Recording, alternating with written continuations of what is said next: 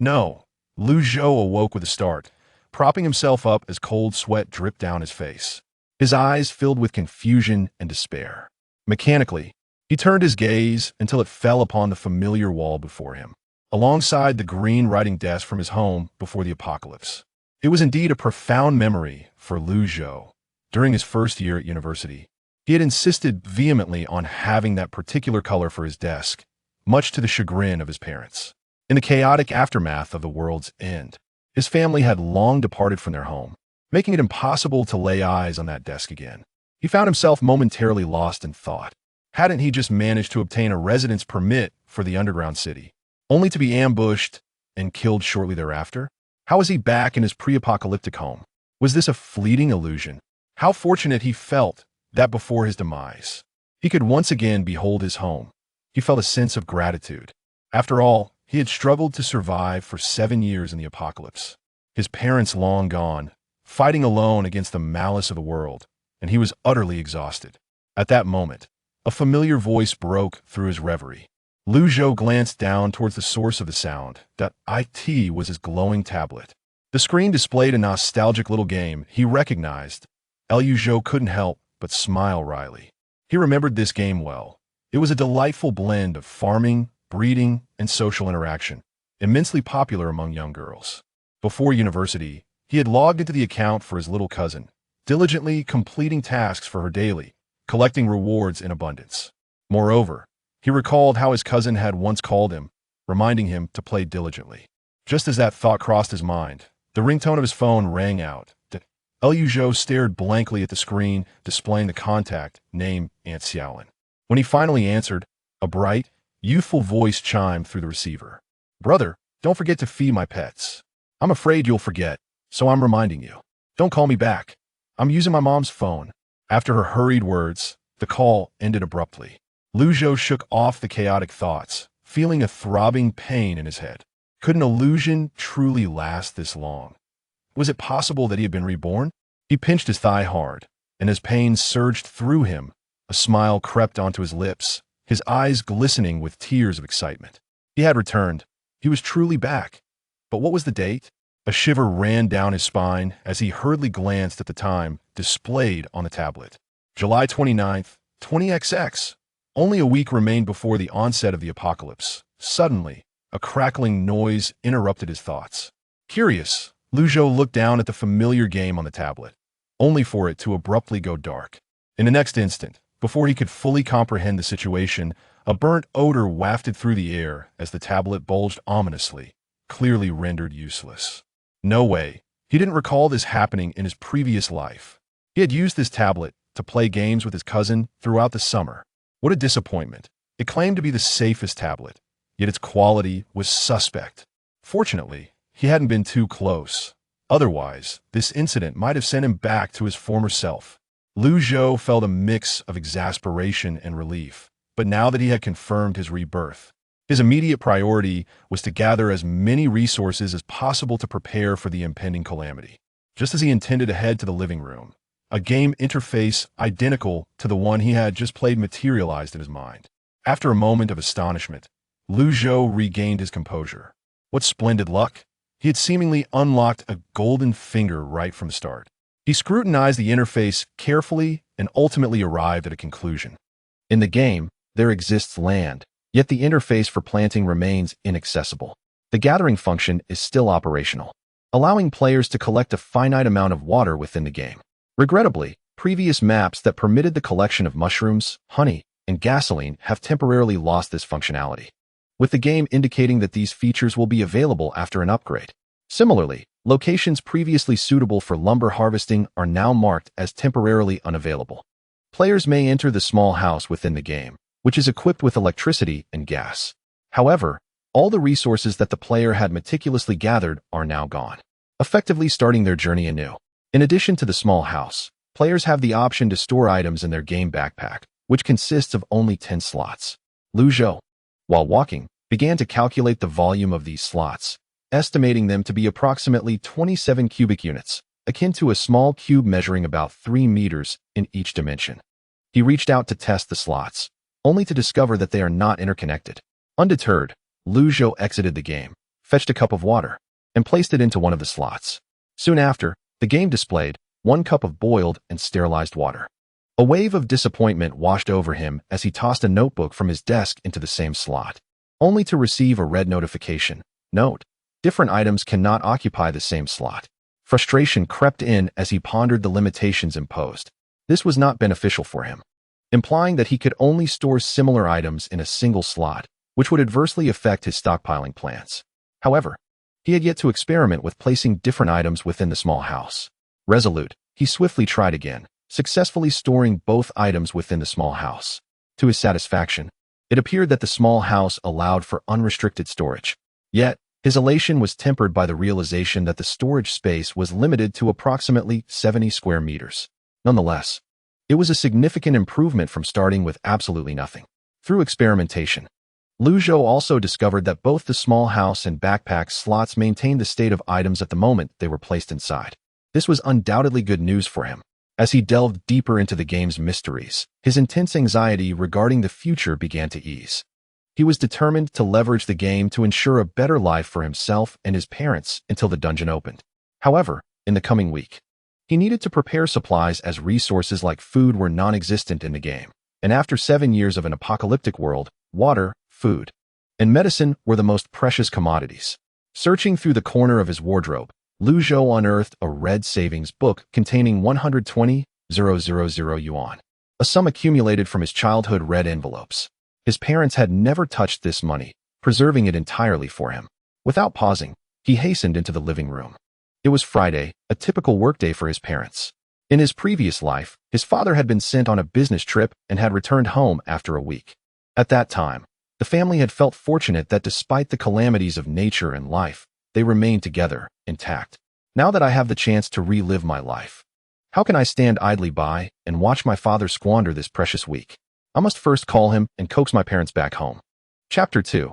The Frenzied stockpiling. Zhou took out his phone, anxiously watching the time tick away.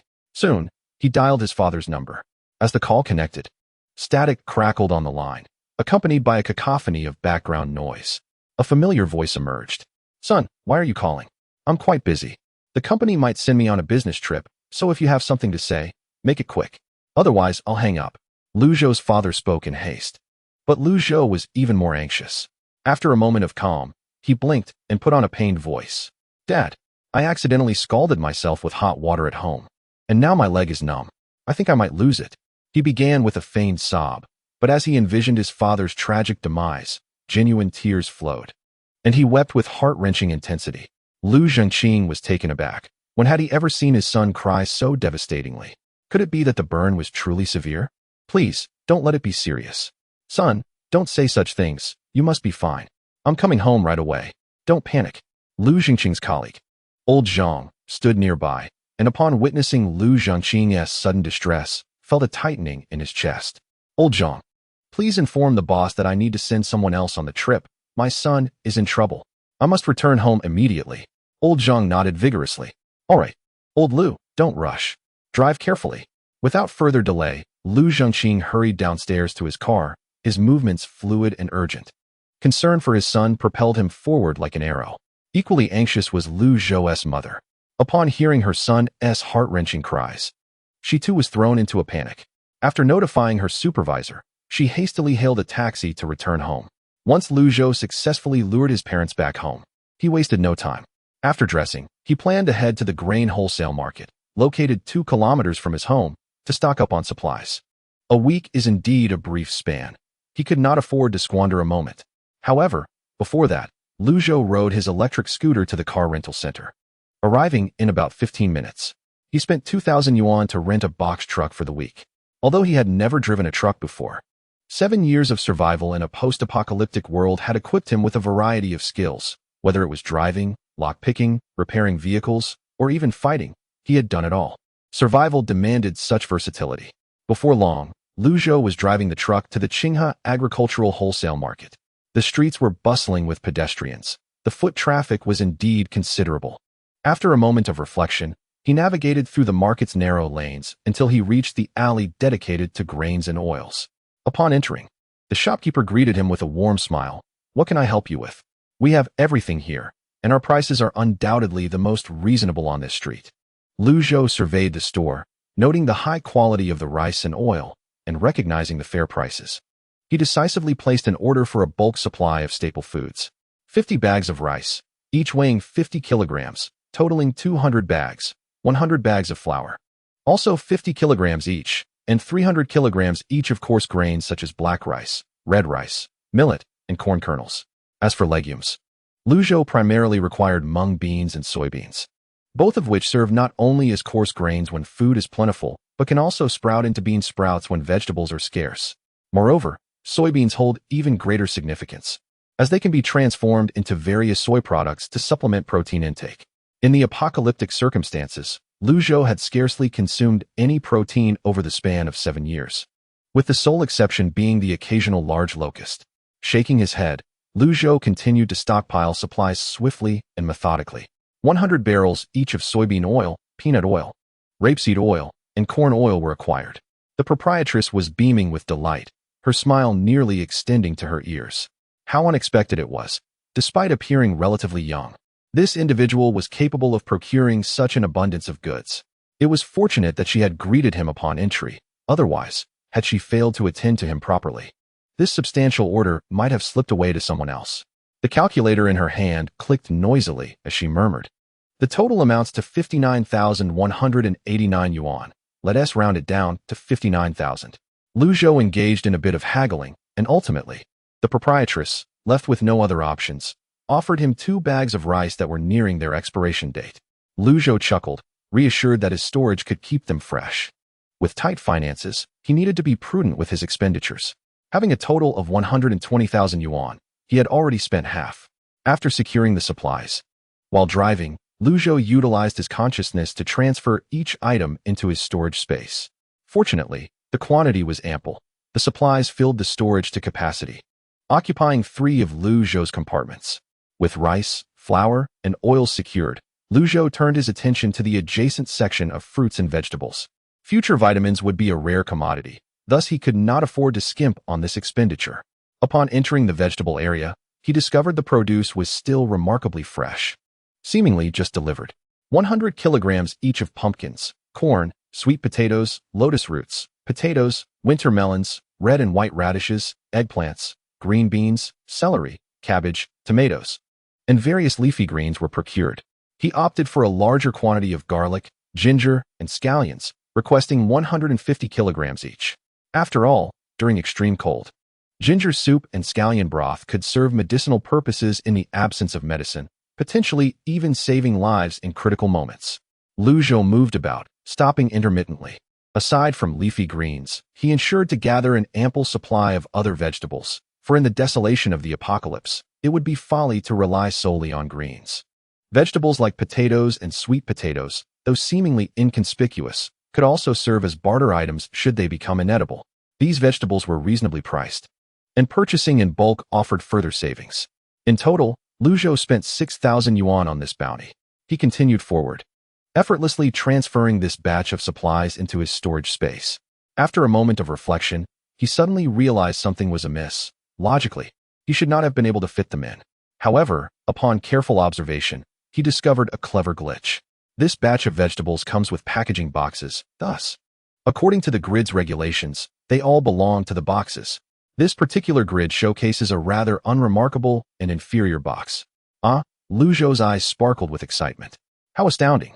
He never anticipated that he would inadvertently circumvent the grid's restrictions. This was indeed a fortuitous development, considering the need for long-term maximization of the backpack's compartments. Zhou promptly resolved to order a batch of boxes with identical specifications, ensuring that their quality would be superior. After all, in a post-apocalyptic world, there would be no merchants available to craft boxes for him. After sifting through various options online, Zhou contacted a local box manufacturing company. Initially, he intended to procure the highest quality metal boxes, but was taken aback when the quote for a single box was 800 yuan. Chapter 3. The reveal. Subsequently, Zhou settled for a more reasonably priced plastic box, ordering 300 units for a total of 20,000 yuan. The supplier refused to offer a discount. But after Zhou engaged in a vigorous negotiation, They ultimately assured him that while the price would remain unchanged, they could promise delivery by the following day. With this pressing concern alleviated, Zhou exhaled in relief. He then continued to stockpile fruits. In a post-apocalyptic scenario, it seems that only the wealthy might still indulge in fruits, which Zhou had yet to witness. Thus, at this moment, he procured 5 boxes each of oranges, bananas, apples, mangoes, plums, peaches, apricots, grapes, cherries, strawberries, and blueberries. He even resolved to splurge on 3 boxes of durians. These fruits were not inexpensive, costing him a total of 15,000 yuan. While passing by a spice shop, Zhou entered to purchase salt and sugar in bulk. Salt is an essential resource in the apocalypse. While one can endure a lack of food, the absence of salt is a death sentence.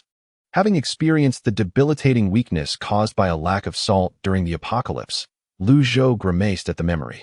Without hesitation, he ordered a staggering 2,000 gene of salt. This commodity occupies little space, and even if it becomes unusable for personal consumption, it can be traded with others. He had seen firsthand how a single pack of salt could be exchanged for 10 gene of grain. Therefore, acquiring more was certainly a prudent decision. Sugar, being a strategic resource, had a purchase limit of 1,000 gene per individual. Zhou maximized his allowance and subsequently bought soy sauce, 13 spices, chicken essence, sesame oil, and various seasonings, each at 50 gene. This totaled another expenditure of 15,000 yuan. Currently, Zhou had a remaining balance of 10,000 yuan. Yet he deemed this amount woefully insufficient. Opening his phone, Zhou swiftly applied for every loan available in the market. Due to his status as a student, the limits from each institution were not high, but small amounts accumulate rapidly, and soon Zhou had managed to secure 300,000 yuan in loans. He chuckled to himself, reasoning that the recipients of his loans were all capitalists, and with the impending collapse of order in the apocalypse, currency would hold no purchasing power. It was best to seize the opportunity now to procure essential supplies. In the future, the necessities for survival would include food, water, tobacco, alcohol, medicines, baby supplies, and gold. Becoming the new hard currency, the world seemed to revert to an era reminiscent of barter. Shaking his head, Zhou reviewed his stockpile and realized he had yet to purchase medicines, survival gear, and cold-weather clothing. A week later, the first to arrive was a sandstorm, followed closely by a tempest, subsequently leading to floods, a cold wave, and extreme chill. Preparations for insulation at home must be adequately attended to. Although top-quality materials were utilized during the home renovation, such insulation measures are feeble against the harshness of temperatures plummeting to -60 degrees. However, Zhou harbored no worries regarding the renovation of the house. His father, a skilled electrician, possessed both the technical prowess and the connections in this domain, making it evident that delegating this task to him would yield far greater efficiency.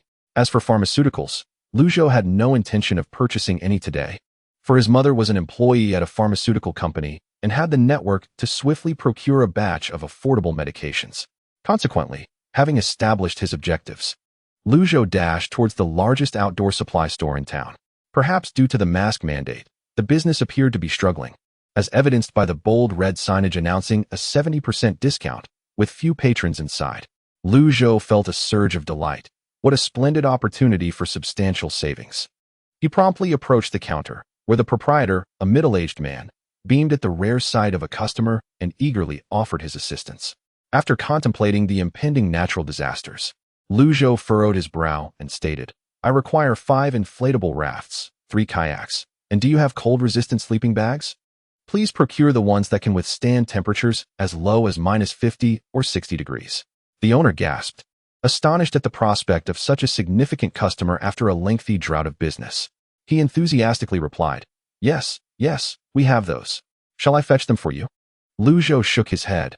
"I have yet to finish. Once I am done, you may package everything together." He continued, "I also need emergency kits for earthquakes and fires. Fire axes, climbing ropes, radios, binoculars, waterproof flashlights, and tents." The proprietor's excitement was palpable, his smile broadening. He turned to assist in gathering the requested items. All the survival supplies Zhou purchased were of the highest quality. To prepare for the impending cold wave, he also acquired the warmest down jackets, comforters, cotton blankets, and thermal footwear, not to mention several boxes of heating supplies, and hand warmers. The chill of the apocalypse was profoundly chilling, something Zhou had experienced in a past life. In this lifetime, he was determined to stay warm and thrive. In the end, this batch of goods cost him 131,000 yuan. The owner summoned an assistant to help transport the items, and Zhou proceeded to another store to continue his shopping. Although the gaming house was equipped with electricity and gas, it was prudent to prepare for contingencies. After all, one could never be certain when these amenities might vanish. Thus, he purchased kerosene lamps, several bundles of wicks, portable stoves, small gas canisters, alcohol stoves, and alcohol blocks. Anything he could conceive of, he acquired in some quantity. Ultimately, the total came to 15,000 yuan. Once the vehicle was filled to the brim with goods, Zhou skillfully drove away from the wholesale market. Soon, this haul found its way into Zhou's storage unit. After a flurry of activity, when he returned home, the sky had already darkened. A glance at the time revealed that the entire afternoon had slipped away. Zhou had initially planned a leisurely stroll home, but then recalled that his parents were waiting for him, and upon checking his phone, he was met with a barrage of missed calls from them. In a state of urgency, Zhou rushed into his home. As he breathlessly flung open the door, he was met with the anxious faces of his parents, both drenched in sweat. Upon seeing their son, alive and well, they first exhaled in relief, only to be followed by a look of astonishment. Ignoring the bewildered expressions of his mother and father, Zhou hurried inside, closed the door, and attempted to placate them with a cheerful, "Mom and Dad." "You returned quite swiftly." Lu Zhengqing, gazing at his lively son, his demeanor indistinguishable from that of a regular person, felt an intense fury rising within him. "You reckless boy! Have you grown tired of life? Is this how you deceive your father?" With that, he unbuckled his belt, preparing to discipline Zhou. The latter deftly evaded his father's hand, fervently explaining, "Dad, I have something crucial to share with you, which is why I had to mislead you. Truly, it is of great importance. Please, hear me out." Seeing her son's earnestness, Zhou's mother swiftly restrained her agitated husband, allowing the family to finally gather on the sofa for a heartfelt discussion. 15 minutes later, Lu Zhengqing furrowed his brow, a look of disbelief etched upon his face. "So, you say the apocalypse is upon us?" Was their son, elated from his acceptance into university, now speaking nonsense? Meanwhile, Zhou's mother, upon hearing this, began to weep, embracing her son and lamenting her desire to seek the best doctors for him. Chapter 4. Each to their role. Zhou felt a mix of helplessness and understanding towards his parents' feelings. Who could accept the notion that their once stable world was on the brink of collapse? However, he had already devised a means to address this predicament. Breaking free from his mother's embrace, he declared resolutely, "Mom and Dad, I understand you think I am ill, speaking in riddles. But I will prove to you that I speak nothing but the truth." As soon as he finished speaking, Zhou led his parents into his gaming room. "Look, this is my golden finger, which you might consider a superpower. It has electricity and gas, and can store items. Furthermore, this storage compartment is filled with supplies I just gathered before leaving." As Zhou's parents beheld these extraordinary objects, their steadfast materialistic beliefs crumbled in an instant. "This is utterly irrational," they thought. Yet, even if their son possessed supernatural abilities, how did that correlate with the impending apocalypse? Noticing the lingering skepticism in his parents' eyes, Zhou continued, "It is currently 5:55 in the afternoon. At 6 o'clock, 2 suns will appear in the sky and will remain visible until 7. This, he asserted, would be the initial signal of the apocalypse." Zhou refrained from elaborating further. Having come to terms with his own extraordinary abilities, he felt it imperative to be transparent with his parents. If they could not trust him, whom could he rely on? Moreover, living under one roof, it would be impossible to conceal his golden finger. His parents remained in a state of profound shock, and only after comprehending his words did they exclaim, "2 sons?" Zhou silently nodded in affirmation. In a previous life, many witnessed the phenomenon of 2 sons, yet most paid it little heed. Who could have anticipated that the turmoil of the solar magnetic field would result in a climatic upheaval at the poles? In the northern hemisphere, one would first experience dust storms, followed by torrential rains, typhoons, floods, and an onslaught of extreme cold. Meanwhile, the southern hemisphere would contend with incessant rain, droughts, dust storms, and sweltering heat. Humanity, in the face of nature, appeared insignificantly small, as if it had never existed at all. The annihilation of humankind seemed almost effortless. Zhou was reluctant to continue reminiscing about these nightmarish memories. The family had fallen silent, the clock ticking steadily until it marked 6 o'clock. The distant clock tower chimed punctually, signaling the time as 1800 hours Beijing time. In an instant, one sun seemed to split into two, dazzling and blinding, compelling Zhou to instinctively shut his eyes. Lu's parents sighed softly and returned heavily to the sofa. With their son's extraordinary abilities, coupled with the emergence of two sons, Lu's parents had fully embraced his assertions. The apocalypse was indeed upon them. The family settled back onto the sofa, the atmosphere now laden with gravity. Lu Jingqing, as the head of the household, maintained an air of composure. Zhou was taken aback. He had expected his father to need time to digest this news, yet Lu Dad remained remarkably unperturbed. After reviewing the family's savings, Lu Dad spoke seriously. We have a total of 760,000 yuan in savings. Additionally, we possess a small ownership apartment, selling that could yield us over 500,000 yuan. Furthermore, if your mother and I secure a loan, we could potentially acquire over 1 million yuan. I will initiate the loan process immediately. We can expect funds within 2 days at the earliest. Lu mother, exhibiting an admirable level of calmness, continued, Son, please share with us the types of disasters you are aware of, so we can address any gaps in our knowledge and ensure we do not overlook anything crucial. The supportive stance of his parents brought a sense of relief to Zhou, who promptly conveyed all he knew about the impending future. He began with the dust storms, which were not overly severe at first, yet led to the suspension of classes and work for students and employees alike. Approximately 2 weeks later, storms erupted, lasting for 2 months. The rescue teams only provided food for 2 weeks before going silent, and the rain intensified until it culminated in floods. In their community, the water reached the 3rd floor, and residents below that level were evacuated to shelters. As Zhou recounted these events, his heart grew heavier. The memories of struggling alone for survival resurfaced, and he felt a wave of despair. Fortunately, their apartment was built through a government tender and stood solidly constructed. Initially, due to financial constraints, they had purchased a top-floor unit, unexpectedly turning misfortune into blessing. When the floods struck, the city had long been without water and electricity, forcing everyone to collect water from the floods. Those with means boiled it, while others had to drink it raw. Many succumbed during this flood, and due to contaminated drinking water, an even greater number perished. Did the government not provide any assistance? Lu Dad exclaimed, his eyes widening in shock.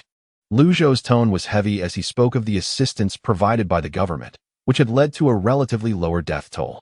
And then what happened? Lu's mother, her heart aching, grasped her son's hand tightly, her eyes filled with worry that seemed almost tangible. The floods had not yet receded when a cold wave struck, resulting in countless casualties. Zhou lamented, recounting many details. Lu's father and mother both had reddened eyes, holding Zhou close and refusing to let go. Rest assured, my son, our family will endure and thrive in this lifetime. Lu's father, swiftly shaking off his sorrow, decisively declared, regarding the cold wave, our home's insulation is inadequate, so we must install proper insulation. Additionally, we need to procure more heating supplies, fuel, and clothing. After all, with your extraordinary abilities, we have the space.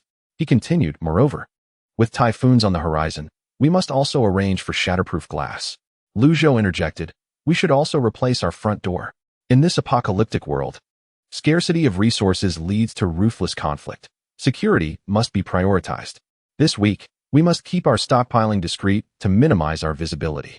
He added, as for medication storage, I'll leave that in your capable hands, Mom. Lu's mother nodded, her smile radiating warmth. Leave it to me. I will ensure everything is well managed for our family. Zhou then remembered another point. Mom and Dad, I must emphasize this.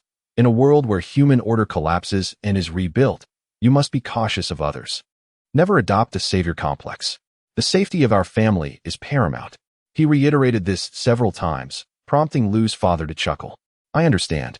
I've read my fair share of novels too. Don't worry, the 3 of us will not hinder our family's safety.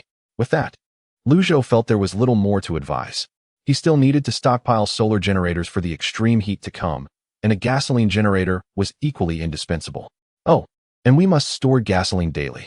However, due to regulatory constraints on fuel, Zhou could only plan to drive around the city to various gas stations. filling up tanks and then siphoning off the fuel. Chapter 5. An unexpected reunion with an old classmate. Fortunately, the city where Zhou resided did not impose restrictions on fuel purchases based on license plates, allowing his plan to proceed. Once tasks were assigned, none of the three dared to waste any time. Lu's mother picked up her phone, and the ringing did not cease. Jingyan, I have a client in need of a large supply of commonly used medications. Please prepare a list, and I will deliver it shortly. Haha, rest assured. Once this is done, I will definitely treat you to a meal. This batch of medications included cold medicine, fever reducers, anti-inflammatory drugs, trauma ointments, as well as medications for heart disease, diabetes, hypertension, cough syrups, and supplies such as alcohol, sterile cotton pads, sterile cotton balls, iodine tincture, and band-aids, among others. The total cost was substantial, amounting to 60,000 yuan, with Lu's mother set to earn a commission of 5,000 yuan. Ordinarily, the process would require providing a purchase contract and documentation to the company upon completion of the order. However, with the impending apocalypse, who would still care about such formalities? This situation allowed Lu's mother to exploit a loophole within the company's regulations. The procurement of pharmaceuticals went smoothly. After finishing up with the medications, Lu Mu observed the busy Zhou and decided to accompany him in stockpiling supplies. Lu Fu was even busier, occupied with ordering insulation materials, as the workers were scheduled to arrive punctually the following day. The installation of explosion-proof doors and windows was also set for tomorrow. As Zhou descended the stairs, he prepared to drive the truck for further procurement. He had yet to order fuel, so he intended to book a batch while the vendors were still open. Initially, both parents planned to accompany Zhou for the shopping trip, but he persuaded them to stay behind. The family home was still awaiting sale, and with a loan to manage, it was unwise for them to be involved. Leave the finances to me. I can handle it well, he asserted. Lu Mu appeared somewhat apprehensive. Her lips pursed as if to voice her concerns, but she was interrupted by Lu Fu. All right, you're a man now. I trust you, and I'll transfer the money to you. Off you go. Zhou nodded and bid farewell to his parents. He donned a baseball cap, pulling the brim low, and with his long legs striding swiftly, he made his way to the rented truck. With a clear objective in mind, Zhou set off to procure fuel. The processed coal was priced at 0.8 yuan per kilogram, and without a moment's hesitation, he ordered 100 tons. Despite the substantial quantity, coal is heavy, and typically, 3 tons suffice for a winter's heating needs. The total cost for the 100 tons came to 80,000 yuan. Additionally, he purchased 10 stoves for burning coal, fearing future breakdowns without replacements. He also acquired some charcoal, and the vendor generously provided him with a stove for producing charcoal. Zhou, with a sweeping gesture, ordered several more of these stoves, considering that should the game upgrade successfully and the wood-gathering feature be restored, he would need wood for heating. In total, after purchasing the fuel, Zhou expended 60,000 yuan. Wiping the sweat from his brow, he drove towards the gas station. Along the way, he filled up and ultimately collected 2 tons of gasoline before returning home. On the road, his phone rang. His parents were calling. He didn't stop, but pressed the answer button. Hello, Mom and Dad, what's up? Nothing major, just wondering when you'll be home. Soon, very soon. All right, we'll wait for you to have dinner. After hanging up, a smile graced Zhou's lips. How wonderful it was to know that his parents were waiting for him to return home for a meal. This hard-earned opportunity was one he must seize. Without dawdling, Zhou parked the vehicle at the entrance of the community. As he stepped out, making his way towards his building, he was unexpectedly called out. Zhou, it's really you. He halted, turning around to see a robust figure, standing at 190 centimeters. With a close-cropped haircut and a wholesome demeanor, his eyes radiated kindness.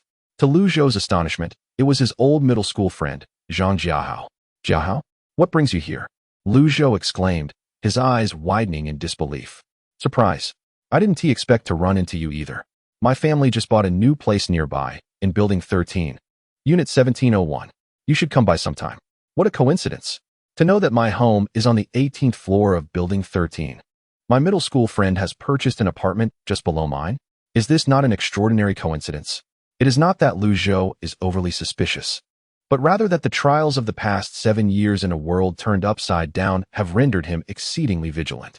Now, even the slightest rustle of grass or breeze makes Zhou feel overwhelmed, his nerves frayed. Zhang Jiahua comes from a family of modest means. He recalls this fellow being recognized as a poor student throughout their middle school years. Purchasing an apartment in this community is no trivial expense.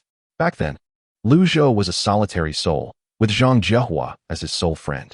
In his memories, Zhang Jiehua was a quintessentially good person. However, after enduring the apocalypse, Zhou has grown wary of trusting anyone besides his parents. Consequently, he approaches this encounter with a sense of testing. Brother, how impressive. After 3 years apart, your family has suddenly risen from poverty and is now purchasing cars and homes. He remarks, employing their usual manner of interaction.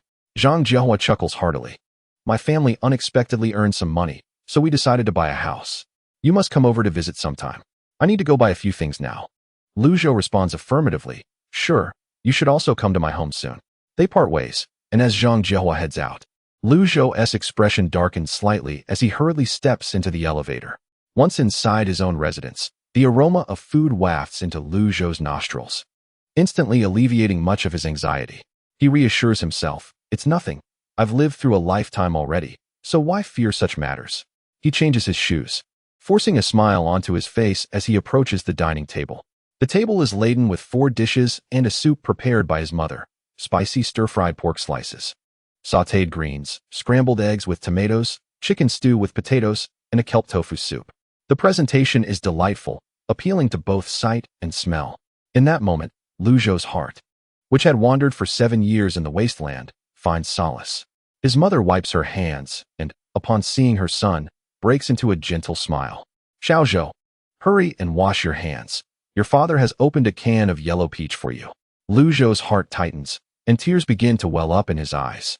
Yellow peaches and syrup were his favorite. Whenever he faced difficulties or felt unwell, his parents would offer him a can.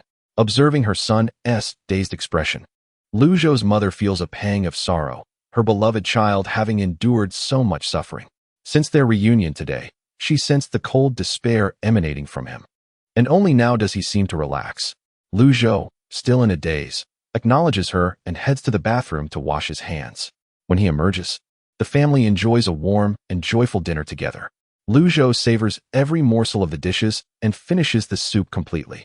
Chapter 6. The folk legend. This is partly due to his mother's heartfelt intention, and partly because, after 7 years in a post-apocalyptic world, Zhou has cultivated the virtue of not wasting food.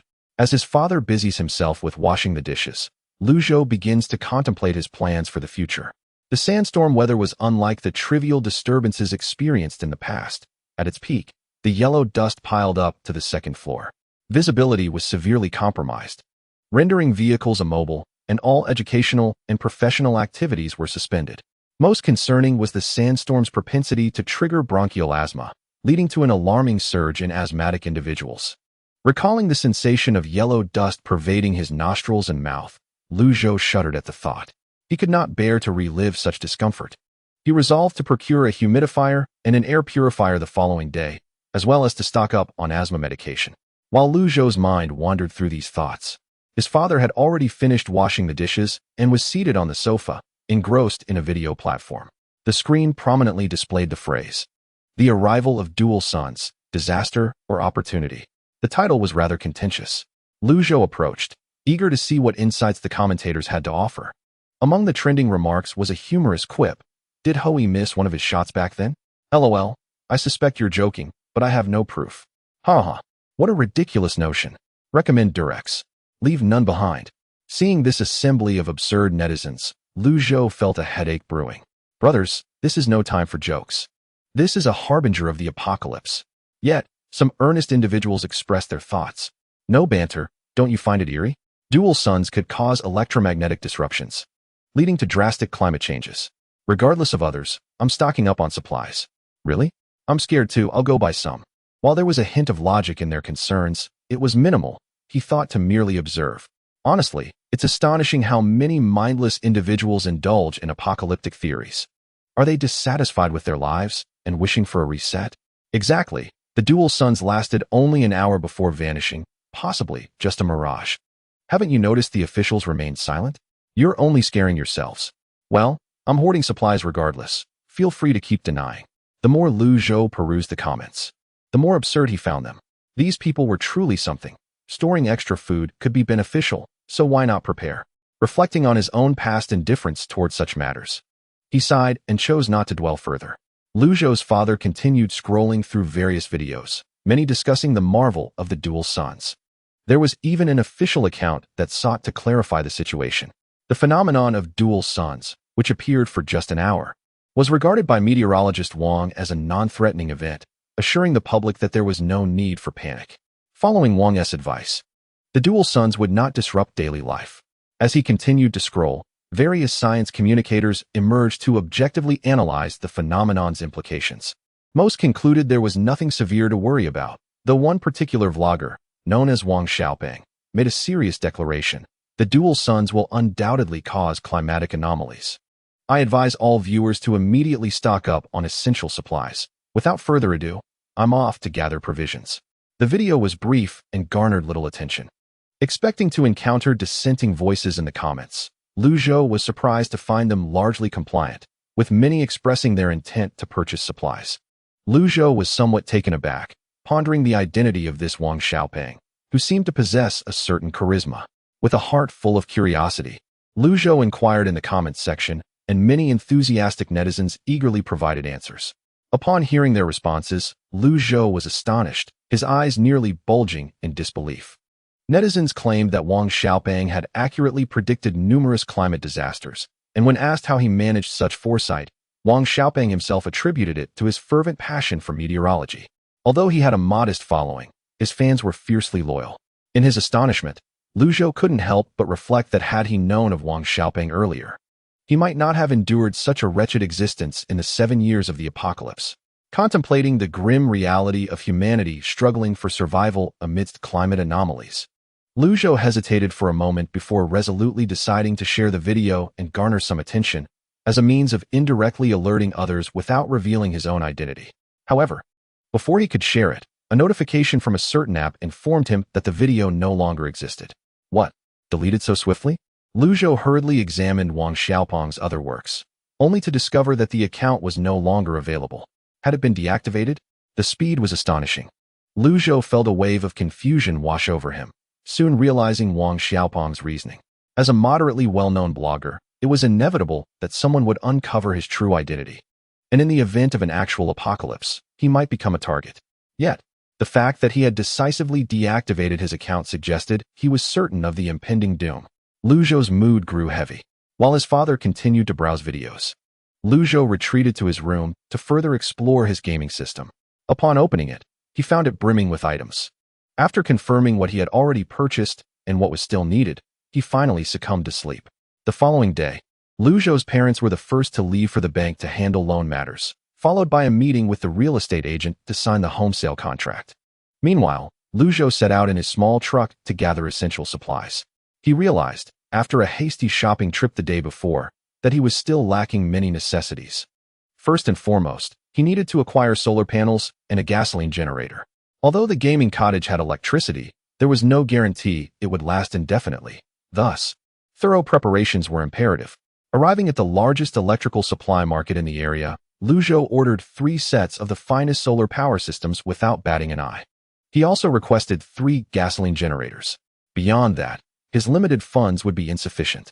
The shopkeeper, thrilled, exclaimed, "Young man, are you having all 3 installed? I can offer you a discount on the installation fee." Zhou shook his head, replying, "I'll install 1 set myself, and please provide me with extra replacement parts." "All right, consider the parts a gift. Do come back often to support my business." Zhou felt a surge of joy, pleasantly surprised by such generosity. As the shopkeeper returned from the warehouse with the parts, Zhou's mind was already strategizing his next steps. "Here you go, young man." "Oh, thank you." Taking the items from the boss's hand, Zhou finally noticed a rather endearing little girl running over beside him. "Is she your daughter?" he inquired. "Haha, yes. My precious little girl. Come greet your brother," the boss replied, his weathered face breaking into a smile at the mention of his daughter. He embraced her with one arm, while playfully teasing the little one with the other. Chapter 7. Survival Points. The little girl, feeling shy, timidly called out brother before turning to run away. Reflecting on how the boss had gifted him several sets of spare parts, Zhou casually reminded the boss, "Have you heard about the double sun? It doesn't seem promising. Many people are stockpiling supplies." The boss furrowed his brow slightly. "Is that so? I should check it out." If it gets serious, I too must stock up. Lu Zhou smiled, taking his leave with the items, ensuring he could alert others without exposing himself. This was the utmost kindness Lu Zhou could offer. He hoped the boss would manage to gather some supplies. Barely a minute after leaving the shop, Lu Zhou's phone beeped several times with the QQ notification sound. In those days, they preferred QQ over WeChat. Taking out his phone, he opened QQ, only to discover a barrage of messages from the class group. In no time, there were nearly 99 messages. Furrowing his brows, Lu Zhou quickly opened the group chat. Scrolling to the top, he found that Lu Zixin, the class's notable figure, was making a statement. Lu Zhou remembered him well: average grades, a bit of family wealth, and a rather disagreeable temperament. They had quarreled a few times over trivial matters, and in Lu Zhou's memory, Lu Zixin had always enjoyed showing off. As he read through the chat, Lu Zhou felt a mix of emotions. Lu Zixin, did you all see the double sun? Zhang Lily, of course. It's visible nationwide. Many say the apocalypse is coming. My parents even bought some supplies. Lu Zixin, TSK, you're mistaken. I believe this is merely a natural phenomenon. Yin Song, Zixin, have your family stockpiled? Lu Zixin proudly sent several photos. Though I don't believe it, my family has still bought quite a bit. I think it's all a waste. I tried to dissuade my parents, but they wouldn't listen. Lu Zhou opened the pictures, revealing a bounty of rice, flour, cooking oil, fully stocked freezers of meat, and numerous boxes of instant food. In the group, Lu Zixin continued to boast about his family's hoarded supplies, with the others echoing their agreement. In this atmosphere, Lu Zixin even sent a generous red envelope of 200 yuan for everyone to snatch. Lu Zhou sighed. This fool, one should not flaunt wealth. When the time comes and everyone is in need, will Lu Zixin's hoard be secure? His family must truly suffer alongside him. Such behavior was indeed laughably foolish. At this moment, Lu Zhou suddenly recalled something and took out his phone to log into Weibo. Initially, I intended to search for information regarding food supplies, but I was captivated by a trending title, Popular Survival Group for the End of Days. Upon reading it, Lu Zhou felt a wave of incredulity wash over him. Could it be that such a group existed in a past life, unbeknownst to him due to his absence from the internet? With this mindset, Lu Zhou swiftly clicked into the group. To his dismay, the majority of the posts were sensationalist in nature, with most participants merely seeking to join the fray, while a small faction shared tips on survival in the impending apocalypse. Some overly enthusiastic netizens even showcased their own stockpiles of supplies. Netizen 1. Take a look at my supplies. Are they sufficient?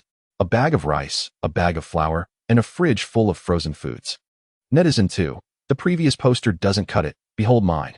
A refrigerator brimming with food, along with 3 or 4 bags of rice, flour, and cooking oil. Netizen 3. You're all lacking. Feast your eyes on my collection. A refrigerator filled with soda, and it's the sugar-free variety. The frivolous antics of these internet users unfolded in a synchronized display, resembling a grand performance. The air was thick with a sense of merriment, leaving Lu Zhou with a throbbing headache. He ultimately concluded that scarcely anyone took the impending dual-day crisis seriously. Rather, they approached it with a spirit of amusement. Upon exiting Weibo, Lu Zhou's QQ notification chimed. Zhang Jiahao messaged, Lu Zhou, are you free today? Shall we go out for a stroll? Lu Zhou politely declined. I apologize, Jiahao, but I'm quite busy at the moment. Perhaps in a couple of days, I will be free to meet? All right then. We shall have a good chat when the time comes. He responded affirmatively, though a flicker of doubt crossed his mind. Did Zhang Jiahao seem entirely unaware? Was Lu Zhou's wariness unfounded? As Lu Zhou grappled with these thoughts, his parents, Lu Dad and Lu Mom, entered the room with a determined stride. Son, everything is proceeding smoothly on our end. We currently have a total of 2.8 million in cash. Do you think that will suffice? Lu Zhou quickly refocused his thoughts and looked up, noticing the hopeful expressions on his parents' faces. No worries, let us first acquire the essentials. If there are further needs later, we can address them then. In a short while, chaos would ensue, and they would find themselves amidst a flurry of scavengers. The urgency within Lu Zhou surged once more. He needed to spend the money swiftly. Stockpiling as much as possible was imperative. Observing his son speak so nonchalantly, despite his underlying anxiety, Lu Dad quietly exited. Lu Mom retreated to the kitchen, gathering all the cooking utensils to prepare meals. Lu Zhou understood that his father was off to gather gasoline, while his mother aimed to cook all the grains and meats. After all, in the event of an apocalypse, Those who had long abstained from meat would undoubtedly recognize the scent of fried and roasted meats.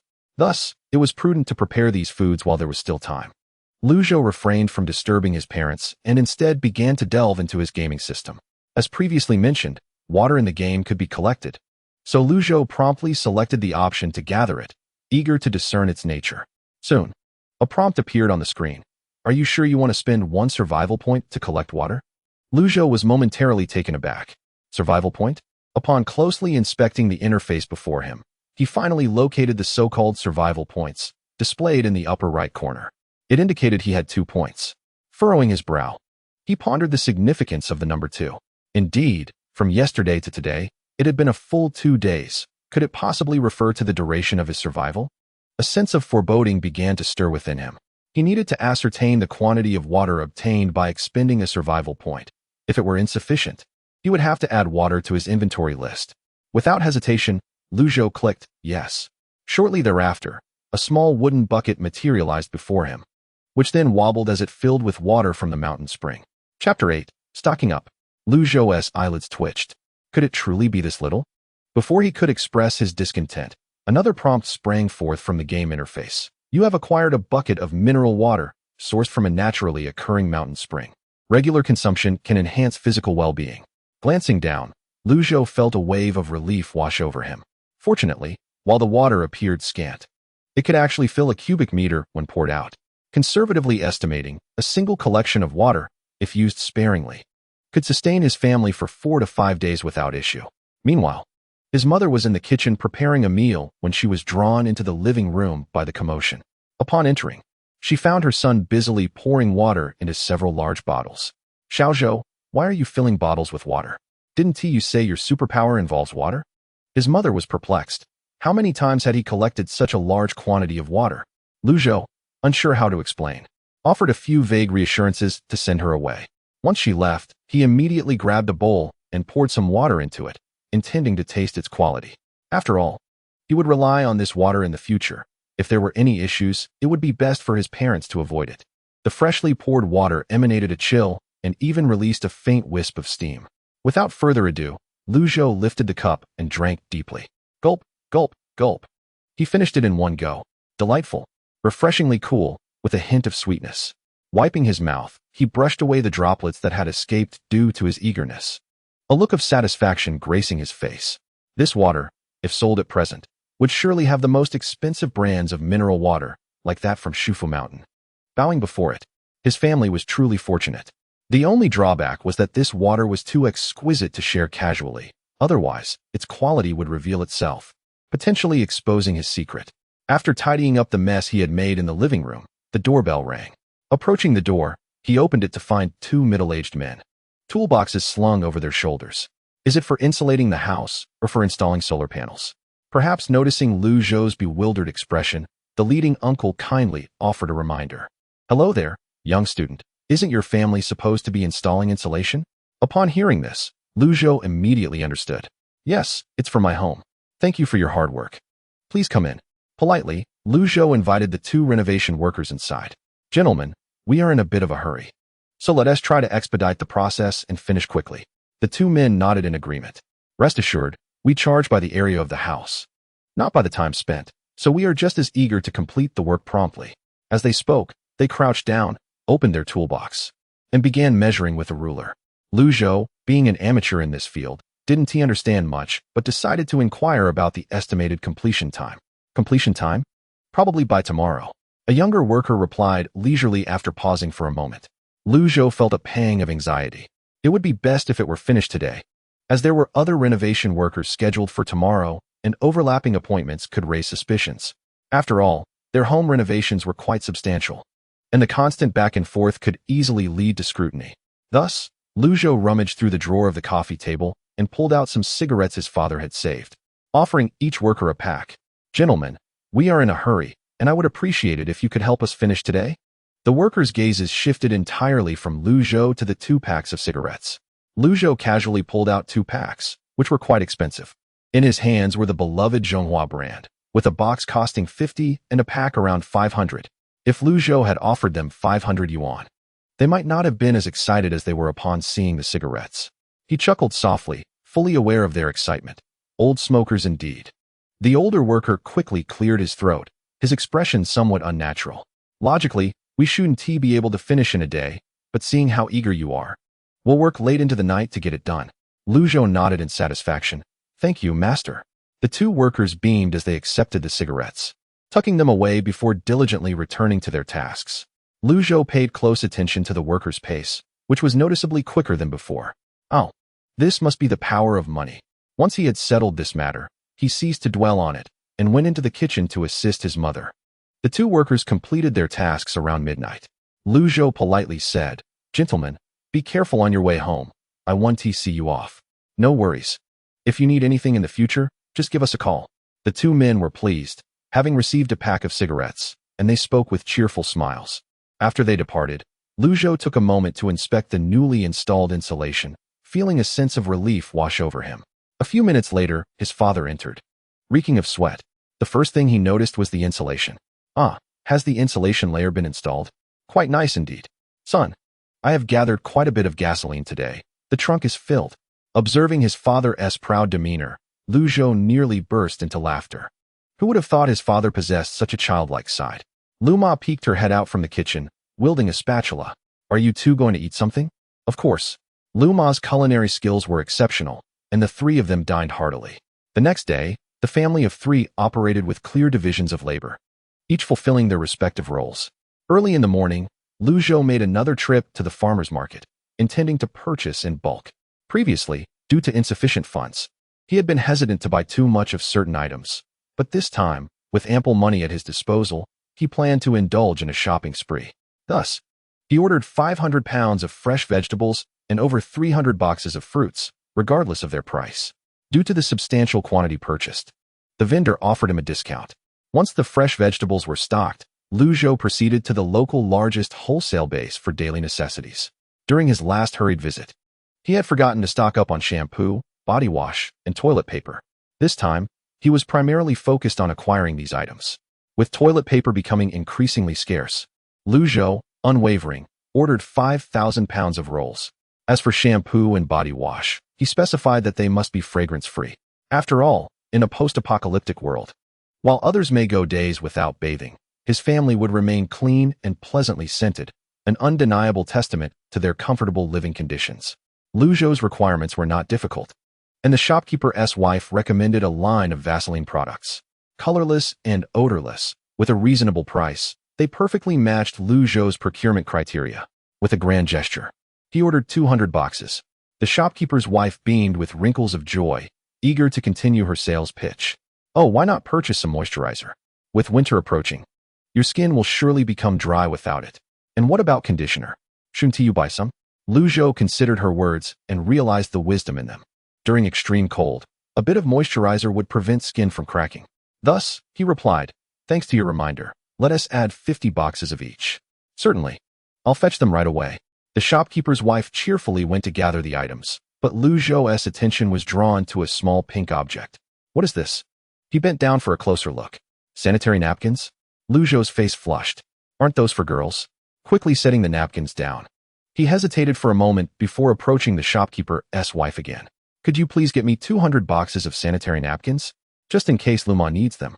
Besides, this item will become a valuable commodity in the female market. After all, once accustomed to sanitary napkins, how could a girl revert to using pads?" After exiting the daily necessities store, Zhou passed by a large tobacco and liquor shop. In a post-apocalyptic world, tobacco and alcohol are truly prized possessions. When the base was completed, tobacco and alcohol could be entrusted to others for procurement. In this world, as long as one remains alive, the bonds of human relationships endure. Zhou furrowed his brow, gazing intently at the sign of the tobacco shop, internally wrestling with conflicting thoughts. Tobacco and alcohol are indeed appealing, yet their prices are exorbitant. His initial strategy was to wait until the household supplies were sufficiently stockpiled, and then use the surplus funds to purchase some tobacco and alcohol. Of course, the cost-free method of stocking up would be to wait for the first wave of zero-cost acquisitions, at which point he would take his father, Lu Ba, to procure tobacco and alcohol. Zhou had long since devised a plan. Should order break down, he would lead Lu Ba to the tobacco shop for zero-cost purchases. Firstly, It would be foolish to forego free resources. After that period, prices would plummet as they fell into the hands of opportunistic traders in the post-apocalyptic world. Secondly, by staggering the zero-cost procurement, they could seize the opportunity while others were busy raiding supermarkets for food, heading instead to the less frequented tobacco shop to secure an advantage for the future. Thirdly, the food they had managed to acquire was already nearly sufficient. Competing for resources with ordinary people would inevitably encroach upon their survival space. Thus, he resolved to collect items that others might not urgently require, but which would become essential later. In addition to purchasing daily necessities, Zhou took some time to reminisce. In his previous life, a certain wealthy individual surnamed Ma had established a lavish residence in their area. It was rumored that many had flocked to this opulent mansion to procure goods. Various rare tobacco, alcohol, jewelry, and gold were naturally present. There were even tales of some individuals managing to seize several luxury vehicles. When Zhou learned of this news and returned to the mansion of the wealthy Ma, it had already been thoroughly ransacked. The valuable furniture, too cumbersome to transport, had been burned in the frigid cold for warmth. In his past life, Zhou was left empty-handed. In this life, he was determined to pay a visit, no matter what. Moreover, it was said that the Ma mansion housed an extensive wine cellar filled with exquisite wines, reserved for the enjoyment of various distinguished guests. A spark flickered in Zhou's eyes. He drove to the hardware store. Upon arrival, he requested a door-shaking device, a high-powered electric saw, a toolbox, ropes, and a door-blasting device. These items would suffice to forcibly shatter tempered glass and bypass ordinary security measures. After acquiring these tools, Zhou continued towards the gas station, embarking on a mission to gather gasoline. Workers had already begun installing solar panels at his residence. Additionally, craftsmen were diligently working on the installation of blast-proof doors. Luma had called a colleague to procure a batch of medical supplies. The entire family had entered a state of heightened preparedness. Time flew by swiftly. A week passed in the blink of an eye. Zhou gazed at the renovations in his home, a swell of pride filling his heart. Insulation, blast-proof doors and windows, underfloor heating, solar power generation, everything was in place. Opening his backpack compartments, all 10 were filled to the brim. With $8 million in cash. He had spent $2 million on the most urgent supplies, leaving $800,000 to purchase survival bags and tobacco and alcohol, as these would serve as hard currency in the future. The family finally paused their busy activities. It was now July 4th. Zhou remembered clearly that tonight, the formidable dust storm, Manina, would sweep across the entire northern hemisphere. In a previous life, the meteorological stations reported that the Manina phenomenon was a regional catastrophe. It was only through conversations with others that Zhou, who had lived a long life in that incarnation, became aware of this fact. Presumably, in an effort to prevent public panic, the authorities deliberately concealed the truth from the masses. After ceasing their stockpiling activities, Lu's parents found themselves unexpectedly disoriented. At a loss for words, they suddenly heard the wind howling outside. The chilling roar echoed ominously, followed by a whirlwind of dust. The air was thick with the scent of sand, which invaded their nostrils, prompting Lu's father to unleash a series of heavy sneezes. Already prone to nasal allergies, he found the dust-laden weather particularly unkind. With a serious expression, Zhou quietly declared that a sandstorm was imminent, promptly activating the air purifier. Meanwhile, Lu's mother secured all the doors and windows of their home. The dust that had just entered began to dissipate under the purifier's influence. Lu's father, who had been sneezing, suddenly felt a significant relief in his nasal passages. "Thank you, dear wife and son, my nose feels much better. You two have endured quite a bit." He quickly expressed his gratitude. Lu's mother, however, wore a look of disdain. "Your nose has always been sensitive. Our son warned you about the sandstorm. And yet you didn't put on a mask?" Faced with his wife's concerned reproach, Lu's father hastily admitted his fault. "Dear, I'm sorry.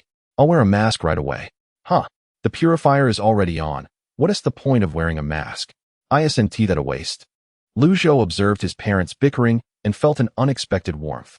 While the dust within the house dissipated, the tempest outside intensified. At dusk, what was once a splendid sunset now appeared ominous in the eyes of the 3 Lu family members. The swirling yellow sand gradually engulfed the sun, plunging the surroundings into complete darkness.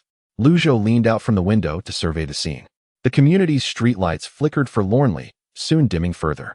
Visibility was clearly diminishing.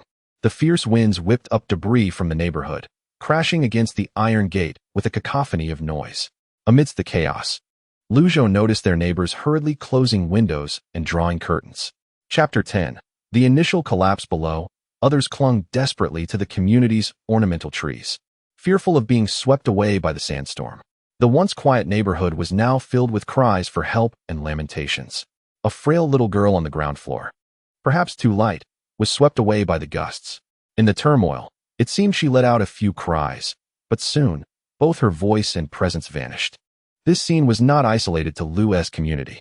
Commuters returning home after work looked up to witness the terrifying spectacle.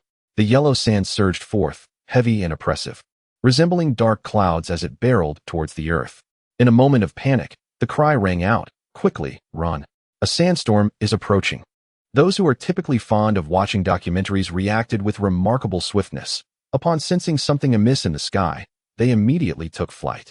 The once orderly flow of pedestrians became chaotic under the sudden onslaught of the sandstorm. Almost everyone instinctively directed their gaze towards the nearest building. After all, the office workers had just finished their day, and upon stepping out, they sought refuge back in their workplace upon noticing the unusual conditions. In an instant, a throng of individuals surged towards the building. "How rude! Watch where you step," shouted one disgruntled man as he felt someone tread on his foot.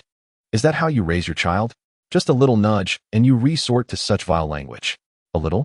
That brat has stepped on me at least a dozen times. And now you dare to lecture me?" The heated exchange erupted between a burly man and a mother with a child. Both were obstinate, unwilling to concede an inch. The crowd, too, expressed their discontent. "For heaven's sake, you two are risking your lives while the rest of us have to escape this storm. Step aside." The pressure of modern life had long left the workers discontented. The confrontation between these two individuals only served to exacerbate the smoldering frustration within the crowd. As the throng swiftly diverted to bypass the quarrel, the burly man, feeling the urgency of the situation, hastily moved forward, muttering to himself about the dire weather and the necessity of seeking shelter. He was anxious, the crowd was large, and any delay could prevent him from reaching safety. The mother, meanwhile, urged her obstinate child to move forward, but the little one, upset by the earlier reprimand, refused to budge. With no other option, she desperately grasped the burly man's arm. "You can't leave without apologizing to my child." The man, incredulous at her audacity, retorted, "Madam, if you have a problem, seek help. Can't you see the seriousness of the situation? We must move." Yet, as he attempted to break free, the mother clung tightly to him, insisting, "Your actions have caused my son to freeze in fear. You are responsible." Panic surged within the burly man. The sandstorm had already begun to sweep away those who hesitated, tossing them into the air like rag dolls, their fate sealed at such heights. Any rational individual would recognize the urgency of the moment. With a forceful tug, he tore his arm from her grasp, cursing under his breath. Just then, in an act of defiance, the child dashed a few meters away, only to be swept up by the fierce winds. Both the man and the mother bore witness to this harrowing scene. "My child! No!" the woman cried out in anguish. And as she realized the burly man continued his escape, she clung desperately to his leg. "You are responsible for my child's demise. You shall not escape unscathed." The burly man, with a fierce expression and bloodshot eyes, gazed at the approaching tempest. In a reckless fury, he hurled his fists towards the woman with unrestrained ferocity. "Damn it! Have you truly lost your mind? If you wish to perish, do so alone. Do not drag others down with you." Struck to the point of disorientation, the woman clung tightly to the man's pant leg. "Get the hell away from me." Unable to contain his rage any longer, the man delivered a brutal kick to her abdomen. Ultimately, the woman succumbed to unconsciousness, and just as the man made his escape, he was drawn into the raging winds. Thus, a tumultuous ordeal concluded in bloodshed. The Swift had already sought refuge within the building, while the crowd surged chaotically, with many still jostling outside, unable to gain entry. Outside, a sandstorm howled violently, while inside, the crowd pressed together as tightly as sardines in a can. Those who had managed to enter felt a sense of relief at preserving their lives, while those outside fought over limited access.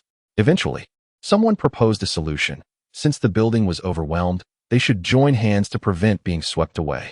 Towering trees, ancient and sturdy, flanked the building, seemingly impervious to the tempest's wrath. Under the guidance of a leader, The crowd formed a human chain beneath the trees, each person gripping the next hand with unwavering determination. This was not merely a simple act of holding hands. It represented a chance for survival for one another. The youngest children were nestled tightly in the center, their mothers standing close by. A little girl with braided pigtails, her eyes sparkling with curiosity, turned to her mother and asked, "Mommy, why aren't we going home?" The mother forced a bittersweet smile. Home. She could only hope that she and her child would reach it safely. Lingling, we are playing a game with everyone right now. Your task is to hold on to Mommy tightly, so the monsters outside cannot take you away. Can you do that? The little girl, with a hint of understanding, nodded earnestly. Mommy, Lingling understands. I will hold on tight, and one let the monsters get me. Her innocent voice nearly brought tears to the mother's eyes. Glancing once more at the swirling sands, she could not help but question in her heart whether they would truly receive salvation. Similar scenes unfolded everywhere. Humanity faced nature's wrath for the first time, and an atmosphere of fear permeated the air. Anxiety gripped the hearts of all. At the municipal office, Mayor Song Chimin frowned as he placed a call to the Meteorological Bureau. What is going on? Such a massive sandstorm. Why was there no early warning from your department? The meteorologists, equally distressed, responded, Mayor Song, our forecast did not indicate a sandstorm. We now suspect it is due to the dual sun phenomenon. Director Zhang of the Meteorological Bureau was sweating profusely, troubled by the unexpected turn of events.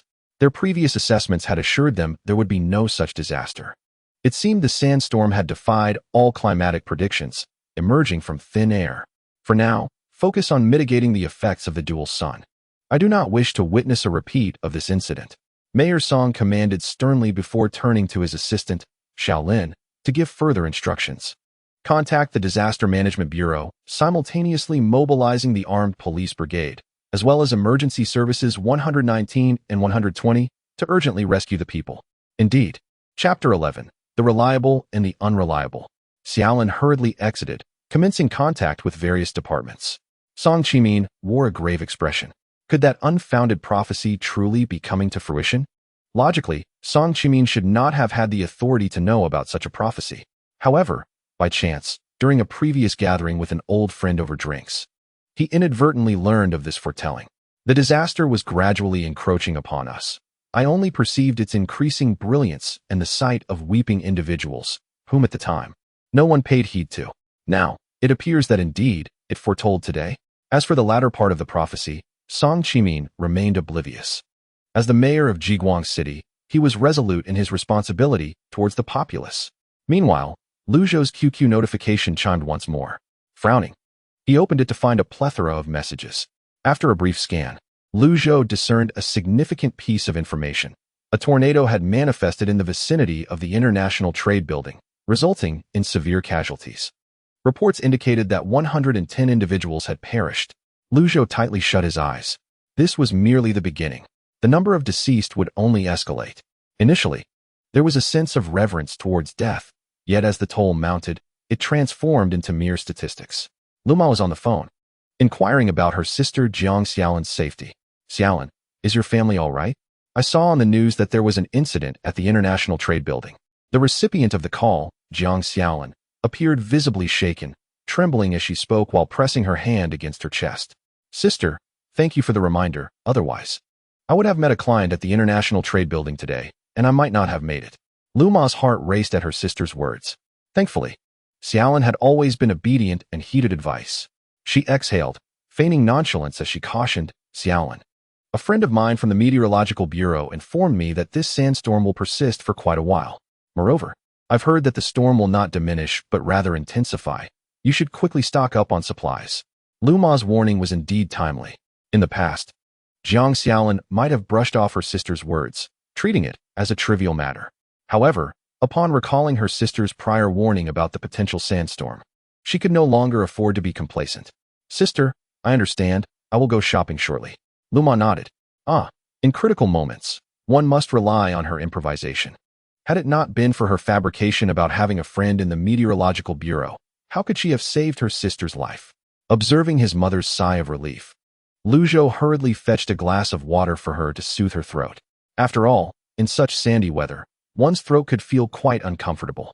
Luma accepted the cup from her son, taking several sips before fixing her gaze upon Zhou.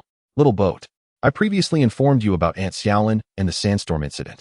Rest assured, I shall not speak of this matter to anyone else but her. Moreover, Aunt Xiaolin has always been exceedingly kind to our family. This statement holds true. Mother Lu and Aunt have an exceptionally close relationship. Years ago, when Father Lu and Mother Lu were in dire straits, struggling to gather funds for Zhou's education and needing to purchase a house, they had exhausted all borrowing options and even resorted to credit cards, yet they still fell short by 400,000 yuan. Just when despair loomed over their family, it was Aunt who generously provided the missing amount. Furthermore, throughout Zhou's upbringing, she frequently gifted him clothes and school supplies. Most significantly, during the 7 years of the apocalypse, Aunt helped their family several times. Zhou vividly recalls that during the most severe food shortage, it was Aunt who resolutely delivered 10 pounds of rice to them. Without her assistance, his family might have perished from hunger. It is often said that true feelings are revealed in times of adversity, and thus, Zhou has come to understand that Aunt is indeed of admirable character. Additionally, Aunt's husband is a refined intellectual, exuding a gentle demeanor. In the past, Uncle also provided considerable assistance to their family. During the harshest winters, he tightened his belt and shared some of his research institute's produce with them. Zhou's family survived thanks to those frost-resistant sweet potatoes. It was only later that Zhou realized the rarity of those sweet potato seedlings. Hence, in this lifetime, while safeguarding secrets, he also wishes to repay Aunt and her family. When Mother Lu anxiously articulated these thoughts, Zhou nodded deeply, expressing his understanding of her actions. Moreover, Zhou calculated that the supplies he had ordered should have arrived by now. Soon, a notification ping sounded from Mother's WeChat. Upon checking, it was a message from Aunt Xiaolin. Sister, you need not worry about me. I have received supplies at home. I was unsure who had sent them, initially thinking the courier had made a mistake. But they confirmed it was indeed my package. Upon reading this, Mother Lu suddenly looked up and locked eyes with Zhou. Little boat. Did you purchase those items for Aunt?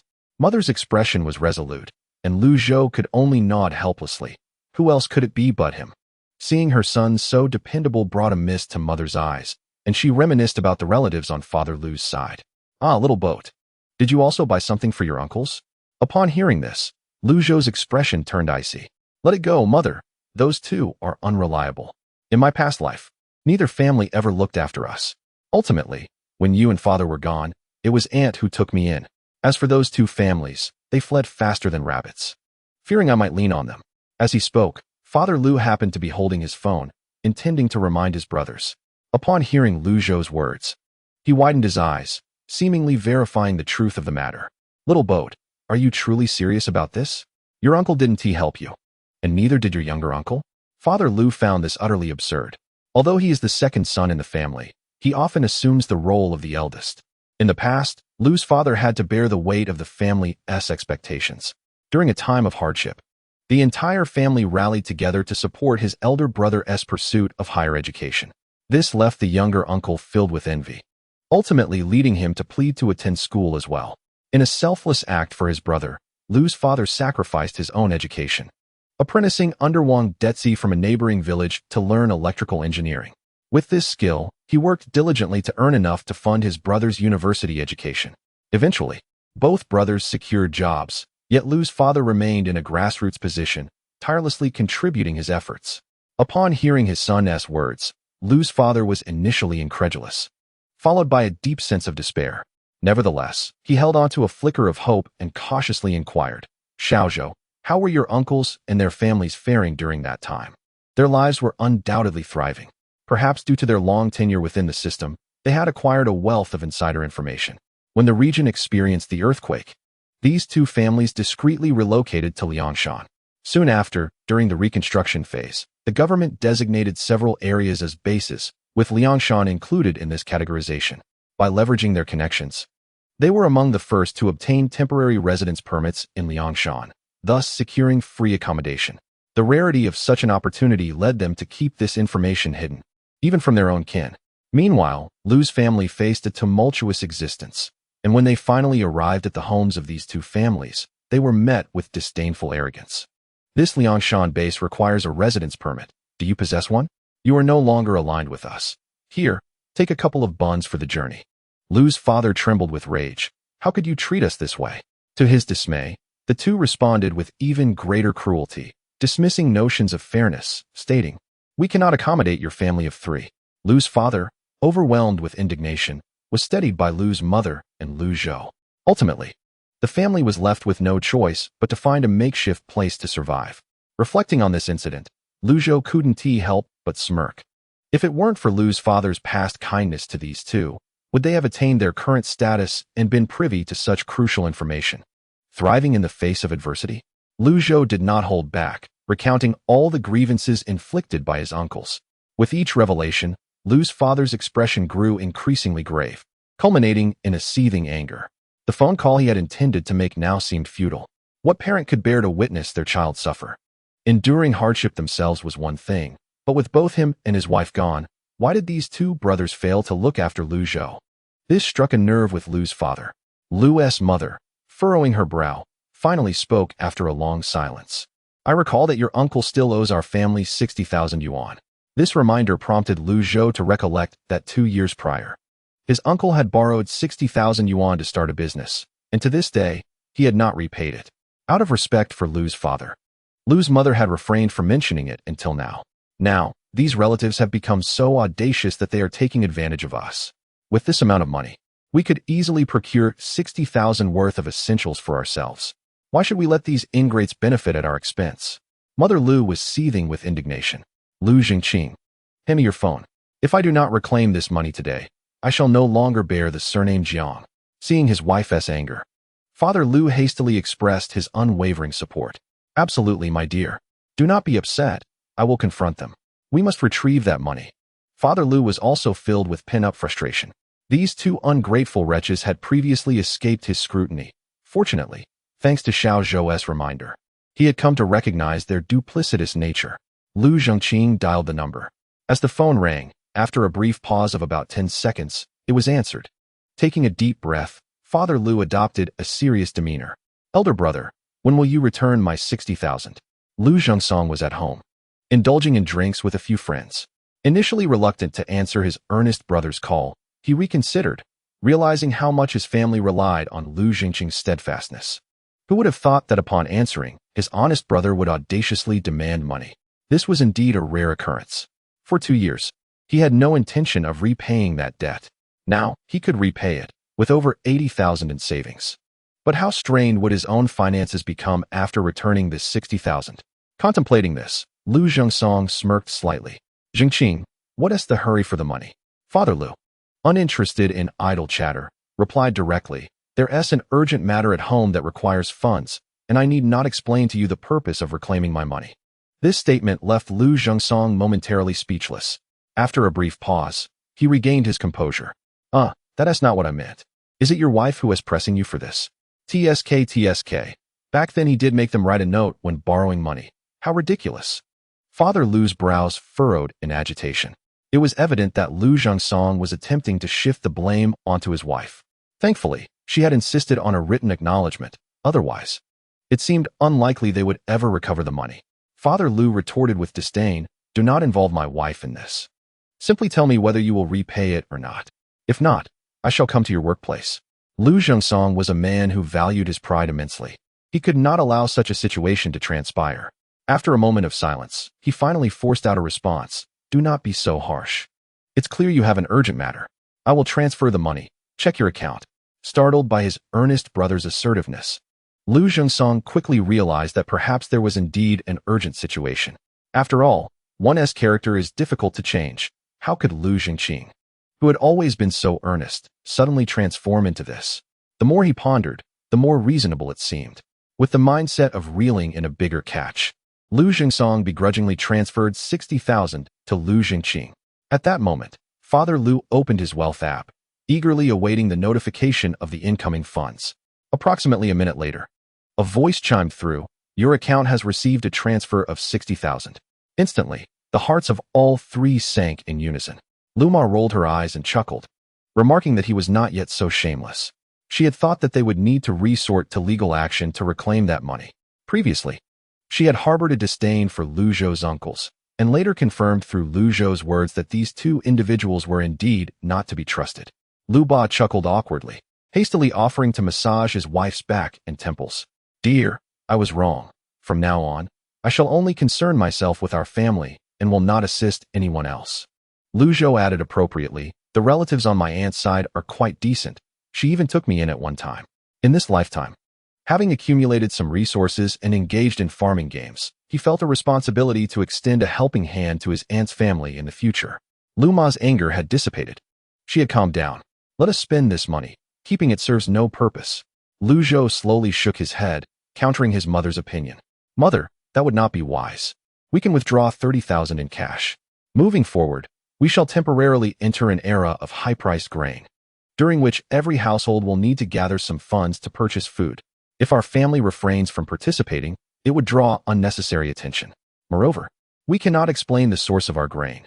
Over time, people will surely become suspicious. Lu Zhou began to reminisce, recalling that in his past life, the era of high-priced grain commenced approximately after a week of torrential rain following the end of the sandstorm. Chapter 12.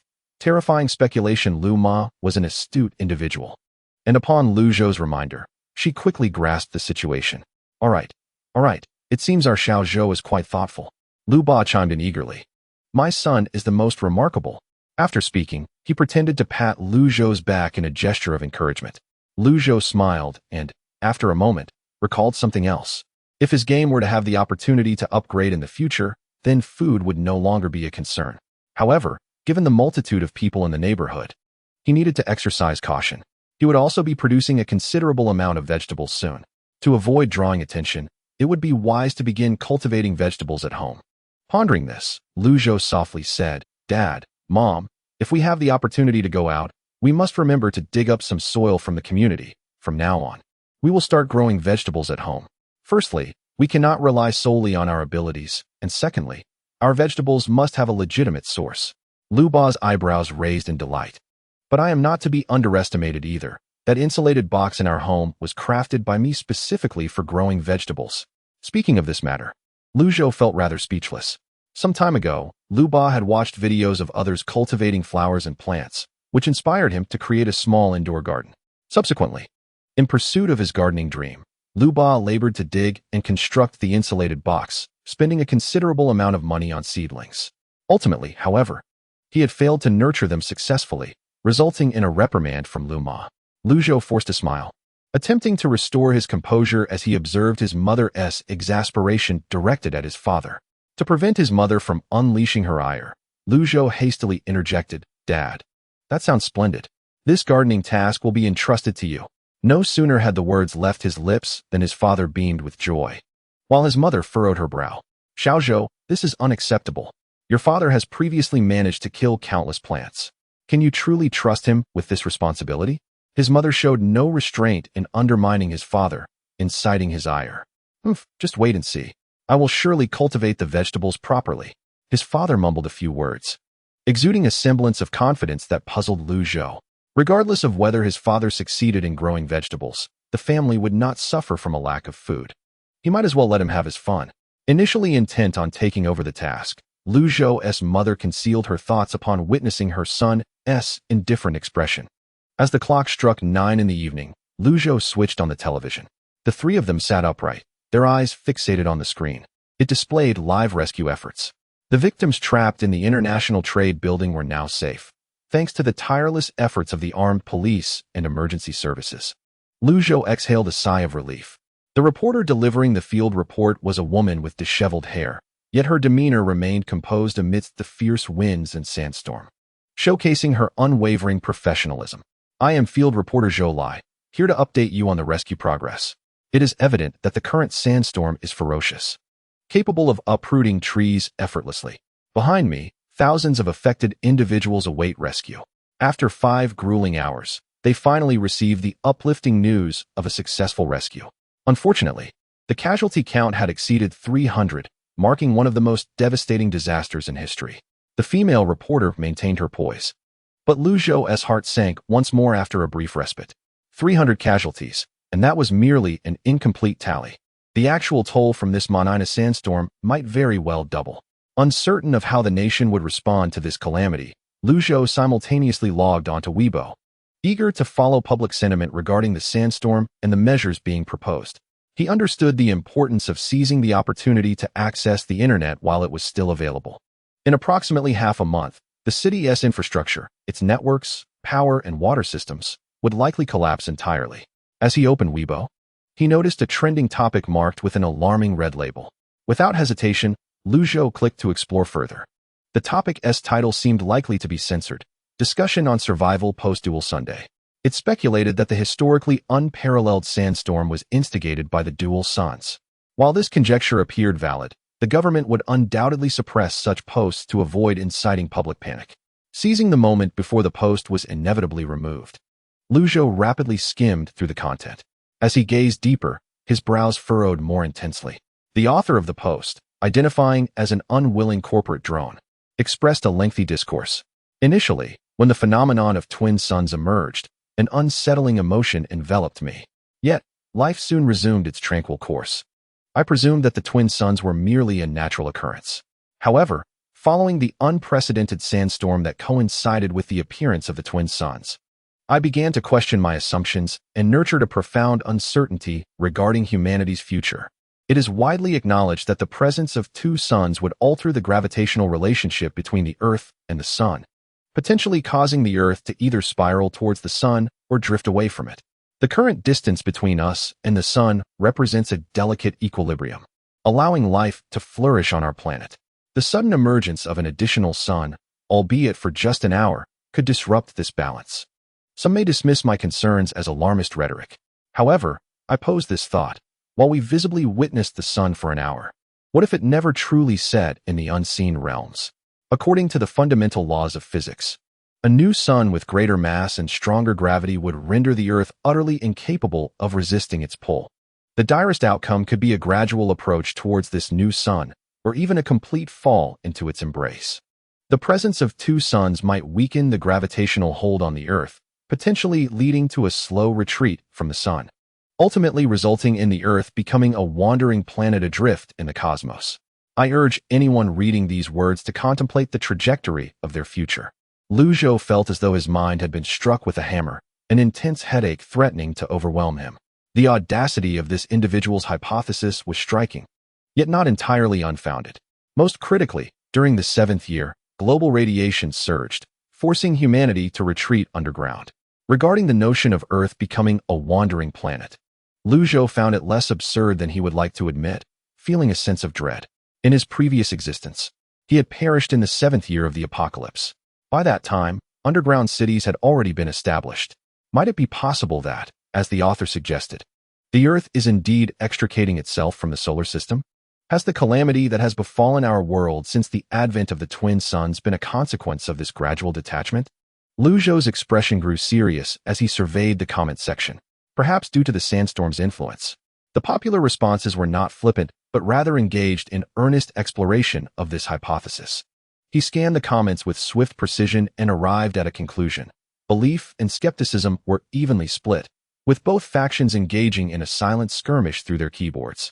For the moment, those inclined to believe seemed to hold the majority. After much contemplation, Zhou, almost instinctively, opened QQ, searched for Zhang Jiahao among his contacts, and effortlessly shared the post with him. Zhang Jiahao was Zhou's best friend during middle school, and from recent observations, this individual posed no apparent threat. Moreover, Zhou was unwilling to witness the demise of an old friend in vain. Thus, he sought to remind him through this post. Mere seconds after sending the message, the dialog box indicated that the other party was typing. Soon after, Zhang Jiahao sent a message. Zhou, do you believe this? This inquiry left Zhou momentarily perplexed. However, recalling his purpose, he felt compelled to affirm his belief. After all, how could he persuade this group to stockpile supplies otherwise? Zhou replied, Jiahao, I hope you don't find it amusing, but I truly believe it. The coincidence of these two events coming together cannot simply be dismissed as mere chance, can it? After a brief review of his response, Zhou sent it off. He wondered how Zhang Jiahao would react. If he chose to follow Zhou's lead, it would be fortunate for him. If he stubbornly dismissed the notion, Zhou could not, and would not, force him to prepare provisions. Zhang Jiahao did not hesitate, but promptly replied, Zhou, I've seen this post too. To be honest, I believe the poster is serious. The speculations within are not without merit, and, as you mentioned, it is indeed quite coincidental. Once the sandstorm subsides, are you going to buy supplies? Faced with Zhang Jiahao's invitation, Lu Zhou hesitated for a moment before agreeing. He had a budget of 30,000 yuan that needed to be spent, and given his old friend's repeated entreaties, it would be unreasonable not to join him. Lu Zhou responded, "All right, let's go together." Zhang Jiahao replied, "Great." Subsequently, the two reminisced about amusing incidents from their school days, and as they chatted, laughter erupted between them, relieving some of Lu Zhou's suppressed tension.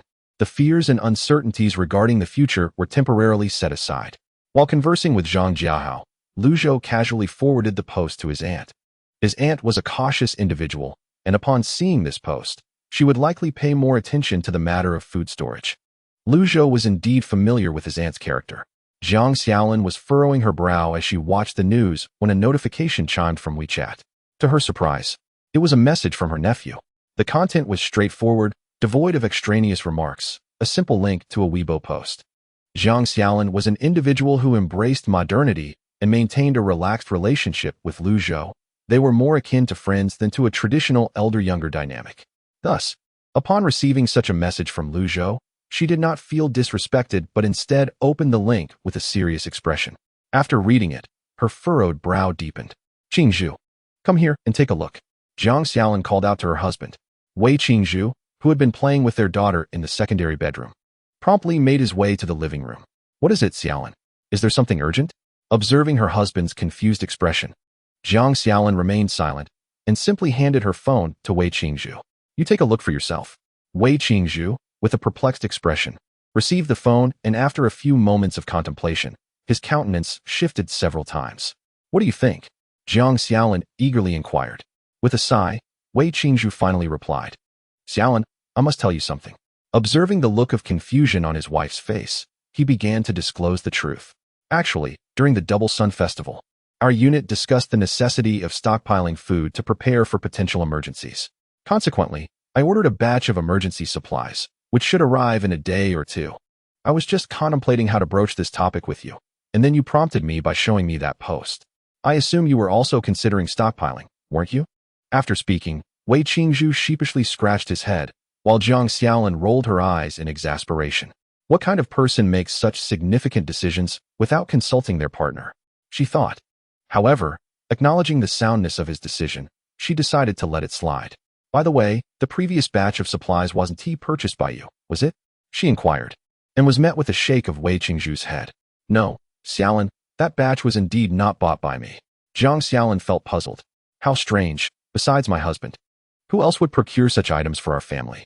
She then resolved to remind her sister's family to prepare additional emergency supplies, not only food but also tools and other necessities. Hastily, she composed a message and sent it to Lu Zhou. "Xiao Zhou, our family is preparing to buy some emergency supplies. You should consider doing the same. It's best if they go unused, but in case of necessity, they could be life-saving." Lu Zhou, being active on WeChat, promptly replied, "Got it. Auntie, we will stock up." After seeing her nephew's response, Jiang Xiaolin still felt uneasy and sent a similar message to her sister. Lu Ma, upon receiving the identical message from her sister, couldn't help but chuckle. Her sister was genuinely concerned, it seemed, to the extent of sending 2 reminders, fearing that Lu Zhou might take it lightly. The warmth of her sister's care enveloped Lu Ma's heart. Having done all he could, Lu Zhou, with some leisure time, revisited the link. This time, however, the link failed to open, displaying an error message. Indeed, it appeared to be blocked. Undeterred, Lu Zhou attempted to access it via Weibo. A glance revealed startling news. Not only was the post gone, but the account of the poster had also been deactivated. Much like the previous incident with Wang Xiaobang, this account had been cancelled. Nevertheless, Lu Zhou speculated that the blogger might not have intended to deactivate it. His demeanor did not convey the sense of fleeing that had accompanied Wang Xiaobang's words. This individual struck him as wise, cautious, and somewhat pessimistic. Such a person, having carefully prepared their statements before posting, would unlikely abandon their account afterward. Perhaps the blogger had been taken by the National Security Bureau? After all, baseless speculation can be deemed as the propagation of rumors. Observing the fervor from yesterday, Lu Zhou couldn't help but feel a pang of anxiety for the blogger. The number of shares had already exceeded the threshold for potential legal repercussions. It was uncertain how many years this individual might face behind bars. This incident had further clarified Zhou's perspective. In such an environment, it was best to remain prudent. While he might have once entertained thoughts of contributing to the nation, with his parents still around, he could not forsake their well-being for ephemeral pursuits. Should misfortune strike and he find himself imprisoned or worse, where would he seek solace? Zhou's emotional fluctuations were evident to his mother, who knew him better than anyone else. Filled with concern, but unsure how to comfort him, she opted to retreat to the kitchen, preparing his favorite tomato dumpling soup. The refrigerator was stocked with fresh ingredients, as Zhou had informed the family in advance about the impending suspension of water and electricity. Thus, every meal was an opportunity to utilize the fresh vegetables. With practiced ease, Zhou's mother chopped the vegetables, boiled water, added the greens, and whisked in the eggs. Her movements deft and swift. Soon, a delectable aroma wafted through the air. Meanwhile, Zhou's father was busy turning the soil on the balcony. As Zhou glanced over, he noticed his father was nearing the completion of his task. Previously, after the flowers and plants had perished, both parents had been too preoccupied with work to tend to the garden. The soil in the pots had become hard and clumpy. Yet, thanks to his father's diligent efforts, the earth now appeared wonderfully loose. In a jesting manner, Zhou remarked, "Dad, you're doing quite well. I never realized you had such a talent for this. Perhaps you should abandon your electrician studies and head to Siberia to dig for potatoes." His playful banter lightened the mood, eliciting laughter from his mother, who emerged with the soup, while his father huffed in mock annoyance. "Oh, go on. What nonsense are you spouting?" he retorted. "I'm simply concerned about the household." "Enough of that. Come on, let us eat," Zhou's mother interjected firmly, prompting both to wash their hands and join her at the table. As they sat down to eat, Zhou's father suddenly slapped his thigh. "Oh no, Zhou, we've forgotten something crucial." Mid-sip of soup, Zhou could only inquire with his eyes, "What is it?" "Earthworms. You know, if we want to grow vegetables, how can the soil be fertile without them?" His father lamented, thumping his thigh in regret. Zhou replied, "Well, I suppose his concern holds some merit. But no worries, after a heavy rain, many earthworms will surface, and we can collect plenty then." "Oh, really? Then I won't need to buy any. By the way, when will this sandstorm cease?" Continuing to sip his tomato dumpling soup, Zhou's gaze remained fixed on the edge of his porcelain bowl. "Tomorrow morning, it will stop for a day, continuing until the torrential rains arrive." The following day, Zhou rose early. His alarm was set for 7, but before it could ring, his internal clock had awakened him. The first thing he did upon waking was to message the Zhang family. "Zhou, Jiahao, let's hurry and head out. The sandstorm seems to have lessened outside. If we leave early, we can buy more supplies." After waiting a few minutes and receiving no response from Zhang Jiahao, Zhou began to suspect that the lad was still half asleep. He quickly gathered his things and took the elevator to the 17th floor. Room 1701. After confirming the door number, Zhou knocked firmly. Normally, he would never disturb others like this, but these were exceptional circumstances. If they didn't leave soon, they would be met with a crowd at the supermarket. He knocked for about 5 minutes, contemplating abandoning the idea of dragging Jiahao along, yet ultimately decided to wait for him. The second round of knocks was more effective. Just as Zhou raised his hand to knock once more, the door swung open, revealing a somewhat embarrassed Zhang Jiahao. "Sorry, Zhou, it's just me at home, and I was in the shower, so I didn't hear you," he apologized. Zhou felt it inappropriate to express anything more than understanding. Perhaps due to the dust storm, he couldn't help but cough a few times. "All right, let us get moving. There aren't many people out now, but if we delay, I doubt we'll be able to get in at all." His words were not mere exaggeration. The last time they ventured out during a storm, they had been met with a daunting crowd at the supermarket. "Let us hurry," Zhou urged. "I was just about to finish my shower and come find you." Zhang Jiahao laughed heartily, appearing as jovial as ever. Zhou smirked slightly and led the way into the elevator, casually checking the navigation on his phone. "Let us go to the Hoyudijuo supermarket. It's nearby and well-stocked." Zhang Jiahao nodded in agreement. "Sure, Zhou, I'm following your lead. How much are you planning to spend on supplies?" With just the two of them in the elevator, Zhou glanced at Zhang Jiahao. After a moment of contemplation, he replied, "I'll spend around 15,000. What about you?" "Hee, I'm thinking of spending 20,000. Just in case we really need it, you can come to me if you run short." Zhou dismissed this notion. In a crisis, self-preservation was paramount. "Thanks, buddy. Are your parents at work?" As the conversation progressed, Zhang Jiahao fell silent for a few seconds before forcing a smile.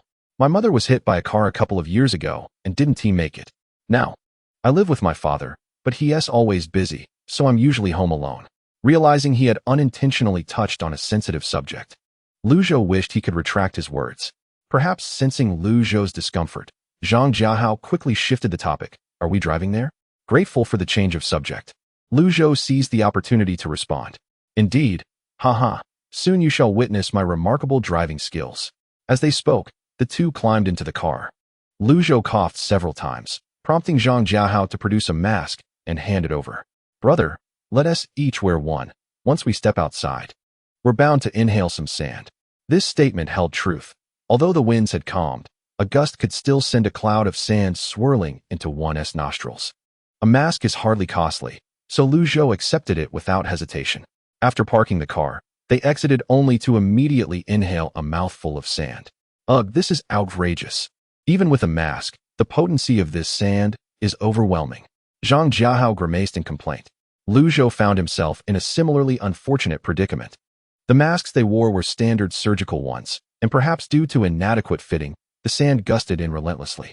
Lu Zhou felt as if he were entirely enveloped in sand. Having arrived, they could not linger in discontent. With hurried expressions, they made their way to the supermarket. Upon reaching the entrance, Zhang Jiahao was taken aback. Goodness, there are so many people this early in the morning. His astonishment was not unwarranted, for the current influx of shoppers surpassed even that of promotional events. A cursory glance revealed a sea of elderly individuals, with the younger crowd noticeably sparse.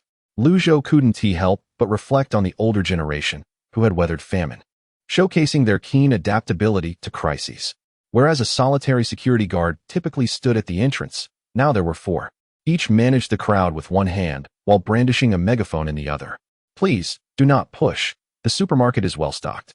Exercise caution to avoid a stampede.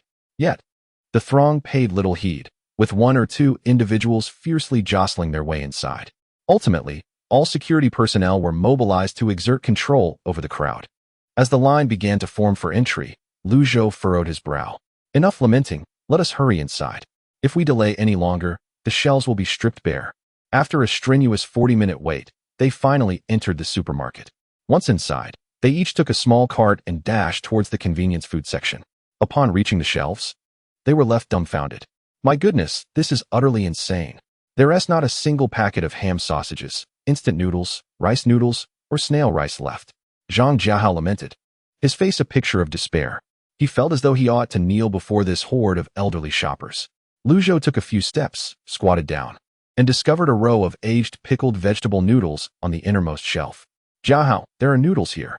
At Lu Zhou's prompt, Zhang Jiahao quickly crouched down and, upon lowering his gaze, spotted the same row of aged pickled vegetable noodles. Well, it seems these are merely the discarded remnants of others' choices. Enough with the selection. Were it not for the recent exposure of the aged pickled vegetables, do you think you could find instant noodles now? Lu Zhou remarked, filling his cart, while Zhang Jiahao, though expressing discontent verbally, moved swiftly. In the blink of an eye, they had gathered all the aged pickled vegetable noodles available. Next, they ventured to the beverage section. Every type of drinking water, regardless of price, had been completely cleared out. Remarkable. Zhang Jiahao's mouth formed an shape, clearly astonished by the grand spectacle before him. After a moment of hesitation, he ultimately settled for a compromise and purchased some sparkling water. Well, at a critical juncture, sparkling water can quench one's thirst, after all. Lu Zhou refrained from making a purchase, noting that the pantry section still held ample supplies. Jiahao, let us buy some rice and flour, he suggested. Zhang Jiahao nodded in agreement, realizing there was no other option.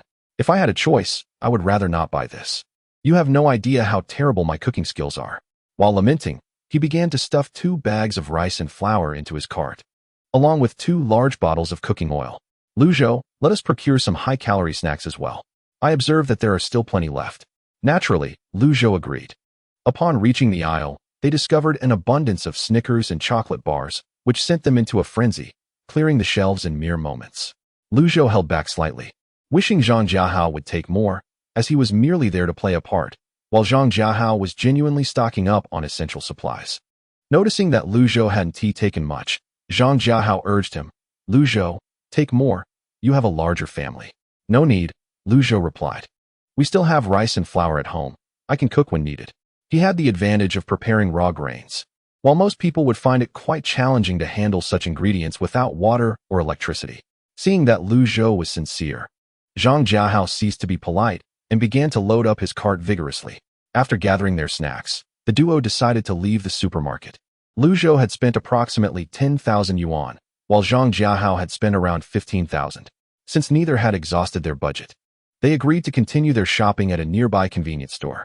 Without wasting any time, they set off. Upon arriving at the small supermarket, they encountered throngs of people. A common sight across all supermarkets nowadays. The sole piece of good news was that they had access to water. After Zhang Jiahao carried 5 boxes of water, he noticed Zhou still laboriously transporting more. Without a word, he rolled up his sleeves and began assisting Zhou. Once they finished, they continued to expend their remaining budget. Ultimately, their purchases filled the trunk to the brim. All right, Jiahao, let's head back, Zhou suggested, silently calculating that they had gathered enough. Zhang Jiahao readily agreed. When they reached the building, they made 6 trips up and down the stairs to bring everything inside. Zhou, I'm exhausted. I won't keep you any longer. Come over to my place sometime to relax, Zhang Jiahao panted, tongue lolling from fatigue. Zhou was not as breathless, but he felt discomfort in his nose. With a hoarse voice, he replied, Fine, I'll head home and wash my face. I suspect my nose is filled with sand. Who can argue with that? I still have grains of sand in my mouth, he exclaimed, spitting out in exasperation. As Zhou pressed the elevator button to head home, he felt immediate relief upon entering his abode. Lu Ma, seeing her son's weary state, was filled with concern. Xiaozhou, you should hurry and take a shower. Once Zhou emerged from his bath, he discovered his mother, Lu Ma, engrossed in her tablet, diligently downloading various items. This, however, was not the crux of the matter. The spectacle of 10 tablets lined up in a row, all fervently downloading, was truly remarkable. Curiosity piqued. Zhou leaned in closer to discover that Lu Ma was acquiring digital versions of a plethora of practical reference books. In addition to that, there were thousands of songs, classic films, and television dramas, not to mention tens of thousands of novels and hundreds of standalone games. Chapter 14. Power outage. Upon seeing this, Zhou instantly comprehended Lu Ma's intentions. She was preparing for the future. After all, the fundamental conditions for survival were in place, and mental relaxation was equally essential. Many of the specialized books would prove invaluable in the times to come. Contemplating the impending plan to enter the underground city, Zhou's expression turned grave. Although entry to the underground city was determined by a lottery, the general populace and the skilled labor force were drawn separately. Zhou, who had been thrust into a world of survival before he could attend university, found himself excluded from the lottery pool for skilled individuals. The odds of selection for the ordinary populace stood at 1 in 500, while for skilled professionals, it was 1 in 50. The disparity was undeniably significant. In general, the skilled professions were predominantly in engineering, science, agriculture, and healthcare, whereas fields such as economics, literature, and law were equivalent to those of the ordinary populace. Zhou's father was a senior electrician, classified as a scarce talent, while his mother had previously worked as a nurse in a top-tier hospital, barely touching the medical field. As for Zhou himself, he possessed no discernible skills. This issue was relatively straightforward to resolve. He could simply learn electrical knowledge from his father. However, to mitigate the risk of his father's skills being insufficient, Zhou decided to download several specialized books focused on these areas. After a moment of contemplation, Zhou seized the opportunity while Lu Ma stepped out to access a professional book website. He proceeded to download books on electrical work, agriculture, and traditional Chinese medicine. The electrical texts were intended for both himself and his father. Agriculture was a foundational necessity for the future, and traditional Chinese medicine was for Lu Ma, as the production of Western medicine would likely prove challenging in the future. A single silver needle and an acupoint could, at times, yield profound effects on the human body. Having delineated his tasks, Zhou set the 10 tablets aside to allow them to download autonomously, while he positioned himself by the window, gazing down at the community below. Perhaps influenced by Ina, many hurried along, scarcely daring to linger on the streets. As Zhou peered down, he saw his father diligently sowing seeds into his insulated flower pot. It was early August, and after consulting some information, Dad had decided to plant cabbage, carrots, celery, water spinach, and potatoes. These vegetables were not only easy to cultivate, but also had short maturation periods, making them more forgiving for someone like Lu Dad, who was notorious for his struggles with plants. Observing his father's efforts, which appeared quite promising, Lu Zhou inquired, "Dad, have you purchased any other seeds? What if there is an opportunity to plant later?" Lu Dad, engrossed in his task, took a moment to gather his thoughts before responding. "Oh, you mentioned other seeds. I have purchased quite a few. Isn't this the perfect time to plant them? In the past, I was preoccupied with work and neglected my flowers and plants. Now, with little to occupy my time, I devote my days to cultivating vegetables, and I am brimming with confidence. You know, during my childhood, I was the one who tended to the vegetables in our fields." Lu Zhou is aware of this. His father, once a genuine rural lad, was later recruited into a state-owned enterprise due to his impressive skills. In the countryside, cultivating vegetables and working the land is the most ordinary affair. While conversing with Lu Zhou, his father had already watered the freshly sown seeds. The soil in the flower pots was moist, exuding a distinctive scent that arises when earth meets water. Compared to the fierce winds and sand outside, Lu Zhou preferred this fragrance. However, before he could savor it further, his father gazed at him in astonishment, incredulous. "Goodness, son, did you not wash properly? How is there sand all over your mouth?" Prompted by his father's remark, Lu Zhou carefully examined himself in the mirror. Indeed, just as his father had said, what was once a clean face now bore traces of sand, particularly in the philtrum. Upon closer inspection, he discovered that the sand was emerging from his nostrils, and there was quite a bit of it. "Son, I have a rinsing device in my room. Hurry and fetch it."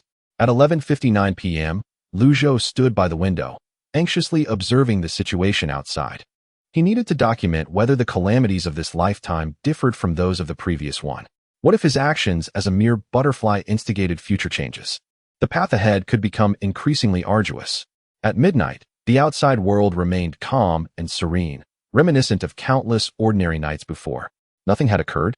Could it be that because of him, the impending events had altered? Unyielding, Lu Zhou continued to wait for another hour. Regrettably, nothing transpired. Just as disappointment began to settle in and he contemplated returning to sleep, he noticed that the wind had picked up once more outside. The gusts intensified, becoming impossible to ignore. Lu Zhou breathed a sigh of relief. It seemed that the future had not changed, merely delayed. This was a result he could accept. At last, he surrendered to a peaceful slumber. In the morning, Lu Zhou was awakened by the howling wind outside.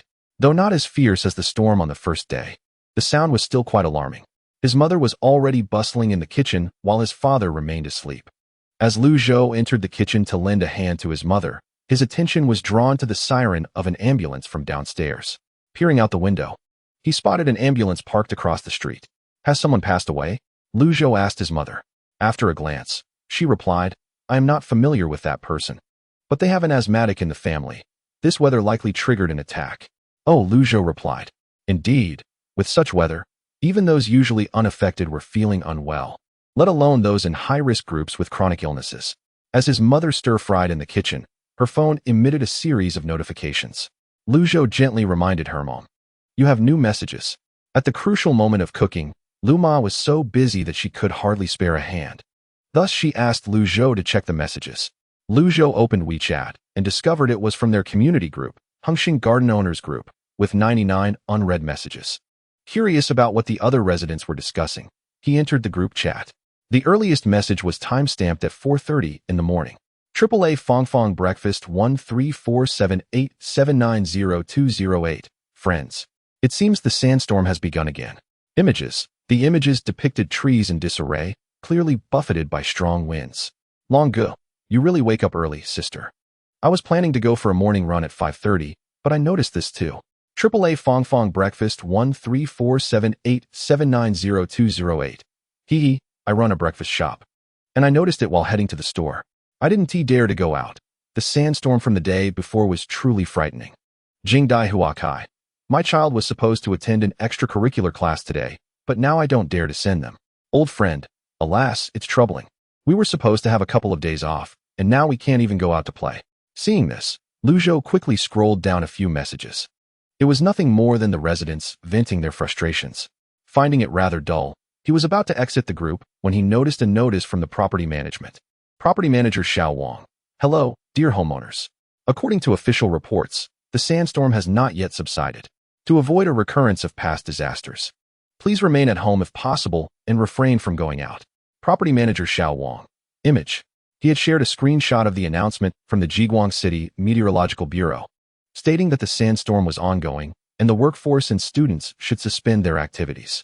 Special professions will continue to work as usual. After reading this announcement, the group erupted with messages. Is this for real? No need to go to work? Oh my goodness, I'm so grateful for this sandstorm. No school? My child is in their final year of high school. The exam schedule 1T be postponed. How much will their study progress be delayed? I don't understand what you're worried about. This sandstorm will pass in a few days at most. Does your child really need those few days? Come on, everyone. Can we pause for a moment? ISNT, anyone concerned about how to buy groceries? We have enough at home. We can manage for a few days. With that, they shared images of a fully stocked refrigerator. Zhou continued to browse the messages, noticing a competition of sorts. Various food posts showcased hot pot, seafood, beer, and crayfish. After indulging, these food enthusiasts still remembered to share photos in the group. Zhou shook his head, thinking that once supplies became scarce and threatened their survival, these individuals would be the first to be plundered. Of course, there were also plenty of desperate pleas for help in the group. Is there a kind neighbor who can sell me some food? I'm not picky. Anything will do. I usually don't cook at home. And now I have nothing in stock. I was late getting to the supermarket today and couldn't grab any food. Is there a kind lady who could treat me to a meal? A myriad of requests for assistance filled the chat. While the group was indeed lively, few genuinely wished to assist others. After all, with disasters occurring in succession, who would dare to easily share their provisions? It wasn't until someone proposed exchanging video game cartridges for 10 packets of instant noodles that a sense of boldness emerged. Under this person's leadership, others gradually began to participate in the exchange. However, most of the transactions occurred among residents of the same building, leaving those from elsewhere to sigh in resignation. Zhou, lost in thought, glanced at the screenshot taken by the property management, feeling a twinge of uncertainty. In his previous life, he recalled that the government's response did not seem to have been this swift. Or perhaps, it was possible that he had misremembered due to the hardships of the time. Noticing his prolonged silence, Lu Ma leaned over to check the messages. What is happening in the group? They're saying that work and school have been suspended, and the resumption date is still unknown. People are just exchanging food. After summarizing the group messages, Zhou set his phone aside and dutifully assisted Lu Ma in the kitchen. The meal for today had already been prepared. Lu Ma was now busy preparing future dishes. They could manage for another 2 weeks, but after that, meal preparation would require caution. As they worked, Lu Ba entered, clutching his phone, his face a portrait of desperation.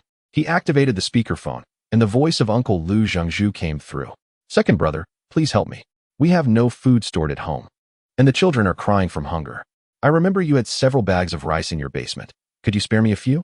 At this point, the sound of a child's cries and fussing erupted from the other end. I'm so hungry. There's nothing to eat at home. And I haven't had a meal all day. Please come and bring us food. How can you speak like that, child? You should call him second uncle. Lu Zhengzhu interjected, his tone dripping with insincerity. Second brother, I'm truly in a bind. I can't find anything to buy, and no one in the community will trade with me. Lu Zhengzhu's voice carried an insufferable slickness that made Lu Zhou's brows furrow deeply. Uncle Lu's son was a spoiled brat, the kind that had been indulged excessively. Previously, when Lu Zhou had looked after him, he had been terribly rude and selfish. In Lu Zhou's eyes, the child bore a striking resemblance to his uncle, lazy and self-serving. Help you? How could I possibly help you? With such a fierce sandstorm, do you think my life is less valuable than yours? Besides, it's your problem if you have no provisions. Should my family go without just for you? Lu Ba's eyes widened in fury, his lips quivering. Oh, second brother, what are you saying? I'm not asking you to give me all your food, so why are you so anxious? I also want to come by your house to collect some, but I just got a new car, and the insurance hasn't come through yet. And your vehicle isn't even an off-road one. What is the big deal with a little wind and sand?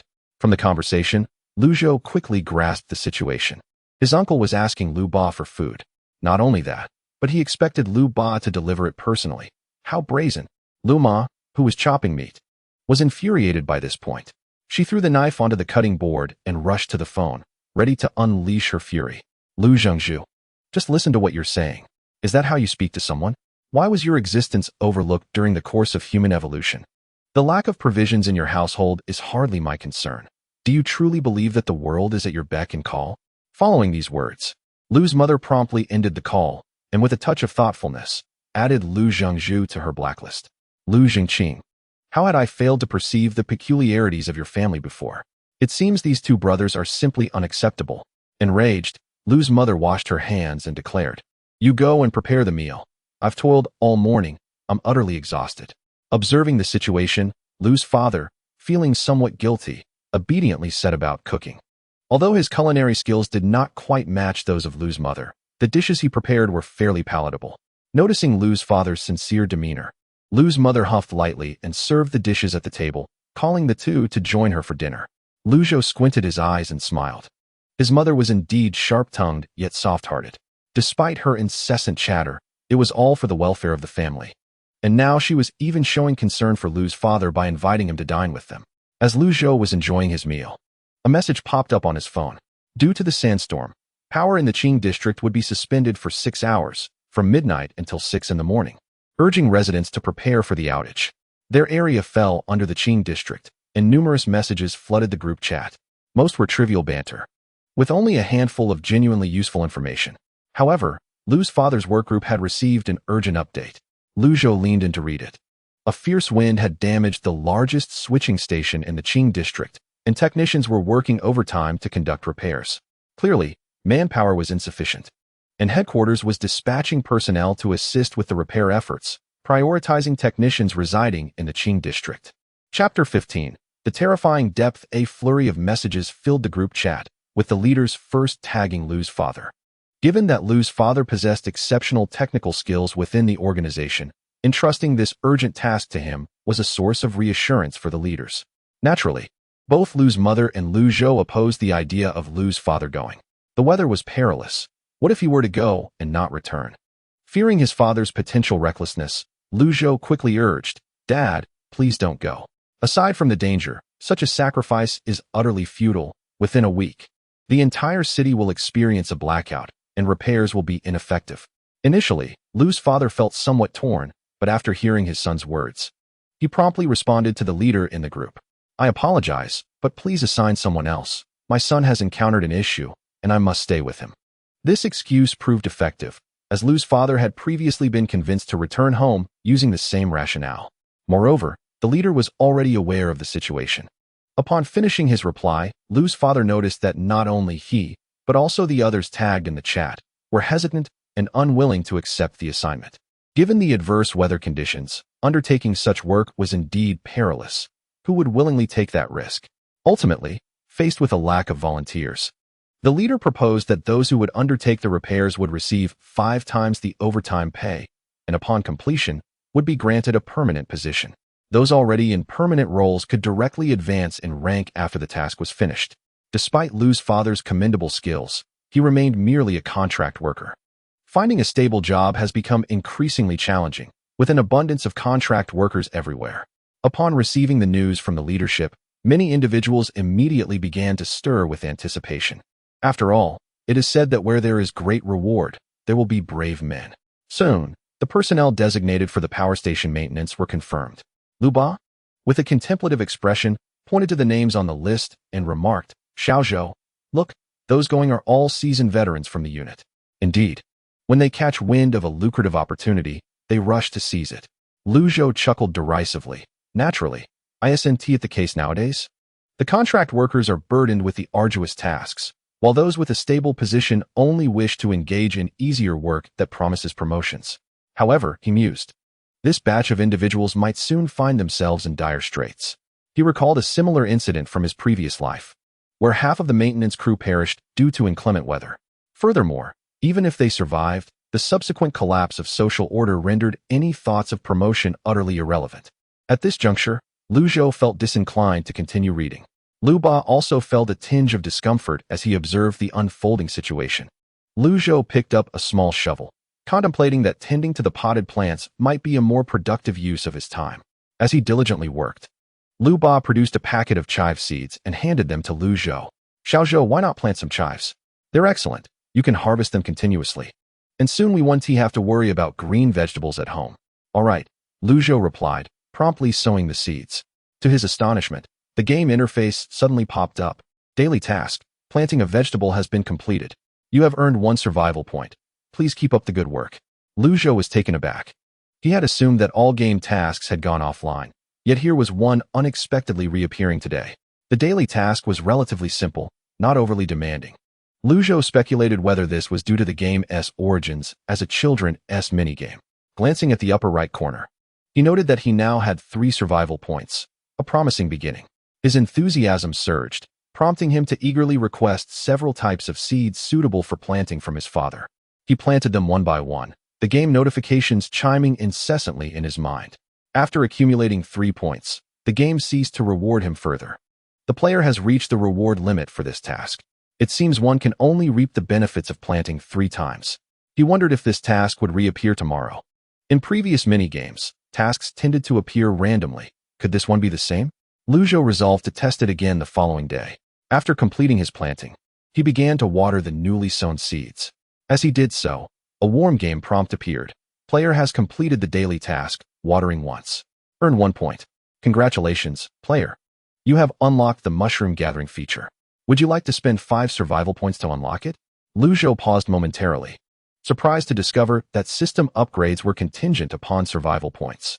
Previously, he had assumed that his system would operate similarly to those depicted in novels, requiring the consumption of treasures to unlock upgrades. Glancing at the upper right corner, he noted that he now possessed 6 points. Since mushroom gathering is a renewable resource, Zhou was determined to unlock it. Unlock mushroom gathering feature, he declared with excitement. Accompanied by a unique array of game sounds, the interface illuminated with a message: congratulations, player. You have unlocked the ability to gather mushrooms, with a daily limit of 5 sets. 1 point allows the collection of 1 set, yielding 10 pounds of mushrooms. As this message faded, the game interface gradually dissipated. Zhou pondered to himself, 10 pounds of mushrooms is quite substantial. I won't be able to consume them all at once. I could turn them into a savory sauce or dry them for storage. However, he wondered about the variety of mushrooms. Opening the game interface, he was greeted by an adorable Q-version illustration of mushrooms. Perhaps I should hold off on experimenting for now. My refrigerator is still stocked with fresh food. With that thought momentarily set aside, Zhou's father, after finishing the news, noticed Zhou's foolish grin and felt a wave of curiosity. What is this silly child so happy about? Unaware of his father's gaze, Zhou was absorbed in a message from Zhang Jiahao on WeChat. Zhang Jiahao, Zhou, my dad is back. Come over to my house for a visit. He said he hasn't seen you in a long time. During their middle school years, Zhou had encountered Zhang Jiahao's father a few times. He appeared to be a hearty and affable man, just like his son, tall and robust. With such encouragement from a friend's father and having no pressing matters at hand, Zhou agreed. He rose and descended the stairs, quickly reaching the ground floor. Upon opening the door, he was greeted by a kindly elderly woman, probably in her 60s, with a gentle face and a height nearing 1.7 meters, making her quite a tall old lady. Zhou was momentarily taken aback, his mind momentarily blank. Zhang Jiahao approached from inside, beaming as he greeted, Zhou, you're here. Come in.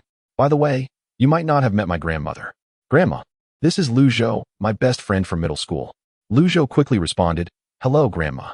I apologize for the intrusion. The elderly lady smiled. No need to be formal. Come in quickly. Zhou complied, and no sooner had he settled down than a little girl bounced into the room. He was perplexed. Who is this? Zhang Jiahao, while fetching water for Zhou, whispered in explanation, this is my little cousin. My uncle and his wife divorced, leaving the child uncared for. So my grandmother took her in. Now it's just us, and my dad brought my grandmother over to help look after us. Zhou nodded in understanding, finding the explanation quite reasonable. After a brief wait, Zhang Jiahao's father emerged, tall and dark-skinned, with the same hearty demeanor as years before. Zhou, right? You and Jiahao have quite the bond, together in middle school, and now neighbors. Do come over to play more often. Zhou politely responded to each of his remarks, after which Zhang Jiahao's father excused himself, stating he was busy with business matters. In the kitchen, Zhang's grandmother was preparing a meal, while the living room hosted Zhou, Zhang Jiahao, and the little girl. The girl appeared to be only 8 or 9 years old, plump with a complexion that was not particularly fair, but rather a healthy shade of wheat. Zhou understood. Rural families cannot afford to pamper their children to such pristine standards. The round figure indicates that Grandma Zhang treats her grandchildren well. Zhang Jiahao playfully teases his younger sister, Zhang Lele, affectionately calling her Lu Ge. The little girl, quite mischievous, pouts and refrains from calling out, yet it is evident she does not harbor any dislike for Lu Zhou. Zhang Jiahao, feeling a bit embarrassed, scratches his head in apology, prompting Lu Zhou to stifle a chuckle. After all, she is merely a child. After engaging in light conversation with Zhang Jiahao for a while, Lu Zhou felt a sense of urgency to return home. With limited provisions at Zhang Jiahao's household, he couldn't impose on them for a meal. As he stepped outside, he noticed a new neighbor moving in across from Zhang Jiahao's home. It was a couple in their 40s accompanied by a son. The boy appeared to be of similar age to Lu Zhou, yet his attire was quite fashionable. A brief glance revealed that he was wearing the latest AJ sneakers, with Nike apparel complementing his appearance. The boy's parents were also dressed elegantly, suggesting they were of considerable means. As Lu Zhou passed by this family, he inadvertently overheard the boy complaining, "Isn't it uncomfortable to stay in a villa? Why must we come to this kind of ordinary community?" Zhang Jiahao, standing at the door to bid Lu Zhou farewell, visibly paled upon hearing these words. Lu Zhou felt equally disheartened. Autumn Wenyo, upon hearing her son speak thus, immediately approached and admonished him in a hushed tone. "Yu Ziming, it seems your father and I have spoiled you too much. How can you speak like that?" At that moment, Yuanghua had just opened the door, turned around, and, frowning, reprimanded his son. "Have you been indulged too much? Get inside, and stop embarrassing me." Sensing his father's genuine ire, Yu Ziming dared not further provoke his parents and quickly followed them inside. Once the three of them had entered, Lu Zhou exchanged a glance with Zhang Jiahao, both recognizing a shared sentiment. This neighbor, it seemed, would not be easy to get along with. Finally, Zhang Jiahao remarked, "Well, there are people like this everywhere. Once the door is closed, who will bother with them?" Lu Zhou could not help but smile wryly. In the days to come, the distinction between having good and troublesome neighbors would be stark, and the occupant of Unit 1702 appeared to be a rather difficult neighbor. After bidding farewell to his old friend, Lu Zhou strolled home, pondering a matter. Their own neighbors seemed absent, as it appeared the entire family had been abroad. He had learned of this when the family had previously brought an agent to photograph their home, seemingly intending to rent it out. However, for reasons unknown, it had not been rented. The sudden arrival of the occupants in Unit 1702 stirred Lu Zhou's thoughts.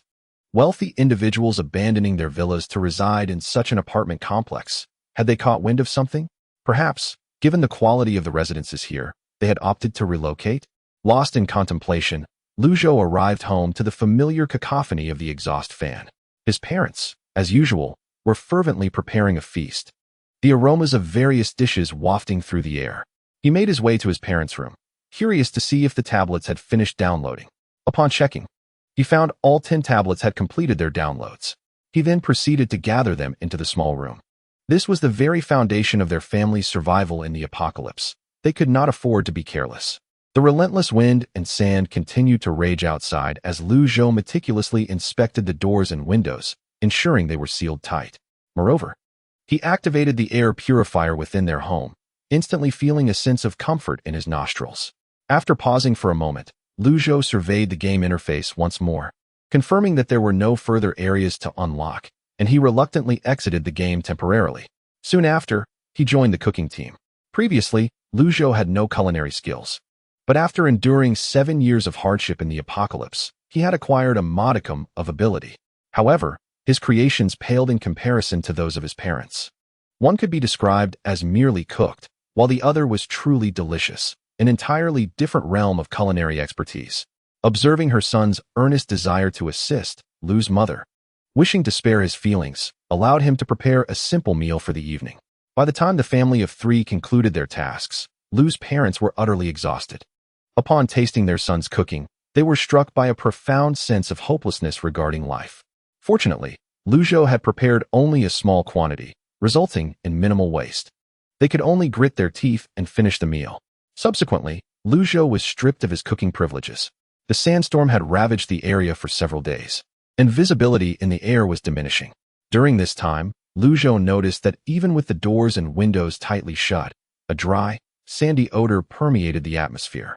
This was while their air purifier was operating. One could only imagine how much sand would accumulate if it were turned off. The workforce and students had been idle for a week, and during this period, the collective mindset shifted from relief to concern. The employees and parents were particularly anxious. While the workers felt a few days of rest sufficed, they feared that any further delay would leave them destitute. Many homeowners expressed their grievances in their community chat. They had purchased their homes with down payments and loans, with monthly payments amounting to $8,000, with a combined income of $12,000 from him and his wife. They barely managed to meet their obligations, and now, with the sandstorm causing work stoppages, their company announced impending salary reductions. This meant their combined income would be halved, leaving them unable to cover their mortgage. The banks, however, would not reduce their loan amounts by a single cent. Perhaps the homeowners' lamentations resonated with others. As complaints about the weather began to proliferate, many found themselves preoccupied with monitoring the weather forecasts. While the general sentiment was a hope for the sandstorm to cease by the following day, it not only persisted but intensified. One resident on the ground floor shared several photographs, exclaiming, "Look, the sand has accumulated to 20 centimeters." In response, someone suggested that the ground floor residents should step outside to clear the sand, to which the ground floor homeowner lamented, who says, "I finished sweeping just 2 hours ago, and look how much has accumulated again." Homeowners expressed their shock, and anxiety began to spread. The speed of sand accumulation was truly alarming. If one neglected to sweep for a single night, would their front door not be buried? Chapter 16. The sandfall. While those residing in higher floors may not have been overly concerned, the lower floor residents were fervently praying for the sandstorm to abate. Unfortunately, contrary to their hopes, the winds only grew fiercer. The residents on the ground floor were grumbling incessantly, yet there was little to be done. One could only venture out during the brief moments when the wind and sand subsided, hastily sweeping away the accumulating dust. After an entire day, no tasks had been accomplished aside from clearing the debris. The sandstorm raged on for 10 days, showing no signs of abating. Work and school closures persisted, and the anxiety of the office workers and parents grew with each passing day. Now, everyone was constantly monitoring the weather forecasts. Should the opportunity to step outside arise, the daily greetings would likely transition from mundane inquiries about meals to concerns about whether the sandstorm had ceased. Zhou's family was no exception. They were presently engrossed in a televised weather report from the Meteorological Bureau, which indicated that the sandstorm was expected to last for another week. However, Zhou distinctly remembered that it was not meant to persist for that duration, but rather for 3 days. As the storm neared its conclusion, it escalated to a terrifying accumulation rate. Just one night was sufficient to bury everything under a thick layer of dust. It seemed that they had now reached the peak of the storm. The morning winds were fierce, but by midday, the intensity had begun to wane. The low-floor residents finally felt a sense of relief. Thankfully, the sandstorm had not continued to rage. As the winds calmed further, some residents even ventured out to nearby supermarkets to procure supplies. After 10 days of confinement, a family could consume a significant portion of their stored provisions. Zhou was also not idle. He took his father's car, intending to refuel. This was one of the few safe moments, at least until nightfall. Dad, somewhat concerned for his son's safety, insisted on accompanying him. Ultimately, Zhou had no choice but to set out with his father. Upon entering the underground garage, they noticed that many community members were starting their vehicles, seemingly preparing to go shopping. The duo swiftly located their car, settled in, and Zhou started the engine. The car sped away, its destination a nearby gas station. Once on the road, Zhou observed that the streets, shrouded in dust, took on a dreary, gray hue. The sky and buildings alike were cloaked in a muted color, evoking a sense of oppressive melancholy. Few pedestrians braved the streets. Occasionally, hurried individuals could be seen carrying large bags filled with goods, making their way forward in haste. When the sandstorm had accumulated rapidly, street cleaners had to work collectively during the brief periods of minimal dust. There was no alternative. Neglecting their duties for even a single day rendered the roads nearly unrecognizable. Reflecting on this, Zhou felt a deep sympathy for the cleaners, many of whom were elderly, in their 50s or 60s, earning a meager salary of just over $2,000 per month, all while enduring the harsh conditions. In his thoughts, he noticed several cleaners in bright orange uniforms swiftly moving through his line of sight. The father and son remained tense in silence until they reached the first gas station, only to discover it was deserted. This particular station was relatively small and did not offer self-service. With no other option, They had to get back in the car and continue their journey. The second location was a large gas station, entirely self-service. The father and son successfully filled their tank. After reaching an open area, Zhou swiftly siphoned the gasoline into a large barrel, subsequently storing it in his small abode. They passed by over a dozen gas stations, ultimately returning via the same route to refuel. Upon arriving home, dusk had just begun to settle. As the family gathered for dinner, a persistent clanging sound echoed through the air. Curious, Zhou stepped outside, only to discover that the noise did not originate from their own floor. Descending one level, he identified the source as apartment 1702, which appeared to be undergoing renovations. Unsure if workers could still be found at this hour, he concealed himself behind the door of the stairwell, waiting until several workers emerged. Confirming that the residents of 1702 were indeed refurbishing their home, Zhou returned home, his mind troubled by uncertainty. Was it mere coincidence, or was there a deeper reason? Yuanghua had just sent the workers away, took a few puffs of his cigarette, and extinguished it with a foot before turning back to his home. In the living room, Qiu Wenyao sat with a furrowed brow. "Old Yu, is this information reliable?" Yuanghua's expression tightened as he replied quietly, "Even if it's not, what can we do? Just wait helplessly for our demise." Qiu Wenyao fell silent, contemplating for a moment before suggesting, "How about this, old Yu? There are still some items at home. You could offer them to the people and confirm the situation." Yuanghua lit another cigarette, taking a few puffs. "Don't worry, I have it under control." Upon returning, Zhou relayed the news of the sudden move and subsequent renovations of apartment 1702 to his parents. Lu Ba clicked his tongue, conjecturing that these individuals must possess some special information. Lu Ma, anxious for her son, boldly speculated, "Xiao Zhou, could it be possible that 1702 has also returned from a rebirth?" Both conjectures had their merits, prompting Zhou to decide to observe this family more closely over the coming days. As night fell, Zhou noticed that the exterior of the building remained brilliantly lit, seemingly more vibrant than in previous days. Perhaps the recent sandstorm had subsided, prompting people to resume their normal lives.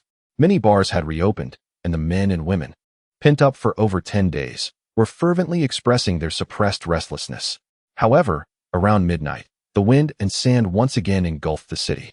Zhou closely monitored the commotion outside, only to realize that tonight's sandstorm was astonishingly severe. The sand did not appear to be drifting down. Rather, it seemed to be cascading downwards. The accumulation of sand escalated dramatically, advancing from an initial 10 centimeters per hour to 30, and finally reaching a terrifying 50 centimeters per hour. At this juncture, residents of the community group began to notice the alarming situation, flooding the chat with urgent messages to alert those on lower floors. Yet, despairingly, despite the overwhelming sandstorm, no one dared to venture outside. The property management staff stayed up through the night, each calling lower floor residents to warn them to take precautions. That night, no one dared to sleep. All were filled with fear as they gazed anxiously out into the night. Under the moonlight, the sandy soil gleamed like a flowing stream, cascading down with a clatter. A casual glance might lead one to mistakenly believe that it was not mere sand, but a cascading waterfall. Everyone instinctively lowered their heads to gaze out the window.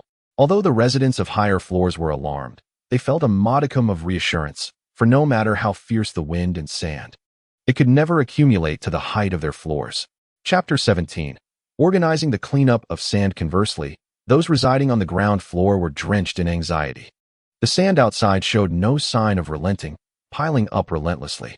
10 centimeters, 20 centimeters, 30 centimeters, until it reached a chilling 150 centimeters.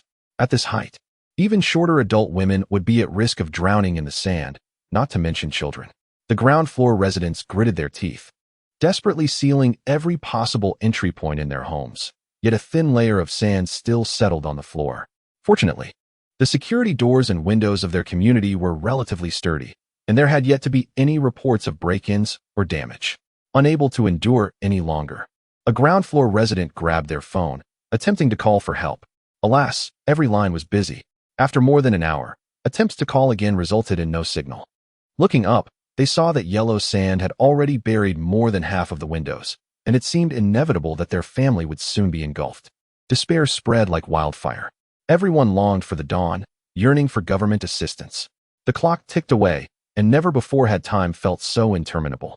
The howling wind and sand raged throughout the night, only tapering off around 6 o'clock the next morning. Zhou peered out the window and discovered that the ground floor had been completely buried. He attempted to make several emergency calls, but all lines remained busy. Surely, government agencies had been inundated with calls from affected residents. The estimated thickness of the sand was around 3 to 4 meters, and it was so loose that one could not walk upon it as one would in a desert. Everyone could only communicate in the community group chat, seeking solace in their shared survival. Since assisting his mother with messages previously, Zhou had also joined the WeChat group. The chat was bustling with activity. The ground floor residents have all been buried. Has anyone managed to call for help? I did, but no one answered. Same here. Does anyone know if there are other households in the community that faced danger last night? Who can say? But it seems like there aren't any. My goodness. Didn't you all find last night's sandstorm utterly terrifying? I wonder how long it will take for the city government to come and clear the sand. It should be fairly quick. I heard from a friend that they've already started clearing in the Jindu-Yujing area. The distance between Jindu-Yujing and Luzhou's community was merely a kilometer in a straight line, suggesting that the city government's response was indeed prompt. In the mayor's office, Song Qimin rubbed his sore shoulders. He, too, had not slept a wink the previous night. Initially, the plan was to work overtime and return home later. But before he could make it back, a sandstorm struck. Since the previous evening, he had been collaborating with various departments to devise a disaster response strategy. Ultimately, it was decided that snowplows would be employed to gradually thin out the layers of sand, pushing from the city center outward towards the suburbs. Naturally, the snowplows could only manage a rough clearing. It would ultimately require the collective effort of the residents to sweep the sand in front of their own doors. If they adhered strictly to the cleanliness standards, the progress would be significantly hampered, potentially delaying the rescue efforts.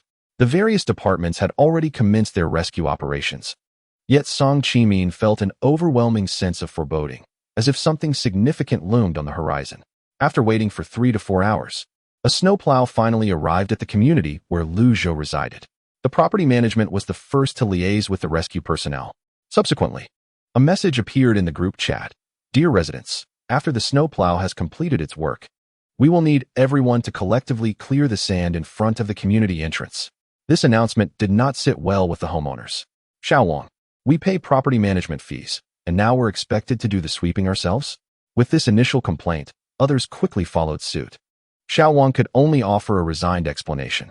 Please, everyone, let us focus on the most critical areas first. The remaining sections will be attended to by our staff once the sandstorm has subsided. We are currently short on sanitation workers across all communities, but this sand cannot wait.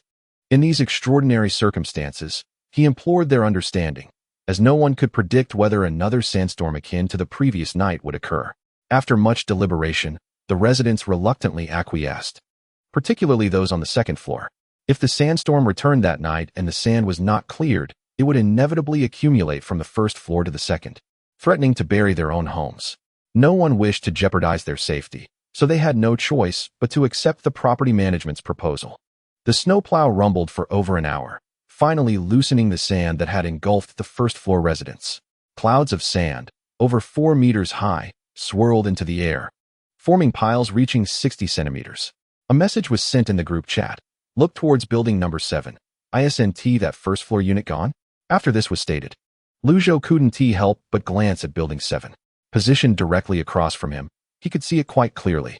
While the other floors stood resilient after being cleared by the snowplow, the first floor of Building 7 had its windows shattered by the force, with sand flooding inside. A rescue team arrived, ultimately carrying out 2 lifeless bodies. Some residents recognized the deceased. Oh dear, aren't those the 2 home decor bloggers from our community? They were a cute artistic couple, known for posting videos on home renovations, and had quite a following. Following this, the individual thoughtfully provided a link. Zhou clicked on it, revealing a video featuring a seemingly gentle young couple. In the footage, their cold, newly purchased apartment had been transformed into a warm, inviting space, showcasing their zest for life. The 2 individuals transformed their balcony into a floor-to-ceiling window, perhaps due to the subpar quality of the window. It failed to shield them from the swirling yellow dust. Witnessing the abrupt loss of 2 vibrant lives before their eyes, a palpable silence enveloped the group, halting all conversation. This stark reality prompted an unexpected surge of enthusiasm among the residents in their collective endeavor to clear the dust. Armed with sturdy brooms, Each person diligently swept the ground, fearful of succumbing to the harsh elements themselves. Though residing on a higher floor, the occupants of Lu's household were compelled to descend and assist. After all, could those on the lower floors endure the burden alone? It was acceptable to remain upstairs, provided one did not venture downstairs. Once the Lu family finally made their way down, they discovered that the property management had delineated work areas according to building numbers. Their 13th floor was to collaborate with the residents of Unit 1015. To ensure that no homeowner would shirk their responsibility, the management presented a form, mandating that all residents report to them before the allocation of cleaning duties commenced. As Lu signed the document, he noticed that virtually all residents had descended. After all, the current order was maintained, and pride dictated that they uphold their communal image. The situation was merely a matter of spending a brief time sweeping and delaying their day. No one wished to sour their neighborhood relations. Chapter 18. The 8 immortals crossed the sea having signed his name. Lu was about to exit when he felt a pat on his shoulder. Lu, you've come down too, and quite swiftly at that. The speaker was, of course, Zhang Jiahao. After exchanging pleasantries, he promptly seized the signing book from Lu's hands and inscribed his name with haste. Seizing the moment while Zhang was engaged in signing, Lu discreetly observed his family. Zhang's father, grandmother, and little Lele had all descended. The Zhang family possessed but a single broom. In the absence of tools, the property management would provide temporary equipment or assign tasks that required no implements. 20 minutes later, the residents listed on Lu's form had largely gathered. The property management began to delineate cleaning zones. Given their close proximity, the Lu and Zhang families were assigned adjacent areas. Notably, they were also joined by the newly arrived Yuanghua and his family of 3. The Yu family had no tools of their own, borrowing a broom and dustpan from the management to make do. After casting a few glances at Yuanghua, Lu returned his focus to his assigned task. Fortunately, the area designated to him was not overly burdensome to maintain. Lu's parents bent down, diligently toiling away. Silence reigned as no one dared to engage in idle chatter. After all, the threat of further sandstorms loomed uncertainly. Moreover, the sheer exhaustion from labor left little room for conversation. Those with sufficient supplies at home worked vigorously, panting heavily, while those with scant provisions, unable to procure food, lacked the energy to contribute. As one swept vigorously, the desire to complete the task and retreat home quickly became paramount. Lu surveyed his surroundings and then resumed his own efforts.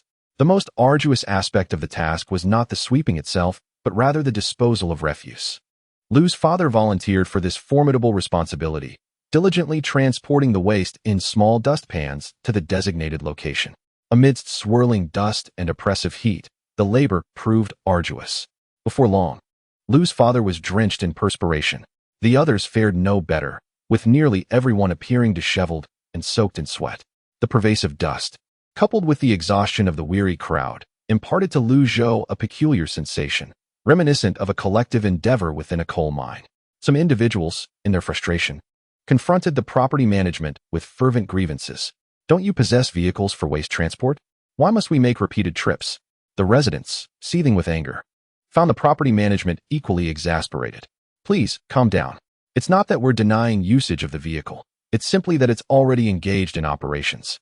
Look over there. That truck belongs to our community and is currently en route to the landfill. Following the manager's gesture, the irate homeowners indeed spotted a refused truck exiting the community gates. Ultimately, resigned to their plight, they sighed and returned to their labor. However, the residents proved resourceful. After fruitlessly seeking assistance from the management, several individuals retrieved large bags from their homes to consolidate the sand for transport. Those fortunate enough to own small carts brought them down, significantly easing their task. Zhou wiped the sweat from his brow and quietly suggested to his parents, "We should head upstairs and fetch some tools.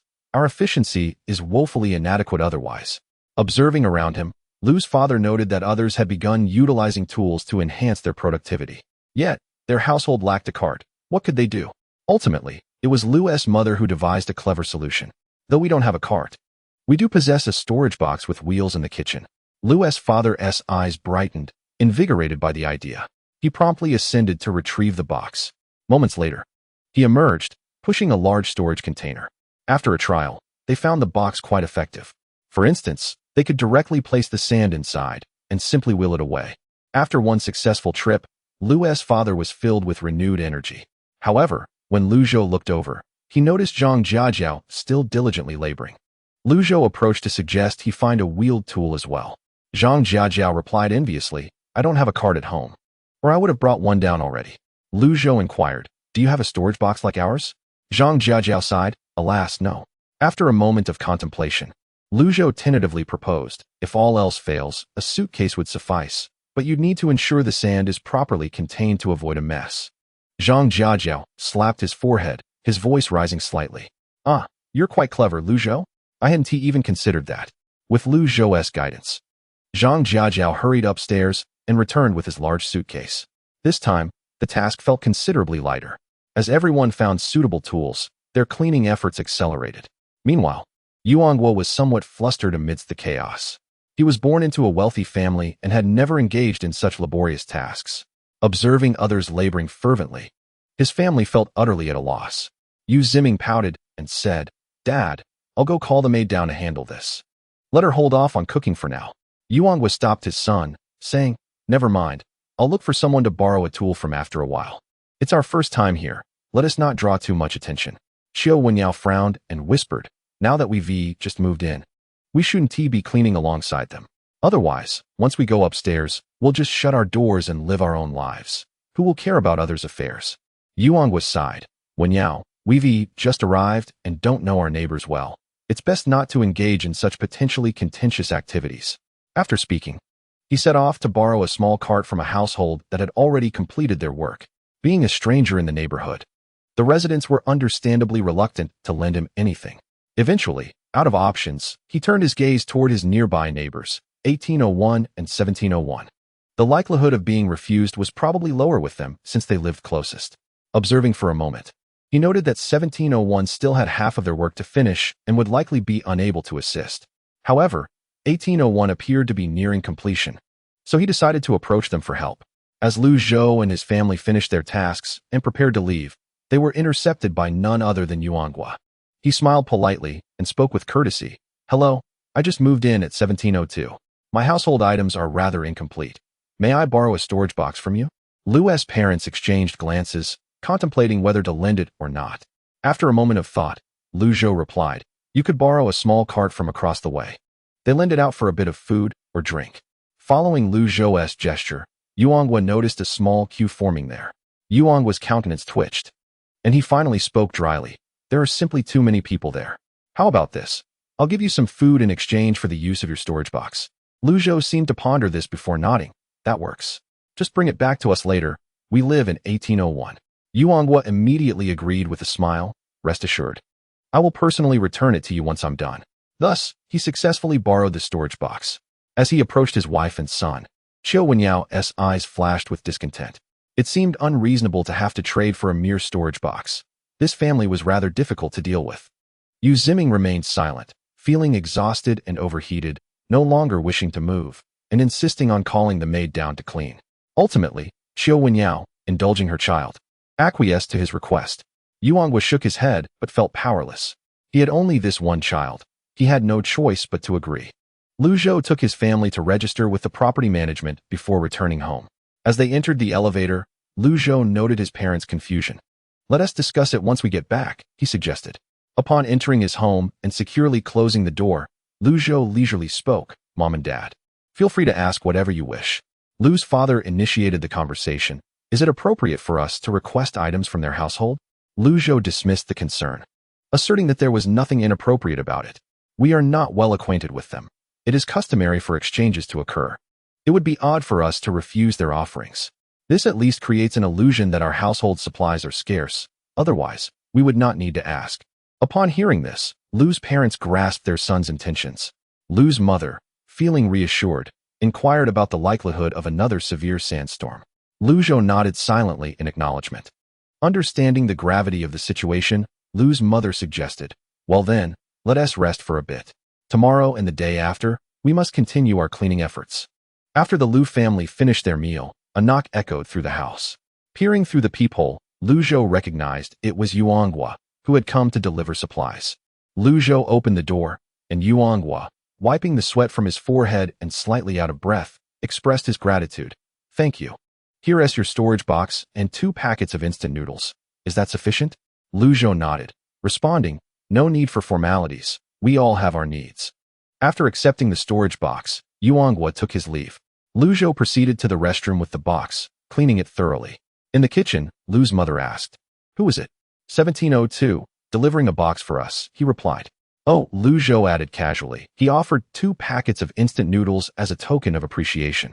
Lu's parents paid little mind to this. After all, instant noodles were hardly a prized possession in their household, yet appearances had to be maintained to avoid drawing undue attention.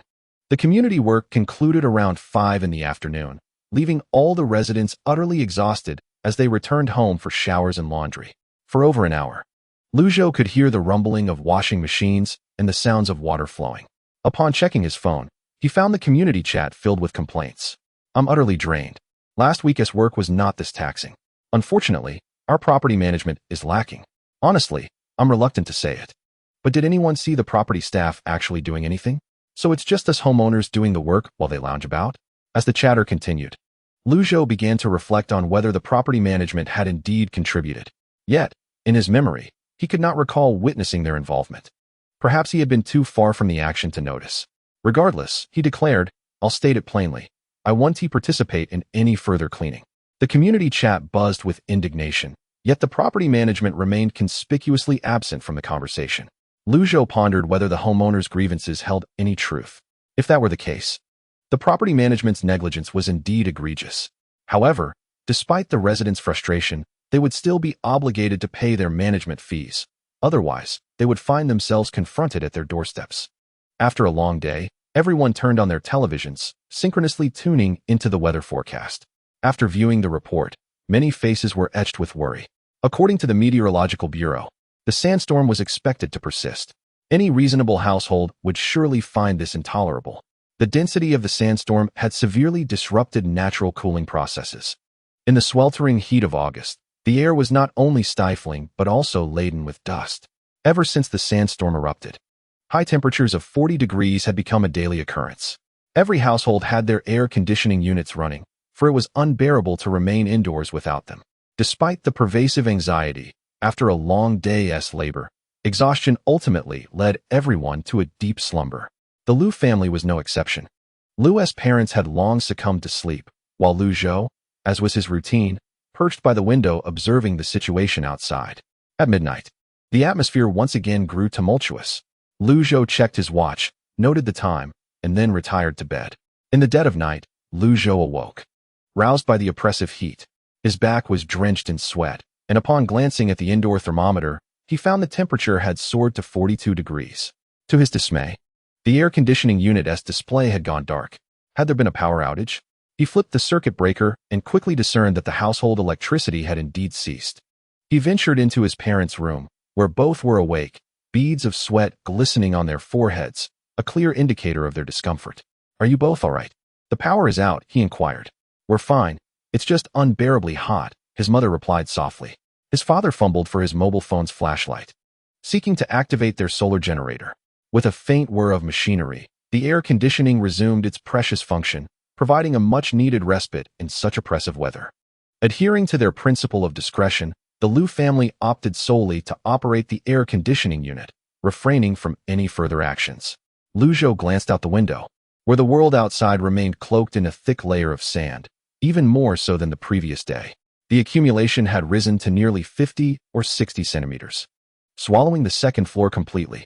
During the day, to ensure public safety, the municipal government had opened the city library and sports center as temporary shelters for residents at risk of being inundated again.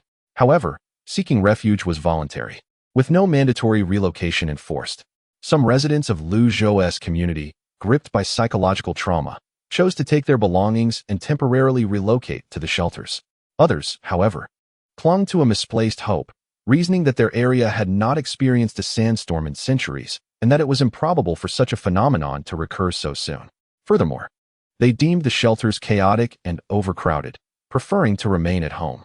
Unfortunately, the hopes of these opportunists were ultimately dashed. The sandstorm, indifferent to anyone's desires, made its unwelcome return. If it were merely a sandstorm, the high-rise residents might have maintained their composure. However, The added inconvenience of a blackout was intolerable for all. At 4 in the morning, the group chat erupted into chaos. My power is out. Do you have electricity? No, I was awoken by the heat. This dreadful weather. Who knows if the entire city is without power? It seems so. My friend in Jincheng District is also experiencing an outage. Jincheng District lies at the farthest point from Qingqing District, confirming that indeed the blackouts span the entire city. I wonder how long this outage will last. Just a short while is enough to drive one to despair. The messages in the group chat were diverse, encompassing complaints, inquiries, and gossip, reflecting the myriad personalities involved. Zhou held little hope for the community group and instead turned to his father, asking, "Dad, have you received any news from your group?" Dad opened his phone, revealing an empty work group on WeChat. Was this indeed an urgent situation?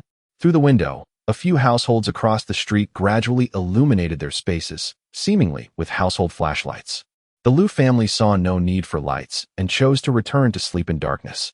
When Zhou awoke, it was already 8 in the morning, a rare occurrence for him. His first instinct was to check for any missed calls. There was still no electricity, but the municipal snowplows had resumed operation. Simultaneously, they announced unfortunate news. Due to strong winds and sandstorms, the city's power supply had been interrupted, with repairs expected to take at least 3 days. Upon hearing this, everyone wore expressions of dismay.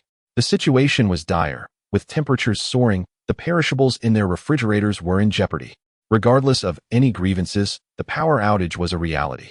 Each household was left with no choice but to quickly cook and consume their perishable items, as spoiled food was of no use. The Liu family, equipped with a solar power generator, felt less urgency. After the family finished their meal, Zhou shared his plan. Mom and Dad, the day after tomorrow, a massive sandstorm will engulf the Baoga building, scattering the entire commercial street. Following that, torrential rain will arrive. We must seize the moment amidst the chaos to procure supplies from the building. Zhou clenched his wrists, his gaze steely. The Baoga building was essential. It housed the indispensable radiation suits necessary for survival in the aftermath. He later learned that the top floor contained a high-tech experience center, which held several sets of radiation suits. Hence, he was determined to retrieve this vital equipment before disaster struck the building. News reports would repeatedly broadcast the destruction of the Baoga building at precisely 2 o'clock in the afternoon, compelling Zhou to vacate the area by 1 o'clock. This plan was fraught with risk, yet it was unavoidable. The supplies his family had gathered thus far were limited to what their socioeconomic status could afford. Acquiring radiation suits was a different matter entirely, as money alone might not suffice. The radiation gear available on the market was largely deceptive. After absorbing his son's words, Dad furrowed his brow and remarked, "Son, if what you say is true, the Baoga building is perilous. Are we not knowingly walking into the jaws of a tiger?" Zhou sighed. "Dad, if we do not enter the tiger's den, how can we hope to catch a tiger cub? There are numerous items inside that will be invaluable later. It's worth the risk." Dad remained puzzled by what could possibly justify such a perilous venture for the family. In a moment of resignation, Zhou explained the significance of the radiation suits. After hearing their son, Dad and Mom fell into deep contemplation. After a moment, Dad gritted his teeth and declared, "Let us do it, son. The day after tomorrow, we'll go together." Zhou nodded. "All right, Dad, I will prepare the necessary items right away. We will act according to the situation." Lu's mother furrowed her brows. "I want to go as well." Zhou and his father exchanged a wry smile. Ultimately, Lu's father urged, "My dear, you shouldn't go. It is far too dangerous." Lu's mother, with a resolute expression, replied, "How can I rest easy if both of you go? Moreover, to put it bluntly, if both of you were to perish, I wouldn't be able to survive either. It is better for the entire family to go together. We will have each other for support." Lu's mother's reasoning was not without merit. Zhou recalled the fierce demeanor of his mother in his previous life, akin to a protective hen, shielding him with unwavering vigilance.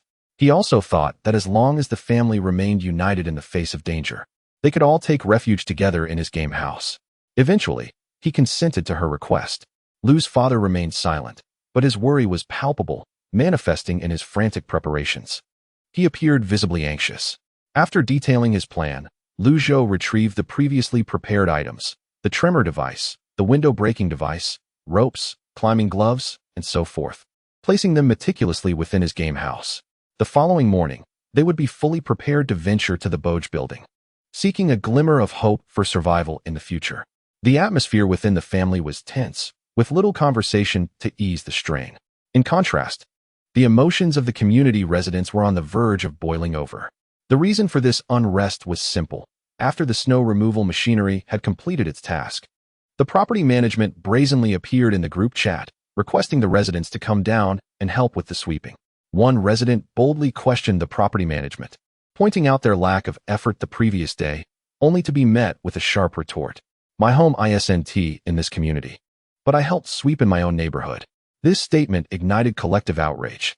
Huh, you're quite something. Coming to our community to earn money and then going back to your own to sweep? This move truly leaves me dumbfounded. Indeed, you represent the property management, collecting our maintenance fees, and this is what you do? The dust storm raged on, the weather was sweltering, and the power was out. The general mood of the crowd was irritable, and the property management's words were like pouring gasoline on a fire. The property management found themselves momentarily speechless, before eventually stammering. How about this?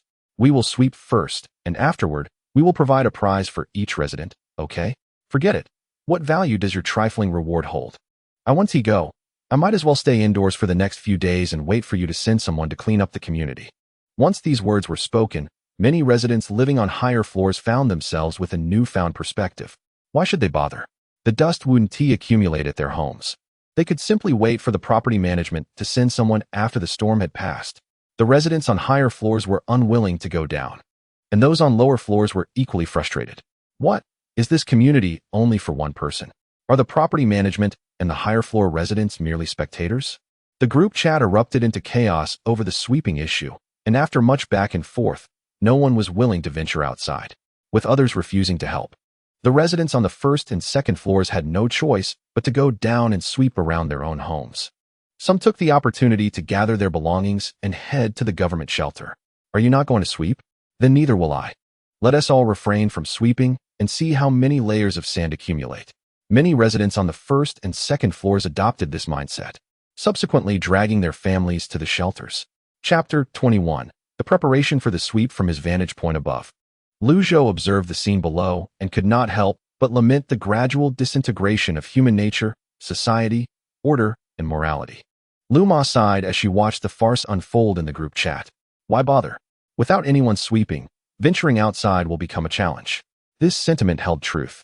Even if the government cleared the roads, navigating through the several dozen centimeters of sand would remain arduous. Moreover, after several days of such conditions, Zhou surmised that many households were likely out of supplies. Even if they had some provisions left, the power outage rendered it impossible to store perishable food, leading to a drastic depletion of resources. When the time came to venture out, the homeowners would surely face discomfort.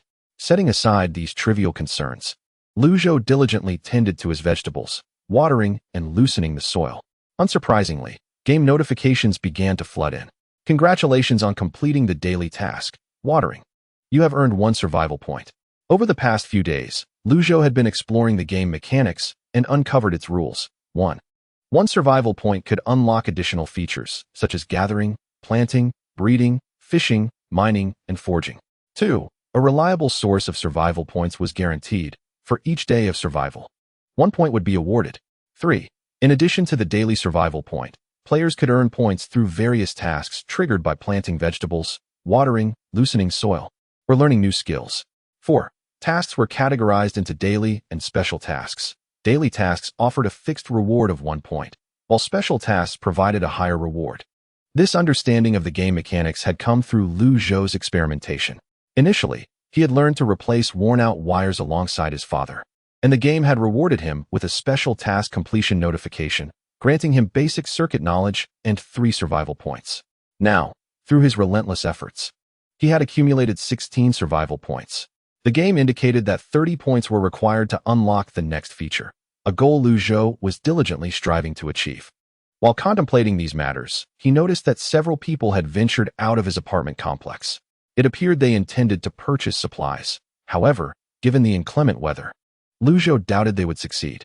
Nevertheless, with the shelters now open, it was reasonable to assume that several distribution points for supplies would also be established.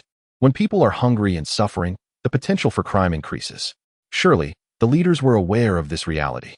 Lu Zhou kept a close eye on the scene below until he spotted someone carrying a bag as they entered his community. It seemed they had received supplies from a distribution point. But where was this supply point? Why had there been no announcements regarding it? Just as he pondered these questions, there was a knock at his front door. Lu Zhou tiptoed over and peered through the peephole. It was Zhang Jiahao. He promptly opened the door. Jiahao, what brings you here?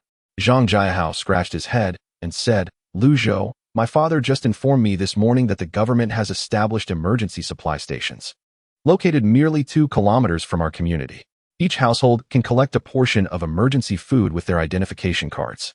Are you going? Lu Zhou exclaimed with delight. That's fantastic. I will go. Let me first ask my parents for their ID cards. He had just seen someone downstairs returning with items, completely unaware of where they had obtained them. Jiahao, why don't you come inside for a bit? Lu Zhou warmly invited. Since they had tidied up their home and removed anything inappropriate, they felt no apprehension about having guests. Zhang Jiahao quickly waved his hand. No, Lu Zhou. I just wanted to let you know that I also need to get my family SID and household registration book to prepare. Let us go together. After saying this, he headed downstairs. Lu Zhou closed the door and informed his parents of the situation. They definitely needed to go, as every household was in need of supplies. Not going would be contrary to the spirit of community.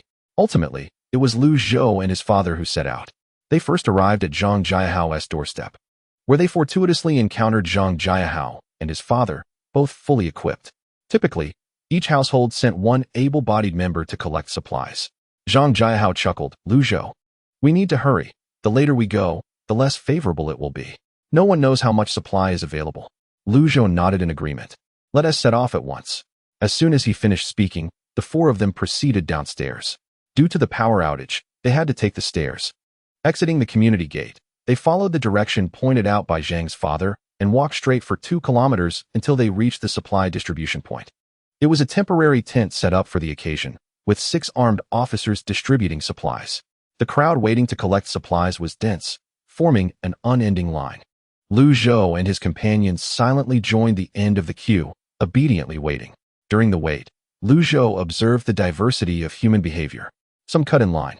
Others attempted to claim supplies fraudulently. Some extorted items from others, and a few caused disturbances. Lu Zhou couldn't help but chuckle, wondering how these individuals could act so brazenly with police present. As he anticipated, the troublemakers were soon restrained by the armed officers and loaded onto a truck for further handling. Witnessing the seriousness of the situation, the instigators immediately ceased their antics, and the line returned to an air of calm. After waiting for over an hour, it was finally their turn. The distribution was overseen by 2 young officers, their dark complexions reflecting a sense of righteousness. Hello, please present your identification. Supplies will be allocated per individual. Without hesitation, Lu Zhou handed over the ID cards for his family of 3. The officer glanced at them, scanned the cards with a device, and then smiled, approved. Here are 3 days' worth of supplies. Please use them judiciously. As he spoke, he retrieved a bag of provisions from behind him. Lu Zhou carefully accepted the relief supplies and promptly exited through the other side. Lu Ba closely followed his son, Lu Zhou, by the vacant lot. The 2 awaited Zhang Jiahao and his father. While they waited, they noticed a frail girl in the distance, being threatened by a man who sought to steal her provisions. This was intolerable. Exchanging glances with his father, Lu Zhou stealthily approached. He lightened his steps, grasping a brick and forcefully striking the man on the back of his head. The man, who had been boasting loudly, suddenly felt a blur before collapsing to the ground. The girl covered her mouth, nearly screaming, and when she looked at Lu Zhou and his father, fear almost brought her to tears. Lu Ba furrowed his brow, glancing at the man lying on the ground. What would they do now? Lu Zhou shrugged it off, suggesting they leave it to the police. After all, they had aided in apprehending a criminal. With that, Lu Ba nodded and hurried towards the direction where the police officers were stationed. The girl, trembling, expressed her gratitude before hastily departing. Zhang Jiahao and his father arrived a bit earlier and were taken aback upon seeing the unconscious man. Was this fellow attempting to rob you? Zhang's father inquired, astonished. It seemed illogical. The man did not appear capable of confronting 2 grown men from the Lu family. Lu Zhou flashed an innocent smile. No, Uncle Zhang. This man was attempting to rob a girl, but my father and I managed to catch him. My dad just want to call the armed police over to handle the situation. Zhang's father nodded, understanding the explanation. It appeared that the father and son from the Lu family had a good heart after all. Unbeknownst to Lu Zhou, His actions had garnered Zhang's father's favor. He was looking towards Liu Ba, who swiftly returned with a police officer. The man on the ground remained unconscious for quite some time, and the officer wasted no time in dragging him away like a limp dog. Once this small incident concluded, the four of them hurried homeward. Upon reaching the foot of their apartment building, Lu Zhou encountered a familiar face, Song Chuifeng, who lived in Building 12 and had previously maintained a good relationship with Lu's mother. Song's complexion appeared somewhat sallow, and she seemed to have lost some weight. Upon seeing the Lu family return with a bag of food, she immediately grasped at the opportunity as if it were a lifeline. "Ah, it's little Zhou. I nearly didn't recognize you," exclaimed Aunt Song. "Where did you get that food?" Lu Zhou felt compelled to respond. "Aunt Song, we didn't buy it. We received it as relief supplies. There's a temporary distribution center just 2 kilometers outside the main gate. Remember to bring your family SID. You can collect 3 days' worth at once." Song Chuifeng quickly expressed her gratitude and hurried back to Building 12. The four of them climbed the stairs, panting as they ascended 8 flights before Liu Ba called for a brief rest. Zhang's father and son, eager to return home, bid farewell to Liu Ba and Lu Zhou before continuing on their way. After resting for 2 minutes, Lu Zhou and his father resumed their ascent, ultimately reaching the 18th floor in one go. Exhausted, Liu Ba's heart raced as he entered the door, setting down the items he carried and nearly collapsing onto the sofa. Lu Zhou took a few deep breaths and opened the bag of relief supplies. 9 packs of compressed biscuits, 9 instant noodle packets, 9 sausages, and 3 military cans of pork, just enough provisions for 3 individuals over the course of 3 days. Lu Zhou meticulously stored away the relief supplies, preparing to consume them later. In addition, he recounted his encounter with Song Chuifeng to his mother, Lu Ma. Nodding in understanding, Lu Ma expressed that this matter was not one to be kept secret. Assisting Aunt Song would be beneficial. This referred to Lu Zhou guiding Song Chuifeng. After a brief respite, Liu Ba finally regained his composure. Climbing up to the 18th floor without an elevator was indeed arduous. He sighed, contemplating the frequent stair climbing that awaited them, which filled him with a sense of hopelessness. Lu Ma comforted him, saying, "It's all right. Consider it a form of exercise." Liu Ba nearly rolled his eyes at this suggestion. Exercise? To him, it felt as if it were taking his life away. That evening, the family shared a modest meal before retiring for the night. Liu Ba, presumably exhausted, fell asleep within a minute, snoring loudly. Lu Zhou shook his head and set the alarm for 5 o'clock the following morning. The quality of their forthcoming days hinged on what tomorrow would bring. With a heavy heart, Lu Zhou found himself restless, plagued by a night full of nightmares. Ultimately, he was jolted awake by the morning alarm. He blinked widely, silencing the alarm while gasping for breath. The absurdity of his dream lingered in his mind. He had dreamt that his family barely survived to reach the underground city, only for him to be stabbed in the back once more. Terrified, he had awakened abruptly. After regaining consciousness, Lu Zhou checked himself thoroughly, confirming that the ordeal had merely been a dream. "Mom, Dad, have you woken up yet?" he rasped, making his way toward their bedroom. The room was enveloped in silence. Sensing something amiss, he pushed the door open. Inside lay the lifeless bodies of his parents, blood still oozing from their forms. Lu Zhou's vision blurred. "Dad, Mom, Xiao Zhou, wake up."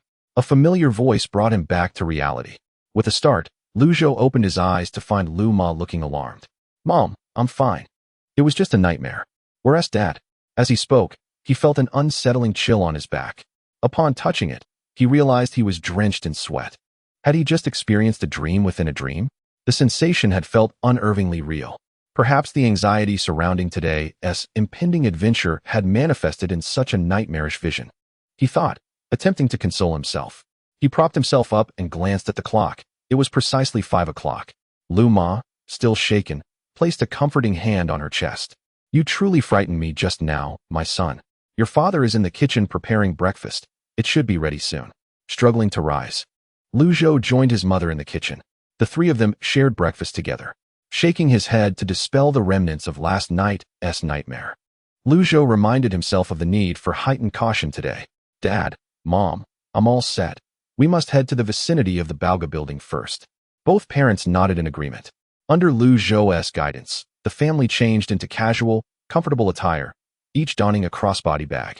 Inside, there lay a Swiss Army knife for self-defense, along with a flashlight and a wireless signal receiver. The small backpack was filled with emergency supplies. and Zhou sincerely hoped that by the end, no one would have to resort to using them. Once the trio was prepared, they descended the stairs. In the morning, the sand still accumulated to about 50 centimeters. Fortunately, Zhou's father owned an off-road vehicle, allowing them to barely manage an exit. A sedan would have faced insurmountable difficulties. As the three settled into the car, the engine roared to life, and they set off slowly. The height of sand and dust on the streets had considerably diminished, now merely around 10 centimeters, thanks to the persistent efforts of sanitation workers. The Bauga building was approximately 50 kilometers from Zhou's neighborhood. Under normal circumstances, the journey would take an hour. However, due to the adverse weather, they arrived at 7 o'clock, nearly an hour late. Both Zhou's parents felt a swell of anxiety. It was their first time undertaking such an endeavor, and their hearts raced with trepidation. They found a suitable spot and infiltrated the Bauga building. As the most luxurious mall in Jiguang City, it boasted a comprehensive self-generating power system, allowing it to remain operational even now. Initially expecting few patrons inside, Zhou was astonished to see a considerable number of people crowding toward the third floor. A glance at the nearby sign revealed that the third floor housed an outdoor equipment store. In that instant, Zhou understood. There were indeed many astute individuals among them. It seemed these folks had some supplies at home and were not in a rush for food, choosing instead to procure other survival items from the outdoor store. Zhou's parents grew increasingly anxious. Should we check what they are buying, Zhou? Zhou slowly shook his head. No, in just an hour. The emergency announcement will be broadcasted. With the crowd on the third floor, it would take quite a while to evacuate. Let us not join the throng. Upon hearing their son's words, Zhou's parents could only force themselves to remain calm. Time ticked away slowly. Finally, the clock ambled to 8:30. The Bauga building, which had been displaying product advertisements, suddenly extinguished all screens. About 5 minutes later, every display flickered back to life. The central image on the screen clearly belonged to the Meteorological Bureau. Simultaneously, every speaker in the mall blared to life. Emergency announcement. A severe sandstorm is expected to sweep through the Sanxiangli area in 1 hour. All individuals who hear this message must immediately evacuate the Sanxiangli area and proceed to the Qidong district shelter. Do not seek refuge indoors within the Sanxiangli area. The message was repeated once more. It's here. Zhou's eyes widened as he gazed at the announcement, a mix of fear and exhilaration surging within him. The crowd, initially engrossed in their purchases, froze in place upon hearing the emergency directive. It was no wonder they were startled. Many had not encountered such a comprehensive regional broadcast in decades. What kind of disaster could warrant such a monumental response from the government? Recollecting the terrifying sandstorm from before, many individuals instinctively grasped their belongings and fled. The store manager, in a state of panic, sought to reclaim the items, but soon realized that the chaos was beyond his control. The crowd surged through the store like a frenzied horde, indiscriminately seizing whatever they could before hastily making their escape. During this tumult, regardless of the utility of the items, anything easily carried away was snatched up by the throng. Once they had ransacked the third floor, they charged into the basement-level supermarket, intent on continuing their pillaging. Zhou and his companions narrowly avoided the frenzied mob. The entrance to the supermarket in the Bauga building was positioned outside the edifice, causing the panicked crowd to rush toward the building's exit, eager to enter the supermarket. The first floor housed jewelry and skincare products. The second floor featured men's and women's apparel. The third floor was dedicated to sportswear and outdoor survival gear. The fourth floor showcased fine tobacco, liquor, and watches. The fifth floor catered to children's clothing and food. The sixth floor contained home appliances, mobile phones, and computers. The seventh floor displayed luxury cars, and the eighth floor was an avant-garde technology experience center. Zhou observed keenly as the majority of the crowd surged toward the basement, while some ventured into the jewelry section on the first floor, hoping to take advantage of the disorder. Unfortunately, the jewelry counters were made of tempered glass, and despite their combined efforts, the mob was unable to seize the items within. Ultimately, they resorted to smashing a counter with a fire extinguisher, surrounding it in a frenzied scramble for valuables. In an instant, chaos erupted. Just as the frenzy reached its peak, a hurricane approached silently. The doors of the Bauga building were violently torn open by the gale. Those still engaged in their frenzied theft of jewels were suddenly struck with terror. Wasn't it stated that evacuation should occur within an hour? How could the hurricane arrive so swiftly after the announcement? The astute individuals promptly relinquished their grasp and fled, while the less perceptive were shoved out by the throng. Before anyone could fully comprehend the situation, the hurricane swept several individuals upward, only to crash them down violently. With a sickening thud, they landed at the feet of the crowd, their blood and brains mingling in a gruesome spectacle, still oozing onto the ground. Many stared in shock for a moment before erupting into screams, sending the crowd into further disarray.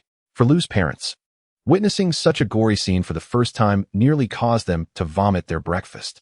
Zhou, maintaining his composure, firmly grasped his parents and led them directly up the emergency exit toward the top floor. The positions of the radiation-resistant suits were of paramount importance, surpassing any other valuable items within the building. They had to be obtained first. The three raced to the 8th floor at a speed unmatched in their lifetimes. The 8th floor was eerily deserted. In the face of disaster, most individuals were preoccupied with scavenging for food or valuables, with the majority crowding on the first and basement levels. Few dared to risk their lives by rushing to the 8th floor, perceiving it as the least worthwhile destination. Zhou had no time to catch his breath and immediately spotted the glimmering radiation-resistant suits. He dashed over, briefly glancing at the display case's label, radiation-resistant suit. Retail price, 220,000 yuan. The exorbitant price, amounting to over 2 million, was gathered by Zhou with the utmost effort from his family. Yet it was at risk of being squandered. Without hesitation, he retrieved the window-breaking device from the gaming room. With a swift motion, the display case shattered, and Zhou promptly secured the radiation-resistant suit within the confines of the room. His father rushed over, snatching the device from his son's hands. "You collect. I shall destroy it." Meanwhile, his mother busied herself, darting about to scout for valuable items nearby. As Zhou's father demolished one enclosure, Zhou would swiftly stash away its contents. "You two, come quickly. There's an emergency shelter," his mother exclaimed anxiously, prompting Zhou to dash toward her. An emergency shelter, as the name implies, is a haven where individuals can evade most calamities, such as earthquakes, floods, and tsunamis. It is equipped with an autonomous intelligence system that navigates to the safest locations without human intervention. Zhou's eyes sparkled with excitement at the discovery. What a treasure! Without a moment's pause, he collected the anti-stab, bulletproof attire crafted from high-performance materials, not blinking as he gathered it all. Additionally, he swept up around 10 of the latest model drones into his pockets. The trio moved through the floor like a swarm of locusts, thoroughly scavenging the useful items before rushing down to the first floor. The 7th floor served as the luxury car exhibition area. Outside, the sun was obscured by yellow dust, and the entire power supply of the Bauga building had long since failed. What should have been brightly lit display stands were now engulfed in darkness. Zhou switched on his flashlight, and before he could take a closer look, he felt as if his eyes were about to be dazzled by the luxury cars. Before him lay a spectacular array of Lamborghinis, Mercedes, BMWs, and Ferraris, exquisite vehicles he had only glimpsed on Baidu, now lined up in perfect order on the 7th floor. Moreover, each car was among the most renowned and exceptional models of their respective brands, as the Bauga building would only host the finest. Zhou's father, exhilarated, was practically trembling with excitement. A car enthusiast, he urged Zhou to collect the most expensive SUV available. "Our off-road vehicle is inadequate. If the road conditions worsen, it will be of no use. This one is splendid." Zhou wasted no words, securing the SUV, yet his gaze was drawn to a luxurious motorhome. This all-black vehicle exuded understated elegance, yet its price was astonishing, 23 million. After glancing at the specifications, Zhou understood. The windows and body were fully bulletproof, and the vehicle could seamlessly switch between gasoline and electric modes, with solar panels adorning the roof and sides. There was no fear of running out of power in a post-apocalyptic scenario. No wonder it commanded such a steep price. Chapter 24. Luxury Cars, Spirits, None Left Behind.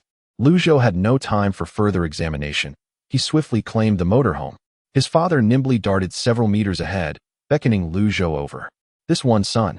Under his father's guidance, Zhou collected several vehicles for future use, predominantly selecting off-road models, with only the finest supercar among them, ensuring preparedness for whatever lay ahead. After descending from the lavish car showroom on the 7th floor, the trio quickly navigated to the next level, flashlights in hand. This floor was adorned with imported home appliances, as well as mobile phones and computers. Zhou hastened towards the appliance section, selecting the most expensive and practical items such as refrigerators, air conditioners, water heaters, and toilets. With an overwhelming array of choices, he could only pick the most essential items. He also grabbed a microwave and an oven, considering their potential utility in the future. Lu Ma spoke up, and Lu Zhou nodded, swiftly clearing the shelves. Her words rang true. Once the base was fully developed and power was established, these appliances would prove invaluable, making them worth taking along. The trio continued their rapid scavenging, reaching the 5th floor, dedicated to children. This level was filled with children's clothing, infant formula, supplies, and toys. Uncertain of Lu Ma's intentions, Lu Zhou harbored no plans of having children in the future. Life was already arduous for adults. Why subject a child to such hardship? Nonetheless, infant formula was a highly marketable item. Lu Zhou dashed to the infant formula section. Confronted with an overwhelming selection of European and New Zealand imports, Dutch formula, German organic milk powder, Australian formula, and more, he worked swiftly, his hands never pausing. Lu Ba and Lu Ma each carried a large bag, frantically stuffing it with cans of formula. Lu Zhou spared no selection. Boxes, bags, cans, nothing was left behind. Upon reaching the baby bottle and diaper section, he did not overlook those either. These supplies were irreplaceable in the foreseeable future. Rather than allowing them to be destroyed by the impending sandstorm, it was far wiser to take them along. Time was of the essence, as outside, a howling sandstorm raged. Inside, the three were frantically stockpiling goods, not daring to waste a moment. Lu Zhou vividly recalled that in his past life, the entire commercial street was devastated around noon. It was now 9:40, and they had just over an hour left. By 11, regardless of the circumstances, they must exit the Bauga building. No one dared utter a word. Beads of sweat glistened on their foreheads, a mix of heat and urgency. They moved with commendable speed.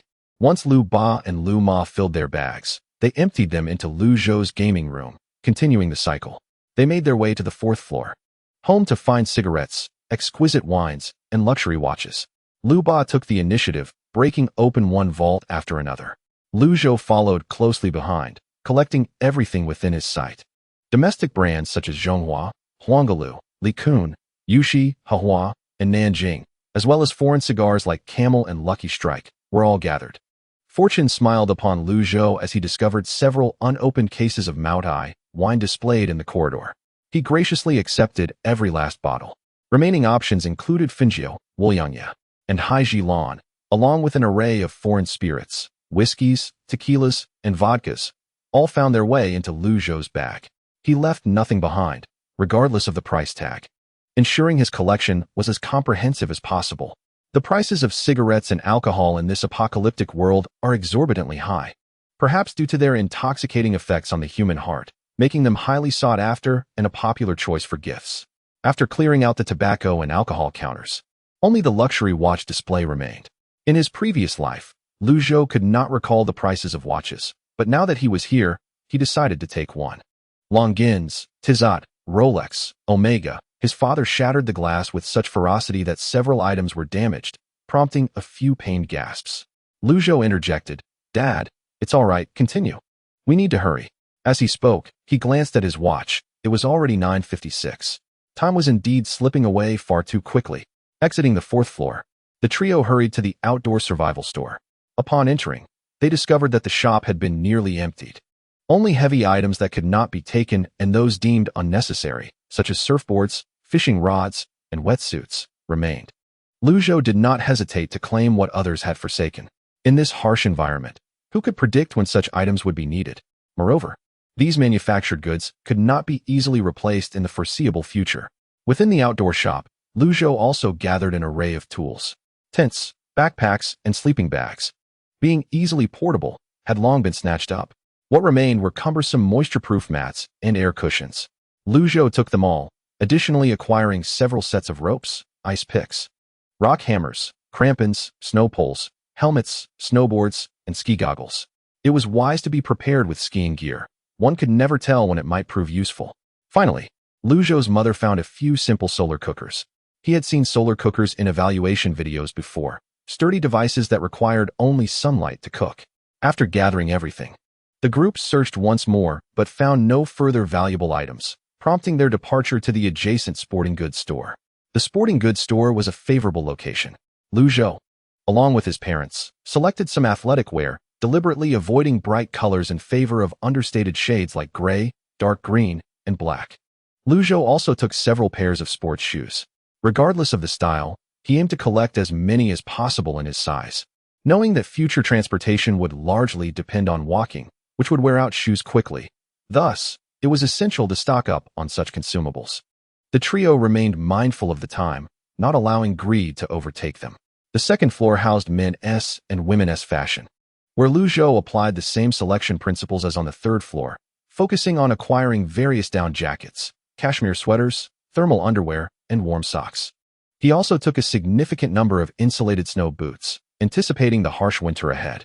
With utmost speed, the three reached the first floor, where the clock read 10:20. They had 40 minutes left. Exhausted, beads of sweat glistened on Zhou's forehead, yet he maintained his swift pace, calmly guiding his parents. They finally arrived on the ground floor. The once boisterous crowd had dissipated, leaving behind a grim scene with a dozen corpses scattered about, fragmented and disheveled. A result of the sandstorm's wrath. The blood upon the head, yet the body remains intact, is merely a consequence of a playful scuffle that turned fatal. Zhou's parents, somewhat disoriented, turned their heads aside, sighing for the unfortunate souls. Chapter 25. Upgrading the backpack slots. Zhou urged his father to continue dismantling the display case, while he himself gathered the gold and jewels. He prioritized the gold, as jade and gemstones held little value in the post-apocalyptic world. Among the counters, there was one dedicated to diamonds, not ordinary ones, but pink diamonds. Initially hesitant to take them, he reconsidered, thinking his mother would appreciate them, and thus he decided to collect them for her. Then, an unforeseen incident occurred. The pink diamonds he had gathered were instantly consumed by the game house. A prompt appeared. Detected successful recharge of pink diamonds by the player. Would you like to expand your backpack? Could his game system really recharge pink diamonds from reality? Moreover, it appeared that expanding the backpack slots required monetary investment. Zhou's eyes widened in astonishment as he processed this revelation. The currency within this minigame comprised three types: the pink diamonds infused by real-world currency, diamonds collected in-game, and gold coins used for upgrading workshops, farmland, and purchasing game supplies. In essence, the treasures he needed to gather were primarily pink diamonds, and gold. To confirm his hypothesis, Zhou hurriedly checked the gold he had just deposited in the game house. Sure enough, the gold had vanished, replaced by numbers in the upper right corner. Gold coins, 10,000, pink diamonds, 80. Indeed, it was as he suspected. With a peculiar expression, Zhou addressed his father. "Dad, break open that diamond counter." His finger pointed towards the display. Zhou's father, thinking his son was not quite right in the head, muttered that diamonds were useless and merely a tax on intelligence. Yet, despite his words, he dutifully pried open the counter. Zhou swiftly stuffed a handful of diamonds inside. His gaze fixated on the upper right corner. As anticipated, the numbers began to fluctuate rapidly. Diamonds, 18. He had indeed guessed correctly. This was a significant matter concerning the game system. Zhou, mindful of the importance, promptly collected all the diamonds from the counter, ensuring not to overlook the gold and pink diamonds as well. Once he had finished gathering, the game reminded him once more. "Would you like to use pink diamonds to unlock backpack slots?" "Yes." Without hesitation, Zhou agreed. 100 pink diamonds unlock one backpack slot. Detected that the player has a total of 523 pink diamonds. "Would you like to unlock 5 slots?" "Yes." Zhou confirmed once again. Subsequently, the game system flickered, and upon checking his backpack, he discovered 5 additional slots had been added. Splendid. He could now store more items. However, his joy was short-lived. While he had indeed gained additional slots, he lacked sufficient containers, presenting a significant dilemma for future storage. Furrowing his brow, he resolved to set aside his concerns for the time being. Beside them, Lu Ma and Lu Ba began to pack skincare products. Zhou approached to assist, swiftly placing all the items into a small room. As he raised his hand, the clock's hands pointed to 10:45. While packing, many of the skincare products remained in their cartons, unopened. This worked to Zhou's advantage, as he simply tossed the entire boxes into the compartments of his backpack, which he had designated for sturdier cartons. He breathed a sigh of relief, knowing that if necessary, the boxes could serve as a makeshift solution. After the three of them finished their tasks on the first floor, Zhou glanced at the time. It was 10:50. If only there were a bit more time. He could rush to the supermarket to grab some storage boxes. However, realizing the urgency, they had to leave immediately to avoid any unforeseen circumstances. Zhou grasped his parents' arms firmly and urged, "Dad, Mom, we must hurry. It's time to go." They complied without hesitation, and the trio hurriedly made their way outside. The wind and sand whipped around them, creating a chilling sound in the air. Gritting his teeth, Zhou took out a rope and bound them together. "Dad, Mom, hold on to the rope. We must stick together." Lu Ba and Lu Ma took the rope from Zhou's hands and tightened their grip while firmly planting their feet on the ground. They struggled for several minutes before finally reaching the spot where the car was parked. Lu Ba opened the door, allowing Zhou and Lu Ma to enter first. Once his wife and son were settled, he climbed in last, flooring the gas pedal and charging toward the exit. As Zhou glanced ahead, it appeared there was a traffic jam. Unsure, he pulled out binoculars to confirm, and indeed, the road was congested. Strangely, he wondered where all these people had come from on this commercial street. Had there ever been so many in his past life? He mused to himself, but knew that returning via this route was not an option. Judging by the level of traffic, they would be stuck in Sanxiang for at least another hour. "Dad, let us take a different route. There are too many people ahead." Lu Ba took his son's words to heart. "How about you drive, son?" Time was of the essence, and Lu Ba feared any delay. Without hesitation, Zhou agreed. There was a lesser-known side road in this commercial area, one that few were aware of. It had once been slated for redevelopment, so even the navigation systems had not recorded it. Zhou had learned about it during his later expeditions in search of food. He swiftly switched places with Lu Ba, turned the car around, and sped off in a new direction, while the crowds congregated at the front and rear entrances, as well as the side doors. Zhou took the side road, encountering no other vehicles. The sky filled with swirling sand, darkening ominously as if it were dusk despite the early hour. Glancing at the weather, Zhou felt a surge of urgency. The car's engine roared as he pushed it to its limits, reaching speeds of 190 miles per hour. The unsettling conditions outside necessitated an increase in speed. Due to the excessive speed of the vehicle, both Lu's father and mother clutched their seatbelts tightly, gritting their teeth and frowning, yet none dared to interrupt Zhou. Everyone was acutely aware that they were racing against death. Zhou accelerated recklessly until the car reached a narrow intersection. This road, with an open entrance, could accommodate only a single vehicle, and several construction signs stood ominously at the entrance. Undeterred, Zhou sped ahead. Lu's father contemplated speaking up, but refrained, fearing that it might distract Zhou from driving. Zhou, vigilant and furrowed in concentration, forged ahead. This road had been recently repaired. It had remained in use due to poor planning of the shops. Once inside, the space opened up significantly, resembling a normal road. Zhou maneuvered the car swiftly while addressing his parents. "Dad, Mom, please check the Weather Bureau's report." He was cautious, anxious about any unforeseen changes. Lu's mother quickly retrieved her phone, and upon viewing the Weather Bureau's announcement, her face turned pale with terror, her teeth chattering uncontrollably. The reason was clear. It indicated that an extraordinary sandstorm was expected to arrive at precisely 11:30.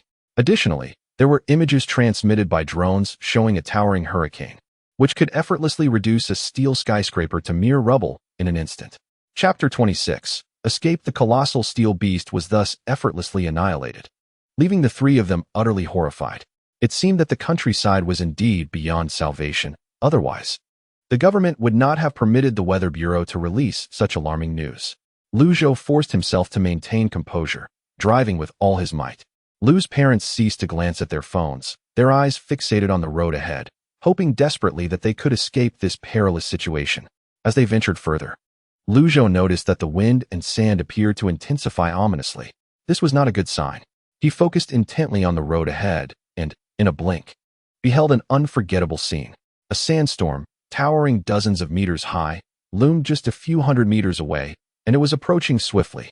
The size matched precisely what the Weather Bureau had reported. A sense of foreboding washed over Zhou. The closer they drew to the tornado, the more likely it was that drones from the Weather Bureau were monitoring the situation nearby. To keep his secret concealed, it was best to refrain from using the game for the time being. Lu's parents had also spotted the massive tornado barreling towards them, their faces turning as pale as paper. Zhou, though his parents spoke little, Zhou could sense their anxiety. In truth, he was no better off, gripping the steering wheel tightly as he desperately turned the car and continued onward. After navigating the previous curve, They needed only to drive straight for another 15 minutes to exit the area of Sanxiang, as they had just changed direction. The tornado failed to follow them and instead veered off in the opposite direction. Watching the tornado recede further away from the vehicle, the entire family breathed a sigh of relief. Zhou turned to see if any drones were trailing near the tornado. To his surprise, about a few hundred meters away, he indeed spotted 2 drones circling the tumultuous vortex. The tornado has shifted its course, and naturally, the 2 drones followed suit. Just before departing, one drone paused momentarily, facing the direction of the vehicle driven by Zhou, before swiftly trailing the other. After an intensely nerve-wracking 15 minutes, Zhou finally managed to extricate his family from the Shenyangli area. Upon exiting, he dared not pause, pressing onward towards home with fervor. However, he could not maintain such a rapid pace on the road. His speed plummeted from 190 miles per hour to a steady 120 miles per hour. At last, Lu's father found the courage to speak. Zhou, that was truly terrifying. Thankfully, you knew this back road. Otherwise, our family would have been done for today. It's all right. You both needn't worry. I have it under control, Zhou reassured his parents, though he too felt a pang of anxiety within. It was imperative that someone remain composed in this situation, and that responsibility fell to him. Lu's mother, her heart racing, finally lowered her voice after a while. Let us just head home for now. We can discuss it later. The trio lapsed into silence. Surprisingly, the remainder of the journey proceeded smoothly. After approximately 50 minutes of driving, they returned to the community where Zhou resided. On their way back, Zhou observed that many others were also returning by car. Silently, he maneuvered the vehicle into the garage, intending to take his parents upstairs. The residents of the community were seen carrying government-issued relief supplies, often in pairs. Zhou wished to avoid drawing attention, yet someone approached his father to engage in conversation. Hey, isn't that old Lu? Despite his desire to remain aloof, Lu's father had no choice but to acknowledge the visitor. Old fan, what a coincidence. As he turned around, his initial look of annoyance transformed into one of warmth. Zhou and his mother halted, taking a closer look to discover it was Fan Jinglong, accompanied by his wife and child. Zhou recalled this individual vividly. Before the apocalypse, he was a colleague of Lu's father at his previous company. After Lu's father changed jobs, the 2 families, though residing in the same building, hardly spoke again. Following the onset of the apocalypse, Fan Jinglong adeptly cultivated numerous connections, with many in the same building placing their trust in him. He inevitably established a small faction. In a previous life, Zhou's family had relied on Fan Jinglong for their livelihoods. This man had resented Lu's father since he lost a competitive position to him years ago, leading to a strained relationship filled with veiled animosity that resulted in considerable hardship for the Lu family. A sense of wariness enveloped Zhou as he wondered about the man's intentions in approaching them today. Though Lu's father felt a sense of irritation, he maintained the facade. Fan Jinglong, carrying a large bag that appeared to contain recently acquired supplies, smiled amiably. Old Lu, have you all received your supplies yet? Yes, we have, and we appreciate your concern, old Fan, Lu's father replied curtly. Fan Jinglong's gaze swept over the 3 members of the Lu family, his eyes narrowing with suspicion. They had driven there, yet returned empty-handed? Had they perhaps discovered a bounty of food concealed within the vehicle? Haha, by the way, what were you all doing out driving? The recent weather has been quite unbearable. I had intended to venture out to purchase some items, yet I found myself unable to procure anything. Upon hearing this, the keenest nerves of the Lu family were set on edge. Although Lu's mother felt a pang of anxiety within, she maintained an outward calm. Indeed, we have visited several establishments, only to find each one closed. Fan Jinglong's wife was urging him to return. Come on, Fan, she said. With a sigh, Fan Jinglong turned to his wife for a moment, then smiled at the Lu family, saying, I shall take my leave now. Perhaps we can gather again in the future. After uttering these words, he turned and departed. Zhou furrowed his brow as he led his family back home. No one enjoys being scrutinized. Previously, he had been too occupied to concern himself with Fan Jinglong. But now that he had a moment to reflect, perhaps it was time to address this individual. Upon entering the house, Lu's mother was the first to speak. Do you both sense that something is amiss with Fan Jinglong? Lu's father, busy changing his shoes, responded, Your instincts are correct. He likely still harbors resentment over my success in the examinations while he did not. Fan Jinglong was rather envious by nature. Zhou felt compelled to share Fan Jinglong's dubious character with his parents, if only to foster a sense of caution. After listening to Lu Zhou's account, both parents wore grave expressions. Zhou, could Fan Jinglong pose a threat to our family? Lu Zhou pondered for a moment before replying, for now. There is no imminent danger, but this individual has a tendency to resurface and cause discomfort. Therefore, it is prudent that we do not allow him to gain too much favor among the people, or else our family may face considerable hardship. The two nodded in agreement, furrowing their brows in contemplation of strategies. Observing the seriousness on his parents' faces, Lu Zhou sought to lighten the mood. Mom and Dad, do not dwell on this. You both should take some time to rest. I merely wanted to alert you. Should anything arise, I will take care of this matter. Though Lu Zhou's initial words were considerate, he swallowed the latter truth that lingered unspoken within him.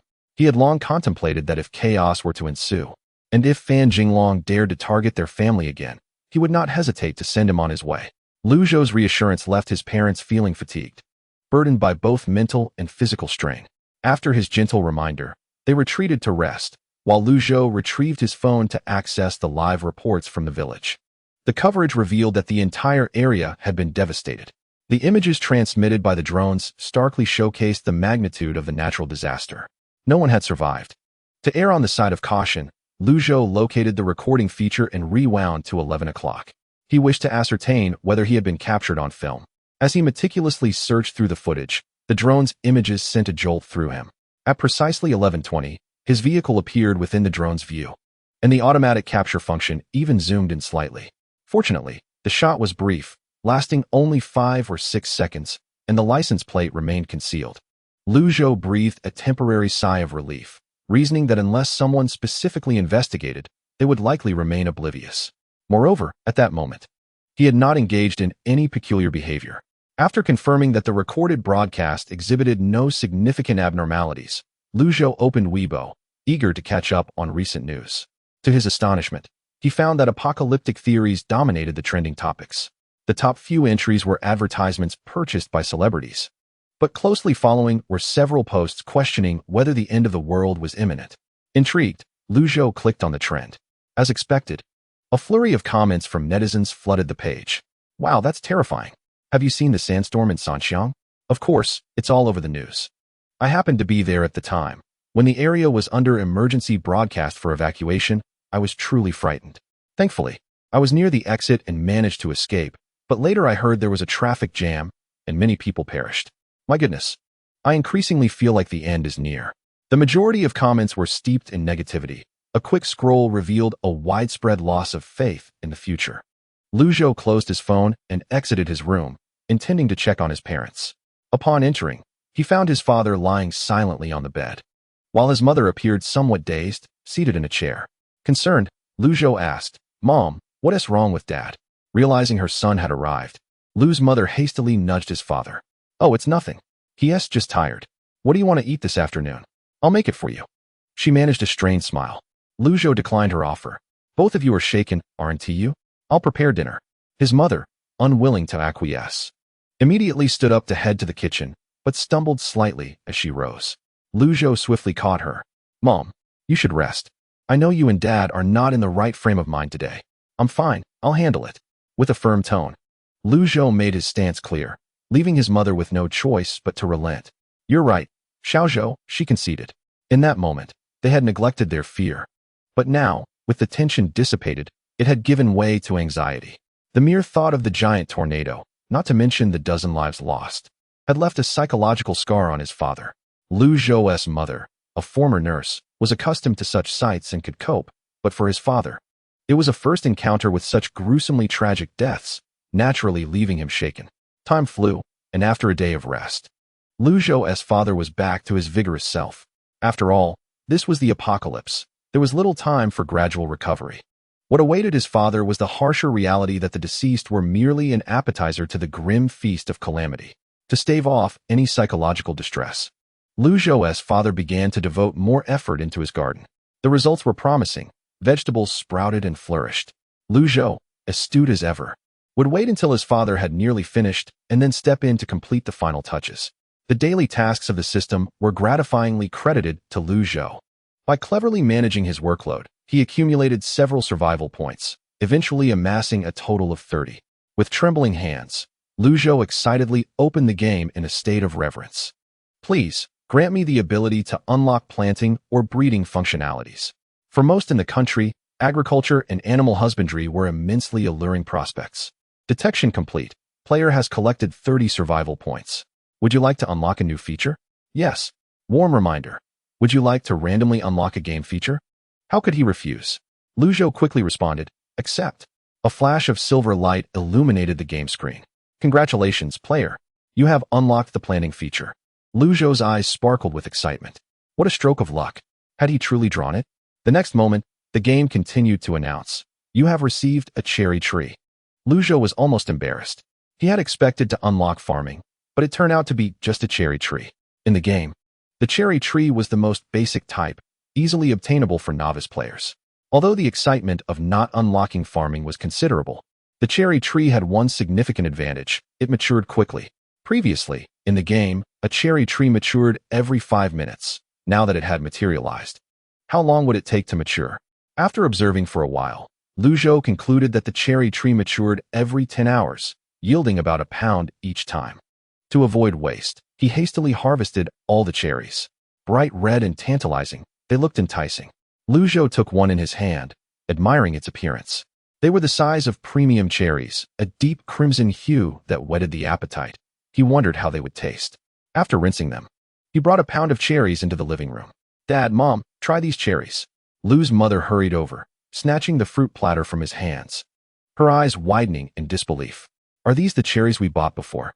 Without waiting for an answer, she plucked one, removed the stem, and popped it into Lu Zhou's mouth. Upon biting into it, he found the flesh firm and crisp, bursting with juice, a delightful sweet and sour flavor. With a satisfied squint, he savored the taste. Lu's mother also indulged in one, her face lighting up with joy. These are delicious, but we didn't buy enough. Zhou, you should eat more. After saying this, she refused to have another. Alarmed, Lu Zhou grabbed his mother's hand, eager to show her the cherry tree he had just acquired. Mom, these aren't the ones we bought. They're from my superpower. Look, there's a cherry tree. I just picked them from it. His mother stood agape, her eyes fixed on the cherry tree, murmuring, Son, how often does this cherry tree produce fruit? Lu Zhou was taken aback by her quick response, realizing she had hit upon the crucial detail. It yields a pound every 10 hours. That's about 2 pounds a day. Chapter 28. The coming storm. After hearing Lu Zhou's words, his mother pondered. 2 pounds of cherries daily might soon become tiresome for the family. When they grew weary of fresh fruit, she could transform the cherries into jam. Quite splendid, she mused. His superpower would not go to waste. Lost in thought, she wore a satisfied smile. Lu Zhou, perplexed, wondered if it was merely his imagination that his mother seemed to be in a better mood. Before he could inquire, he noticed the wind and sand outside gradually dissipating. The weather had shifted from an initial haze of yellow dust to a clear azure sky, a transformation that had occurred within just 3 hours. As the yellow sands finally receded, smiles began to grace the faces of many. The dreadful weather had at last come to an end. It is worth noting that, during those trying days, even with doors and windows firmly shut, the pervasive taste of dust infiltrated homes. Yet I digress. The pressing matter now is the scarcity of provisions that has befallen every household. Although the government has issued supplies, the quality leaves much to be desired. In a wave of good news, the power supply in the entire Jiguang city has been restored to normalcy. The lingering gloom that had weighed heavily on people's hearts has finally begun to lift. Once the skies cleared, many eagerly flung open their windows, allowing fresh air to circulate. Simultaneously, they tossed their soiled garments into washing machines for a thorough cleansing. When Lu Zhou glanced out at the community, he noticed balconies adorned with a multitude of drying clothes. At the Jiguang City Meteorological Bureau, Zhang Jidong wore a grave expression as he convened a meeting with his staff to discuss the recent sandstorm. The focal points of their discussion revolved around whether the sandstorm had truly dissipated, as well as the underlying causes of the calamity. After much deliberation, the consensus emerged that the disaster was indeed behind them. This conclusion was not unfounded, but rather derived from the Meteorological Bureau's observational equipment and measured data. According to various instruments, the weather appeared stable for the time being. Zhang Jidong, not daring to take this lightly, promptly reported these findings to Mayor Song Chimin. Upon receiving the news, Song Chimin fell into a deep contemplation. Had the disaster genuinely passed? Yet, An unsettling feeling lingered within him. He could not dismiss the unease in his heart and turned to remind Shaolin to ensure that all departments remained vigilant. However, the suspension of work and school could not continue, as people had already endured over half a month of inactivity and were growing increasingly anxious. That very afternoon, the Meteorological Bureau issued a notice declaring the end of the sandstorm, permitting all trades to resume operations. Following this announcement, a plethora of notices flooded in. Those who were due to return to work did so, and students resumed their studies. Zhou cast his gaze several times toward the street below, observing hurried pedestrians who seemed to carry on with their lives as if the calamity had never occurred. Yet, he understood that this tranquility was but a fleeting moment. The pleasant weather did not last long. On the third day of resumed operations, a gentle rain began to fall from the sky. Many expressed their grievances, as the freshly laundered clothes had yet to dry before the rain arrived. With curses muttered under their breath, they scrambled to gather their garments and shut their windows. The rain showed no signs of abating, and it appeared to intensify. Within a mere half hour, it escalated from a light drizzle to a torrential downpour. Zhou stood on the balcony, watching as the fierce winds battered against the walls and the torrential rain pelted the shatterproof glass with a deafening roar. His parents tentatively spoke up. "Zhou, is a storm brewing?" Zhou affirmed, feeling a weight settle upon him. However, his father remained undeterred, already tending to the small vegetable patch. His mother, who had previously jested about his father's inability to nurture plants, now observed that the vegetables were thriving under his care, with some even ready for harvest. The oppressive atmosphere lightened considerably. Outside, the rain continued to fall relentlessly for an entire day and night, growing increasingly intense. Many began to exercise caution, sensing that this rainfall was unusual, at least in the northern regions. It has been over a decade since such a deluge has graced the land. Although Zhou resides in the north, Jiguang City is situated near the Honghe River. Should the rain continue unabated, there is a real possibility of a breach. This sudden torrential downpour has disrupted the Meteorological Bureau's plans, falling outside the parameters of their forecasts. A silent conclusion began to form in their minds. Following the solar anomaly, previous meteorological patterns no longer hold true. This signifies that humanity may no longer accurately predict climatic conditions. All meteorologists were drenched in cold sweat. In Hengqin, Zhou was engaged in learning the fundamentals of circuitry from his father when, unexpectedly, the power went out. After inspecting their home's electrical system and confirming its integrity, Lu Ba remarked with a hint of resignation that it was not an issue within their household. Likely, the power had gone out again. Zhou nodded in agreement, realizing the ferocity of the rain outside had likely overwhelmed the circuit they had painstakingly repaired. As he spoke, he fumbled to retrieve a small desk lamp and turned it on, instantly dispelling some of the darkness. Though the lamp emitted a dim light, it was sufficient for the moment.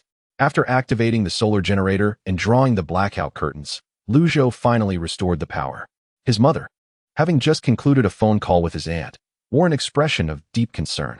Shaolin informed her that the water had already begun to rise in their neighborhood. Zhou understood his mother's anxiety. His aunt lived on the third floor, and such inclement weather indeed instilled unease. However, recalling his previous life, Zhou remembered that his aunt's home had not been inundated. The floodwaters had reached only the second floor and did not rise further. After offering his mother some comfort, Zhou remained vigilant regarding the situation in their community. Despite Hengqin community's elevated terrain, the rising water had already submerged the entrance. The homeowners group was awash with distressing messages. The rain, while uncomfortable, was far more pleasant than the preceding dust storm, prompting Zhou to bury himself under the covers and drift into sleep. Upon awakening, he stepped onto the balcony and discovered the rain still persisted, casting a gray pall over the sky. Down below, a cacophony of noise drew his curiosity. The floodwaters had infiltrated their community. Checking the group messages, he learned that a first-floor resident's home had taken on water. The first floor had only recently returned after being abandoned post-dust storm, and they had hoped for a peaceful existence. Yet, who could have anticipated that their return would be met with further suffering? Pictures circulated in the group, showing water levels reaching the residents' calves. The first-floor dwellers lamented their plight. They had attempted to call for help, yet the line remained unresponsive, the signal faltering under the tempest's onslaught. The dismal weather stirred discontent among the residents. As the water level continued to rise, it quickly reached their thighs. The first-floor occupants, gritting their teeth, took to the stairs, knocking on doors in search of refuge for their family. Who would dare to grant such a request? In ordinary circumstances, few would welcome a stranger into their home, let alone during a crisis. The first-floor residents were taken aback by the swift rejection from the second floor, their frustration driving them up to the third. With so many households, surely someone would offer shelter? Alas, reality proved far more ruthless. Not a single door was opened in their desperate ascent. On the first floor, there was a commotion as someone knocked on doors one by one, ultimately reaching the floor where Zhou resided. Bang, bang, bang. Zhou and his parents were seated on the sofa when they heard the knocking. Lu's mother glanced over at him, silently inquiring what to do. Zhou gestured for silence, indicating that they should refrain from speaking. His father, visibly anxious, tightened his face. Although the family had installed a security door, Lu's father remained uneasy and retrieved a knife from the kitchen, holding it close as he approached the front door, his eyes fixed on the outside, ever vigilant for any unexpected developments. The three of them sat in silence. After a while, upon realizing there was no response from within, the intruder erupted into a tirade of curses. Eventually, perhaps out of exhaustion, the ruckus subsided. Listening to the sound of footsteps descending the stairs, Zhou peered through the peephole. After confirming that the individual had indeed departed, he felt a warmth in his heart when a message from Zhang Jiahao arrived, cautioning them not to open the door. "Thank you, my friend. We refrained from opening the door, as the situation outside is too chaotic." "That is good to hear. My father thinks well of you and worries that kindness in opening the door might lead to trouble." The tone of the reply seemed to exhale relief. Zhou was somewhat taken aback. Zhang Jiahao had once been a very enthusiastic individual, and this experience had altered his perception of an old friend. Soon after, Zhang Jiahao sent another message. "We plan to install a door at the stairwell. I hope it won't inconvenience you." Zhou was astonished. Where had Zhang Jiahao acquired a door? "No inconvenience at all. My father and I will come down to assist." After sending the message, Zhou immediately called his father to head out. While changing shoes, his father grasped the situation. "Your old classmate is quite capable, possessing such resources," he remarked. Zhou furrowed his brow slightly, suggesting they would assess the situation once they arrived downstairs. As the two descended the stairs, they spotted Zhang Jiahao negotiating with the occupants of Unit 1702.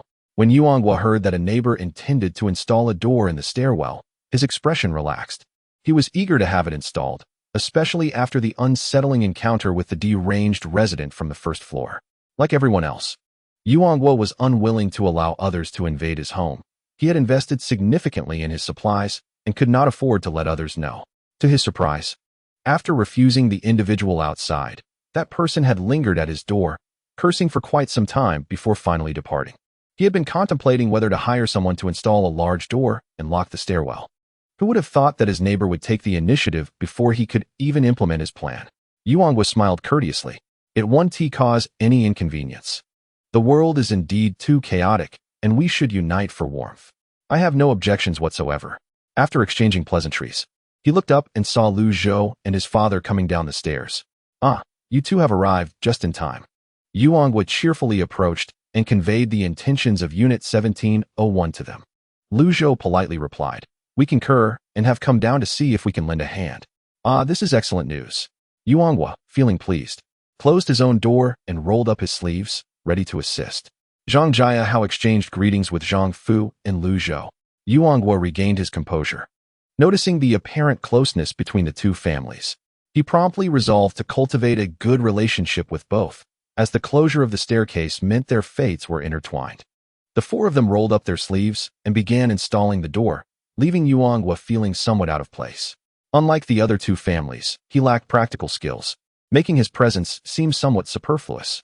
As Zhou lent a hand, he inquired with curiosity, "This door is of excellent quality. Where did it come from?" Zhang Jiahao offered a rueful smile, explaining, "My father is involved in this business. Originally, it was ordered for a client, but now, with the torrential rain, we can't reach him. It seems wiser to use it ourselves." Upon hearing this, Zhou cast a sympathetic glance at his friend, realizing the door must be quite expensive. Yuanghua, adept at reading the room, quickly proposed, "Let me buy the door. How much is it? I'll cover the cost. It wouldn't be fair for you to contribute both money and effort." Although Zhang Jiahao hesitated to accept, he ultimately relented. unable to refuse the 2,000 yuan offered by Yuanghua, which was merely a third of the door's actual price. Zhang Jiahao couldn't expect someone else to shoulder the entire burden. After the transaction, Yuanghua felt a sense of relief, as he had, in some way, contributed to the acquisition of the door. There were 4 keys in total, 1 for each household. With an extra left with Zhang Jiahao, since he was the one who provided the door, no one would dispute his claim to an additional key. After exchanging a few pleasantries with the 2 families, Yuanghua hurried inside. Qiu Wenyao approached him, whispering to ask what was happening. Good news, he replied as he walked toward the sofa. They've installed a door in our corridor, adding an extra layer of security. Qiu Wenyao furrowed her brow, expressing concern. While it does provide more security, the installation of this door may lead some to suspect that we have valuables in our 2 floors. Yuanghua exhaled with a sigh, rubbing his temples in resignation. Wenyao, there's no hiding this matter. With so many observant individuals, it's likely they will notice we possess quite a few items. At least with the door installed, the 2 families can help divert some attention away from us. Qiu Wenyao nodded, forcing herself to remain calm. After Yuanghua left, Zhang Jiahao looked troubled. Lu Zhou, this doesn't feel right. I've heard from my father that many neighborhoods have flooded, and things outside are quite chaotic. Moreover, the neighborhood is not only without power, but we may also face a water shortage soon. Do you have any water storage containers? It would be wise to store some water now. Lu Zhou realized he lacked proper water storage tools, as the game could provide water, leading him to overlook this essential task. However, he couldn't admit this to Zhang Jiahao, so he merely deflected the topic. Yet, he understood that Zhang Jiahao was genuinely considerate of his family. While Lu Zhou was busy installing the corridor door, the water level continued to rise. Residents on the 1st floor, initially hoping to stay with others, found no one willing to accommodate them and eventually had to move their families into the corridor. Naturally, the 2nd floor residents were displeased, as the entrance was already cramped and no one could tolerate having others cluttering their doorstep. However, after much contemplation, the discontent remained suppressed. No one dared to deny access to the 1st floor at this moment. Otherwise, desperation might prompt individuals to act recklessly. Life in the corridor was far from comfortable, with the need to occasionally ascend to the 2nd floor merely to relieve oneself. The 2nd floor became increasingly irksome, ultimately leading to a complete refusal to open the door despite persistent knocking from the 1st floor. The 1st floor, filled with resentment, initially sought discreet solutions to their grievances, but eventually succumbed to despair, resorting to addressing their needs right at the entrance of the 2nd floor. If you refuse to open your door, I shall relieve myself right at your threshold and see how you tolerate it. The 2nd floor could undoubtedly not endure such indignity, storming out to confront the 1st floor with shouts. The entire staircase erupted into chaos. After sullying the 2nd floor, the 1st floor, laden with their belongings, moved on to the 3rd floor. The 3rd floor learned a valuable lesson and dared not keep the 1st floor locked outside, instead opting to welcome them with kindness, allowing this group access to the restroom. Chapter 30. Unlocking the seeds. In such circumstances, anyone would be filled with pent-up frustration. During this period, the corridor often echoed with disputes, which occasionally escalated into full-blown brawls. Each household experienced their doors being knocked upon repeatedly, either for borrowing items or for food and water. With the torrential rain showing no signs of abating, who would dare part with their precious supplies? Moreover, displaying one's possessions could lead to even swifter demise. Some individuals, wary and resolute, refused to share, while others, in a spirit of goodwill, offered meager rations, only to find their entire household robbed in the dead of night. Fear and anxiety permeated the atmosphere. The Lu family, however, managed to remain relatively undisturbed, thanks to the stairwell door that separated them from the throng below. Those wishing to ascend could not help but curse upon seeing that there was yet another door in the corridor. How ridiculous! Why are there so many doors in the stairwell? After expressing their frustration, they took to kicking the door repeatedly for relief. The door, sturdy and unyielding, remained unmoved, while the kicker was left nursing her feet. After a few exclamations of discomfort, they could only depart in anger. Such incidents occurred multiple times each day. Initially, Lu's father would venture out to assess the situation, but eventually, he grew weary of the disturbances and ceased to look. The relentless downpour continued, and gradually, the conditions on the 2nd floor became untenable. Having barely enjoyed a respite, the 2nd floor was soon compelled to ally with the 1st floor in their shared plight. Having witnessed the 1st floor's despair, the second floor did not even entertain the thought of requesting to stay. They simply took their essential belongings and moved to the fourth floor. The Lu community consisted of an elevator building, with 2 households per floor and a small entrance. The 2 families on the first floor had squeezed into the third, leaving the 2 families from the second floor no choice but to crowd into the fourth. Tensions ran high among the residents. Outside, the rain showed no signs of ceasing. In recent days, the third floor had occasionally allowed the first floor to use their restroom, which had already caused discontent, especially when the first floor finished and found the water supply cut off. The first floor resorted to collecting rainwater outside, but ultimately, it remained unflushed. The third floor's mood soured immediately, and they thereafter refused to admit anyone inside. What a farce.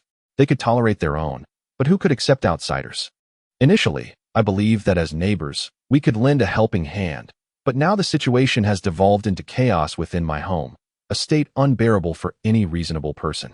My intention was to amicably discuss matters with the resident on the third floor. However, upon reflection, I realized my own actions were somewhat excessive, ultimately leading me to begrudgingly seek a resolution elsewhere. Once the water supply ceased, it never resumed. Those with bottled water prioritized its consumption. Only after depleting it did they place the empties outside to be refilled, subsequently boiling it for drinking. During this time, the most challenging aspects for residents were not only securing food and water, but also managing waste disposal and utilizing the restroom. Since the water stoppage, entering the bathroom has become a suffocating ordeal, as the stench emanating from the sewage is intolerable, particularly in the upper floors. Despite having installed drains and odor prevention measures previously, the foul odor persists. When entering, Luma furrowed her brow, nearly holding her breath to finish her business. Zhou contemplated sealing the toilet, soon to prevent further foulness from permeating his home. Aside from this consideration, he also sought an opportunity to visit Ma Fuhao's residence, hoping to find some overlooked resources. As the torrential rain commenced, no one reacted quickly enough to venture out for food and supplies, with most awaiting governmental assistance. Zhou initially planned to step outside, but the thought of encountering fellow residents in the stairwell swiftly extinguished that notion. Descending the stairs would undoubtedly result in being spotted by those occupying the hallway. He resolved to wait for this group to disperse before making his exit. Anxiously, Zhou awaited the arrival of rescue teams. The downpour persisted for 10 days. During this period, the food stocks people had stored were long exhausted, and reliance on rainwater for drinking became the norm. Even more disheartening was the cessation of natural gas supply. Many resorted to drinking untreated water. For households with only adults, it was manageable to consume it sparingly, but those with children faced dire circumstances, having to knock on neighbors' doors in search of purification tablets. While adults could endure, the vulnerability of children raised concerns about the repercussions of untreated water consumption. However, such purification tablets were not easily borrowed. Which household typically stocked them? Even if someone possessed them, the willingness to share remained uncertain. In times past, one might have found benevolent neighbors eager to assist, but with official rescue efforts lagging, mere survival had become a struggle, leaving little room for concern for others. Furthermore, the sentiment arose: if your child is precious, does that diminish the worth of adults in my household? Without access to clean water, families with children faced multiple breakdowns, ultimately resorting to allowing their children to drink untreated water. Their hearts were heavy with prayers, yearning for prompt governmental intervention. This morning, Zhou drew back the curtains, revealing that the rain outside continued to fall in a persistent drizzle. As was his routine, he tended to his vegetables and received a game notification indicating he had earned 3 survival points today. His accumulation of survival points had been steady. Since extracting a cherry tree last time, he had now gathered enough to unlock new features. This time, the points required were slightly reduced. Only 15 survival points were needed to randomly unlock a feature. Zhou couldn't shake the feeling that there was a catch. 15 survival points are all that is required. Any features that remain locked must surely be trivial. With a heart full of apprehension, Zhou resolutely decided to unlock the feature. The game flickered with a series of beeps, culminating in a cheerful notification. Congratulations, player. You have unlocked the planting feature and the first piece of land. An exhilarating thrill coursed through Zhou's veins, causing goosebumps to rise on his skin. The surprise was overwhelming. He had anticipated receiving something insignificant, yet fate granted him the coveted farming functionality he had long yearned for. As Zhou accessed the planting interface, he was greeted by a lush expanse of fertile black soil. Upon selecting the land, a prompt appeared. Choose the seeds you wish to plant. Narrowing his eyes, he scrutinized the options and discovered that only one type of seed had been unlocked. Barley seed matures in batches every hour, with a daily planting limit of 5 sets. Following the barley seed were 5 grayed-out, locked seed options. Exercising patience, Zhou examined each one. He soon realized that unlocking the remaining seeds would require gold coins. Blueberry seed requires 1,000 gold coins to unlock, matures in 2 hours. Cucumber seed requires 1,500 gold coins to unlock, matures in 3 hours. Flaxseed requires 2,000 gold coins to unlock, matures in 4 hours. Beet seed requires 5,000 gold coins to unlock, matures in 5 hours. Sweet potato seed requires 10,000 gold coins to unlock, matures in 6 hours. No additional seeds appeared thereafter, but Zhou was acutely aware that more seeds would inevitably emerge. In the minigame, the variety of seeds was far greater. Perhaps he simply had not yet triggered the unlocking of more options. Chapter 31. The rescue has finally arrived. Pondering deeply, Zhou resolved to purchase the sweet potato seed. The rationale was simple. It was filling, yielded high output, and was versatile yet unassuming. Though he possessed only one plot of land, after planting 5 sets of barley seeds, he would have an additional 19 hours of waiting time. Thus, it would be wise to utilize the land for sweet potatoes. Without hesitation, Zhou selected the sweet potato seed. With a gentle shimmer of golden light, the sweet potato seed was unlocked. A detailed description accompanied the seed.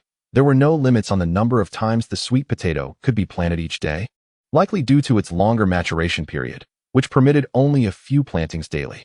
Glancing at his meager gold coin balance, Zhou felt a pang of regret. He now possessed a sweet potato seed, but at the cost of 10,000 gold coins. Before exiting the game, he decided to plant the barley seeds.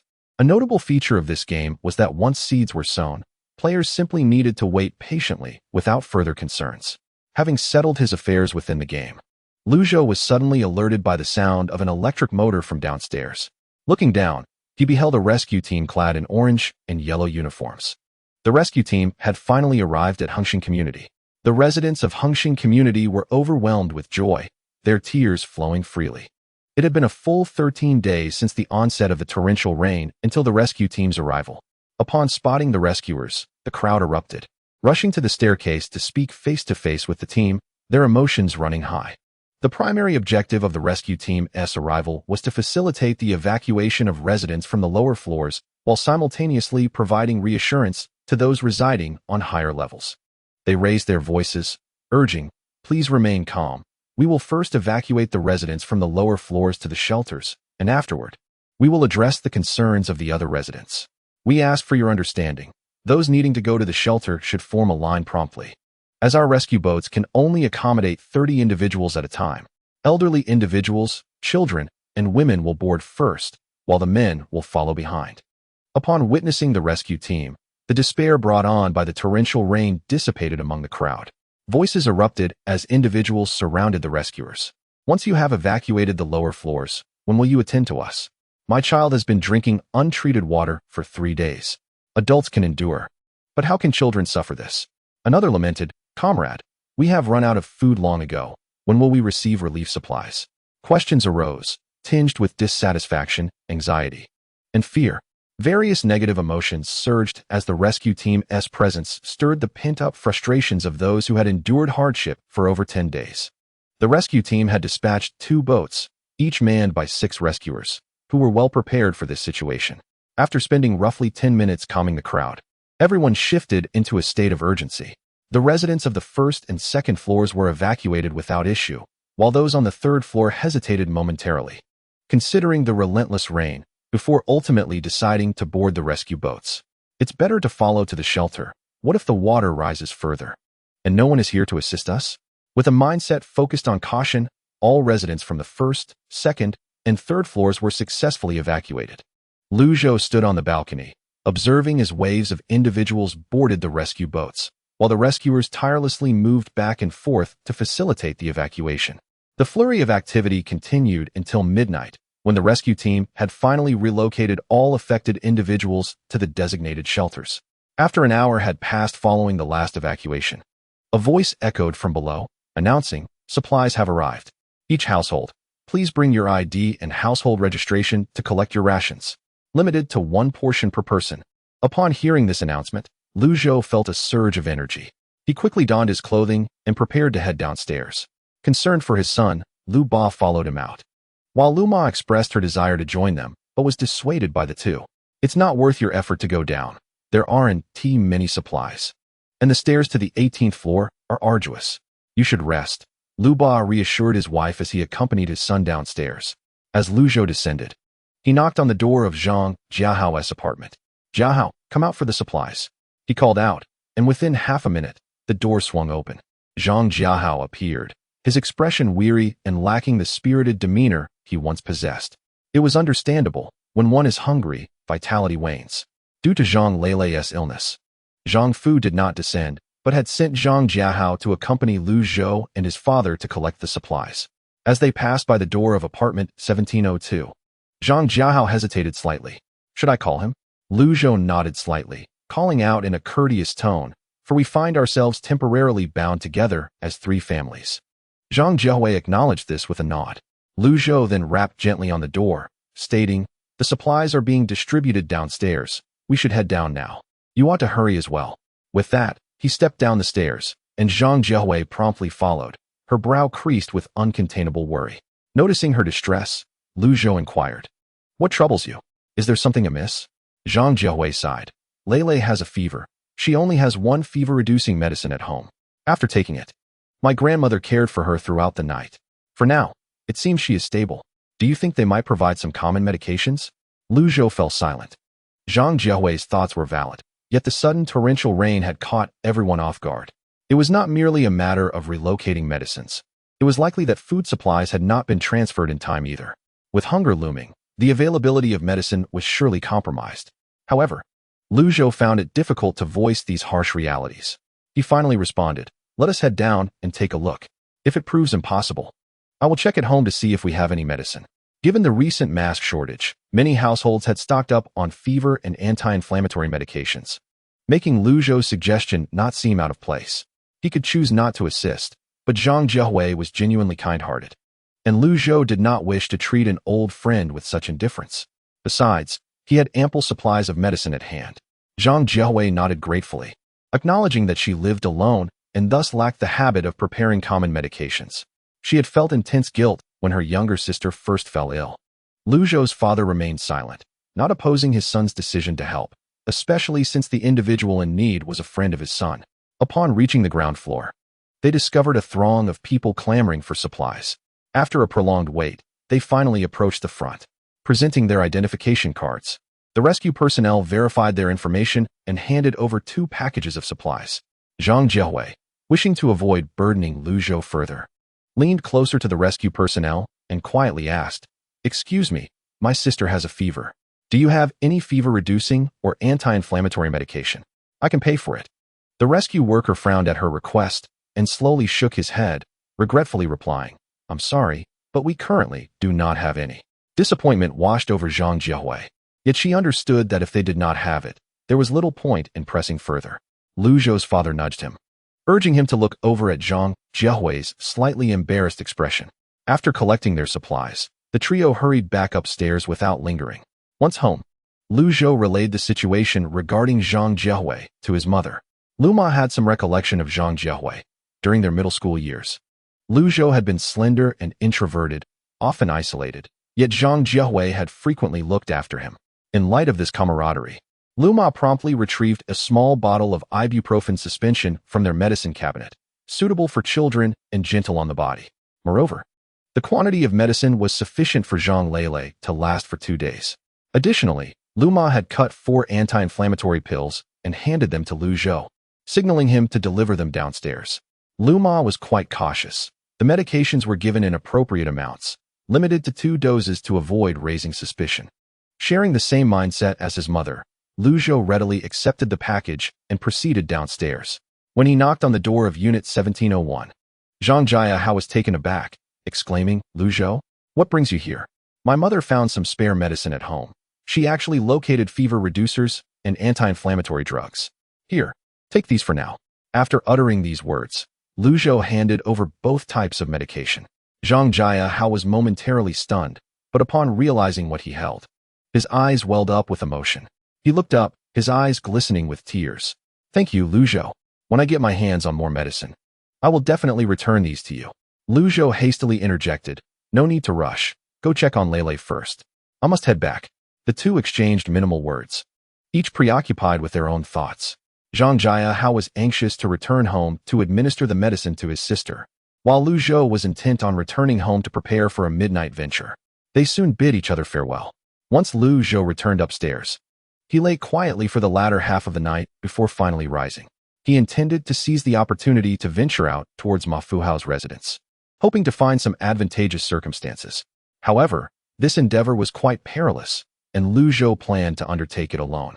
After confirming that his parents were asleep, he retrieved a bulletproof vest and an inflatable raft from his backpack. For safety's sake, he donned the bulletproof vest first, which could withstand bullets and, of course, was impervious to typical knives and blades. Notably, it was also quite comfortable, allowing full freedom of movement.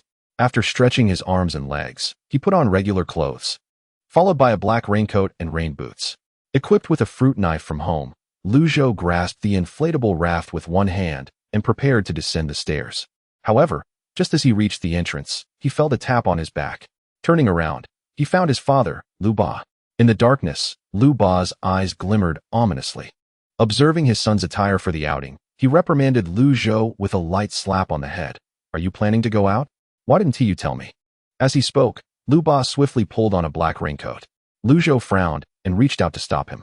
Just as Lu Ba looked puzzled, Zhou retrieved a bulletproof vest from his backpack and offered it to him. Dad, put this on first. To avoid waking Lu Ma, Zhou spoke in a hushed tone. Lu Ba took the vest and began putting it on. This garment is quite comfortable, he remarked after donning it, moving his arms and legs, which elicited a few faint sounds, prompting Zhou to shoot him several stern glances. Dad, keep your voice down, don't wake Mom. I know, you don't need to worry about that, Lu Ba retorted, rolling his eyes. After securing a self-defense weapon, he followed Zhou downstairs. The stairwell, once bustling, was now eerily empty. Fortunately, the other residents had departed. Otherwise, Zhou would have found it impossible to exit the corridor. As Zhou and his father emerged from their dwelling, the rain continued to fall in a gentle yet persistent manner outside. The downpour showed no signs of abating. Rather, it seemed to intensify. Clad in a one-piece raincoat, Zhou felt droplets infiltrate his attire under the relentless assault of the rain. He paid it no mind, for after spending a considerable duration outdoors, the raincoat felt akin to a second skin. To mitigate the noise of inflating the inflatable raft, Zhou had prepped it inside the game room, gently placing it onto the water's surface thereafter.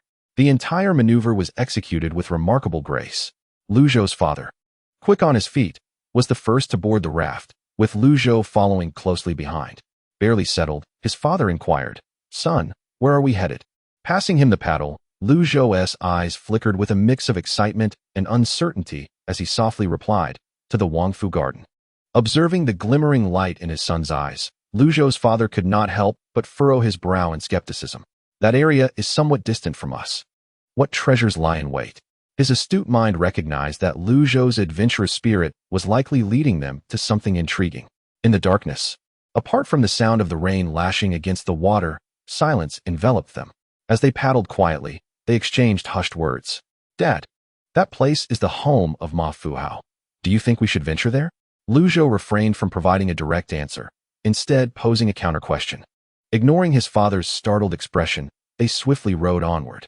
Upon exiting their community, Zhou sought a concealed spot, stowing the inflatable raft and retrieving the motorboat. Now distanced from the residential buildings, even if the sound of the motor were to reach ears nearby, it would likely be mistaken for the vessel of a rescue team. With the motorboat, their speed increased significantly, and it proved far less taxing. Rubbing his sore arms, Zhou's father remarked, It certainly lives up to the $2,000 we spent. In just a minute, we're moving much faster than we ever could by rowing. Zhou concurred, acknowledging that quality often comes at a steep price. While the inflatable raft cost a few hundred, with better models reaching over $1,000, The motorboat at 20,000 was indeed a luxurious investment. Having been confined indoors for over 10 days, Zhou had yet to truly observe the state of the outside world. As he took in the surroundings, a grave expression settled upon his face. He had assumed the flooding in their own community was quite severe, but upon witnessing the reality, he realized how mistaken he was. The Hengxin community, situated at a higher elevation, had water levels rising to the 2nd floor, while the streets he once knew were now submerged to the 6th floor. Save for a few prominent structures that still stood tall, the magnitude of shock experienced by Zhou's father far surpassed that of his son. Lacking the breadth of life experiences that Zhou possessed, he surveyed their surroundings with a flashlight, expressing his astonishment. Zhou, even the family buildings of the former No. 2 high school are inundated. Thankfully, we didn't purchase a home here. Otherwise, we would likely be seeking refuge in a shelter. Zhou nodded in agreement, all the while keeping a vigilant eye on their surroundings, propelling them at full speed towards the Wangfu Garden, a prestigious villa enclave nestled in the more secluded Jing Mountain area of Jiguang City. Chapter 33. Awakening. The population density of Jing Mountain is remarkably low, yet the environment is exquisitely beautiful, with greenery that surpasses all districts in the city. However, the working class finds no employment opportunities here. This locale serves as a paradise for the affluent. Regrettably, the low-lying terrain of Jing Mountain poses a risk, and given the torrential rains, it is likely that these wealthy individuals have already fled. Zhou clearly remembers that in his previous life, when natural disasters first manifested, the affluent Ma family hastily departed the country with their wife and children. Zhou mused that perhaps outside, wealth affords a more comfortable and secure existence. Interestingly, when the city is submerged, navigating the water can be swifter than traversing the winding roads. The two of them piloted a speedboat and reached Wangfu Garden in just half an hour. Upon finding a suitable spot to dock, Zhou promptly stowed away the speedboat as soon as they set foot on solid ground. The location Zhou had chosen to land was none other than the former villa of the Ma family. Having visited this place countless times in his previous life, he remembered its location with remarkable clarity. By the time Zhou had last been here, the villa had already suffered considerable damage, yet he still regarded it as a grand and luxurious residence.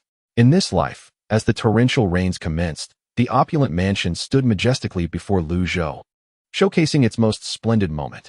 Thanks to the downpour, the lower 3 floors were already submerged. However, the mansion boasted a total of 8 stories. Zhou's father, accustomed to a life of modest means, gaped in astonishment at the sight of such height. "My goodness, this must be even more extravagant than the homes of celebrities," he exclaimed, prompting a soft chuckle from Zhou. "Father, this belongs to the Ma family. Even their average mansion reaches this level of grandeur." Without further ado, the two hurriedly made their way to the 4th floor. The rain outside intensified, and Zhou was acutely aware that it would not be long before the mansion was inundated. In the previous scorching season, once the water had evaporated, the mansion revealed its true magnificence. Zhou had observed the signs of long-term water exposure throughout the house, which made perfect sense given the low-lying terrain of the area. With a window-breaking tool in hand, Zhou prepared himself, activating the device. With a sharp crack, the floor-to-ceiling window on the 4th floor shattered. They entered through the window, and upon stepping inside, Zhou's father, wielding a powerful flashlight, swept the room with a keen eye. The interior design was exceptionally elegant, embodying a traditional Chinese aesthetic. The sight of an elongated dining table, capable of accommodating 20 guests, elicited an astonished exclamation from Zhou's father. "This table is astonishingly long. How many people does this family have for meals?" Zhou, observing his father's exuberance, felt a mix of exasperation and amusement. The floor on the 4th level was somewhat damp, and Zhou knew the water level was continuing to rise. He needed to act swiftly. Relying on his prior experience, Zhou took the lead and ventured forth. The 4th floor appeared to be a dining area for family gatherings. As they turned left and right, they unexpectedly found themselves in the kitchen. The kitchen was vast, its size rivaling that of Zhou's entire home. The interior is replete with an array of exquisite foreign appliances, meticulously arranged in their designated places. It is the first encounter for both father and son, akin to a domestic kitchen of a high-end hotel, leaving them momentarily in disbelief. Zhou first opened the refrigerator, instantly awed by the astonishing inventory within. It was brimming with ingredients, all of which were of the highest quality: caviar, white truffles, salmon, matsutake mushrooms, ribeye steak, and lamb leg. The abundance and rarity of these ingredients exceeded Lu Zhou's wildest imagination, and remarkably, there were no signs of spoilage. Although the power had been out for a considerable time, how could a life of luxury lack a generator? The entire house was in darkness, yet the refrigerator had an emergency mode, capable of operating normally for a week without power. Not only Lu Zhou, but his father also wore a look of astonishment, having frequently accompanied his superior to social gatherings. He had never encountered such a wealth of precious ingredients. These items, like Lu Zhou, he had only seen online. Furthermore, each ingredient bore a production date, August 13th, just 3 days prior. Lu Zhou's father remarked with surprise at how fresh the date was. Lu Zhou nodded in agreement, acknowledging his father's observation.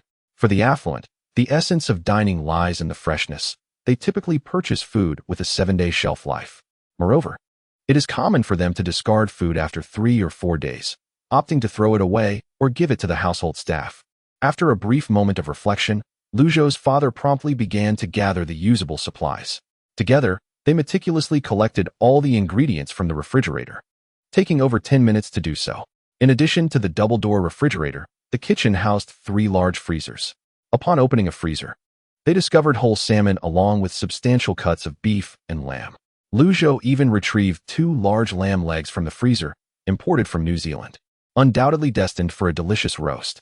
In addition, he collected a considerable amount of seafood. Once they had organized the ingredients in the kitchen, they quickly ascended to the 5th floor, which housed the walk-in closet. Entering the closet, they opened the drawers to find them overflowing with jewelry, presumably belonging to the lady of the house.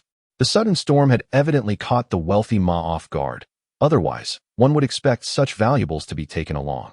Lu Zhou, not pausing to examine closely, hastily shoved the jewelry into the gaming room. Glancing over, he noted an abundance of diamonds and gemstones, intending to check how many diamonds he had gained in the game later. After securing the jewelry, Lu Zhou proceeded to collect the luxury watches from the display case, disregarding the clothing and bags, which he deemed worthless compared to a single bun in the apocalypse. After thoroughly scouring the closet, Lu Zhou turned right and entered a space that, while understatedly decorated, exuded an air of opulence. Upon closer inspection, Lu Zhou's spirits lifted. This area was a tea room. The last time he visited the Baoga building, his only regret was not having procured any tea leaves. This time, however, it seemed fortune favored him. Ma Fuhua has generously gifted a bounty of tea. In a post-apocalyptic world, tea is a rarity even more coveted than tobacco or alcohol. Not to mention fine tea. Even the most inexpensive variety, like the 10-yuan Monkey King tea, would be exceedingly precious in such dire times. Lu Zhou swiftly surveyed his surroundings, first noticing a few elegantly designed antique tea cabinets brimming with various types of tea: black tea, jasmine tea, pu'er, dahong pao, and longjing. Beyond these, Lu Zhou was unfamiliar with the other varieties. He opened the cabinets and hastily collected all the teas within. After emptying the first cabinet, he proceeded to the lower shelves, which contained teas of lesser quality, yet he did not disdain them and left none behind. As he gathered the teas, he also seized several sets of tea wares. After all, having fine tea without the appropriate utensils would be a disservice to its quality. The tea wares he salvaged were pristine and unopened, likely never used before. Once he had thoroughly rummaged through the cabinets, Lu Zhou led the way further inside. The 5th floor yielded little more to scavenge. He silently reflected on one advantage of mansions: their clear delineation of spaces, allowing him and his father, Lu Ba, to avoid aimless wandering. With renewed determination, they ascended to the 6th floor, which appeared to be an art gallery curated by the owner. Paintings of flowers and birds, calligraphy, antiques, jade, and stones adorned the space. Lu Zhou glanced briefly at the items, not pausing to admire them, but instead stuffing everything into his gaming room. After collecting a heap of stones, he couldn't help but marvel at the peculiar tastes of the affluent. What was so appealing about these stones, aside from their aesthetic allure? Lu Ba's eyes widened in disbelief, seemingly unable to fathom the significance of the stones his son had gathered, which appeared to be rare Yuhua stones. Lu Zhou understood that some wealthy individuals delighted in collecting unique, albeit exquisite, stones for their collections. Just the other day, he had stumbled upon a blogger showcasing their collection of Yuhua stones, inviting others to suggest names. Though he struggled to comprehend the rich's preferences, He could not deny their impeccable taste remained intact, with the intent of using them as decorative pieces. Zhou shook his head and tucked the yuhua stones into his bag. To his right, a wooden shelf displayed an array of antique vases and ornaments. The ornaments varied widely, including a golden silk nanmu tree carving, a seemingly vintage white ceramic bowl, a simple patterned white jade vase, and in a corner, intricately designed ancient porcelain. While these items might have lost their value in the future, Zhou could not bear to let such treasures be forgotten. He shattered the glass and stuffed all the items into his room. Lu Ba primarily handled the glass breaking, and the two worked in perfect harmony. Zhou felt fortunate to have his father by his side. Otherwise, he might have spent the entire night scavenging this place. After successfully retrieving the collections from the glass cabinet, Zhou continued onward, pausing only to pilfer several pieces of Su embroidery hanging on the walls. The wall hangings were intricately woven with golden threads, exquisite beyond compare. Mr. Lu felt a surge of excitement within him. The two did not slow their pace and headed directly to the 7th floor. At first glance, the maternal and infant care area on the 7th floor seemed devoid of anything worth entering for. Just as Mr. Lu was about to suggest visiting the 8th floor first, he noticed Zhou's expression shifting multiple times. Zhou was taken aback. How could the layout of the 7th floor differ from his previous life? He had visited this floor before, and its configuration had been larger than it was now. In a flash, Zhou contemplated a possibility. He rushed into the 7th floor with an urgency that could not be matched. Mr. Lu, filled with confusion, restrained himself from speaking. Once he caught up with Zhou, he saw him crouched down, striking the wall as if possessed. After a few seconds of silence, Mr. Lu suddenly realized something. Was there a treasure hidden within the wall? If so, it would explain why they had not encountered any particularly astonishing treasures after wandering around. Perhaps they were concealed here? Fully engrossed in tapping the wall, Zhou finally identified a hollow section and immediately signaled to Mr. Lu to bring over the window-breaking tool. Their synergy was now impeccable. Zhou knew exactly what to do. Upon handing over the tool, Zhou exerted all his strength, managing to create a small hole. He felt a bit disoriented. The good news, there was a hidden passage. The bad news, the tool seemed ineffective. It wouldn't budge. Seeing this, Mr. Lu gently nudged his son from behind, indicating it was his turn. After a few attempts, the wall remained unyielding to their forceful efforts. Their plan of exploration had come to an impasse. This evening, Zhou had miscalculated. He had not anticipated the existence of a hidden passage. Would he really let this opportunity slip away? Zhou felt a pang of reluctance, his fingers instinctively tightening until they turned pale. Having made it this far, would he merely watch the treasure vanish? Wasn't he that disheartening? Mr. Lu, uncertain of his son's thoughts, cautiously suggested, Zhou, it's all right. We can come back tomorrow night. It will be the same. He believed that this place would not be quickly noticed. Mr. Lu maintained a calm demeanor, but Zhou was increasingly anxious. He understood all too well that if they couldn't take it tonight, they would likely never have the chance again. By the next day, the torrential rain would completely submerge this mansion. Thus, tonight represented his final opportunity. What treasures could possibly be hidden here that warranted concealment? Zhou felt a surge of curiosity, compelling him to break through the wall and discover the truth. Remaining calm, he reassured himself that there must be a solution. Perhaps he should first search for the tool room. Surely, there would be usable tools there. Instantly, Zhou's eyes brightened with clarity. Indeed, it is not merely the luxurious villa district. Even a typical household would equip themselves with a toolbox for emergencies. The maintenance of a mansion can be quite costly.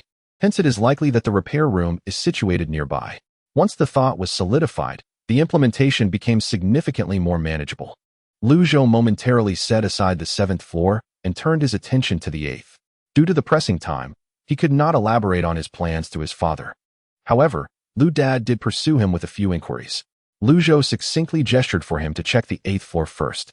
Subsequently, Zhou led the way while Lu Dad followed closely behind. Upon reaching the 8th floor, the space expanded considerably. It was an open terrace, perfectly suited for parties and barbecues. Zhou, however, had little interest in the terrace. He brandished a flashlight and ventured indoors, with Lu Dad trailing right behind. Inside, to his astonishment, was a miniature hobby museum.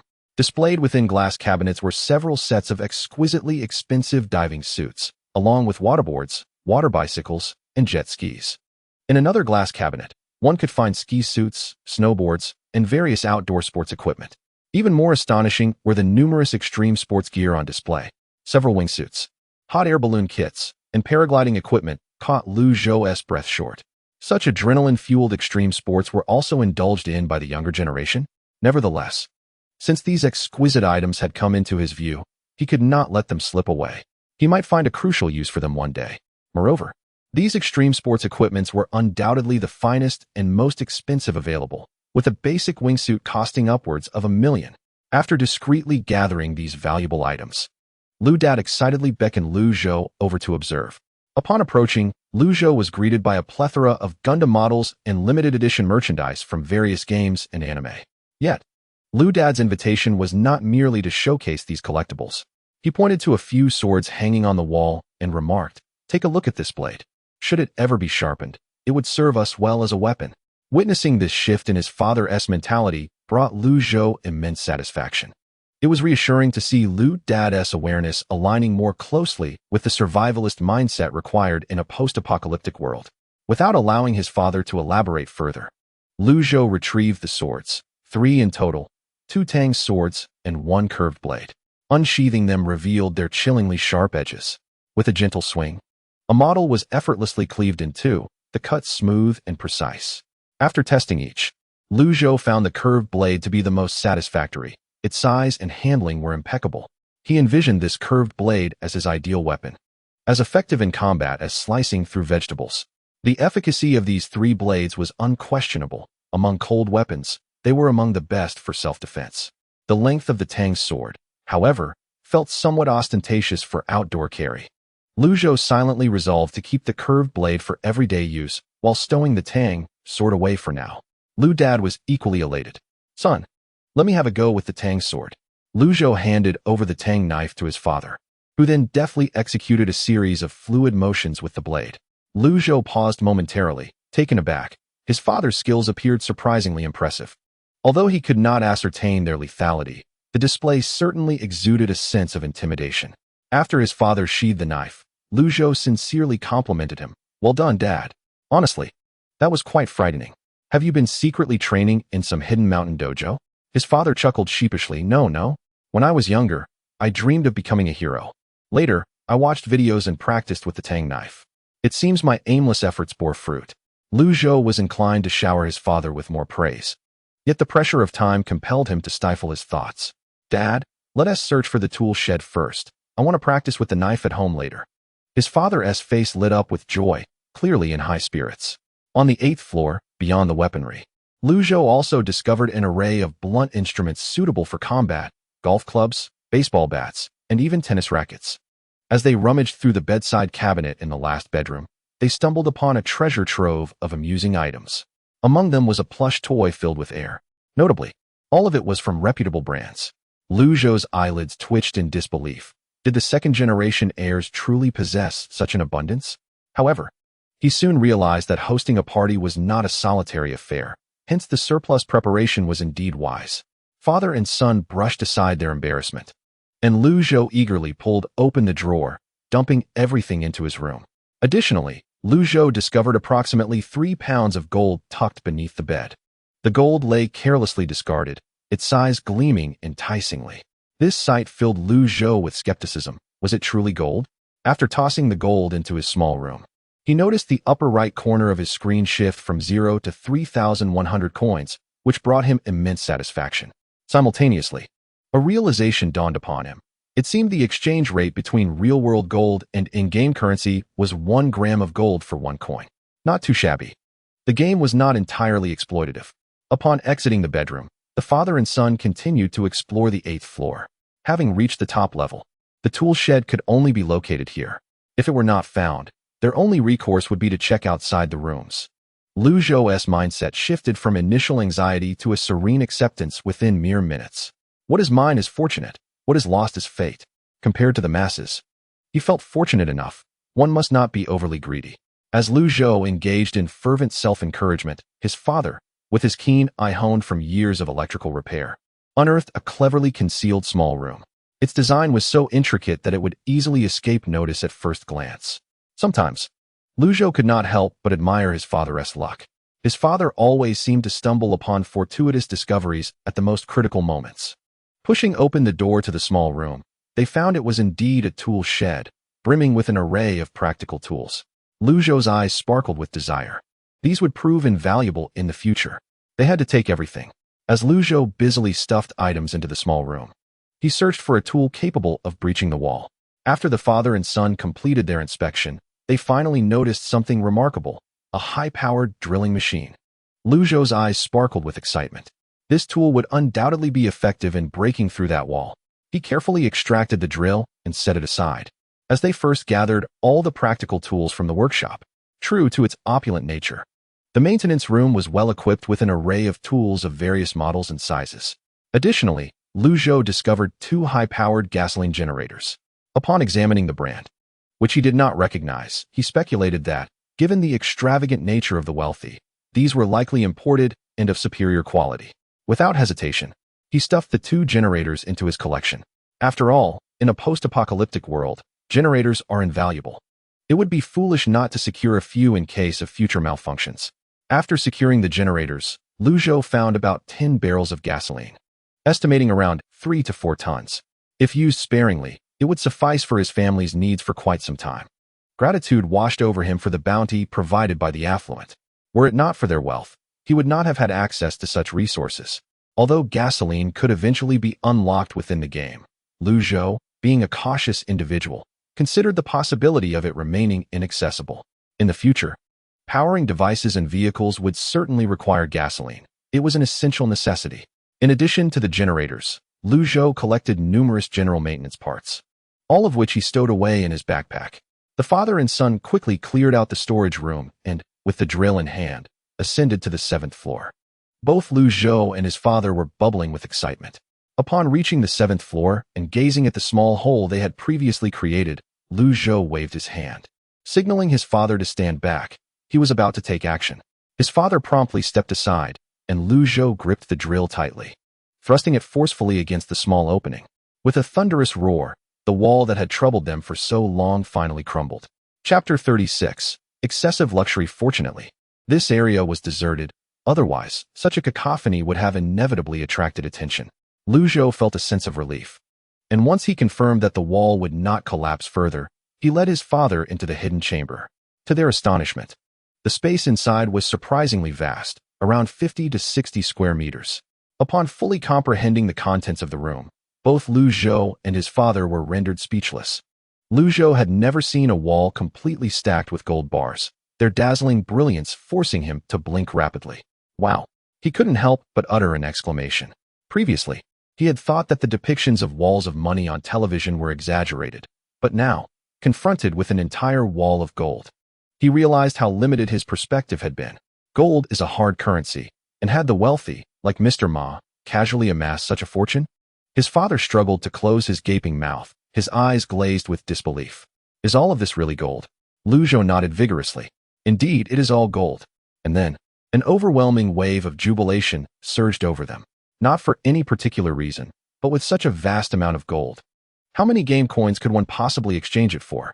Zhou was so consumed by this thought that he scarcely paid attention to anything else.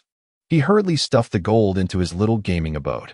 His father came to assist him, and the two spoke not a word as they worked. When they were finally exhausted to the point of nearly collapsing, they had managed to cram all the gold bricks into Zhou's modest dwelling. He silently observed the fluctuation of coins in the upper right corner of the screen. The count, initially at 3,100, paused for 2 seconds before erupting into a rapid ascent. 10,000, 20,000, 50,000, until it culminated in an astonishing 1 million coins. 1 million coins? Zhou's mind nearly went blank. My goodness. Does this mean he had collected gold weighing a staggering 1,000 pounds from the wealthy Ma? Based on current gold prices, this amounted to nearly 400 million. Zhou swallowed hard, forcibly regaining his composure. With such an abundance of coins, he ought to be able to fully develop the game system, right? He quickly glanced at the game interface, only to find a colossal exclamation mark displayed on the screen. Zhou hastily clicked on it. Instantly, the game prompted, "Do you wish to develop a plot of land outside your small house? Development cost, 100,000 coins. A plot of land outside the house." Zhou paused, slightly taken aback. What purpose could the land serve? After some contemplation, he decided to inquire. After all, developing a piece of land required a hefty sum of 100,000 coins. Although he currently possessed 1,000,000 coins, what if subsequent unlockables became increasingly expensive? It must be said, Zhou was rather astute in this regard. Developing the land will unlock a workshop. Your workshop must be constructed on the land outside your small house. So, it was the workshop in the game that needed to be unlocked. Zhou felt a wave of exhilaration wash over him. In previous games, workshops were divided into culinary, crafting, precision engineering, and tailoring. For Zhou, the most advantageous at this moment was undoubtedly the crafting workshop. Thus, after a brief consideration, he made his decision, confirming the development of the land. Received 100,000 coins will be deducted for the development of new land. The new land has been successfully developed. Would you like to spend 666 coins to draw for the workshop? Please note, the draw is random. Zhou, damn it, I hope this yields something worthwhile. Why couldn't he choose the workshop himself? Why was it merely a passive lottery? Though frustration bubbled within him, he ultimately gritted his teeth and replied, draw. There was no alternative. He could not oppose the game system and had to accept this absurd setup. Zhou rationalized that even with the worst luck, drawing 4 times should at least guarantee him the crafting workshop, right? No sooner had he completed his thought than a large wheel of fortune manifested before him. The wheel spun rapidly, almost blurring its contents. Zhou squinted, attempting to discern the text that flickered past. 100 units of wood, 288 units of iron ore, and other similar items. Wait, why did it seem like this might not end well? Surely, he wouldn't end up with such worthless materials? Just as he contemplated the situation, the spinning wheel came to an abrupt halt. The pointer came to rest on a mineral symbol. Congratulations. You have won 300 silver ores. Damn it. Zhou compelled himself to take a few deep breaths to calm his agitated spirit. It turned out that the lottery did not select a workshop from 4 options, but rather drew from a heap of junk. Upon realizing this disheartening truth, Zhou promptly halted the lottery. He decided to draw again later, as he had pressing matters to attend to now. He chuckled to himself, thinking he would have a thorough discussion with the game system upon his return. Putting aside the thoughts of the game system swirling in his mind, Zhou composed his emotions and resumed his meticulous search of the hidden passage. Aside from an entire wall adorned with gold bricks, he discovered crates upon crates filled with gold, silver, and precious jewels, as well as antiquities. The collection included rubies, sapphires, emeralds, jade, pearls, diamonds, and more. The exquisite craftsmanship far exceeded the experiences of both him and his father. Zhou, with little time to spare, hastily stuffed all the jewelry into a small room. The well-prepared ground was not wasted. Zhou temporarily used it to stack the jewelry boxes. While packing the boxes, Zhou accidentally stumbled upon an astonishing detail. Even the wooden boxes for the jewelry were crafted from the most expensive agarwood, aged a millennium. He inhaled the aromatic scent of the wood and marveled at the extravagant taste of the wealthy mafuhao. The price of agarwood, comparable to gold by the gram, was absurdly used for crafting jewelry boxes, a sheer waste. After shaking his head in dismay, Zhou had yet to remove the mural hanging on the wall when he heard his father call out to him. Xiaozhou, come take a look. There's ginseng here too. Ginseng? Zhou carefully stored the mural and approached his father. Upon closer inspection, he was once again taken aback. Dozens of neatly arranged boxes of ginseng were stacked together. He casually picked one up. Upon opening it, he found the ginseng not particularly large, but with distinctly visible roots. Zhou speculated that this was likely wild ginseng. Given Ma Fuhao's wealth, who would bother collecting cultivated ginseng? Beside the meticulously arranged ginseng, a considerable number of Maotai liquor bottles were displayed. The Wuxing brand of Maotai was priced around 160,000 yuan per bottle, with a total of 12 bottles. This liquor was essentially priceless, meant for collection. The Feitian brand Maotai, packaged 6 bottles per box, was valued at 80,000 yuan per box, with over 20 boxes in total. Before Zhou could fully process the situation, his father was already brimming with excitement. Son, this Maotai is splendid. Zhou knew his father had a fondness for tasting fine spirits. He intended to collect all the Maotai for him. After gathering the wild ginseng and the Maotai liquor, Zhou and his father quickly scanned the entire area, concluding that there were no more treasures to be found. Lu Zhou gestured for his father to exit. Just as he turned, he accidentally loosened his grip on the flashlight, causing it to tumble to the ground. Chapter 37. The secret. He immediately crouched down to retrieve the flashlight. It rolled several times before finally settling in a recess. As Lu Zhou reached out to pick it up, his expression shifted. Wait a moment, this recess feels rather peculiar. Upon pressing it firmly, he discovered a button on the side of the recess. Upon pressing the mechanism, a recess opened, revealing a diminutive box within. Both Lu Zhou and his father wore expressions of curiosity, pondering the enigmatic contents of this small object. Upon opening the box, they discovered a collection of blank sheets of paper. Blank paper? Lu Zhou furrowed his brow, incredulous. It seemed implausible that anyone would conceal such innocuous items so meticulously. Outside, the torrential rain appeared to intensify. Wiping the sweat from his forehead, Lu Zhou tucked the blank sheets into his clothing. His father, equally intrigued, remarked, "Son, could there be some clandestine secret inscribed upon that paper? Perhaps it was penned with an ink that vanishes." Their thoughts aligned, both speculating on the paper's hidden significance. While they could not decipher the mystery at that moment, they held hope that answers would unveil themselves in the future. After thoroughly scouring the mansion, Lu Zhou first stowed the drill in the game room before leading his father to the 4th floor. When they arrived, the water level had risen to their calves, having previously reached the 3rd floor. Navigating through the water proved arduous until they reached the expansive window. Lu Zhou retrieved the speedboat, casting it onto the surface of the water, where it bobbed precariously under the onslaught of the rain. Glancing at the clock, he noted it was 3 in the morning. Lu Zhou resolved to scour a few more households nearby before departing, as the costs of upgrading the game system were exorbitant. With a keen sense of crisis awareness, he understood the necessity of capitalizing on the early stages of the game to amass gold through zero-cost purchases. Once that window closed, he would have to resort to alternative means to acquire gold. Lu Zhou contemplated this with clarity. In the mid-game, he would need to trade his resources for gold and diamonds with others. Thus, he could not afford to overlook any opportunity for resource acquisition.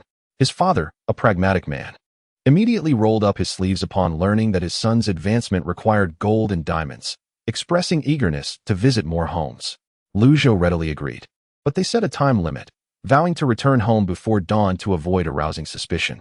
The speedboat sped onward, targeting the next household. After departing from the residence of the affluent Ma, they proceeded to scour other homes in an orderly fashion. Ma's opulent mansion occupied a prime position within the community, prompting the father and son to adopt a circular strategy for their scavenging. Lu Zhou had grown adept at navigating the luxurious neighborhood, having been previously awed by Ma's grandeur, which rendered subsequent encounters less impactful. Typically, he would first peruse the kitchen, collecting edible provisions and utensils. Following that, he would search the wardrobe for precious metals, jewels, watches, tobacco, alcohol, and tea. Having plundered 6 households in succession, the collective yield paled in comparison to that of Ma's mansion, yet it still contributed a substantial 200,000 gold coins to Lu Zhou's coffers. As for diamonds, he glanced upward to find his total had risen to 3,400. While the rate of diamond accumulation may not rival that of gold, the process of gathering diamonds proved far simpler. Everyone is aware that diamonds are merely a tax on intelligence. In a post-apocalyptic world, they hold little value. Lu Zhou pondered how he might devise a suitable method to collect diamonds when the time came. Upon reaching the 7th house, he glanced at his watch and murmured, "Dad, we can't continue. We must leave quickly." Lu's father was obedient, and upon his son's command, he immediately boarded the boat, assuming a posture of readiness. Lu Zhou gave his father a thumbs up. "Dad, you truly are my invaluable assistant." This statement was sincere. Comrade Lu Zhongqing followed instructions diligently, exerted himself willingly, and acted swiftly, proving to be a tremendous help during that evening's scavenging endeavor.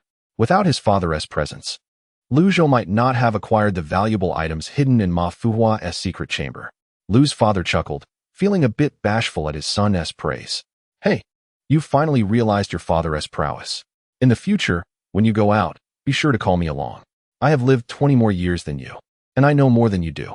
Lu Zhou listened to his father's words with a smile, his expression remarkably calm. These moments were infinitely better than those spent alone.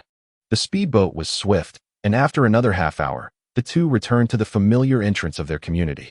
Lu Zhou stowed away the speedboat and switched to a rubber dinghy, paddling alongside his father back to their home.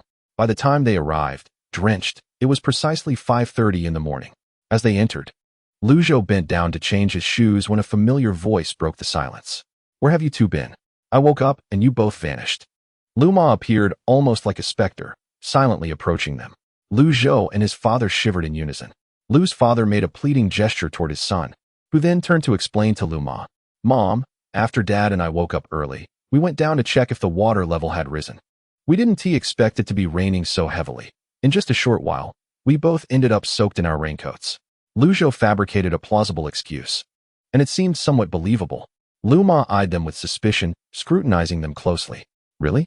Absolutely, more genuine than pearls." Zhou quickly asserted his innocence, and Lu's father chimed in. "Dear, we were just concerned about your sister's family. They live on the 3rd floor, which is quite worrisome." Upon recalling that Jiang Xiaolin resided on the 3rd floor, Lu Ma felt a pang of concern and ceased to probe further into the matter between father and son. "So, did you see if the water level has risen?" she asked anxiously. Zhou sighed. "Yes, it has risen, approximately 10 centimeters." Lu Ma's anxiety deepened. Looking at Zhou, she couldn't help but ask, "Do you think your aunt's family will be safe from this flood?" Zhou nodded reassuringly. "Mom, don't worry. In the last life, my aunt's home wasn't flooded." Lu Ma nodded, though still restless. After glancing at the drenched father and son, she snapped back to reality and quickly urged them to dry off. "You two shouldn't go out in such heavy rain. What if something were to happen?" As she spoke, Lu Ma handed them 2 towels. The father and son acknowledged her concern and retreated to the bathroom to clean themselves up. Zhou first removed his raincoat and boots, slipped into slippers, and wiped his forehead. He entered the bathroom, took off his bomb-proof clothing, and dried himself thoroughly before emerging. Meanwhile, Lu Dad avoided Lu Mom and took care of himself. The bomb-proof attire resembled ordinary clothing quite closely, so Lu Dad casually tossed his entire outfit, including the bomb-proof gear, into the washing machine. The relentless torrential rains had rendered the house damp, making it impossible for the washed clothes to dry. Chapter 38. A visit of gratitude. Lu Dad had long replaced their conventional washing machine with an imported model featuring drying and sterilizing capabilities. As for the origin of this imported machine, it was, of course, from the batch of appliances taken from the Bauga building. While Lu Dad loaded the laundry, Zhou squeezed into place his garments properly. After pressing the start button, the washing machine began its operation. The most practical feature of the imported washing machine was its near-silent performance. Aside from the faint sound of the rollers, it was as if the machine were non-existent. Zhou was quite pleased with the newly acquired washing machine. After returning from the Bauga building, he had suggested to Lu Dad to replace various household appliances. Consequently, the Lu family swiftly transitioned to using imported devices. Naturally, Zhou was not frivolous. He specifically targeted appliances that generated noise, such as the washing machine, air conditioning units, and generators, leaving the quieter devices untouched. Meanwhile, Lu Mom, worried about her sister, intended to make a phone call, but soon realized that all communication had been severed. She had to momentarily set aside her concerns. Zhou, well aware of Lu Mom's troubled disposition, proactively headed to the kitchen to prepare a meal for the family. Just as they finished breakfast, a knock echoed at the door. Zhou stood up and approached the entrance, instinctively checking the peephole, only to discover that it was Zhang Jiahao outside. Upon opening the door, before Zhou could utter a word, Zhang Jiahao spoke first. "Zhou, these are sweet potato and corn pancakes made by my family, with a touch of sugar added for flavor. My grandmother asked me to bring some to your home." In the past, Zhou would have accepted such a gesture, but given the current scarcity of food, he could not accept this precious corn treat and promptly declined. "Jiahao, please take it back. I truly cannot accept this." Understanding that Zhou was concerned about their own hardships, Zhang Jiahao smiled wryly and replied, "Just take it, Zhou. This is our family's token of gratitude. Thanks to the medicine you gave me last night, Lele is feeling better. Our family is at a loss for how to express our thanks. If you refuse, my grandmother will surely scold me when I return." With a furrowed brow, Zhang Jiahao appeared genuinely sincere. Zhou then seized upon the most crucial piece of information and inquired, "Lele has recovered?" At the mention of his sister, Zhang Jiahao's expression relaxed. "She is much better today. Initially, we thought Lele had fully recovered after she stopped running a fever last night. But then she started burning up again in the middle of the night, and the fever was even worse. Without the medicine you provided, we don't know how she would be doing today." Zhang Jiahao, a man of considerable stature, spoke with a lingering sense of trepidation. Lu Zhou felt a profound stir within. In a world devoid of medicine, one must endure illness with sheer resilience. Those who endure are deemed fortunate, while those who falter meet their demise. After learning that Lele had escaped danger, Lu Zhou found a semblance of ease in his heart. Well then, I shan't be courteous any longer. It's the perfect opportunity to savor my grandmother's culinary prowess. With that, Lu Zhou reached for the plate, from which the golden, crispy sweet potato corn cakes emanated a mouth-watering aroma, causing his stomach to grumble audibly. Zhang Jiahao chuckled. Go ahead and eat. I'll be heading downstairs. Lu Zhou watched him descend the stairs before turning back, carrying 3 sweet potato corn cakes into the room. Lu Dad and Lu Mom, seated on the sofa, were drawn by the enticing scent of the cakes and looked up with curiosity. Who brought these? Lu Zhou replied nonchalantly. They were given by Jiahao's grandmother. In gratitude for the medicine we delivered to them last night. As he spoke, he placed the plate back on the dining table. Lu Dad and Lu Mom approached, each taking a cake and biting into it. Delicious, Lu Mom exclaimed, her eyes lighting up with genuine praise. Jia Grandma's culinary skills are truly exceptional. By the way, Xiaozhou, later on, please take a small jar of cherry jam downstairs. Lu Zhou, taken aback, asked, Mom, where did the cherry jam come from? Lu Mom beamed with pride. Humph, where else but from me? Your cherries yield 2 pounds every day. If I don't pick them, it would be a waste. So I made cherry jam. Lu Zhou's eyes widened in astonishment, his expression one of admiration. All right, when I go down to return the plate, I'll take them a jar. Unlike Lu Mom, Lu Dad's attention was drawn to another matter. Son, I find the Zhang family quite agreeable. At least they express their gratitude. In the future, I believe we could form a team with them. Lu Dad appeared to be in good spirits, likely due to the presence of a commendable neighbor. Lu Zhou concurred, acknowledging that the Zhang family indeed had an amiable disposition.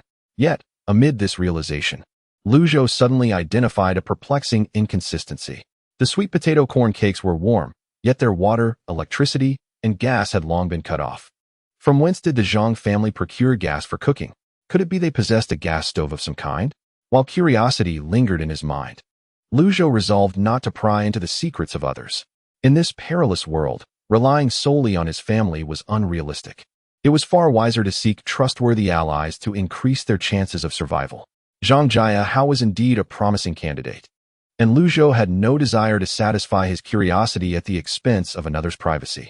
Speaking of forming a team, Lu Zhou secretly harbored an even better option, his aunt's family. In his past life, during a time of utmost helplessness, his aunt had provided substantial supplies to his family and later took him in when he was homeless.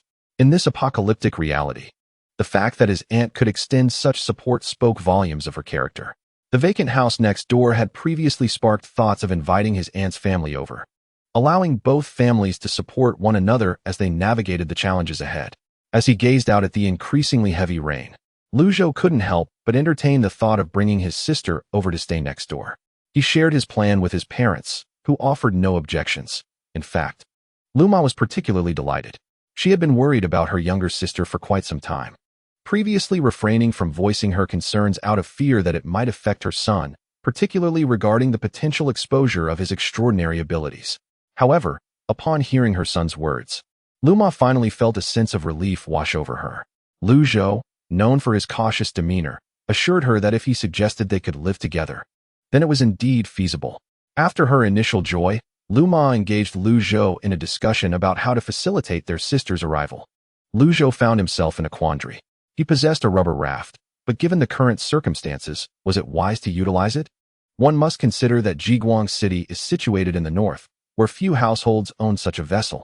He feared that its use would attract undue attention. If it were just him, he would undoubtedly proceed without hesitation. However, with his parents present, he felt compelled to exercise greater caution. Ultimately, Lu Zhou gritted his teeth and resolved to take it out. Chapter 39. Forming a group to shop, one cannot simply hide their possessions because others do not possess the same. Otherwise, what is the purpose of one's rebirth? It would be far more prudent to seize the opportunity to gather supplies and venture out with a group.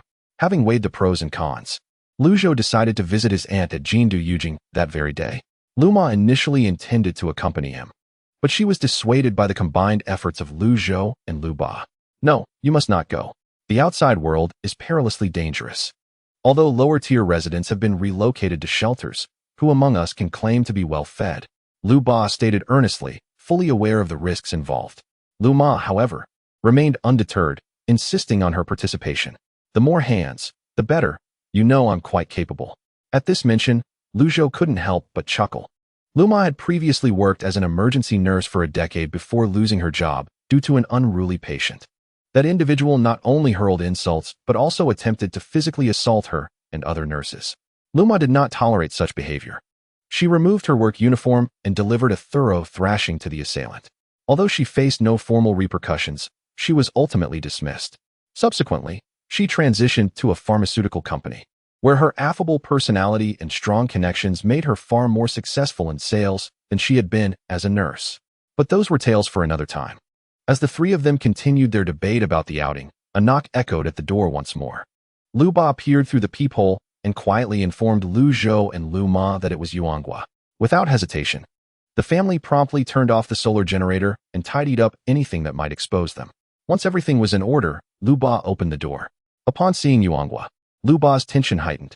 Yuanghua's gaze instinctively drifted toward the interior of Lu's home, yet he was of shorter stature, and when he attempted to look up, Lu Ba's presence effectively obscured his view. He saw nothing of consequence. Lu Ba furrowed his brow slightly and cautiously spoke. Lao Yu, is there something on your mind? Yuanghua lowered his head, avoiding Lu Ba's probing gaze, and then smiled. It's like this, Lao Lu. I wanted to ask if you would like to join me in going out to procure some supplies. A sense of wariness involuntarily crept into Lu Ba's heart. Yet his expression remained one of feigned ignorance. Procure supplies? Where shall we go? I am indeed in need of some, but I cannot venture outside. This statement successfully allayed Yuanghua's suspicions about the Lu family. It appeared that the Lu family was nothing more than an exceedingly ordinary household. Recalling the items he possessed, Yuanghua couldn't help but smile and said, Lao Lu, you are quite right in thinking this way. The torrential rain has persisted without cessation. How long can the government's assistance last? While others remain oblivious, it would be prudent for us to hasten our departure and gather some essentials. I have a kayak that allows for travel, and I have already inquired about a suitable place to shop, which is located at the Fuzhou Commercial Plaza. I just spoke with the neighbor, Old Zhang, and he mentioned he intends to go as well. Lu Ba's face lit up with excitement, seemingly genuine. All right, when shall we set off? Yuanghua pondered. The sooner, the better. I will return to gather my belongings. Let us meet on the 17th floor. Lu Ba nodded, and Yuanghua promptly descended the stairs. Once Yuanghua's figure was out of sight, Lu Ba's expression turned grave as he addressed his son. Son, what do you think Yuanghua is truly after? For some reason, I can't shake the feeling that collaborating with him lacks stability. Lu Zhou, displaying a calm demeanor, replied without a hint of concern. It is likely that Yuanghua seeks to mitigate the risks of venturing out. Given that our three families are now intertwined, he finds himself with limited options. Furthermore, the necessity of procuring supplies will inevitably come to light. The earlier he receives news, the more perilous it is for him to venture alone. It is wiser to include our families, thereby distributing the risks and perhaps even earning a favor in return. As Lu Zhou elucidated Yuanghua's intentions to Lu Ba and Lu Ma, both of them shuddered slightly. He certainly has a lot on his mind, Lu Ba remarked, feeling a sense of relief. It is not the fear of others coveting what you possess that troubles me, but rather the dread of others desiring nothing at all. That is far more disconcerting. Lu Zhou's agreement with Yuanghua was also driven by personal motives. He planned to utilize Yuanghua's kayak to facilitate the transfer of his own kayak, ensuring its subsequent usability. The father and son hesitated not, quickly donning their attire and arming themselves with knives before heading downstairs. Lu Ma, perceiving the situation, refrained from requesting to join. A single kayak accommodates a limited number of individuals. With each family contributing 2 members, the total of 6 would fill the kayak to capacity. Hence, she chose not to partake in this venture. Upon reaching the 17th floor, Lu Zhou and Lu Ba found Zhang's father and son, along with Yu's father and son, already waiting. Upon noticing the knives slung across Lu Zhou and Lu Ba's backs, Yuanghua shuddered visibly, while the Zhang family brightened with newfound interest. The knives were indeed striking. Ignoring the weapons of the Lu family as best as he could, Yuanghua signaled for the assembled group to proceed downstairs. Unlocking the latch on the 17th floor with a clang, the group lined up and began their descent. Those who heard the noise stealthily crouched by the peephole, peering outside. Upon seeing 6 large men, they immediately felt relieved that they hadn't opened the door. However, observing the hurried demeanor of these individuals sparked a flicker of curiosity within them. What could this group be up to? Such a display of urgency. The 6 men swiftly descended to the first floor, where Yuanghua produced an inflatable boat and began inflating it. Zhang Jiehui, intrigued, remarked, "Uncle you truly are impressive. An inflatable boat is no easy feat to procure, yet you managed to obtain one." While Yuanghua continued to inflate the boat, he calmly replied, "Huh? It's all thanks to the assistance of old friends. I had to expend quite a bit of goodwill, but I finally secured it." In the brief moment of their conversation, the inflatable boat was fully inflated, floating gracefully upon the water's surface. The sound of the pump was rather loud, drawing a crowd of onlookers. Some even shouted from across the building, inquiring about the source of the boat. Everyone understood the situation, so no one dared to engage with the 6 men. The group swiftly boarded the inflatable boat, with Zhou coincidentally seated beside Ziming. Ziming appeared somewhat unwell, enveloped in a gloomy aura. Zhou turned his head, feigning ignorance. Who knew what was troubling this second-generation individual? In these dire times, everyone was in a poor mood. Zhou had no desire to meddle in others' affairs. The 6 men took turns rowing, and when it was Ziming's turn, it was evident that he was not putting in any effort. He merely splashed the water. His partner, Zhang Jiehui, was exhausted yet gritted his teeth, striving to maintain his rowing. Although he noticed Ziming's lack of effort, he decided to exert himself a bit more, not wanting to create a tense atmosphere with everyone looking grim. Zhou, however, showed no leniency towards Ziming. In these apocalyptic times, who cared about your background? Chapter 40. Expensive grain. Uncle Yu. Has Ziming not slept well last night? He seems to lack strength for rowing. I suggest we let him rest for a while. There's no rush, and we can set off after a brief pause. Zhou cast a sidelong glance at Ziming, speaking in a tone that seemed caring, yet was intended to spotlight him for criticism. Hearing Zhou's words, Yuanghua turned around and, upon noticing Ziming's laziness, felt an immediate sense of embarrassment. Ziming, did you not sleep well last night? Move aside, I'll take over. With that, Yuanghua pushed his uncooperative son aside and took the oar from his hands. Ziming was momentarily taken aback, finally relinquishing the oar, but not before casting several resentful glances at Zhou during the exchange.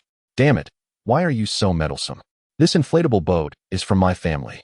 Zhou remained indifferent, thinking to himself that he certainly wouldn't indulge him. In these dire times, who would coddle him? Following this brief interlude, the overall speed of the inflatable boat significantly increased. The group spent an hour reaching Fuzhou Commercial Building, due to the torrential rain and the necessity of rowing. The journey was arduous. What would typically take 20 minutes had stretched to a full hour. The Fuzhou Commercial Building, situated at a higher elevation, remained unscathed by the floodwaters. Once a comprehensive complex, it had now transformed into a temporary point for resource procurement. Before the 6 individuals entered the grand edifice, they carefully deflated and stowed away their inflatable kayak. In such a bustling location, where prying eyes were plentiful, the kayak was a precious commodity, and any negligence could prove disastrous. The group proceeded through the rear entrance, as the main doors had already been secured, leaving only the safety passageway ajar. Zhou walked alongside his father, both moving in unison towards their destination. Upon traversing the winding safety corridor, they were greeted by a spacious expanse bustling with numerous vendors. The array of goods on display was eclectic, showcasing a hodgepodge of wares. Vendors had spread their merchandise across the limited space, inviting patrons to peruse their offerings. Here, the fear of robbery was minimal, as Zhou quickly noted the presence of several armed soldiers, likely dispatched by the government to maintain order in the marketplace. He discreetly surveyed his surroundings, observing that the crowd was not overly dense, suggesting that many were likely unaware of this internal gathering. Yuanghua assessed the foot traffic and felt a sense of clarity wash over him. It seemed that the troublesome individual had not ensnared himself in any entanglements. Embracing a spirit of camaraderie, he smiled and proposed to his companions. Why don't we each procure what we need and reconvene at the entrance once we've completed our shopping? This suggestion was met with unanimous agreement, as each person had their own desires to fulfill. In an instant, the 6 dispersed. Zhou and his father advanced a few steps before being called by the Zhang father and son. Old Liu, why don't our families explore together? Mr. Zhang proposed. Initially, Liu Dad had found Mr. Zhang to be a respectable man, and with the opportunity to strengthen their familial bonds, he readily acquiesced. After all, Their purpose for coming was to remain inconspicuous, with no particular items in mind to purchase. With this thought, the four of them began to move forward, naturally making their way to the grain vendor. Currently, grain prices had skyrocketed. Previously, a kilogram of rice cost 3 yuan but had surged to 30 yuan. Other grains had experienced similar inflation, increasing 10 to 20-fold. Not only had prices soared, but there were also purchase limits imposed. Each individual was permitted to buy only 20 kilograms of grain, contingent upon presenting their identification. Thanks to government price controls, these rates were not exorbitantly high under the present circumstances. Zhou was acutely aware of the extent to which merchants would exploit the situation in the absence of regulation. It was not merely that 30 yuan per kilogram was expensive. Without government oversight, ordinary citizens would struggle to afford even such inflated prices. In those dire times, limited resources would be hoarded by the affluent. As the four approached, they noticed a large sign affixed to the counter, boldly stating, "Cash only." This simple directive disheartened many.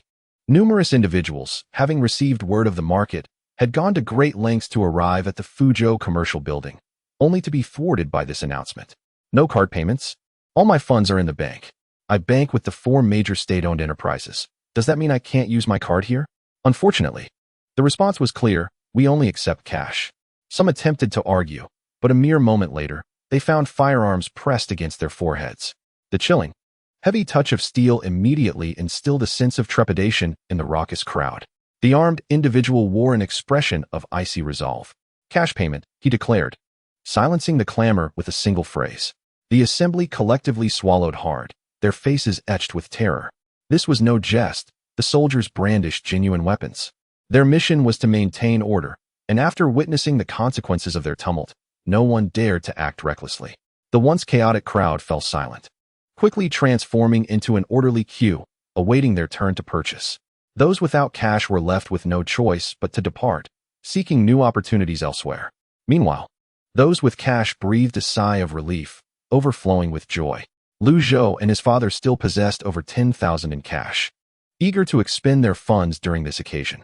The Zhang father and son felt fortunate.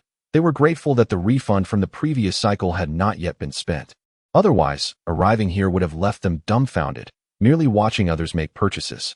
Zhang's father clutched a substantial sum of 100,000, more than enough to acquire essential supplies. Considering the Liu family, he quietly inquired, "Old Liu, do you have sufficient cash? If not, I can lend you some." Liu's father shook his head, politely declining. "Old Zhang, I have enough funds. Don't worry about us. Hurry and buy what you need. My son and I will also go in and see what we can get." All right, Zhang's father replied, without further pleasantries, as he led his son inside. Zhou and his father lingered a bit behind. They purchased rice and flour, adhering to the maximum purchase limits, totaling 40 kilograms at the cost of 1,200 yuan, along with a selection of other instant products. After completing their purchases, Zhou glanced back inside and noticed the Zhangs were still shopping, prompting him to turn and lead his father outside. Time was of the essence. It was prudent to explore the building for other available goods. Zhou hurriedly advanced until he reached a shop selling seeds, where he finally paused. This establishment, initially a flower and herb store, offered not only finished seedlings but also seeds, all displayed together.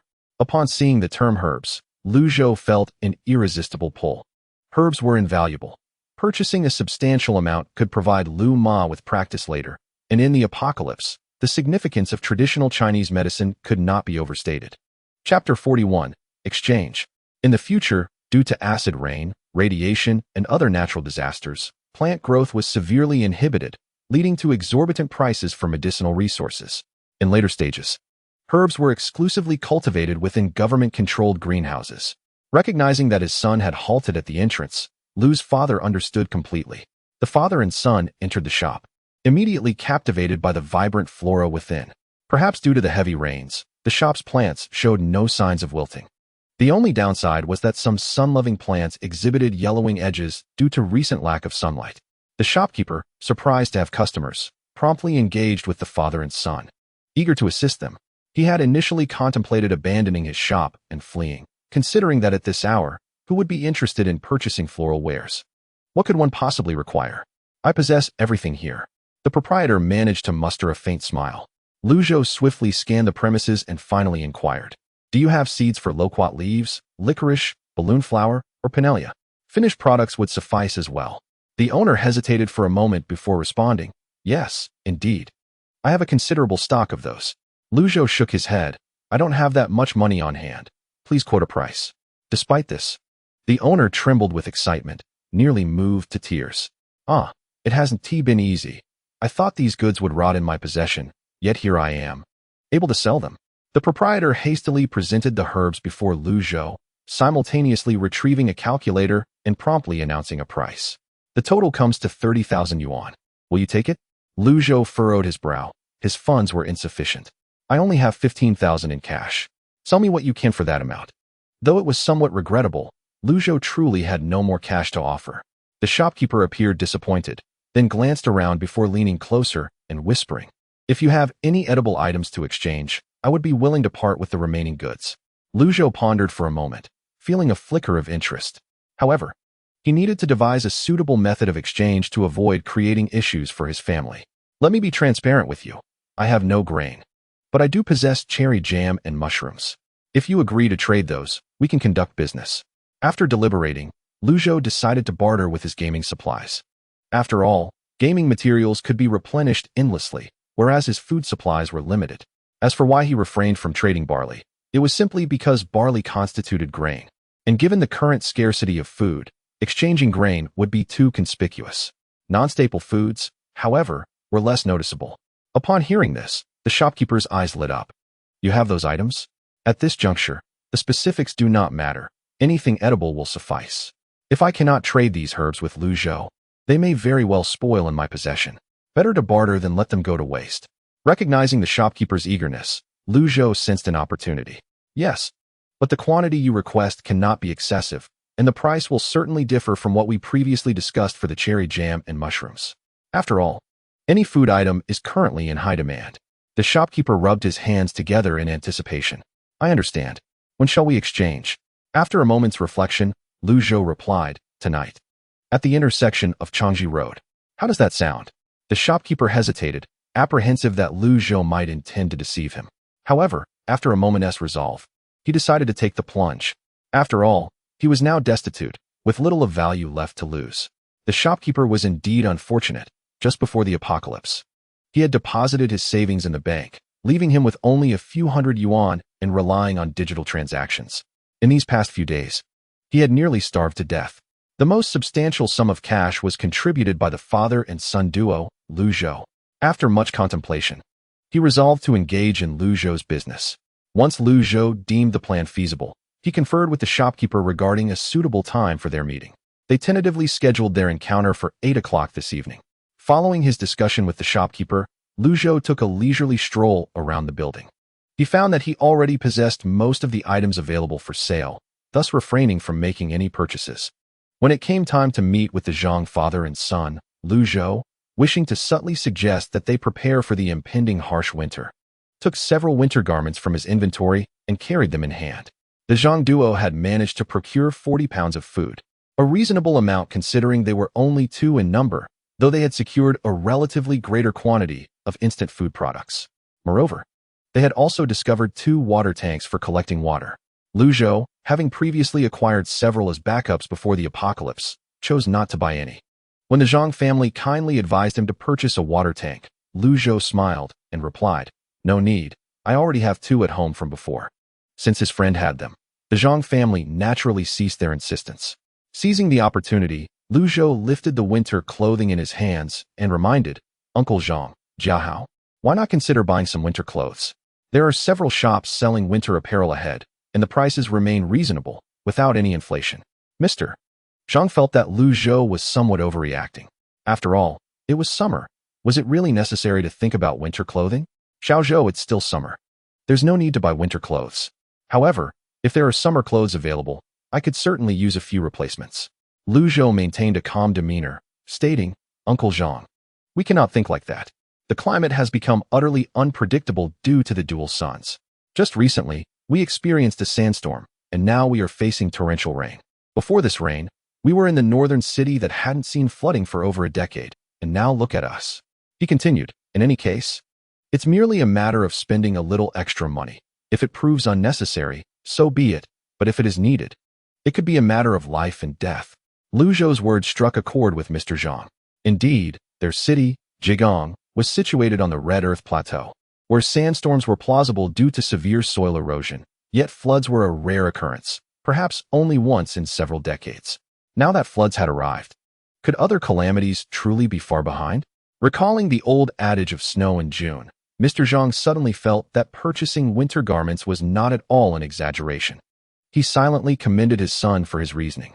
"Ah, my son, you truly take after me in your logical persuasion." Jiahao nodded in agreement. "Lu Zhou, I also believe that the climate has become exceedingly bizarre. It is always wise to prepare for the unexpected." As they conversed, the four of them approached a row of shops selling winter apparel. Mr. Zhang and Jiahao busily selected several warm garments, while Lu Zhou and his father leaned against the mall window, conversing while awaiting the Zhang family. In the midst of their dialogue, Mr. Lu furrowed his brow, seemingly in disbelief, and edged closer to the window. "Xiao Zhou, do you see those two individuals downstairs? Are they not the father and son?" Following his father's gaze, Lu Zhou looked down. With blue tops and white trousers, he could unmistakably identify Yu Ziming. Chapter 42. A call for help. Lu Zhou's expression was frosty as he spoke softly. "Father, it is indeed the Yu family." Upon hearing this, Lu's father immediately reddened in anger and exclaimed, "Are these two planning to set sail on their own? Should we not shout out to them?" Lu Zhou raised a hand, signaling his father to remain silent for the moment. He lowered his gaze and observed that Yu Ziming and Yu Goen were loading all the items they had purchased onto the inflatable raft. The quantity was considerable, causing the raft to visibly dip. It was evident that even if these two had no intention of leaving, there would be no room for their own belongings or those of the Zhang family. Once they had secured their goods onto the raft, the two indeed began to paddle away. Lu's father was nearly driven to shout out in desperation, but Lu Zhou restrained the furious man. "Father, do not fret. We will use our own inflatable raft shortly. Something feels amiss." This was Lu Zhou's instinctive reaction. If the Yu family truly wished to abandon their group, why had they come together to procure supplies? Was this not a case of failing to do a good deed and instead landing themselves in trouble? Moreover, a shrewd individual like Yu Goen would surely comprehend the difficulty of safeguarding a boatload of supplies with just the two of them. Unless, of course, they were temporarily departing to a destination nearby and secure enough to avoid the risk of robbery. As for why they would take such a considerable amount of supplies, it was likely they intended to barter these goods for something of value. Upon contemplating this, Lu Zhou felt his deductions were indeed accurate. After exchanging thoughts with his father, Lu's father began to see the reason in Lu Zhou's words. However, the Yu father and son had not considered how their group would return. What if they could not wait for them? What would the four of them do then?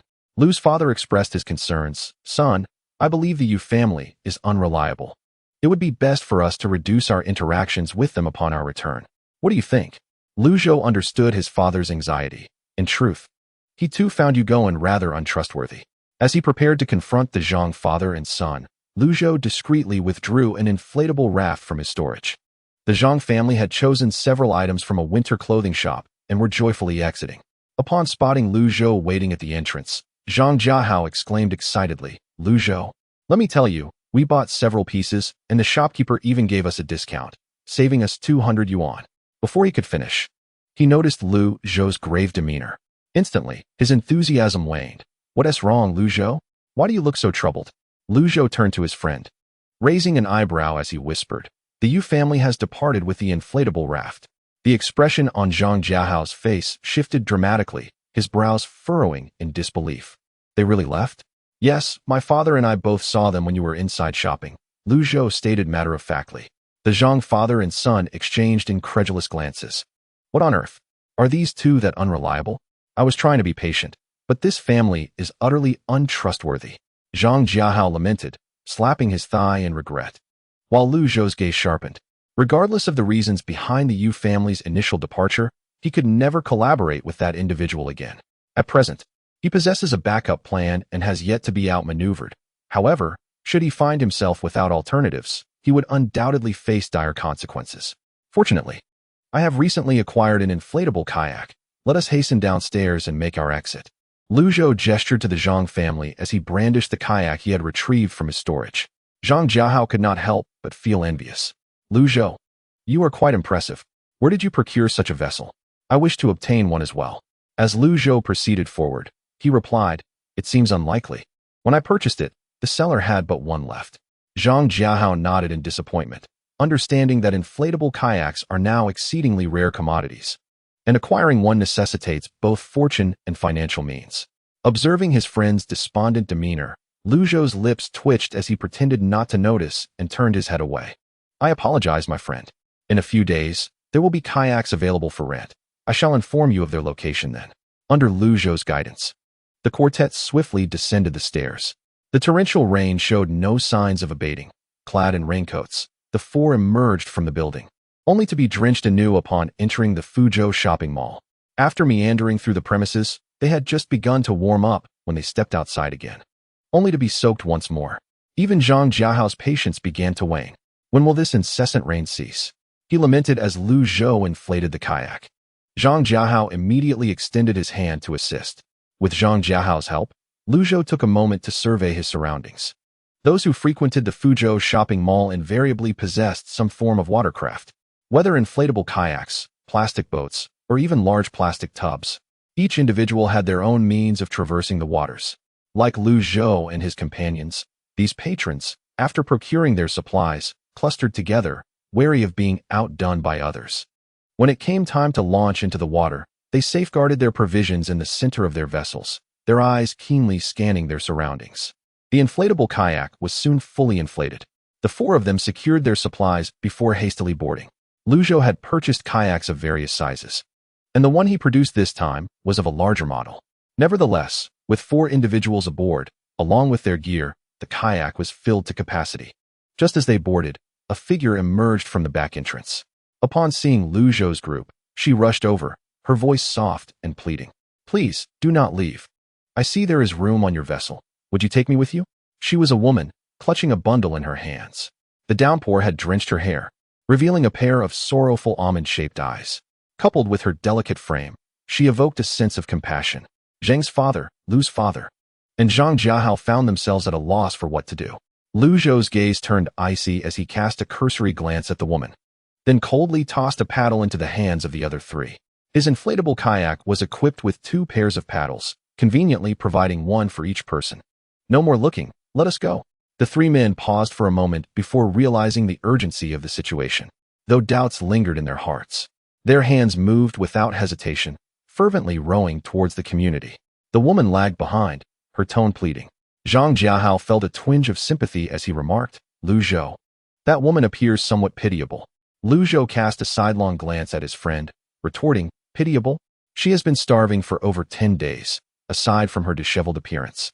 Her complexion and spirit seemed perfectly intact. Where's the pity in that?" Zhang Jiahao was momentarily taken aback by his friend's words, and upon reflection, he conceded that there was some truth to it. Chapter 43.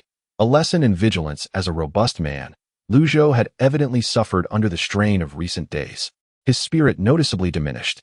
With an air of composure aimed at enlightening his companions, he stated, "If we were to take her aboard, do you believe she wouldn't use the pretext of being returned home to ensnare us in a trap?" Such occurrences were common in his previous life, particularly during the early stages of the apocalypse. As time progressed, trust among individuals eroded, leaving no one willing to extend a hand to strangers. Lu Zhou's father, engrossed in rowing, felt a chill run down his spine at his son's words. Both Zhang Jiahao and his father bore expressions of terror. Lu Zhou turned his gaze toward the woman, now imploring another individual as she boarded their vessel. The efficiency of 4 rowers far surpassed that of 2, and within 20 minutes, they had covered half the distance. Zhang Jiahao, his hands numb from rowing, contemplated switching hands for a brief respite when he noticed what appeared to be faint traces of blood on the water's surface. Furrowing his brow, he followed the trail of crimson. The sight that met his eyes was startling. Approximately 500 to 600 meters from Lu Zhou's boat lay 2 lifeless bodies. It was evident they had recently perished, blood continuing to flow from their forms, both victims appearing to be young. Logically, the bodies should have sunk. However, by some twist of fate, they were entangled in a floating platform, drifting along the water's surface, carried by the current towards Lu Zhou and his companions. As the corpses drew nearer, the 4 held their breath, desperately rowing aside to evade the ghastly sight. When they finally passed the bodies, Lu Zhou's attention was caught by the distinct green jackets worn by the deceased, and his expression darkened. Zhang Jiahao, no fool, gasped softly, "Crap. Aren't these the two men who later allowed that woman onto their boat?" He had witnessed the same scene as Zhou. Zhou nodded in affirmation, confirming their identities by the color of their clothing and their physique. A chill coursed through Zhang Jiahao's veins. Zhou's father and Zhang's father fared no better. The three men fell silent, fixated on the corpses. The lifeless bodies stared wide-eyed, their gaze forever unblinking. Blood flowed from their abdomens, staining the surrounding water crimson. This harrowing scene left an indelible impact on the trio. Aside from their mechanical rowing, no one uttered a word thereafter. Zhou sighed inwardly, hoping that witnessing the fate of these two would instill a greater caution regarding human nature in them. Zhang Jiahao was indeed rattled. Reflecting on his earlier foolishness in wanting to involve that woman, he felt a wave of trepidation wash over him. From now on, regardless of age or gender, he resolved to extend no assistance to anyone. Lu Ba, Zhang Fu, and Zhang Jiahao shared similar thoughts. Zhou maintained a steady gaze ahead, skillfully steering the inflatable raft. Soon, they arrived at Zhou's residential complex. Once inside, the paddles became ineffective. Lu Ba and Zhang Fu disembarked, swimming while pushing the raft toward the staircase. Zhou and Zhang Jiahao safeguarded their supplies, vigilantly observing their surroundings. As they approached the staircase, a sudden commotion erupted as a multitude of people surged forth. Zhou's nerves tightened, and he grasped the curved knife at his back. Following the recent shock, Zhang Jiahao dared not lower his guard. Witnessing the unfolding situation, he promptly retrieved the rolling pin he had brought from home. Initially, he believed that possessing an imposing object would suffice, never contemplating the need to inflict harm. Now, however, he felt the inadequacy of the rolling pin in his grasp. Zhou, with keen perception, noticed the gathering crowd, their eyes glinting with avarice. Before they could reach the stairway door, the group could barely contain their restless intentions. Lu Ba and Zhang Fu, submerged in water, were unable to pose any threat. Placing all their hopes on the two individuals aboard the raft, with a steely expression, Zhou brandished his curved knife, addressing the obstructive crowd with fierce resolve. "Let me make myself clear. Should anyone dare to lay a hand on my belongings, do not blame me for severing that hand. Doubters are welcome to test the veracity of my words." He tightened his grip on the knife, the tension palpable in the air. The crowd seemed to sense the seriousness of Zhou's declaration, their initial inclination to act now tempered by caution. "Disperse at once, or I shall strike down anyone who approaches."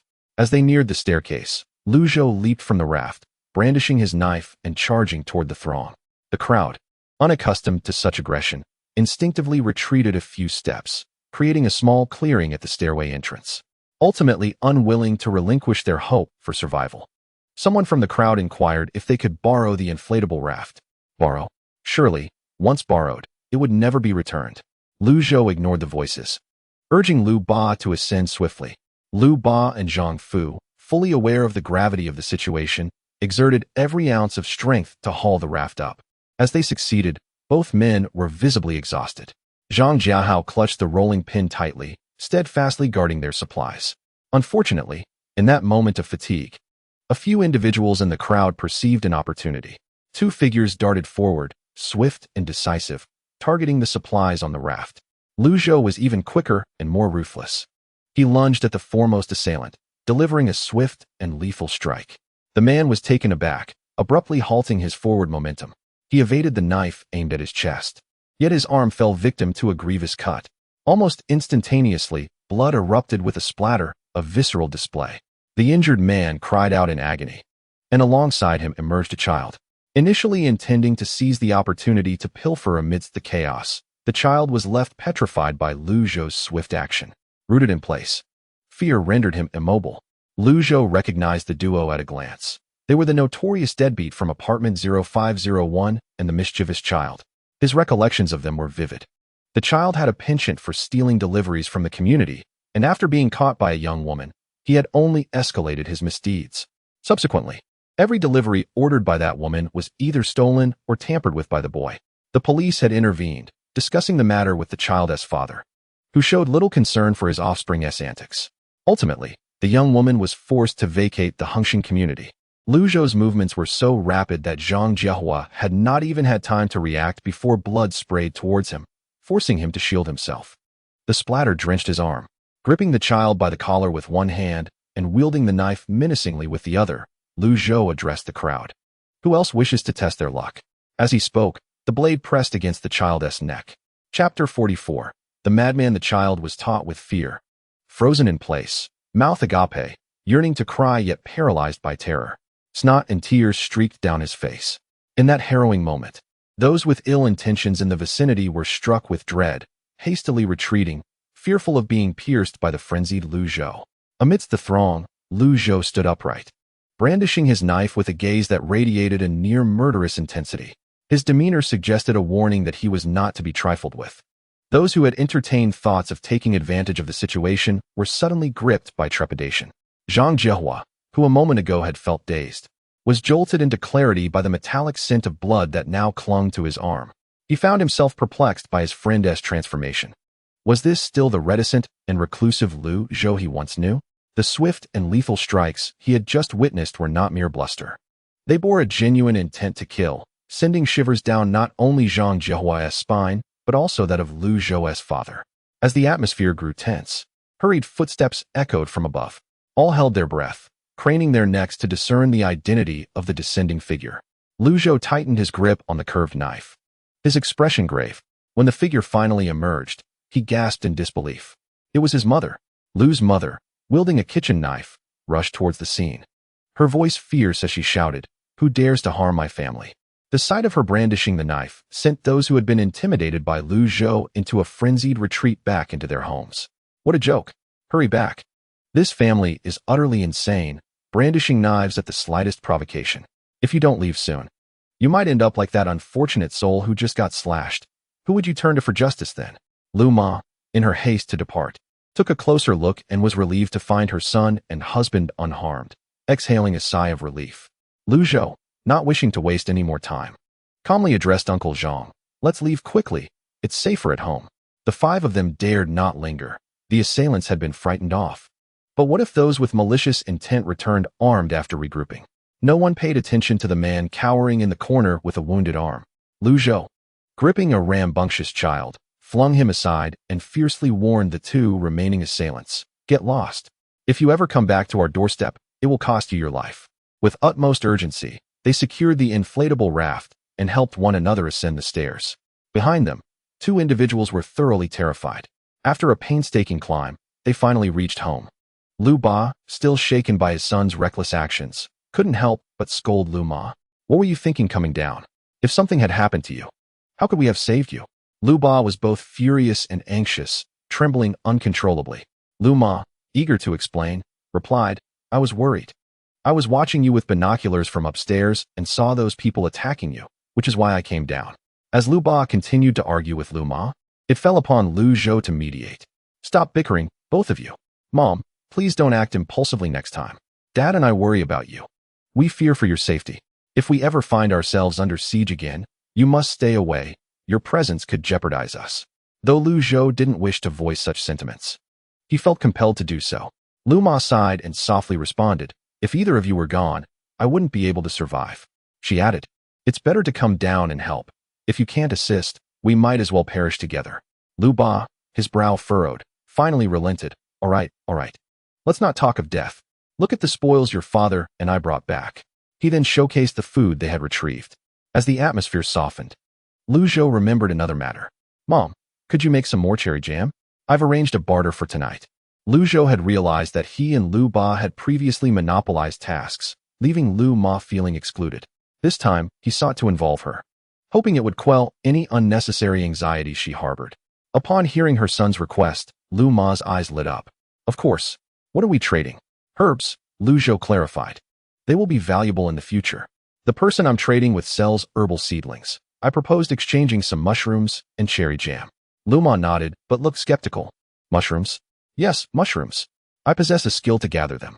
With that, Zhou stepped aside, spending a survival point to collect mushrooms. He gathered an impressive quantity of 10 pounds. Examining the mushrooms, he identified them as a variety akin to oyster mushrooms, clustered in abundance. Every day, the game imposes a limit of 5 collection groups. Zhou, determined to make the most of it, spent 5 survival points to gather all 50 pounds of mushrooms. 50 pounds is no trifling amount. Rummaging through his home, Lu Zhou finally unearthed several large bags to store the mushrooms. However, it was evident that such a modest quantity of mushrooms would be insufficient for trading medicinal herbs. He then meticulously scavenged the cherry trees, ultimately managing to produce 4 pounds of cherry jam. This figure bolstered by the jam prepared earlier by his mother. The overall yield was meager, leaving Lu Zhou feeling somewhat anxious. He doubted that this paltry offering would suffice for the exchange of herbs, yet he was reluctant to part with anything else. In his deliberation, he glanced at his survival points, which currently stood at 20. The next game feature requires 30 points to unlock. Thus, Lu Zhou opted to forego this opportunity as well. Ultimately, he turned his attention to barley and sweet potatoes. Barley matures in 1 hour, with a daily planting limit of 5 groups, yielding 10 pounds per group. Over the course of 2 days, Lu Zhou accumulated 100 pounds of barley. Sweet potatoes, despite their longer maturation time, yield 50 pounds each when ripe. In just 2 days, he had gathered nearly 300 pounds of sweet potatoes. Lu Zhou felt a surge of relief. He was grateful for his choice of sweet potatoes, as their high yield outweighed their lengthy growth period. It was clear that selecting sweet potatoes was the more advantageous decision. He ultimately resolved to keep 100 pounds of sweet potatoes as a backup means of payment. After securing the evening's transactions, Lu Zhou positioned himself by the window, gazing downwards. When they had returned earlier, the Yu family had not yet arrived. He retrieved his binoculars and scrutinized the scene below. The area appeared calm, devoid of any unusual activity. Putting away the binoculars, he returned to nurturing the vegetables at home. Lu Zhou's father, spurred by a recent jolt of motivation, retrieved old exercise equipment and donned his workout attire to engage in some physical activity. After his workout, he brandished a broadsword, practicing his swings. Once Lu Zhou finished with the vegetables, he joined his father to impart some techniques for wielding the broadsword. Chapter 45. A visit. Lu Zhou was not versed in flamboyant displays. Rather, he possessed only the practical skills of combat. The two trained together for about an hour when a sudden knock echoed from the door. Lu Zhou approached and opened it to find Zhang Jiahua. His face contorted in anger, resembling a thundercloud ready to unleash its fury. The Yu family has returned, he announced, his tone taut with urgency.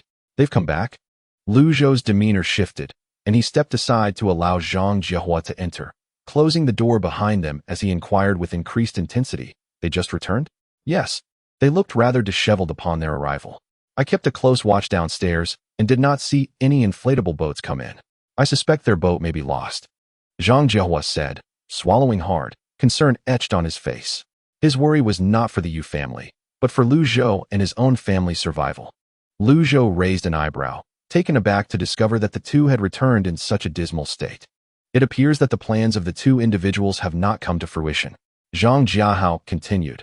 When the Yu family returned, they bore numerous injuries. Just moments ago, they even inquired if I had any external wound ointment. How brazen of them! How could they have the audacity? Even if I possessed such a remedy, I would never offer it to them. What a farce! Zhang Jiahao expressed his frustration, while Lu Zhou smirked and offered consolation. Consider it positively. Once this matter passes, we shall no longer have to venture out with them. If they had any sense of dignity, they would be too embarrassed to accompany us again. Zhang Jiahao nodded in agreement, but soon appeared conflicted. Who knows? Honestly, I find it absurd that they dared to ask me for medicine. They might even engage in some repulsive antics afterward. Had I known this family was of such character, I would never have installed that door. Observing his friend's vexation, Lu Zhou reassured him, Jiahao, take it easy. As long as they possess a modicum of sanity, they would not willingly open that door. At the very least, an additional barrier provides us with extra security. With that, Lu Zhou concluded his thoughts, leaving Zhang Jiahao to ponder his own perspective. After their conversation, Zhang Jiahao resolved to head downstairs, his eyes widening in astonishment. Is Uncle Lu training? Lu Zhou glanced over and saw his father practicing knife techniques, each movement exhibiting a certain rhythm. Lu Zhou chuckled softly, suspecting his father was merely trying to shake off the shock from earlier. Zhang Jiahao's eyes sparkled with inspiration. He contemplated returning to practice himself. Should he encounter a situation akin to today's, he too would strike down any adversary. Clenching his fists, Zhang Jiahao hurried away. Lu Zhou observed his father's dedication and finally remarked, Dad, once you finish, let me know. We should visit Auntie at the Jindu Yujing. Lu Dad wiped the sweat from his brow and replied, All right, I'm done. Let us tidy up and go. Naturally, Lu Mom was eager to join. and Lu Zhou could only acquiesce. The trio donned their gear and armed themselves for protection before swiftly descending the stairs. Upon reaching the ground floor, Lu Zhou retrieved a kayak and launched it into the water, with his parents promptly following suit. Perhaps it was due to the fear instilled by Lu Zhou that the descent went remarkably smoothly, with no one daring to obstruct their passage.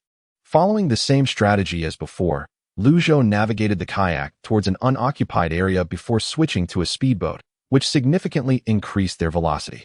Although Lu Zhou had previously supplied Auntie with a substantial stockpile of emergency provisions, he deemed it inappropriate to visit empty-handed.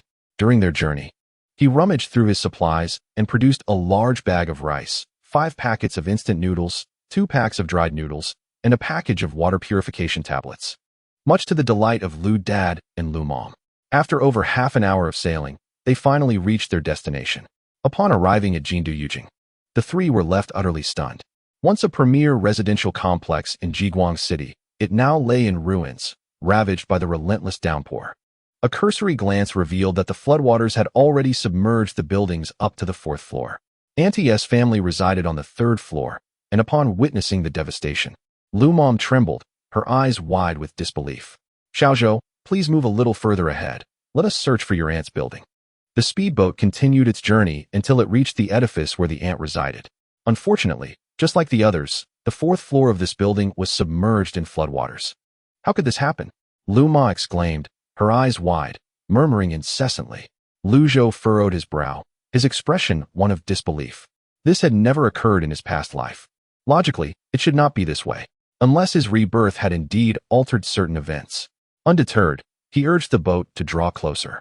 However, as soon as they approached, the residents of the high-rise began to hurl objects downwards. Lu Zhou reacted swiftly, sidestepping to avoid the debris. Simultaneously, he reached for the controls of the speedboat, pivoting it away from the building. The items being thrown were a chaotic assortment, including a large utility knife. The blade was sharp, and as it fell, its tip was aimed directly at Lu Zhou and his companions, a clear intention to harm them. Perhaps the onlookers perceived the three as possessing valuable supplies aboard their vessel and harbored malicious intent. Lu Zhou's face darkened, while Lu Ba remained vigilant, stepping back cautiously. Lu Ma, suppressing her grief, whispered to her husband and son, "We must leave quickly. This is not a safe place. Do not worry about your aunt. It is possible that her family has been rescued by the government." With that, the trio wasted no time, revving the engine to depart from Jindu. Who could have anticipated that just as they were about to set sail, a figure appeared at the entrance of the building? Lu Zhou, with his keen eyesight, recognized the newcomer instantly. Tall and slender, he bore the appearance of an educated youth.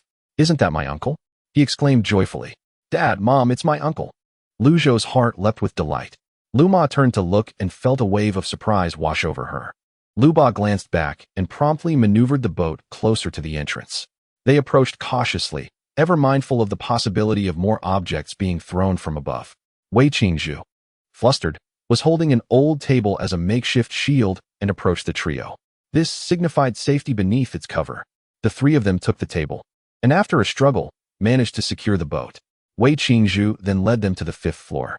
He appeared even thinner than before, his face gaunt. Lu Zhou felt a pang of unease in his heart. His uncle had treated him well in the past, and witnessing his suffering in this life weighed heavily upon him. Upon entering the 5th floor, Wei Qingzhu swiftly darted into the nearest unit, with Lu Zhou and his family closely following. As the door swung open, they were met with a shocking sight. The once tidy home was now in disarray, clearly having been violently ransacked. The floor and walls were soiled, littered with filthy remnants. And there were not only damp mud stains, but also dried blood. Surveying the grim surroundings and noticing the absence of his sister, Lu Ma's heart sank. "Qingzhu, where is Xiaolin? Where is she?" Lu Ma anxiously questioned Wei Qingzhu, who replied in a hushed tone, "They are all here." With that, she led the three further ahead until they pushed open a cabinet, revealing a hidden door within. Lu Zhou was taken aback. The cabinet appeared immovable, and he was astonished to discover a secret entrance behind it. The door was made of steel, looking exceptionally sturdy. Wei Qingzhu leaned against the door and tapped 3 times on the steel surface. Soon, the door was opened from the inside by none other than Jiang Xiaolin. Lu Ma's pupils dilated in shock. Her sister was alive. She immediately rushed forward, grasping her sister's cold, frail hand tightly. "Xiaolin, Thank goodness you're safe. With that, Luma broke down in tears, embracing her sister. Jiang Xiaolan's eyes brimmed with tears as well. She had thought she would never see her sister again. Sister, let us go inside and talk. Once everyone entered and closed the steel door, they felt the cramped space. The area, already small, was filled with survival supplies. Zhou quickly scanned the provisions, finally exhaling a sigh of relief. Thankfully, these supplies were indeed the very ones he had sent to his aunt's family. The presence of the supplies indicated that they had not fared too poorly.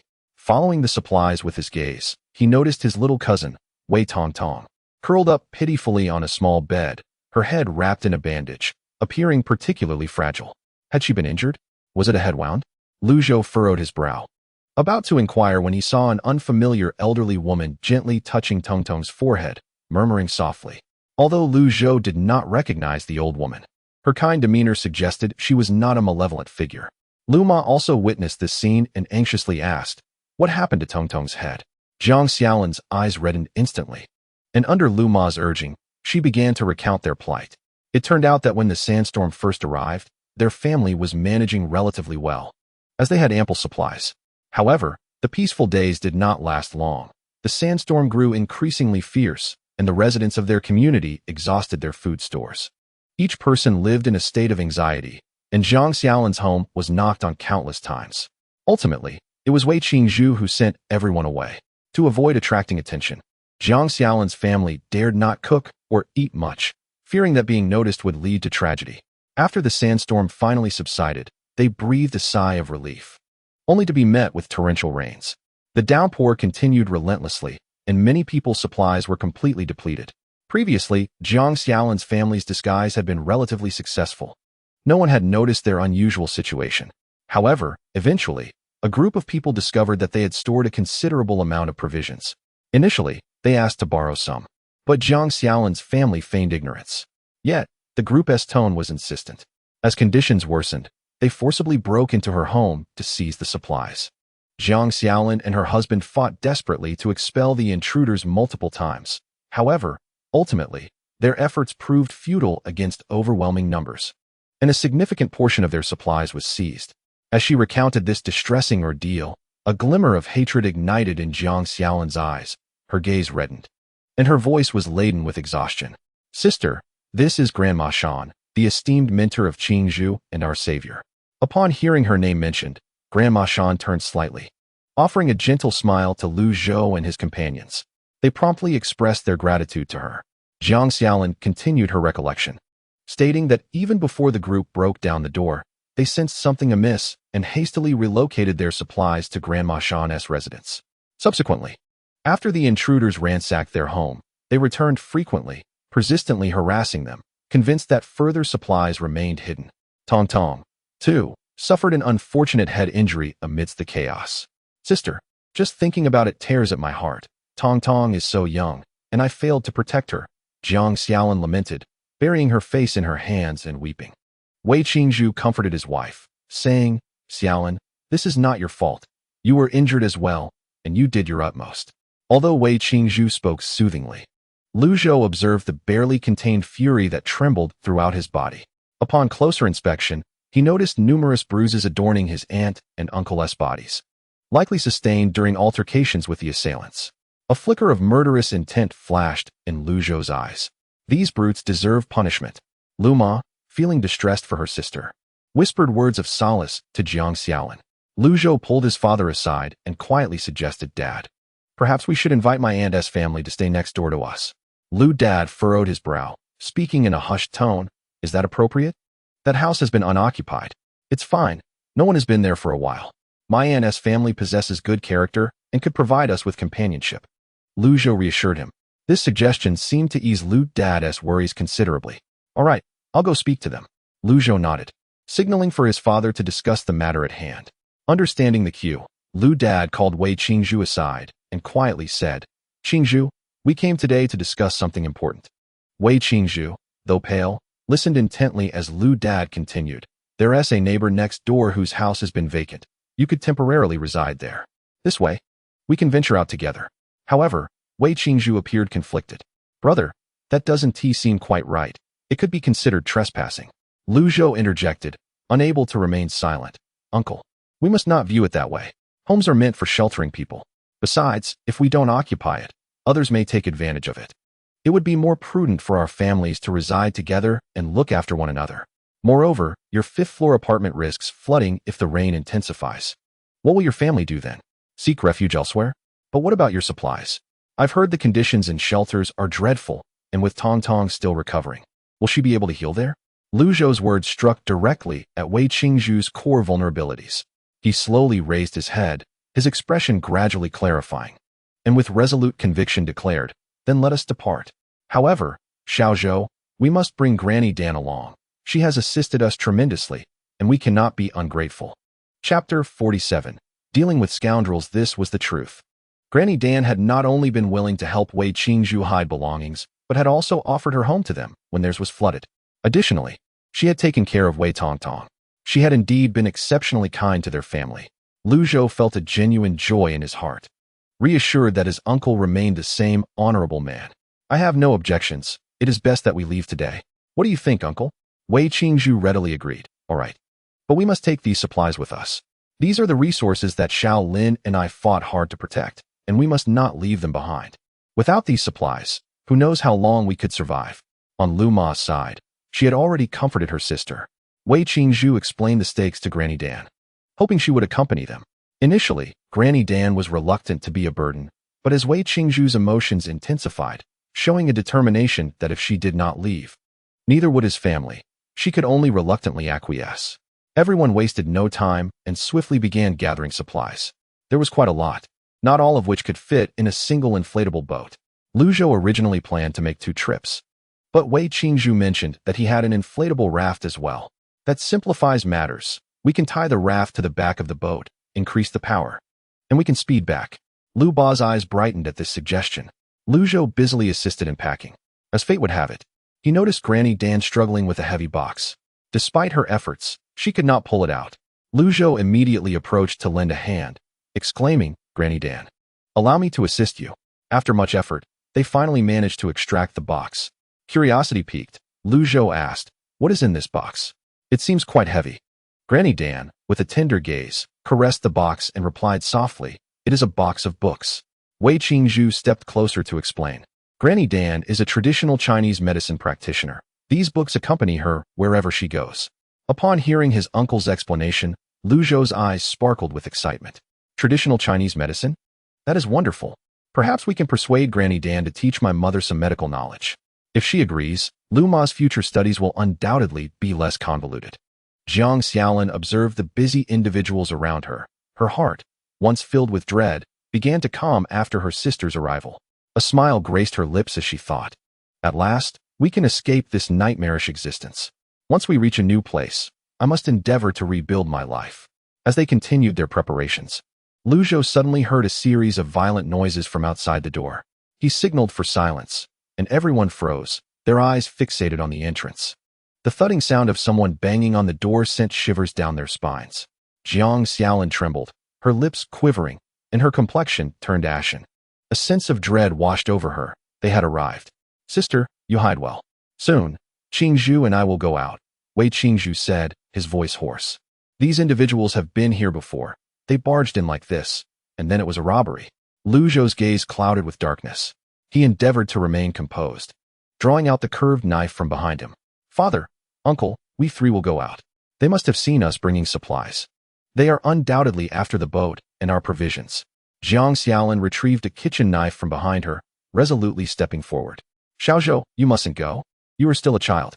Such matters should be left to us adults." Lu Ma, of course, would not allow her husband and son to venture out alone. Undeterred, she brandished a kitchen knife, its blade glimmering coldly. The atmosphere grew tense among them. Time was of the essence. Lu Zhou understood his mother's temperament and knew he could not dissuade her, so he chose not to interfere with her and his aunt's decisions. However, there were words he felt compelled to voice. "Mother, Aunt, we should split up. The 3 of us will go first. You 2 stay here and assess the situation." He added, "Grandmother and Tong Tong also need protection." No one opposed this decision. Wei Qingzhu opened the door, and the 3 of them swiftly slipped outside. The sky was just darkening, and due to the close spacing of the floors and the lack of electricity, It was difficult for those outside to discern the interior environment. Zhou and the others concealed themselves by the door, ready to seize control the moment the intruders stepped inside. Outside, voices gradually became clearer. "Move faster, Zhou. Haven't you eaten? If you can't manage, I'll do it." The man spoke irritably, growing anxious as he watched his companion struggle to open the door. Zhou grumbled, "I really haven't eaten, no energy to work." Another individual chimed in with a laugh. "Nonsense. Last time we robbed this place, Zhou, you took the most back." The man who spoke scoffed, his tone mocking, yet internally seething with resentment. "Huh, if it weren't for Zhou being a locksmith, would we tolerate him? This guy is getting too cocky." Just then, 3 more individuals entered. "We must be cautious," one warned. "Enough already. We've been banging on this door for a while. And there's been no response. Probably just a coward. Remember the last place? They didn't dare resist, couldn't even protect their own daughter. TSK, TSK, TSK. That girl was quite exquisite.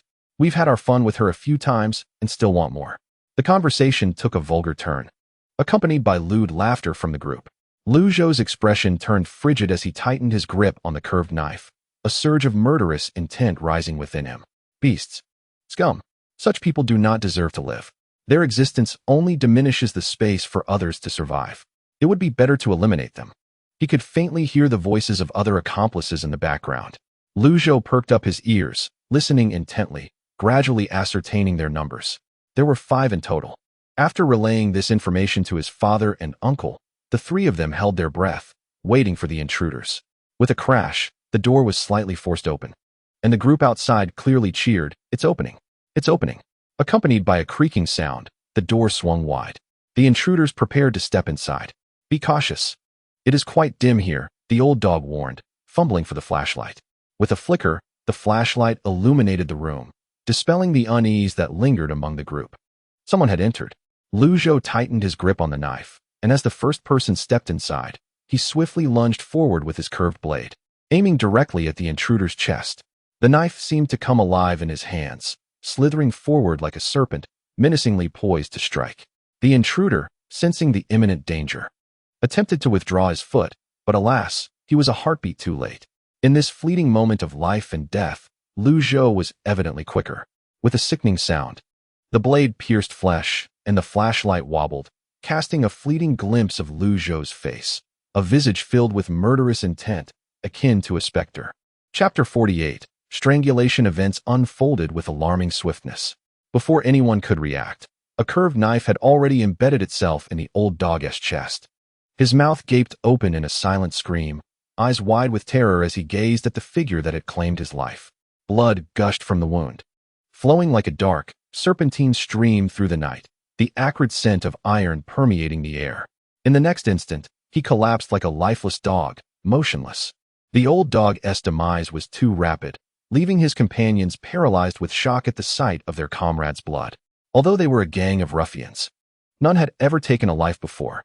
The silent death of their ally instilled a profound psychological pressure upon the 4 remaining men. Yet, none dared to venture into the room to investigate. After all, the old dog had perished too swiftly, and entering would be akin to offering themselves as prey. One among them, reacting the quickest, bellowed, "Stop dawdling.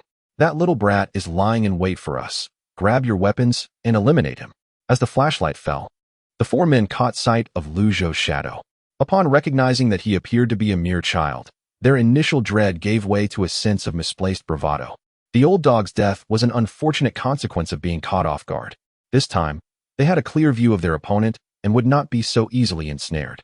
Moreover, even if they were not particularly interested in the supplies, that motorboat was an enticing prize they must seize.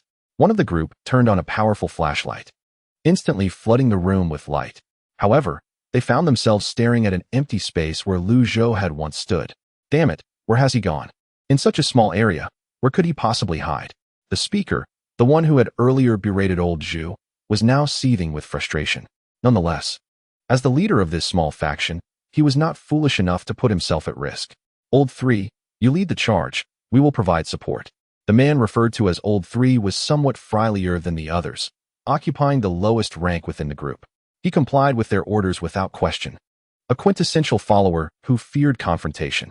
A shiver coursed through the heart of the 3rd brother, his face contorted in despair as he pleaded, "Elder brother, I implore you.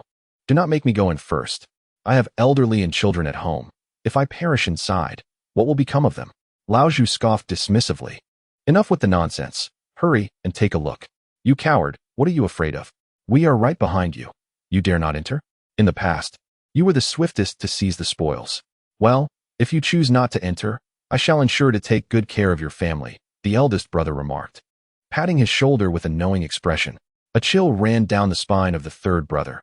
He was acutely aware of the man's terrifying nature, for his words were never mere bluster. After a moment's hesitation, he gritted his teeth and tightened his grip on the kitchen knife as he stepped inside. Following his entry, the other three men, each wielding a knife, trailed closely behind. At that moment, Zhou, Lu Ba, and Uncle were concealed behind a bookshelf. Their adversaries were in the light, while they remained shrouded in darkness, a significant advantage for their group. Exchanging glances with Lu Ba and Uncle, Zhou picked up a book from the ground and hurled it toward the opposite bedroom. The room emitted a faint sound in response. The four men, on edge, swiftly drew their knives, assuming a defensive stance. Zhou could not help but smirk. They were nothing but a quartet of cowards. Two ventured toward the source of the noise while the remaining two cautiously stayed in place, continuing their patrol. The positions of these two were alarmingly close to Zhou and his companions. Calculating the blind spots of the two, Zhou stealthily emerged from behind the bookshelf, swiftly approaching one of them. In an instant, he brandished his curved blade, lunging for the throat of one. Remaining stationary were Lao Zhu and an unnamed man. In one moment, Lao Zhu was scanning the room with a flashlight. The next, a curved blade had appeared at his throat, reflecting a glimmer of cold light, mercilessly mocking the fate that awaited him. Lao Zhu's pupils constricted sharply. That blade, it was the very one that had just taken the life of old Dog.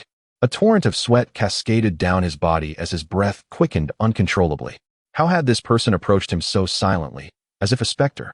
After a brief inspection, the individuals inside grumbled, "There's nothing here. Where could this group possibly be hiding? How are things on your side?" Zhou leaned in closer, whispering, "Speak." As he spoke, he pressed the knife firmly against the man's neck. The pressure was substantial enough for Lao Zhu to feel the blade slicing through a layer of skin. Forcing himself to suppress his fear, Lao Zhu grunted. "We haven't found anyone here either." As he spoke, he cast a glance toward his companion. Zhou observed the other man not far away, being restrained by Lu Ba and Uncle, and a wicked thought crossed his mind. He knew Lao Zhu sought assistance from his comrade, so he subtly shifted to allow him a glimpse of his similarly subdued ally. Upon seeing his companion under control, the spark of hope in Lao Zhu's eyes extinguished. Damn it, he thought. This time he had truly kicked a steel plate. Initially, the three newcomers appeared amiable, seemingly not the type to resort to violence. However, to my astonishment, these wretches acted with such swiftness, not only eliminating the old dog, but also swiftly subduing both myself and Gongzi. The thought of the old dog, slain by Zhou, sent a shiver through Lao Zhu. Could this man be intent on taking my life as well? In that moment, fear reached its zenith, and as I gazed upon Zhou's sinister visage, I yearned to scream, yet my vocal cords felt as though they were tightly gripped, rendering me voiceless. Another individual was not as fortunate as Lao Zhu. Bound by Lu Ba and his uncle, he was struck with a steel rod, rendering him unconscious. Lao Zhu's throat tightened, and for the first time, he regretted his association with malevolence. Now, it seemed he was on the brink of losing his life. Once the trio regrouped, Zhou commanded Lao Zhu to lure the remaining two over. With a cold dread in his throat, Lao Zhu could only convey his willingness through his gaze. Zhou instructed Lu Ba and his uncle to find a hiding spot while he concealed himself behind cover, one hand restraining Lao Zhu and the other brandishing a knife against his waist. "Eldest, third, come here. I believe I've discovered a treasure box." Lao Zhu poured all his acting prowess into this ruse, and the other two responded eagerly. "What is it? We're coming to check it out." As they approached, Lu Ba gripped his tang knife tightly, gritting his teeth, and gathered his strength to strike. Alas, he was not slaying mere men, but rather two brutes. Chapter 49. Evil begets evil. Lu Ba unleashed his full strength with that strike, severing an arm from the adversary.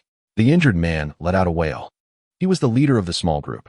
Reacting quickly, he immediately grasped the severity of his injury. "Damn it! Third, take them down. Lao Zhu, Gongzi, hurry." Lu Ba's eyes blazed with intensity. Taking a deep breath, he swung again, plunging the knife into the leader's chest. The leader sidestepped, but the blade pierced his flesh, creating a deep gash rather than delivering a fatal blow. Gritting his teeth against the pain, he muttered, "Third, for God's sake. Act now." At the mention of his name, the third trembled with fear.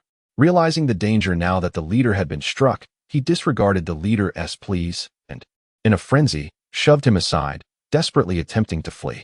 Having already sustained 2 wounds, the leader, though battered, remained lucid. Watching the third abandon him to escape, he seethed with unexpressed rage, cursing aloud, "You fool, you coward. Come back here." Lu Ba, equally furious from the earlier miscalculation, drew his blade once more. This time, precision was assured, and the knife found its mark in the leader's chest.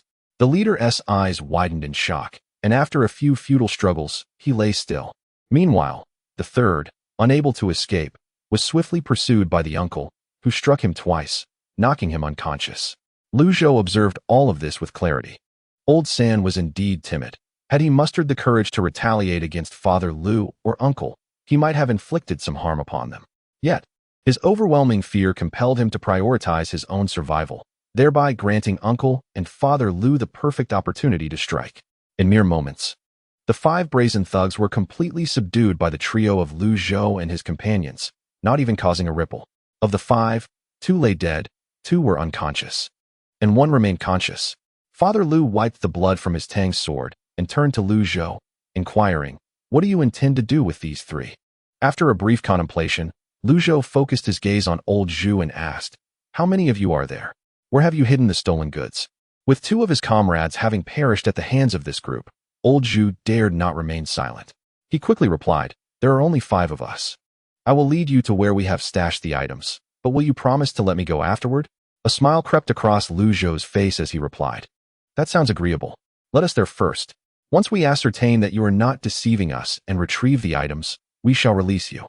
At this moment, Father Lu and uncle also approached the scene.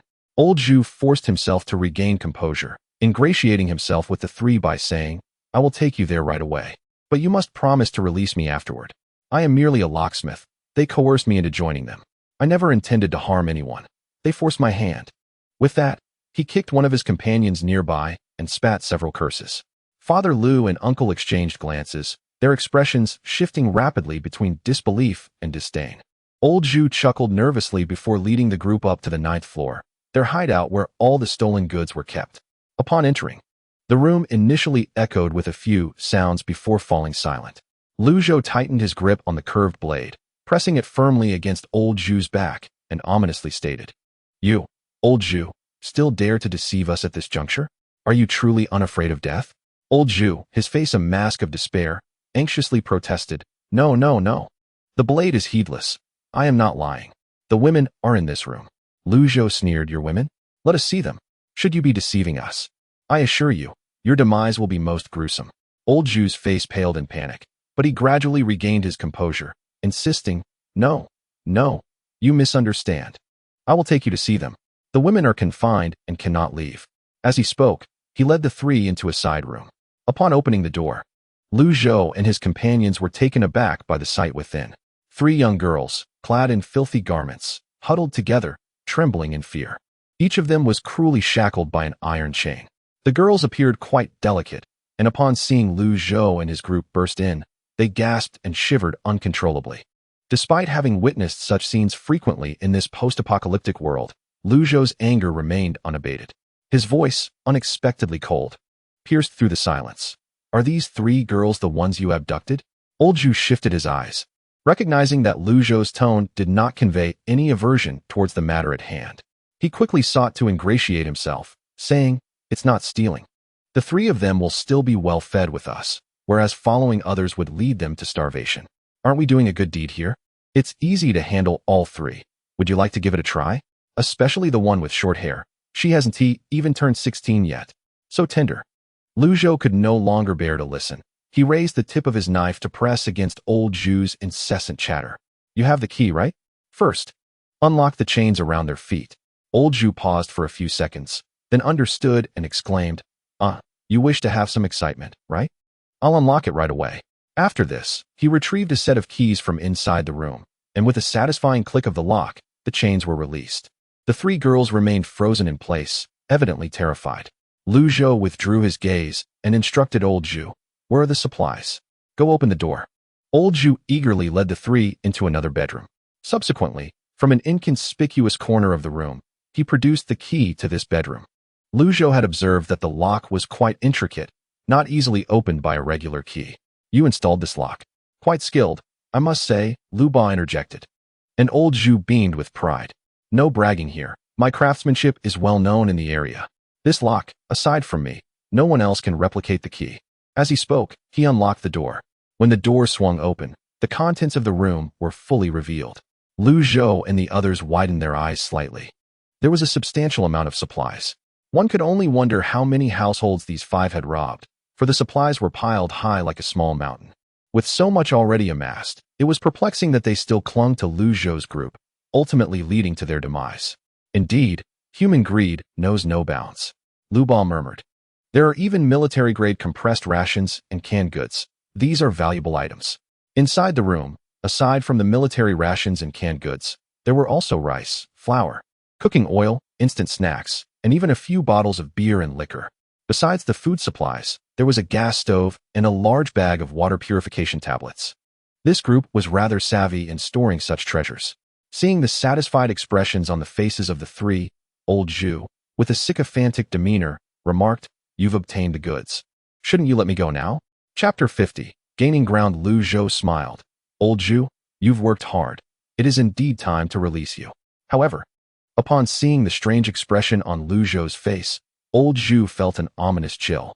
Could this person be contemplating his demise? The more he thought about it, the more likely it seemed. In a desperate act, old Zhu fell to his knees, clutching Lu Zhou's pant leg in supplication. "Let us talk this through. I'm obedient, and my skills are not lacking. How about this? I know the families in the adjacent building. I can guide you to their supplies, and you can take everything without me asking for a single thing."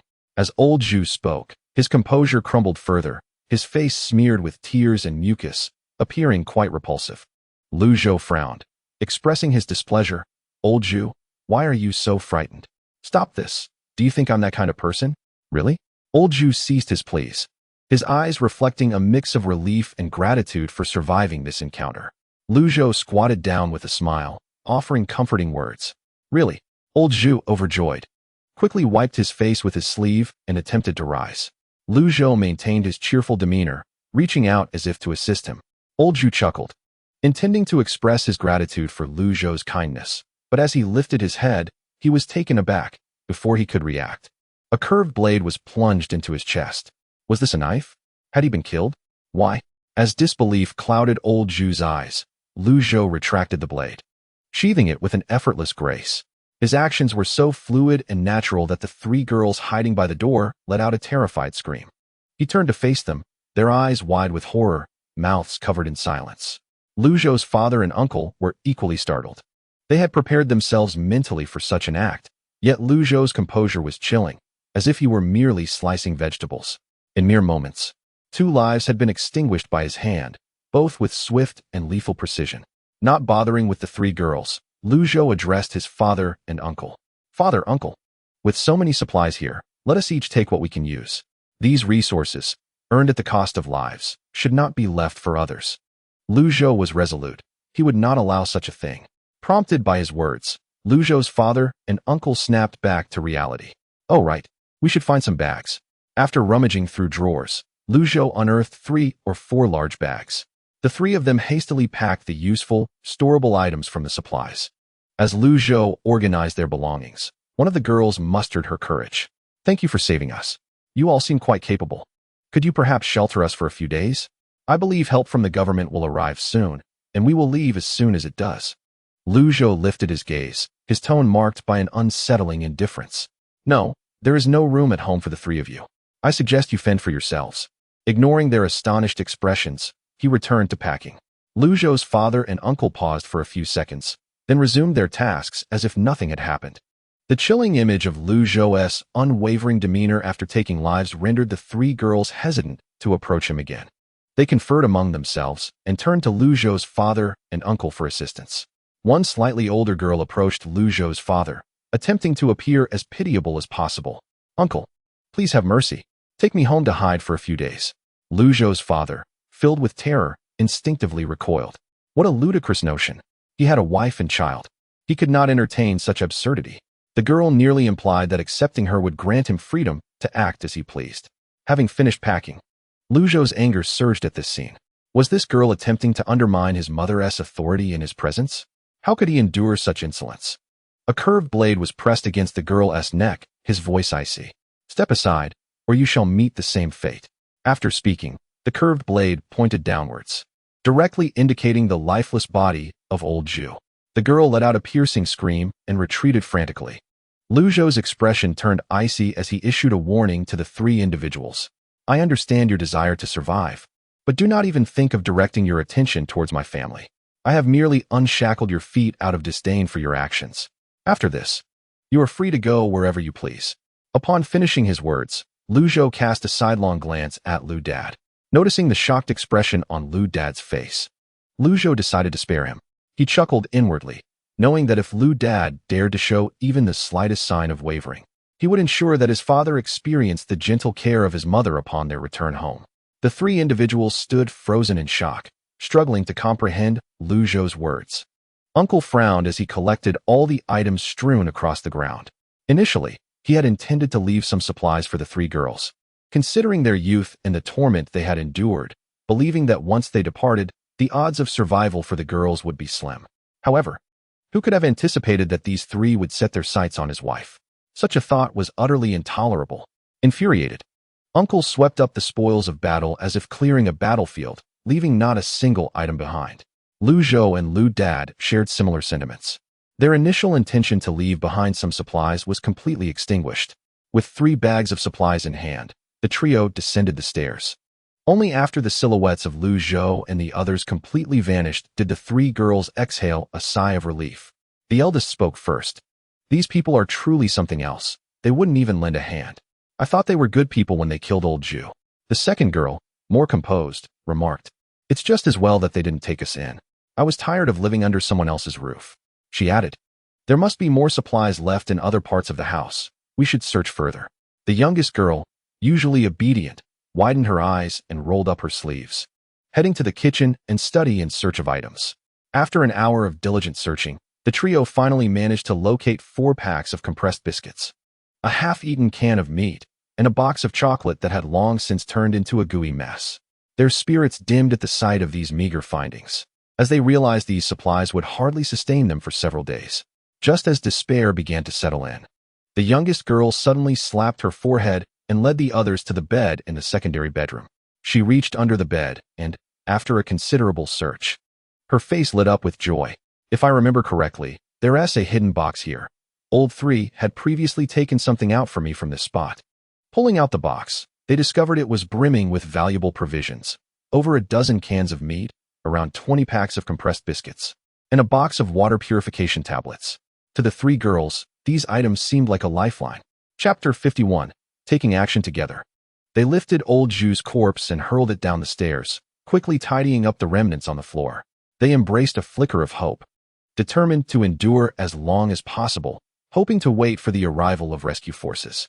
As long as they could hold out until the army arrived, salvation was within reach.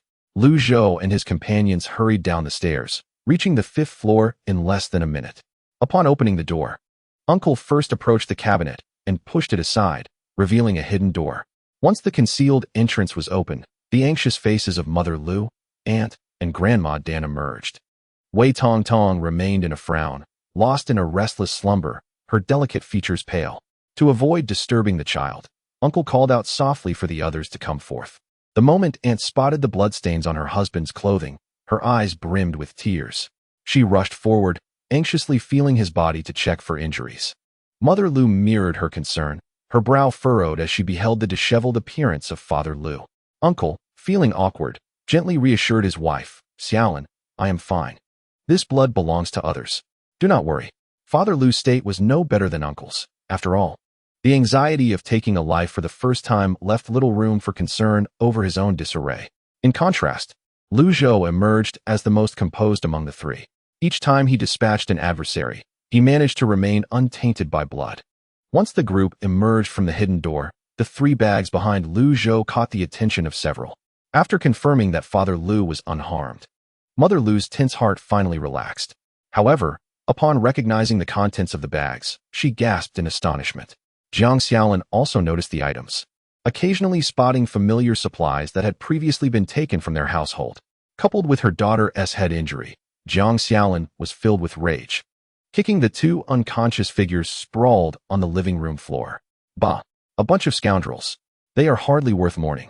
Wei Qingzhu, observing his wife's actions, immediately fell silent, wary of uttering a word. The others exchanged furtive glances, pretending not to notice Jiang Xiaolin's fury. Once her anger had subsided, the group faced a pressing dilemma: what to do with the two unconscious individuals. Mother Lu spoke up first, plunging the atmosphere into an awkward silence. Still unaccustomed to taking lives, she maintained a relatively innocent mindset. In contrast, Wei Qingzhu and Jiang Xiaolin harbored deep-seated hatred for the two, their hearts set on their demise. Both Father Lu and Lu Zhou shared this sentiment. They unanimously agreed they must be eliminated. It was imperative to eradicate the threat completely. Leaving them alive was not an option. As they exchanged opinions, the fate of the two was effectively sealed. To avoid an excessively gruesome scene, Lu Zhou persuaded the innocent bystander, Grandma Dan, to step aside, fearing she might be traumatized. Mother Lu hesitated to take action, while Jiang Xiaolin, trembling yet resolute, grasped a knife and fiercely plunged it into the two individuals. Blood splattered, staining her clothes with a deep crimson hue. Jiang Xiaolin's white short sleeve gradually transformed into a vivid red under the force of her strikes. Wei Qingzhu refrained from intervening, patiently allowing his wife to vent her fury. Once the ordeal concluded, Lu Zhou kicked the two bodies from the window into the water below. With a splash, the surface rippled momentarily before the corpses vanished from sight. After dealing with the remnants of the situation, Jiang Xiaolin changed into a fresh outfit and joined the main group in transporting supplies. Lu Zhou was the first to deploy the speedboat, followed by the systematic loading of bag after bag of provisions onto the vessel. Fortunately, darkness had fallen, obscuring the distant figures from clear sight. Otherwise, with their cargo, they would have appeared as prime targets. It would have been astonishing if they were not intercepted along the way. Once the inflatable boat and raft were loaded with supplies, the group finally boarded the vessel. For safety's sake, the majority gathered on the inflatable boat, while most of the goods were secured in the raft behind. To avoid unnecessary trouble, Lu Zhou instructed his aunt's family to cover the supplies with plain and used sheets, serving as a rudimentary disguise. After everything was arranged, they swiftly set off. The occupants of the upper floors had become notably subdued. Previously, they had dared to toss objects from their heights, but now, for reasons unknown, none dared to recklessly throw anything down. Just before departing, Lu Zhou cast a glance back at the building where his aunt resided. Faintly, it seemed as though the residents of the high-rise were watching their departure. Once Lu Zhou and his companions had distanced themselves, those with binoculars among the high-rise residents felt a wave of relief wash over them. My goodness, where did this group come from? They are formidable indeed. Initially, they had expected this crew to be taught a lesson by the 5 bullies. Who could have imagined that not only did the group escape unscathed, but the bullies were also vanquished by them? He observed clearly through his binoculars as 2 individuals were kicked out of the window, falling into the water, never to surface again. Recalling that he had just participated in throwing objects at the inflatable boat alongside other residents, a cold sweat trickled down the man's brow. He feared that these lunatics might come back to exact revenge. Ordinary people would prefer to avoid trouble, but such ruthless individuals were another story entirely.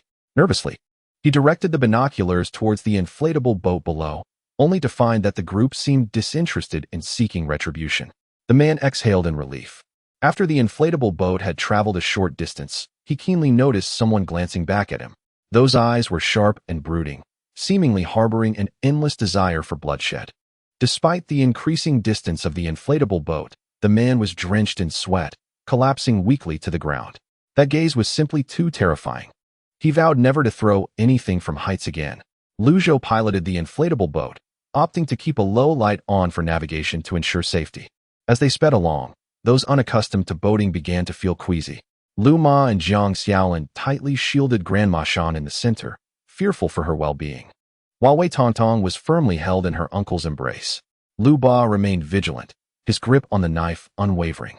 The group's nerves were taut with anxiety. Along the journey, Lu Zhou indeed spotted several rafts, but their slower speed rendered them easily outpaced. After about 10 more minutes of travel, they finally arrived at Hengshan Garden. Zhou sighed in relief. With his uncle's family aboard, he could now rationally bring forth his inflatable boat. Docking at the entrance of his building, he steadied the vessel and reached out to assist his family in disembarking. Father Lu and Uncle Yi exerted themselves to pull the inflatable boat upwards, with Zhou lending a hand, successfully hoisting the boat along with a substantial cargo of supplies. Perhaps intimidated by Zhou's earlier ferocity, no one dared to descend and attempt robbery. Even if someone had the audacity to try, Zhou remained unperturbed. Those who approached did so prepared for the consequences.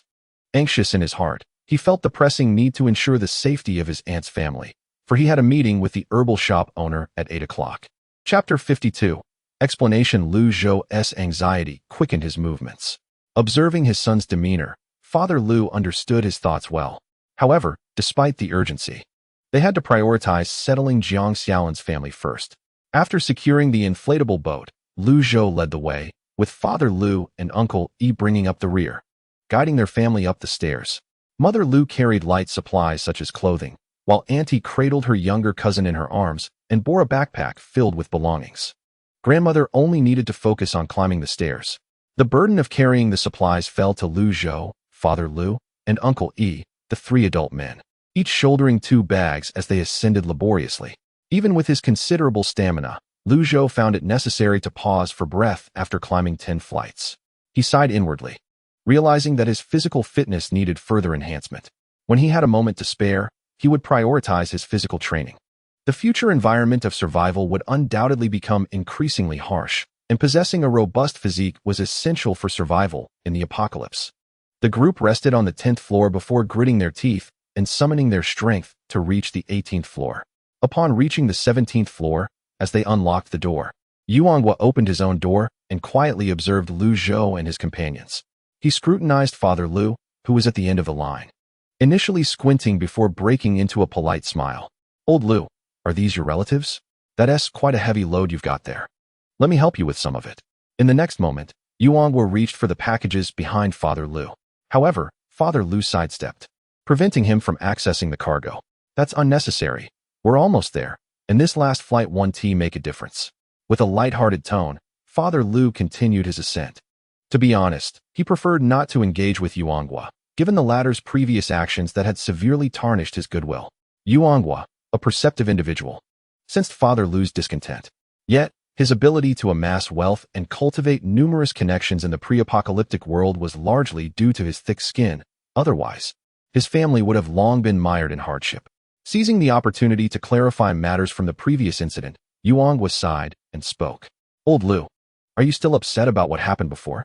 I admit, it was a mistake on our part, but please allow me to explain. We acted swiftly, intending to deliver some goods to our relatives before returning to find you. Who could have anticipated the misfortune we encountered on the way? Losing our boat, and ultimately having to swim back?" As he recounted this, Yuanghua bore an expression of regret. "Old Lu, I am truly relieved that you returned safely.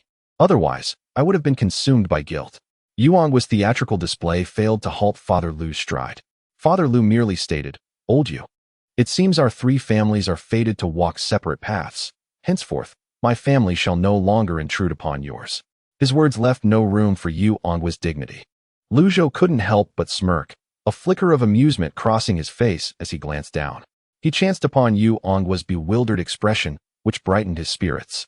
It was high time for Yuanghua to face some setbacks. Otherwise, his incessant antics became rather tiresome. As the group left Yuanghua behind, they approached the door of Unit 1802. Faced with the tightly shut door, several pairs of eyes turned towards Zhou, silently pleading for assistance. Unfazed, Zhou calmly retrieved a slender wire from his pocket.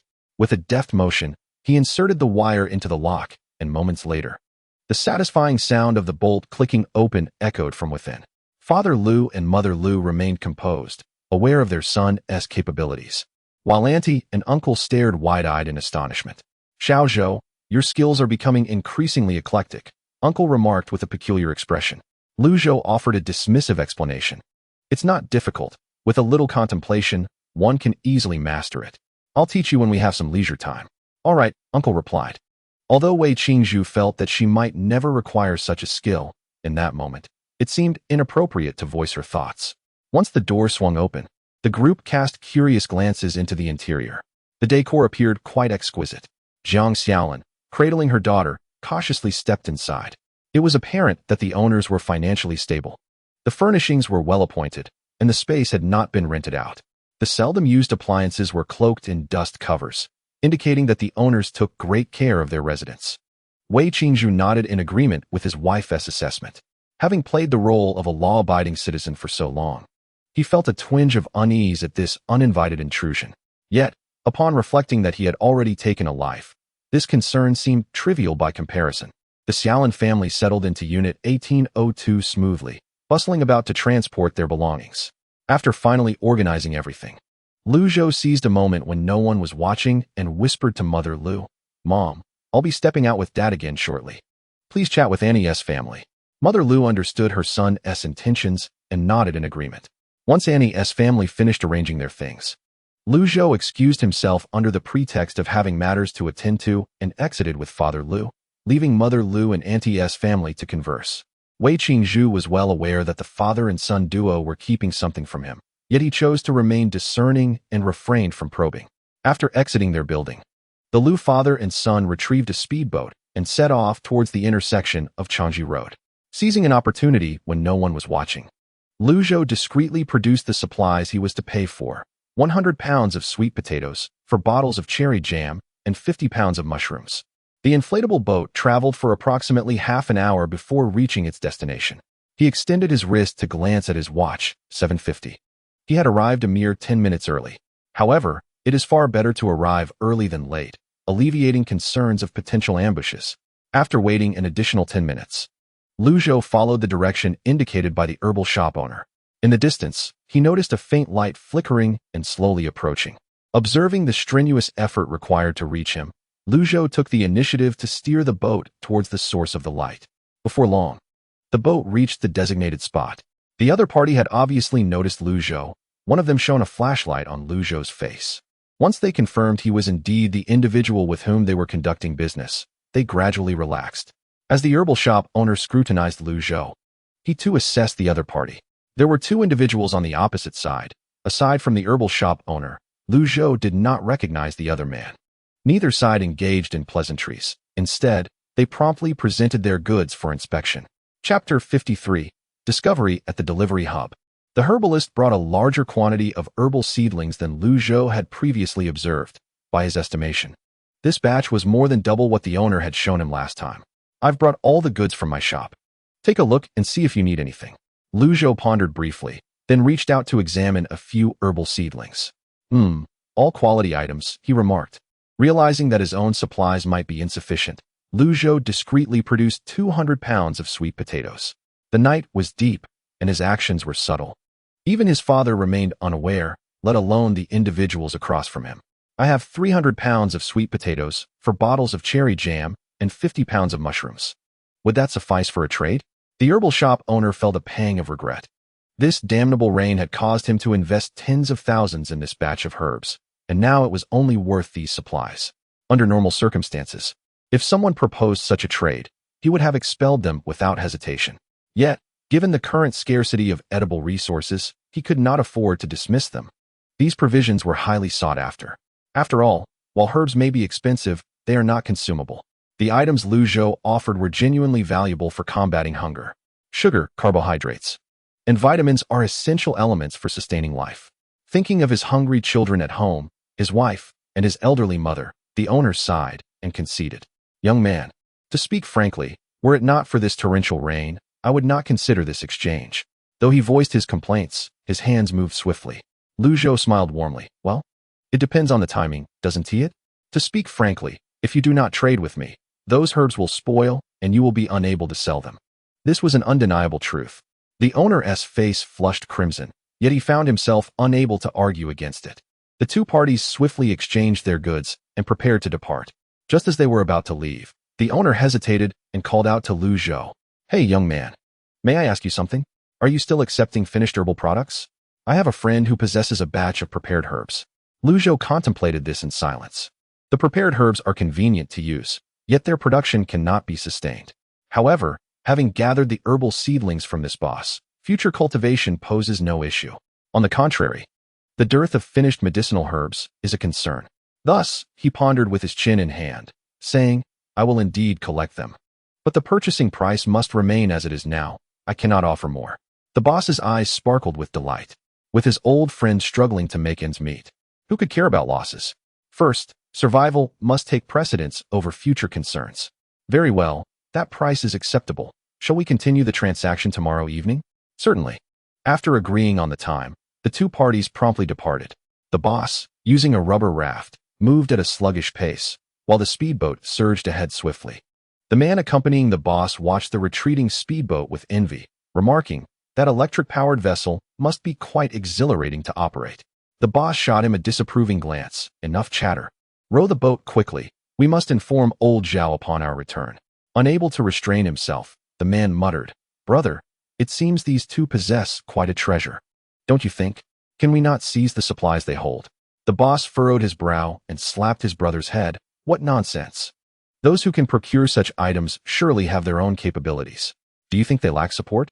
With your limited intellect, you wouldn't even know when your time is up. Chastened by his elder brother's reprimand, the man fell silent. As Lu Zhou and Lu Ba made their way back, they noticed the rain intensifying. Previously, navigating the speedboat had been manageable, but now Lu Zhou found it laborious.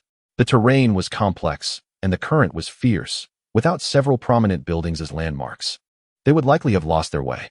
The torrential rain battered down upon them, rendering their once effective raincoats useless, and both men resembled drenched chickens.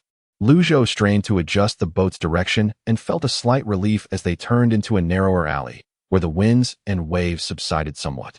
This alley, elevated and less flooded, offered a glimmer of hope.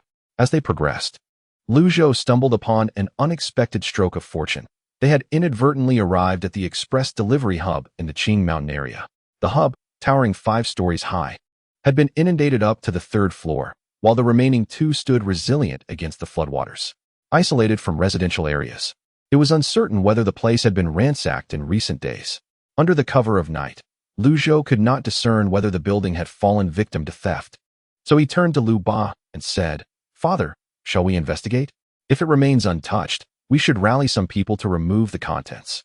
Given that no one possessed rubber rafts in recent days and the government had just concluded a rescue operation, public sentiment was stable, and few would dare to engage in criminal acts.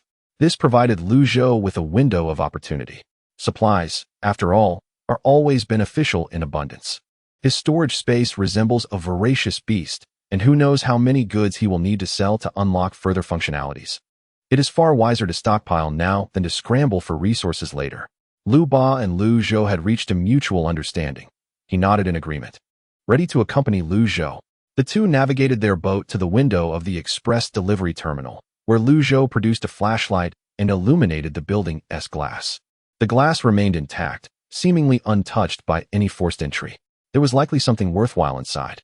After confirming this, Lu Zhou extinguished the flashlight and turned to Lu Ba, suggesting they return and summon others, as it appeared the goods were still present. Better to act swiftly than to linger. We must not allow others to seize the opportunity first. Lu Ba pondered. Should we call your uncle's family and the Zhongs? What do you think? Lu Zhou nodded. That is precisely my intent. If we are to survive, we must establish a reliable small group. Solitary efforts will not yield significant results. Wasting no time, the duo set off in their boat, speeding toward the residential area. As they traveled, Lu Zhou maintained a serious demeanor and proposed, Father, we may soon be quite busy. While others are still oblivious, we must thoroughly scout the vicinity. Lu Ba readily agreed. Upon reaching the ground floor, Lu Zhou secured the boat and hurried up to the 17th floor, while Lu Ba proceeded to apartment 1802 to inform his uncle's family. Each had their designated task. After knocking on the door of apartment 1701, Lu Zhou swiftly entered. The Zhang family was engulfed in darkness, and only upon seeing Lu Zhou did they hastily light a candle. The absence of electricity was indeed maddening, and the candle was one of the few brought by Grandma Zhang from the countryside. The entire family had to ration its use. Aside from nighttime activities, the Zhangs navigated in darkness, as no one knew when power would be restored. Observing his drenched friend, Jia Hao from the Zhang family appeared surprised and reached for a towel, but Lu Zhou intercepted him. Jia Hao, shall we procure some supplies? Chapter 54. Distribution. Lu Zhou's proposition left Jia Hao momentarily stunned. After a brief pause, he replied with urgency, procure supplies? Where shall we find them? Lu Zhou met his gaze with a calm demeanor. We have discovered an express delivery terminal that remains unvisited. Would your family care to join? Naturally. Jia Hao was inclined to go, yet hesitated. Lu Zhou, is that wise? After all, once the storm passes, won't the government attend to these matters? If we take someone else's delivery, won't we be in trouble if it's discovered later? Seeing Jia Hao's cautious expression, Lu Zhou chuckled, feeling reassured about his old friend. He quietly countered, let me put it this way. The distribution of supplies occurred several days ago, did it not? Jia Hao, who had previously appeared conflicted, trembled at Lu Zhou's words. Oh no, it seems the time for distribution has long passed. The household's food supply had not yet dwindled, largely thanks to Grandma Zhang bringing a considerable amount of food from the countryside. Additionally, the Zhang family had accompanied Lu Zhou and his group on an outing, managing to procure 40 pounds of grain. Thus, for the moment, they were not overly anxious about sustenance. Noticing Jia Hao's complex emotions, Lu Zhou did not press him to join. Currently, many remained unaware, making supplies somewhat easier to find. Once everyone catches on, do you think we will still be able to secure provisions?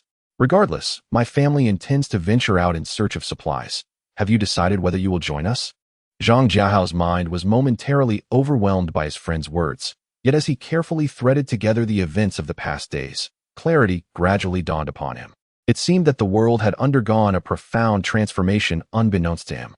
The only course of action left for him was to gather provisions and weapons, ensuring the safety of his family. Resolute, Zhang Jiahao replied, I will go. Can my father and I manage it together? Lu Zhou nodded in agreement. Yes? My uncle has a speedboat. We can head there directly. Excitement surged within Zhang Jiahao. He was aware of the thrill associated with a speedboat, which would alleviate the burden of constant travel. However, curiosity piqued. He inquired, your uncle's family just moved here? Why didn't you call me earlier? I could have lent a hand during the move. Lu Zhou explained, they just arrived this afternoon with minimal belongings. A few of us are sufficient. Rest assured, my uncle is a reliable person. As Lu Zhou deflected the credit for the speedboat onto his uncle, he spoke a few words in praise of him to foster harmony among the three families. Throughout their conversation, Zhang's father had been listening intently. Afterward, he pulled his son aside and gathered several large bags for their impending journey. Just as Lu Zhou finished persuading Zhang Jiahao, there was a knock at the unit door. Peering through the peephole, he saw his father and uncle arriving, both laden with bags for transporting items. Lu Zhou's father even dramatically brought along a window-breaking tool that Lu Zhou had given him. Zhang Jiahao was taken aback, his eyes widening in astonishment, speechless for a moment. Lu Zhou welcomed his father and uncle inside, and the five of them began discussing their plans. In the midst of their conversation, the uncle proposed, with all of us gone, it's unsafe to leave vulnerable individuals at home. I suggest we gather everyone in one household. If outsiders harbor ill intentions towards our families, being united will afford us a fighting chance rather than being picked off one by one. This suggestion resonated with wisdom. Lu Zhou, being a lone wolf until now, had not considered such matters. Hearing his uncle's words, he regarded him with newfound respect. A splendid idea, but which house should we go to? Zhang's father, finding the notion plausible, nodded in agreement while inquiring further. The uncle frowned slightly. Let us rotate the location to keep them guessing. I think it's best to start at my house today. This proposal received unanimous approval from the group. Thus, Zhang Lei, Grandma Zhang, and Lu's mother all squeezed into the newly relocated home of Lu Zhou's aunt. Initially, Lu's mother and Zhang Xiaolin intended to join them, but Lu's father deemed it problematic to leave the house unguarded, ultimately deciding that the two should remain behind. Even so, Lu Zhou, not entirely at ease, retrieved a baseball bat and a kitchen knife, handing them over as a means of self-defense. After ensuring the household was secure, the five donned dark raincoats and swiftly descended the stairs, treading lightly to avoid waking the neighbors. Fortunately, their journey was uneventful. Once they boarded the speedboat, they sped towards the express delivery hub. Initially, Lu Zhou had anticipated the sound of the speedboat would be loud, but it turned out his worries were unfounded. The sound of the assault boat racing through the storm was utterly drowned by the torrential rain. Even if any noise escaped, it would merely raise suspicions that it was a government rescue vessel. As the downpour intensified, a thick fog began to rise in the dead of night, severely reducing visibility. Even under the piercing beams of two powerful flashlights, the road conditions remained unclear. Fortunately, Zhou possessed a remarkable memory, the previous route firmly etched in his mind. After navigating for over half an hour, they finally arrived at their destination, the Qingshan District Express Terminal. Zhou maneuvered the boat as close to the window as possible, where his father adeptly produced a window-breaking device, pressing the switch to unleash a loud explosion. Before the remaining three could fully comprehend the situation, an opening sufficient for two had been created. Zhou called out, Uncle Zhang, Jiahao, you three go in first. The trio, jolted from their daze, quickly scrambled down from the boat. Once all five stood upon the solid tiled floor, they finally took a moment to assess their surroundings. Uncle switched on his flashlight, surveying the room. A cursory glance revealed that packages were strewn across the floor, haphazardly discarded on the conveyor belt and ground, creating a scene of disarray. The group speculated that the employees must have abandoned their tasks in haste to seek refuge, leaving the parcels unattended. Faced with this mountain of deliveries, they felt an unusual thrill. The absence of others meant they could thoroughly clear out the packages. Zhang Jiahao crouched down and picked up a few parcels, brandishing a utility knife from the table to slice them open. However, upon revealing the contents, he discovered a set of risque clothing intended for intimate occasions, the bold design causing his cheeks to flush. Realizing others were nearby, he instinctively tossed the garments away as if they were a scalding hot potato. The onlookers turned their heads, stifling laughter at the scene. Yet, this incident prompted a critical realization among them. How could they swiftly discern the utility of the contents within these packages? With an overwhelming number of parcels, individually inspecting each would be an extravagant waste of time. In the midst of their contemplation, Uncle approached a machine located within the express terminal, examining it closely. He sighed regretfully, lamenting, if only there were power, we would have an X-ray inspection machine here to help us quickly identify the items inside. Upon inspecting the machine's model, he noted that it was the latest version. If this machine were operational, it would significantly expedite our process. Zhou's father hastily approached, circling around the machine before commenting. I've checked. This machine is still functional, it just lacks power. Zhang's father chimed in. Having worked as a courier, I know these terminals typically have a generator for emergencies. Why don't we search for one?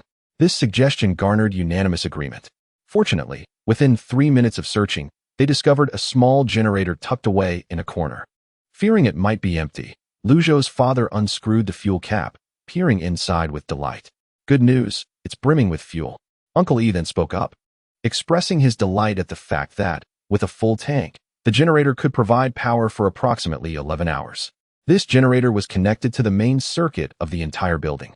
Lu Ba glanced at it, took out the tools he always carried, and proceeded to disconnect the wiring. It was impractical to power the entire building. That would be sheer folly.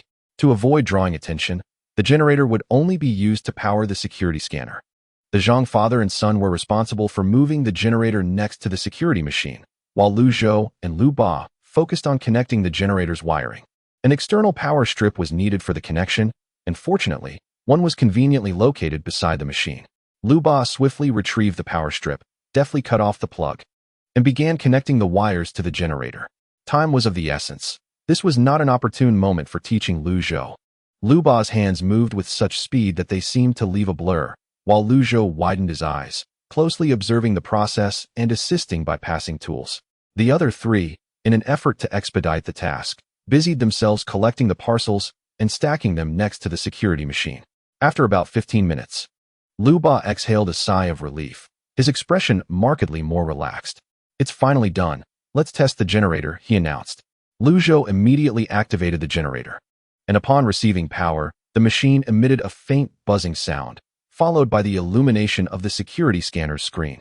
The interface appeared rather chaotic, and none of them were familiar with operating the machine.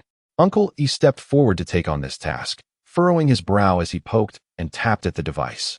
Meanwhile, Zhou and Lu Ba joined the effort of transporting the parcels.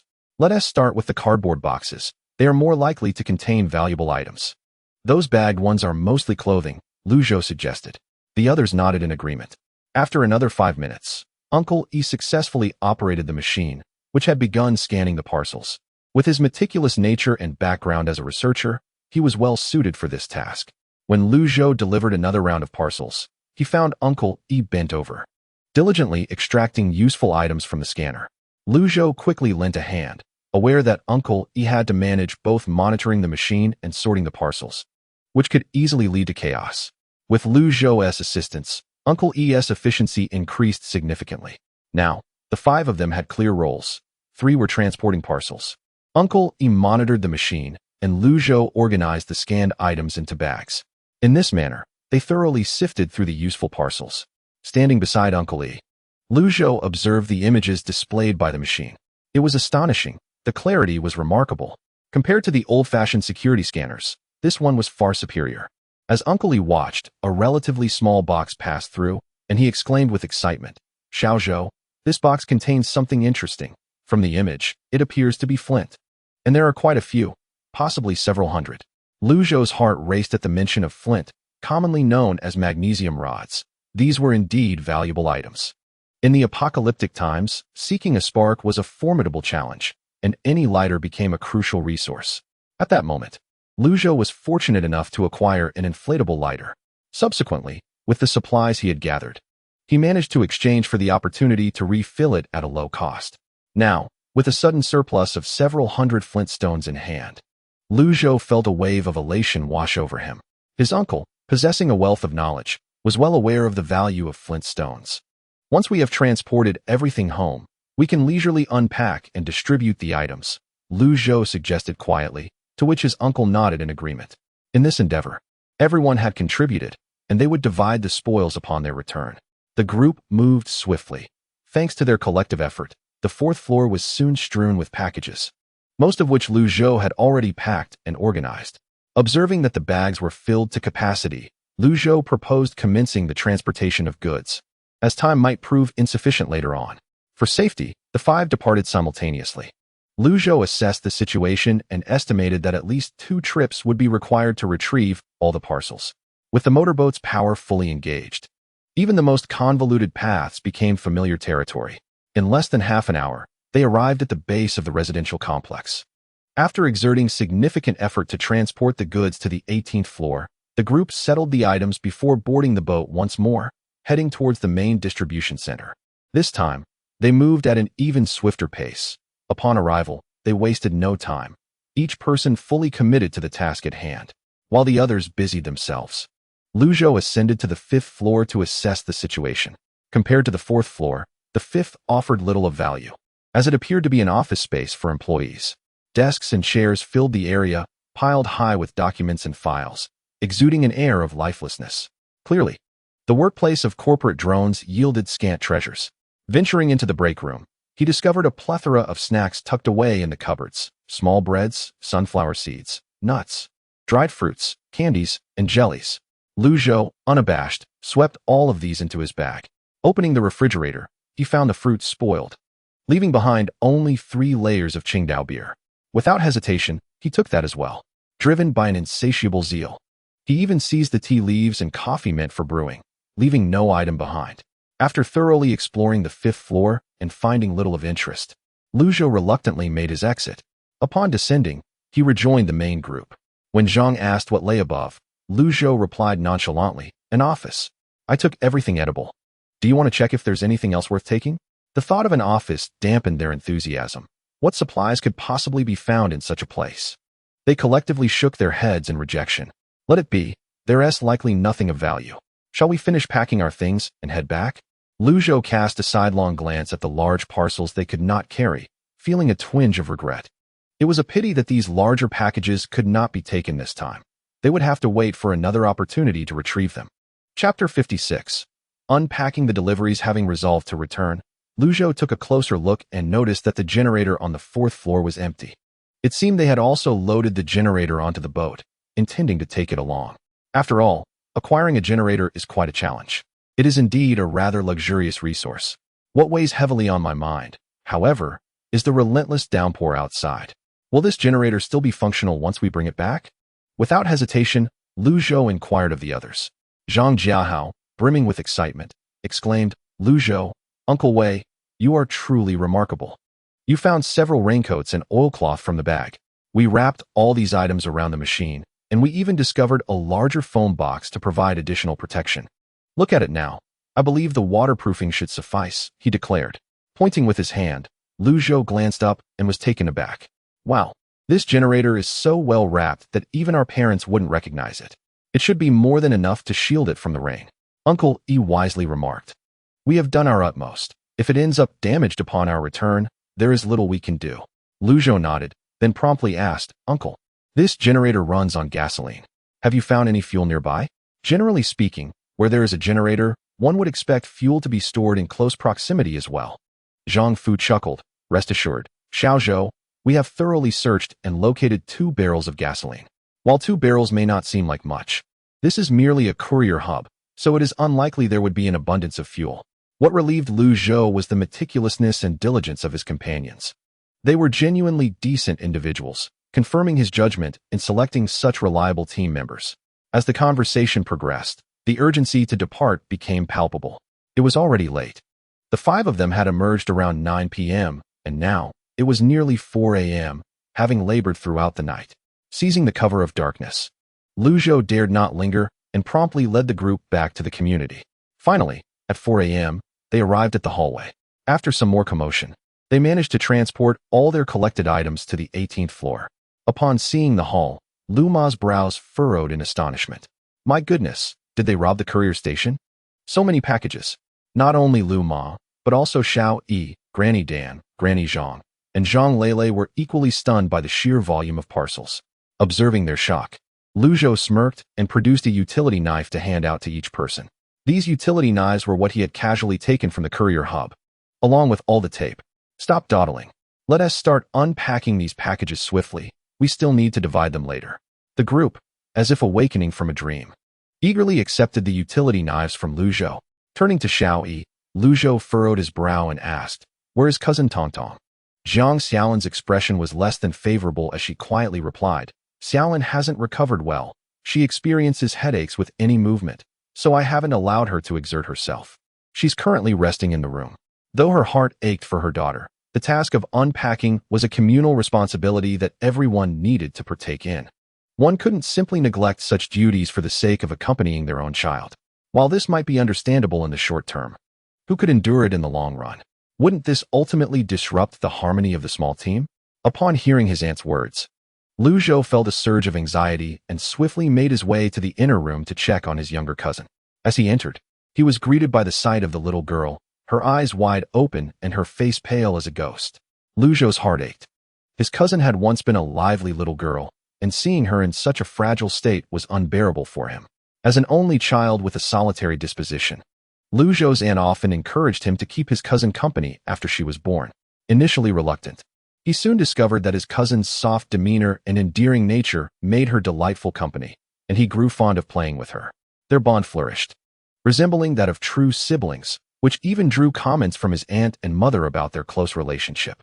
When Wei Tongtong spotted Zhou, her big eyes blinked with anticipation. Brother, you're here. Have you been playing games for me? Zhang Xiaolin strictly regulated Tongtong's gaming time, so Zhou often assisted her with the daily tasks of her little games. Feeling a pang of emotion, he sat beside her bed, took her small hand, and reassured her, I've been playing for you all this time. Tongtong breathed a sigh of relief. That's wonderful. I was worried that the little sprites inside would perish. Brother, Mama says my health is poor and that I need to lie down for a while longer. A big sister named Zhang Lele came to see me. She said that once I'm better, we can play together. Zhou gently comforted his sister, assuring her that if she listened to her mother, she would soon recover. After a brief chat, he realized his aunt's words were true. His cousin's spirit was evidently diminished, and her overall demeanor was quite lethargic. Once the little girl drifted off to sleep, Zhou could no longer contain his concern and sought out Granny Shan, the most reliable doctor in the area. After understanding Zhou's intentions, Granny Shan sighed while unboxing a delivery. Let me put it this way. Zhou, Tongtong is currently weak and requires nourishing herbs. Furthermore, the hematoma in her head has not fully dissipated. What should have been a simple matter of taking some medicine has been prolonged due to this torrential rain. Zhou's breath quickened at the thought. He had procured ginseng from Ma Fuhao and wondered if it might be beneficial. Granny Shan, is ginseng the kind of tonic we need? Granny Shan lifted her eyelids slightly and replied softly, ginseng is the best, followed by Cotinopsis.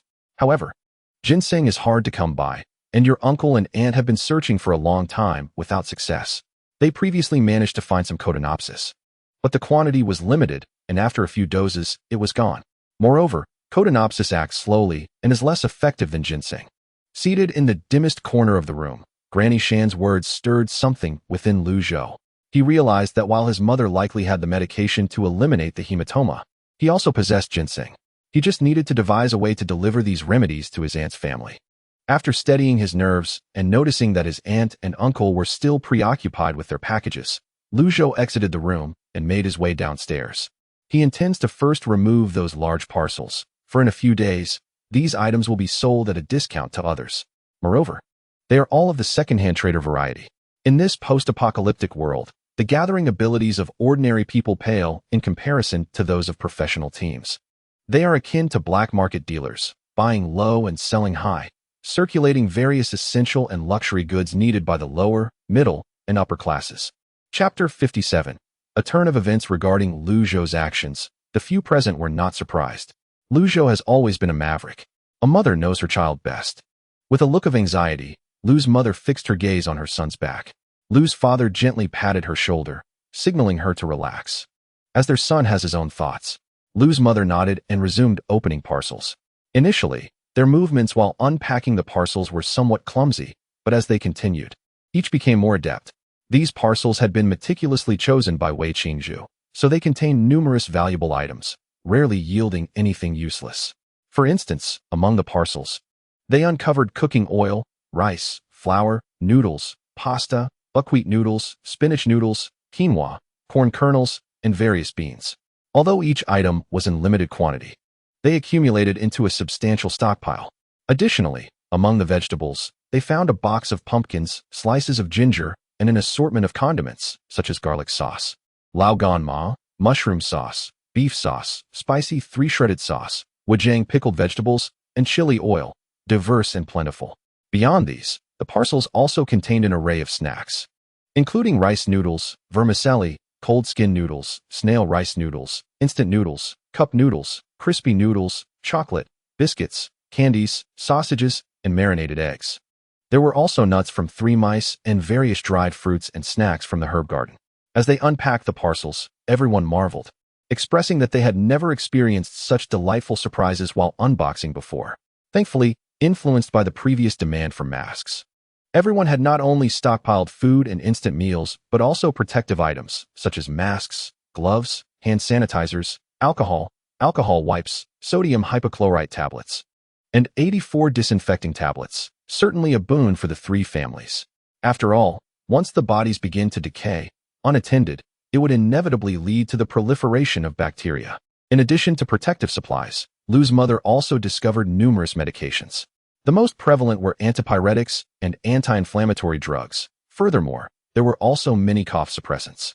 After rummaging through, they surprisingly uncovered over a dozen boxes of antidiarrheal medications and lactic acid bacteria for gastrointestinal balance.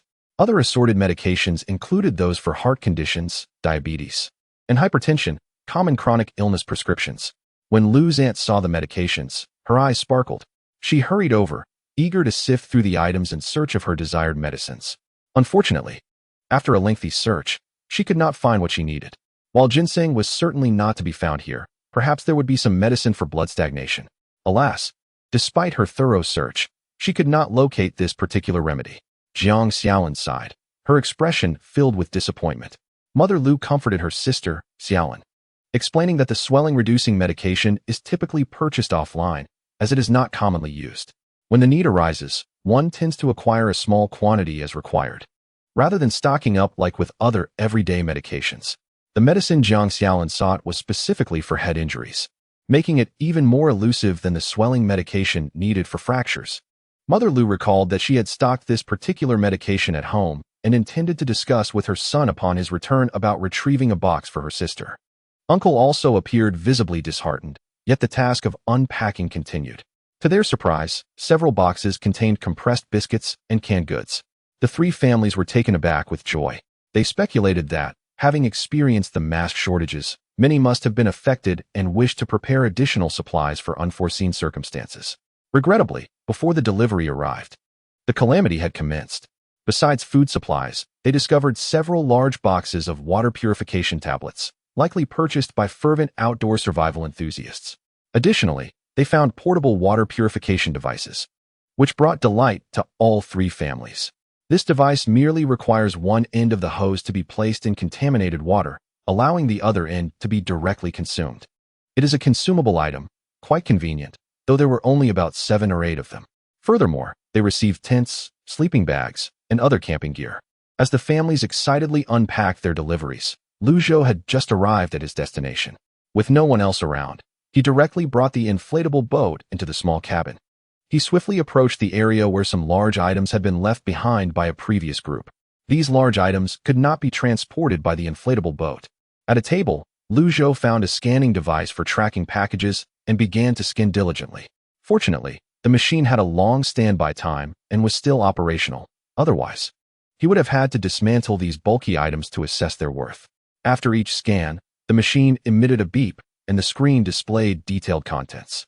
Some of the larger items included tables and stools, which Zhou promptly disregarded. Among them were also a few lifelike mannequins, causing him to twitch in distaste as he moved his hand away. However, some larger items possessed greater value, such as a high-powered electric drill, a chainsaw, and a lightweight crossbow.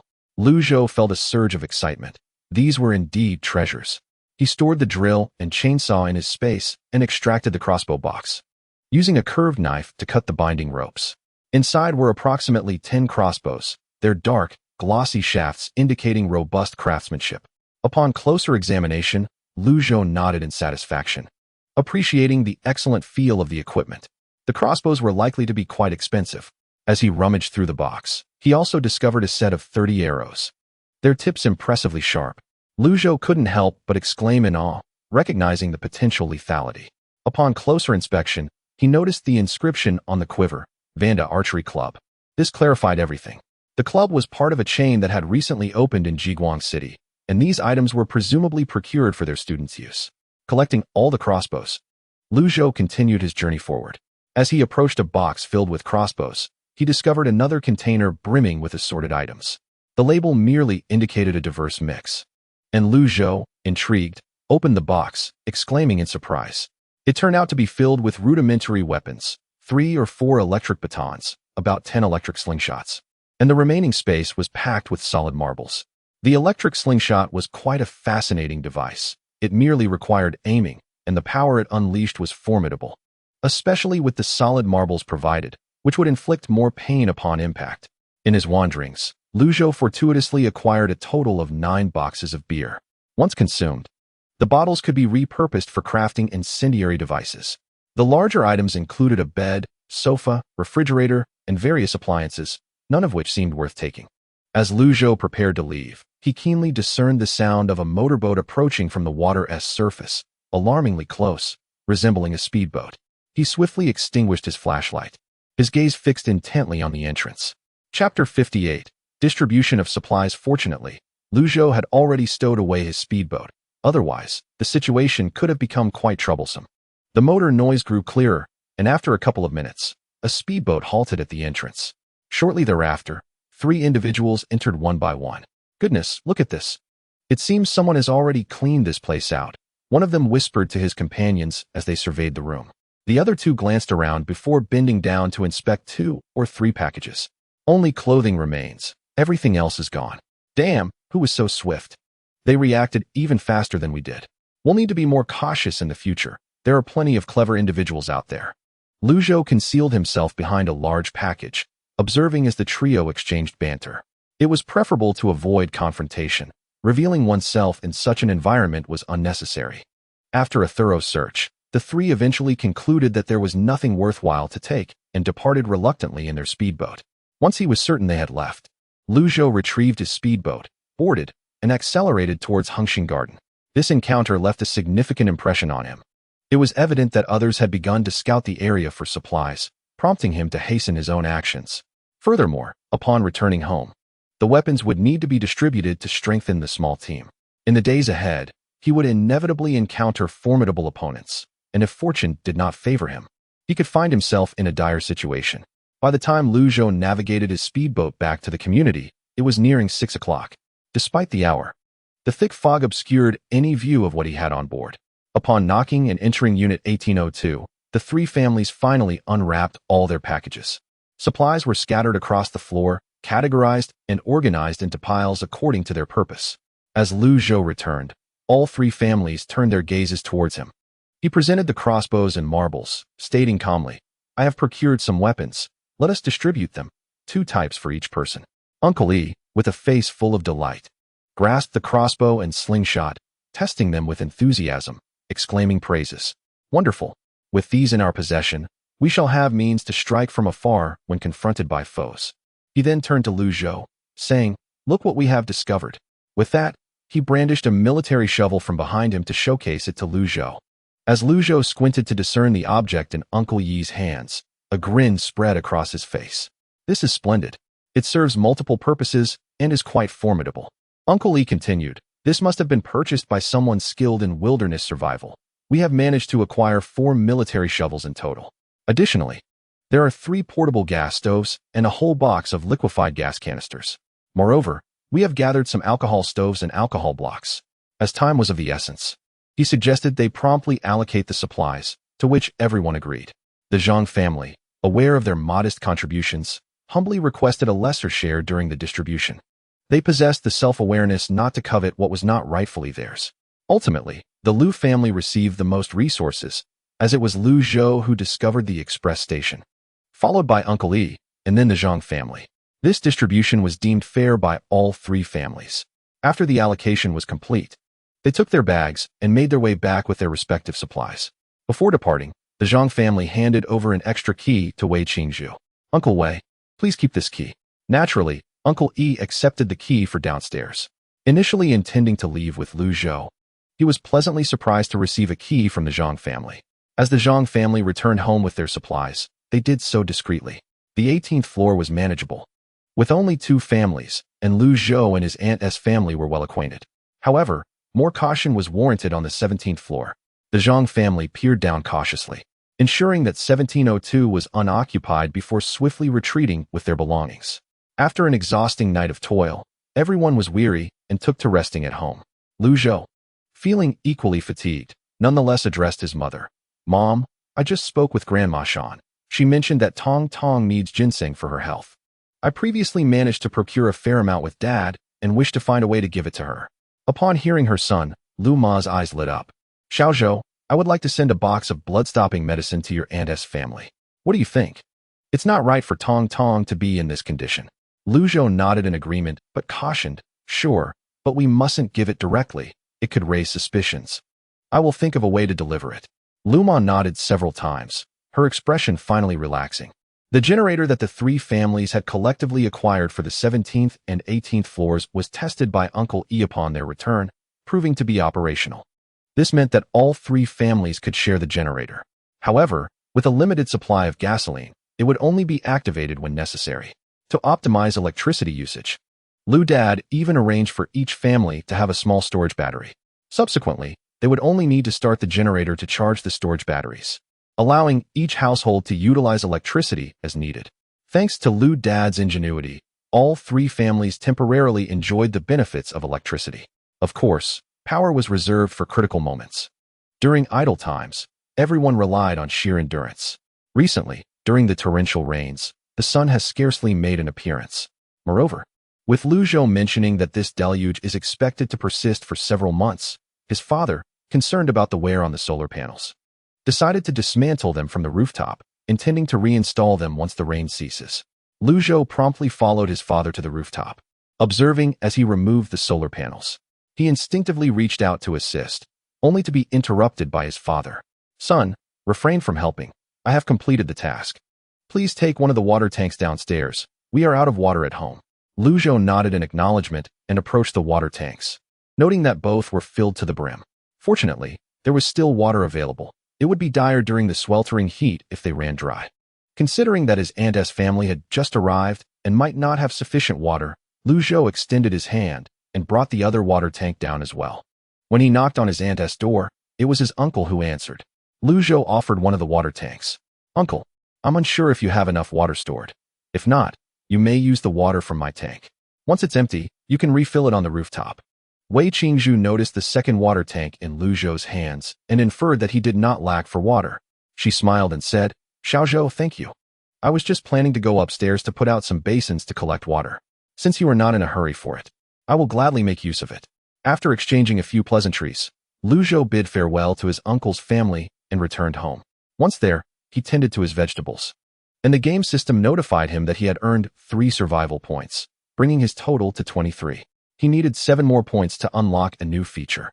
Anxious, Lu Zhou forced himself to calm down and studied some new knowledge from his books. In Chapter 59, titled The Non-Lucky One, he focused on the daily care of herbs. After 2 hours of study, the game finally informed him that he had acquired the basics of herb maintenance, granting him merely 2 survival points. Lu Zhou sighed, thinking he would have to wait a couple more days. It seemed unlikely he would unlock a new feature today. Unexpectedly, his father surprised him. While packing up the solar panels, Lu Zhou's father called him over to explain the disassembly and maintenance of the solar panels and even allowed Lu Zhou to try his hand at it. Lu Zhou eagerly accepted, and after meticulously practicing several times and completing the maintenance of all the solar panels, he heard the game announce, "Congratulations, player. You have acquired a new skill, the use and maintenance of solar panels." Detecting the player's integration of theory and practice, 5 survival points have been awarded. Lu Zhou was taken aback. How curious. It turned out that the reason he received fewer survival points for learning herb maintenance was that it was purely theoretical, lacking practical application, hence only 2 points were awarded. Conversely, he inadvertently learned the use and maintenance of solar panels from his father, which yielded a greater reward. What a peculiar game system. Shaking his head to clear his thoughts, Lu Zhou realized that his priority now was to unlock the new game feature. His motto was clear: never hoard points. Any survival points earned must be spent immediately. Detected that the player has 30 points. Would you like to activate the new feature? Yes. Accompanied by a familiar golden glow, the game cheerfully announced, "Congratulations, player. You have unlocked the honey collection feature. Each collection costs 1 survival point, yielding 1 bottle of honey, with a daily collection limit of 10 batches. Lu Zhou, good news. A new feature has been introduced. Bad news. The new feature is somewhat trivial. After much contemplation, Lu Zhou decided to accept it with equanimity. He intended to test the worth of a bottle of honey. But regrettably, his resources were rather meager, leaving him without even a single survival point for experimentation, compelling him to set the idea aside for the time being. Glancing at the upper right corner, he noted the amount of gold. 1,033,334. Nearly 1,000,000 gold coins. Lu Zhou promptly resolved to try his luck with the lottery once more. Each draw costs 666 gold coins. Conservatively, he would attempt 10 draws. Convinced that fortune would favor him this time. 10 draws constituted a 10-fold attempt, and Lu Zhou steeled his resolve, confirming the lottery. The wheel spun rapidly, and in the next moment, a massive dialogue box burst forth. A cursory glance revealed that most items were trivial materials and ores. Yet one small pair of scissors gleaming with golden light caught Lu Zhou's attention. Upon inspection, it turned out to be the workshop he had long yearned for. The only downside was that it was a clothing workshop. Lu Zhou felt a wave of disappointment wash over him. At such a juncture, what use was a clothing workshop? When he opened the clothing workshop for a closer look, he began to discern its potential. Only one item was temporarily available: white cloth. The game's description read, "Some sturdy linen, difficult for knives and guns to penetrate this fabric." Upon checking the crafting method, it required both linen and iron ore. As luck would have it, he had drawn some of both items, albeit in small quantities, sufficient for crafting this time. Reading the description stirred his curiosity. How sturdy could it truly be? Without further hesitation, he confirmed the crafting, only to find that it required a 6-hour wait. Lu Zhou, very well, you are formidable. After finishing his endeavors in the game, Lu Zhou mused that it would be best to take a brief rest before venturing out to search for more resources. After all, time waits for no one. While he was lost in thought, he noticed a speedboat approaching from the adjacent building. The vessel docked at the entrance of another unit in the same complex. Sensing something amiss, Lu Zhou hurried to the window, grabbing his binoculars for a closer look. He observed several individuals, laden with various belongings, returning to their previous residence. What could this mean? Furrowing his brow, Lu Zhou gathered his wits and dashed downstairs to witness the commotion. Eventually, he learned that the conditions in the shelter had proven too abysmal for the evacuees, prompting many to request a return to the hallways for continued lodging. The recently returned household lamented to the onlookers about the deplorable conditions. The place was foul, cramped, and excessively damp, with the added danger of theft at night. They might as well reside in the hallways. Zhou understood instantly. The shelter had never offered a satisfactory environment, and with so many displaced individuals crammed together, chaos was inevitable. However, those who returned offered a reminder to Zhou. They needed to expedite their efforts in scavenging. Should the members of their unit return, they would be unable to venture out again for supplies. The more Zhou pondered this, the tighter his brows knitted together. The government must have exerted every effort to rescue the populace, yet the scale of the disaster was so vast, coupled with the suddenness of the calamity, that it had rendered the entire governmental rescue operations nearly paralyzed. Just before heading home, he had overheard someone remark that he was fortunate to have been brought back, as the rescue teams were preoccupied with relocating and retrieving food supplies, leaving them no time to escort individuals. The shelter, overwhelmed by the chaos, could only begrudgingly instruct the crowd to wait in line for assistance. Upon hearing this, Zhou felt a slight easing of his anxious heart. Yet, among the masses were undoubtedly astute individuals. Upon hearing that the government was retrieving food, and recalling that the distribution of supplies had already been delayed by 2 days, a sense of heaviness settled in their hearts. It did not sound like a positive development. Having witnessed the unfolding drama, it was time to return home and prepare diligently. With heavy hearts, the crowd made their way home, while Zhou hastened to his residence. Upon entering, he found his father, Liu Ba, engaged in exercise. In these trying days, Liu Ba had not allowed himself a moment of reprieve, dedicating himself daily to wielding his sword or lifting weights. As he was drenched in perspiration from his rigorous training, Zhou abruptly shared the troubling news he had just received. The moment Liu Ba heard this, he became alarmed. This news was anything but favorable. Without needing Zhou to persuade him, Liu Ba understood what needed to be done. Wasting no time, Zhou knocked on the doors of the families on the 18th and 17th floors. After conveying the urgency of the situation, both families immediately furrowed their brows in contemplation. Time was of the essence. While discussing the matter, Zhou noticed individuals downstairs, maneuvering a plastic bathtub as they exited the community. Each person employed their own ingenuity. Many carried wash basins or swimming floaties as makeshift tools, all heading outside. They could no longer remain idle. They sought food beyond the confines of their community. Zhou spoke in a hushed tone, startling both families.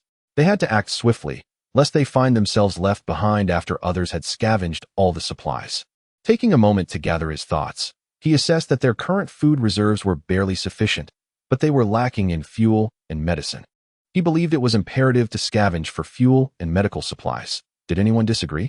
No objections were raised, and everyone concurred with Zhou's proposal. As for where to procure these necessities, Zhou had his own insights. Let us first raid for medical supplies. My mother's company is a pharmaceutical firm, and I am familiar with the route. As for fuel, perhaps we should focus on the shopping mall. Many self-service restaurants stock such items. Mr. Zhang interjected. I cannot assist with the medical supplies, but I know a place with a considerable amount of fuel, and it is highly likely that no one has ventured there. Upon further inquiry, they learned of a building that was nearing completion and set to open soon, with numerous businesses ready to welcome customers. Unfortunately, the disaster struck before they could commence operations. Do not speak of others. Even Zhou, upon his return, was unaware of the existence of such a grand edifice. Upon hearing this, the three families felt a surge of joy in their hearts. What delightful news! It certainly appeared credible. With their destination duly arranged, they adopted the same strategy as before, leaving someone behind at home, gathering together to minimize risk. The 5 formidable men venturing forth were all equipped with arms. Apart from Zhou and his father, the remaining 3 each carried a military shovel. Zhang's father also bore a crossbow, while Zhang Jiahao had tucked an electric slingshot into his pocket, along with a pouch of solid projectiles at his waist. The electric baton was entrusted to Lu's mother, Jiang Xiaolin, and Grandma Zhang, given its formidable efficacy and ease of use. Once everyone was adequately armed, they surged toward their first destination under Zhou's leadership. However, as they exited, the 5 encountered an unexpected situation. Just as they descended the stairs and began inflating their boat, they noticed a multitude from the neighboring unit, clutching floating objects like basins and wielding weapons, menacingly advancing toward them. Their intentions were singularly clear. They charged directly at Lu Zhou and his companions. Lu Zhou's heart quickened, prompting him to hasten the inflation process. The others, perceiving the aggressive demeanor of their adversaries, swiftly brandished their weapons, on high alert. Utilizing his ranged weaponry, Zhang's father unleashed a flurry of arrows, which whistled through the air with precision. Lu Zhou held no expectations regarding Zhang's father's marksmanship. He merely hoped that the display would be enough to intimidate their assailants. To his astonishment, each arrow soared through the sky, striking true to its target. The wounded howled in agony, their bodies swaying before plunging into the water, which gradually began to bloom with a patch of crimson, a clear indication of injury.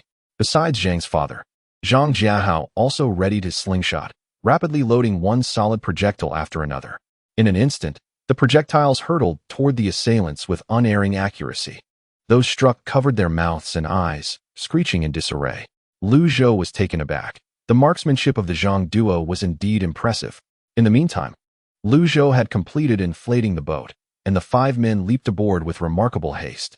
Once on the vessel, many desperate individuals swam over, clinging to the inflatable boat with fervor. Lu's father and uncle gritted their teeth, relentlessly striking the water with their paddles. The onslaught seemed unending. For every one they repelled, another would quickly surge forward. These individuals had lost their sanity, realizing that after 3 days without government aid, the prospects for rescue were bleak. Their envy for those possessing a boat was palpable, driving them to seize the vessel at all costs. With numerous obstacles ahead, Lu Zhou's brow furrowed in determination. He revved the engine, gritting his teeth as he charged through. The inflatable boat was of excellent quality, sustaining little damage, while those struck fared far worse, tumbling into the water in disarray.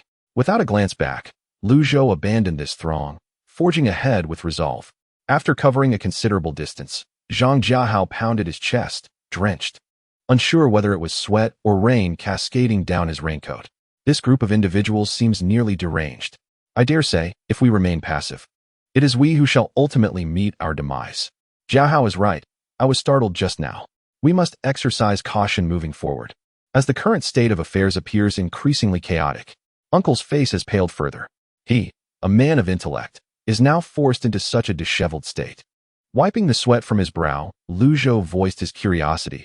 Uncle Zhang, your shooting skills alongside Jiahao are impressive. I've observed that you consistently hit your targets. Uncle Zhang, feeling a bit sheepish, scratched his head and replied, it's not as extraordinary as it seems. However, I was the best hunter in the village back in the day. Jiahao often accompanied me on hunts in the mountains, and over time, his skills have gradually improved. With a grin, Zhang Jiahao reassured, rest easy, Lu Zhou, the long-range shooting is in my father's and my hands. My father was renowned as a marksman in our village. Proudly recalling this, Zhang Jiahao felt a sense of joy, as no son would wish for anything less than his father's pride. Lu Zhou nodded, indeed recognizing that both Zhangs had honed their shooting through extensive practice, their stances exuding professionalism. As they conversed, they navigated their boat directly toward the pharmaceutical company. This establishment was a mixed-use building, situated on the mid-lower floors, specifically the 612th. Fortunately, it had yet to be submerged.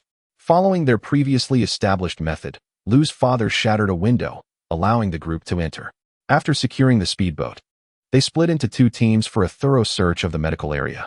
To strengthen the bond between Uncle and the Zhang family, the 3 of them worked in unison, while Lu Zhou and his father formed the other team, tasked with clearing the 69th floor. Both Lu Zhou and his father were somewhat familiar with Lu's mother's company, having visited several times before, so they were not entirely lost. They hastily jogged to the storage room. Lu's mother's pharmaceutical company operated as an agency, meaning that they only procured medications upon receiving orders. This storage area was designated for such supplies. It was not particularly large, containing merely 7 stacked boxes. A cursory glance revealed a chaotic assortment of medications within the boxes, and they were not entirely full. Nevertheless, this did not hinder them. The 2 dismantled the boxes and emptied their contents into large bags. After all, Lu's mother understood these medications, and upon returning, they could inquire with her about their usage. Keeping the packaging would simply take up unnecessary space. After this endeavor, all 7 boxes were emptied. Even the cardboard boxes were not spared, as Lu Zhou neatly stacked them and tucked them away. After all, the more boxes they could manage, the better, as they would continuously upgrade, necessitating a corresponding increase in storage capacity. Otherwise, they would be overly restrictive in their resource accumulation. Although 7 boxes appeared substantial, once the packaging was torn open, the actual quantity of medication was quite minimal, yielding merely 1 large bag. Having completed their search here, they ventured deeper inside. They soon entered the employee's large office. Zhou, well acquainted with the layout, rummaged through the break room, gathering a variety of snacks, coffee, milk, beverages, and tea. Chapter 61. Jumping down within, there existed a sophisticated hand-grinding coffee machine, which Zhou decisively took with him. In addition, he also acquired an advanced dual-extraction coffee and tea brewing machine, promising an indulgent experience for both tea and coffee in the future. Upon exiting the first floor, the duo continued their exploration of the upper level. This floor presented numerous intriguing items, including a variety of vaccines and specialized medications stored within the refrigerator: insulin, human protein, rabies vaccine, influenza, and tetanus. Given the exorbitant prices of these pharmaceuticals, the refrigerator was of the highest grade power-saving model, and it still had electricity. Zhou's eyes sparkled as he collected these invaluable goods, along with the refrigerator, into his compartment. Subsequently, he employed the same method to store 2 additional freezers. The compartment labeled the refrigerator as a luxurious, ordinary power-saving model. Zhou was momentarily speechless, before silently pressing on. Initially, the task was exhilarating, but as time wore on, fatigue set in. After consuming a few bites of compressed biscuits, Zhou and his father resumed their scavenging. Meanwhile, Uncle was making steady progress. Fortuitously, he discovered a specialized anti-inflammatory medication capable of treating his daughter's condition. Previously, this had been sold at a high price, unaffordable for ordinary families. But now it was a boon for Uncle. The 5 of them took a moment to regroup and share their findings. As Zhou scanned their collective haul, it was evident that their spoils were considerable, likely due to the substantial scale of the pharmaceutical company employing Lu's mother. After a brief respite, both teams, laden with their abundant acquisitions, prepared to embark on their next destination, led by Zhang's father. Under his guidance, the boat gradually navigated a path that Zhou had never traversed before. Perhaps due to the flooding caused by the torrential rain, many streets appeared unfamiliar to him. However, Lu's father quietly remarked, "I seem to recognize this road. Are we heading towards the Baoding Tower?" Zhang's father could scarcely conceal his astonishment. "Yes. How did you know?" Old Lu's father shared with the group that several months prior, they had completed electrical work on Baoding Tower. Yet, after finishing, they had not kept track of the building and assumed it would take some time before it opened. To their surprise, it was now ready for inauguration. Lu's father expressed his reflections, while Zhang's father elucidated, "We were planning a grand opening, but never had the chance." The group felt a sense of relief as Zhou piloted the boat to the entrance of the tower. Visibly, the external facilities of the building remained intact, suggesting it had not been discovered by others. They entered through the usual route, arriving on the 4th floor, as the lower floors were entirely submerged. The 4th floor housed a food court, while the 5th was dedicated to leisure and entertainment. Upon entering the food court, the group frowned in unison, not for any trivial reason, but due to the overwhelming stench that permeated the air. This foul odor, reminiscent of decaying corpses, wafted from all directions, compelling them to cover their noses in disgust. It was evident that the ingredients had spoiled. Zhou sniffed the air and reached a conclusion. The others nodded reluctantly and dispersed to search for fuel. Zhou glanced at the sign and was the first to enter a barbecue restaurant, where fuel would naturally be found. The 2 made their way directly to the kitchen. The ingredients, needless to say, had long since decayed and emitted a foul odor without the protection of high-end refrigeration. However, Zhou was taken aback by the fact that the quantity of these ingredients was far less than he had anticipated. It dawned on him that during the previous sandstorm, the staff might have taken some home to consume. After scouring the area, both Zhou and his father found themselves at a loss, having failed to locate any usable ingredients. It was impressive how thoroughly this group had cleaned out the place. Rice, flour, and oil had all been taken, leaving only the troublesome animal entrails and a hodgepodge of other ingredients behind. Ultimately, with no other options, Zhou collected a substantial amount of pots and pans, along with 2 hot pot pots and several grilling racks. Nevertheless, the barbecue restaurant still had charcoal available. Zhou exerted considerable effort to haul out 2 boxes of unopened charcoal from the storage. Zhou's father remarked that this charcoal was excellent, as it burned longer. This particular charcoal was specifically designed for barbecue restaurants, capable of burning for 2 hours with just 4 pieces. After exiting this establishment, the two quickly moved on to the next one. The food shops on this floor had been thoroughly ransacked by 5 individuals, and it seemed that the charcoal used by the vendors was sourced from a single supplier. In total, they had looted over a dozen boxes of charcoal. Furthermore, they didn't overlook the self-service hot pot restaurant equipped with alcohol stoves. They ensured that all the stoves and alcohol blocks were taken as well. Zhou was acutely aware of his actions, especially knowing that after the floods, extreme cold would follow. During such frigid conditions, anything that could produce heat would be seized by people to keep warm. This charcoal would prove invaluable when the time came. Assisting the Zhang family and his uncle was, in essence, helping himself. Although Zhou possessed a fair amount of heating resources, it was imperative to remain aligned with the community post-apocalypse. Otherwise, he risked drawing unwanted attention. As the saying goes, a multitude of ants can take down an elephant. No matter how capable an individual may be, they cannot contend against a collective force. Moreover, it was inevitable that the two families would invite their group to seek resources together. However, extreme cold could be deadly, and Zhou was unwilling to traverse the snowy landscape with his parents when resources were plentiful. Thus, failing to assist now could jeopardize their future happiness. Consequently, while collecting supplies, Zhou left behind items that had no expiration date and were easier to store for the two families, while he personally took the more perishable goods. Once the 4th floor supplies were gathered, Zhou proposed splitting into 2 teams, one to search the 5th floor, and the other to return to the community with the collected goods. After all, with so much to carry, it would soon become cumbersome. The teams were divided. One comprised Zhang's father, Zhou's uncle, and the Zhang family, while the other consisted of Zhou and his father. There were no objections, as the 3 families would need to support one another moving forward, with trust being the foundation of their cooperation. The inflatable boat was piloted by Zhou's uncle as they set off. After an extensive search, the day had grown late. The fog from the previous night had not dissipated. Instead, it thickened. Lu's father harbored concerns for the 3 individuals, his son and their companions. Would they fall prey to robbery? Zhou, in silence, remarked, "Given the current circumstances, the likelihood of such an event is quite low. Moreover, the trio is not lacking in strength." These words were indeed truthful. In the apocalyptic era, the optimal size for an action team was generally 3 members. The Zhang father and son possessed considerable strength, while the uncle was endowed with wisdom. This formidable combination instilled in Zhou a sense of reassurance in the early days of the apocalypse. Lu's father nodded and prepared to ascend to the 5th floor, but was startled by Zhou's attire. He had swiftly donned a diving suit procured from Ma Fuwa's abode and secured an oxygen tank on his back, ready to plunge downstairs. Chapter 62. The Liver Emperor Lu's father hurriedly inquired, "Son, what are you planning to do?" With the oxygen mask already affixed to his face, Zhou gestured for his father to proceed to the 5th floor, indicating his intention to explore the submerged lower levels. Reluctantly, Lu's father acquiesced and handed Zhou a hammer from the toolbox.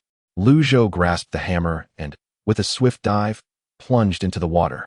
Despite it being summer, the deeper waters remained frigid. He adjusted a button near his ear, and the large mining lamp atop his head illuminated instantly. He swiftly descended to the lowest level. The 1st floor typically housed jewelry and skincare products. Upon reaching the bottom, Zhou noticed that he did not need to knock. The door on the submerged floor was ajar. Entering through this door, he recognized several familiar brands. He headed straight for the back, seeking the jewelry counters. Fortune favored the diligent. After a fervent search, he finally located a chain jewelry counter. Everything inside was locked within display cases, resting silently. Zhou took out the hammer and struck forcefully, but the case remained unmoved. This predicament alarmed him, yet he soon chuckled to himself. Rather than attempting to open the case, he decided to throw the jewelry along with the glass cabinet into his small room. Once the glass cabinet materialized in his room, it immediately absorbed all the jewelry that could be extracted. After witnessing the contents vanish, Zhou discarded the empty cabinet. He was fortunate. He had arrived at a counter specializing in diamond rings. He processed a dozen glass counters in this manner. Zhou continued his search deeper into the store. Luckily, the diving suit's lamp possessed good penetration, facilitating his scavenging efforts underwater. Before long, he discovered another counter filled with various gold ornaments. Without hesitation, he collected them all. The shop was somewhat small, limited to gold jewelry, lacking other items such as gold bars or ingots. After a moment of regret, Zhou continued to sweep through the remaining valuable items. He also encountered a counter selling jade, and after some contemplation, he decided to take the entire glass cabinet with him. The jade and gemstones are quite beautiful. Upon returning, I can gift some to Mother Lu. Once I exit this place, I will use a window-breaking tool to access the counter. Time is of the essence, and having nearly circled the first floor, Zhou intends to leave. Just before his departure, he squints and notices a rather peculiar counter selling health supplements. Initially, he presumed it to be a mere tax on intelligence, but upon closer inspection, he discovers that it features a reputable European brand. Within the selection are lutein, coenzyme Q10, fish oil, calcium tablets, vitamin C, vitamin B, protein powder, and more. This brand is regarded as a staple in Europe, and without hesitation, Zhou promptly stows all these health products into his little abode. Fortunately, these supplements are housed in a cabinet, thus spared from being swept away by the flood. Zhou opens the cabinet and collects them all. Additionally, he acquires a box full of medical equipment, including syringes and other items. He muses that some of the health products likely require these tools for use. A glance at his wristwatch reveals that half an hour has passed. Even so, Zhou has hastened his pace, hardly daring to waste any time while gathering his belongings. The second and third floors primarily feature clothing, lacking in value for scavenging, compounded by the fact that his uncle and company may soon return. Thus, Zhou swiftly ascends. By the time he reaches the fourth floor, his father has already descended from the fifth and awaits him. Spotting Zhou, he jogs over and pulls his son up. Once Zhou has surfaced, he quickly sheds his diving suit and tidies himself before saying, "Dad, I ventured to the lowest level and managed to collect some jewelry and health products. Luck was on my side, and the haul was quite satisfactory." His father nods, a smile gracing his face, affirming that his son must have had compelling reasons for his descent. In good spirits, Zhou glances at the upper right corner, noting a significant increase in his gold coins, diamonds, and pink diamonds, realizing that his efforts have not been in vain. Previously, he had just 13 pink diamonds, but now he has replenished them to 310.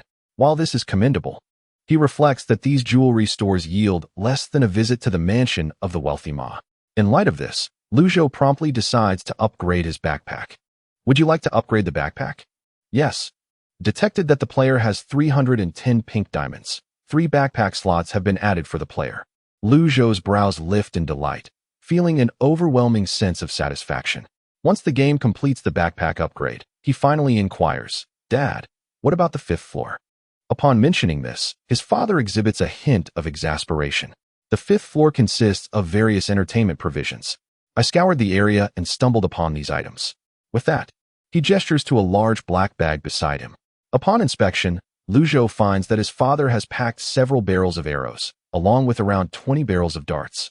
The remainder consists of assorted snacks, instant noodles, popcorn, and the like. The popcorn was procured from the cinema area when his father visited. Only raw corn kernels and cooking oil remained, as all other drinks and snacks had been raided. Strangely, while people rushed to seize food, none seemed inclined to loot the jewelry. Father Lu murmured softly, to which Zhou replied nonchalantly. After all, no one knew the apocalypse was approaching. Taking some food would pose no threat, but stealing jewelry was indeed a crime. Father Lu instinctively shrank his neck, realizing his son had a point.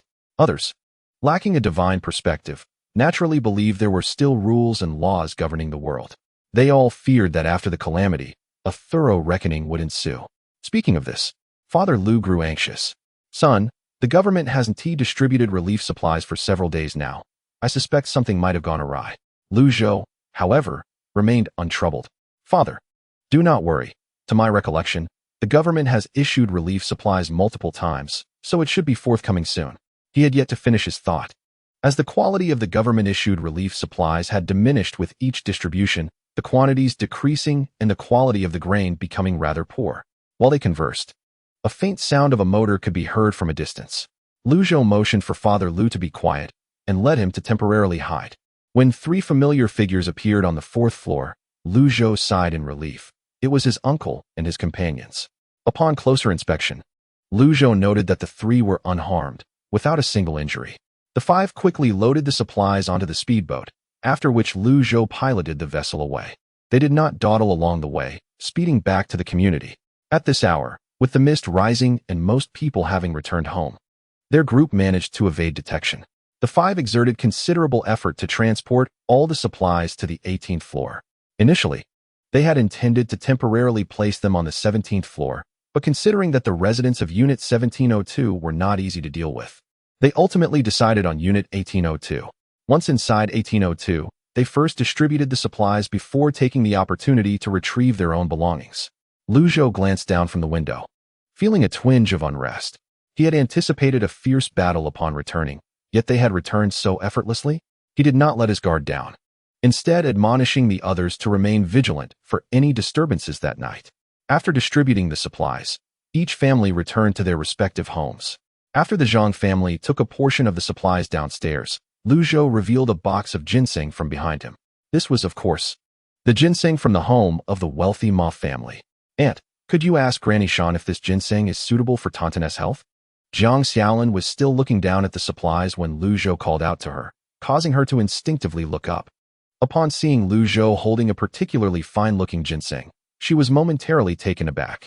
Uncle had just managed to get Tantan to finish her swelling medication, and upon stepping out, he too noticed the ginseng in Zhou's hands. "This ginseng is what I acquired from the pharmaceutical company today. It's the only one I have.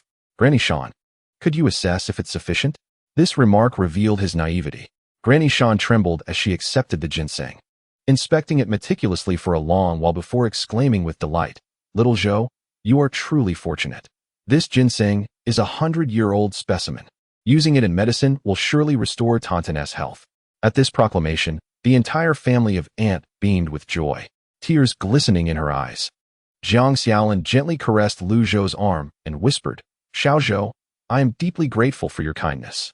Rest assured, I will repay you in the future." Zhou smiled softly and replied, "No need for that, Auntie. As Tongtong's brother, I naturally wish for her well-being." Meanwhile, Grandma Shan silently retreated into a room. With a look of confusion, Zhou turned to his uncle for clarification, who explained that she had gone to prepare some medicine.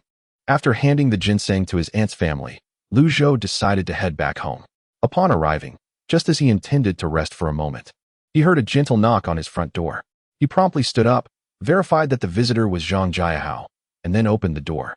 "Zhou, there's someone on the 17th floor claiming to be a relative of yours who wishes to meet with your family," Zhang Jiahao informed him. Naturally, Zhang Jiahao did not open the door. They needed to consult Zhou first. After all, if that person was not truly a relative, letting them in could be perilous. Zhou furrowed his brow, his mind racing with several possibilities. Without alerting his family, he followed Zhang Jiahao downstairs to investigate. Upon reaching the 17th floor, he found standing at the door none other than his uncle, Lu Zhengzhu, who appeared drenched and somewhat disheveled. Indeed, it was him. A chill swept over Zhou's expression. Yet he approached the doorway.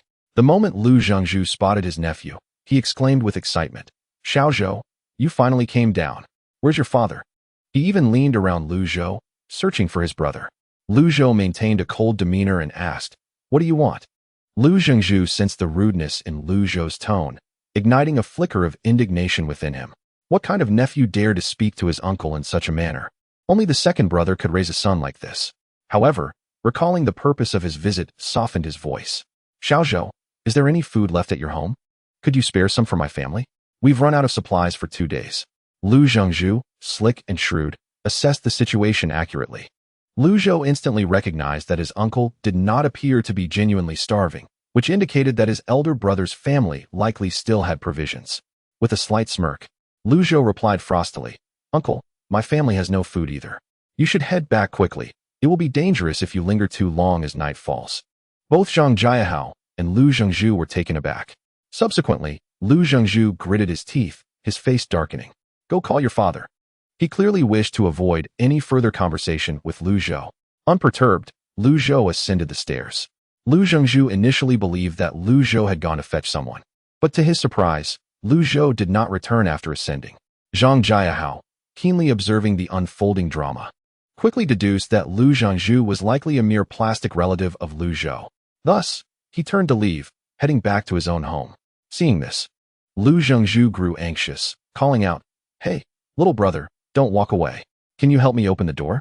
That really is my nephew. I still have things to discuss with him."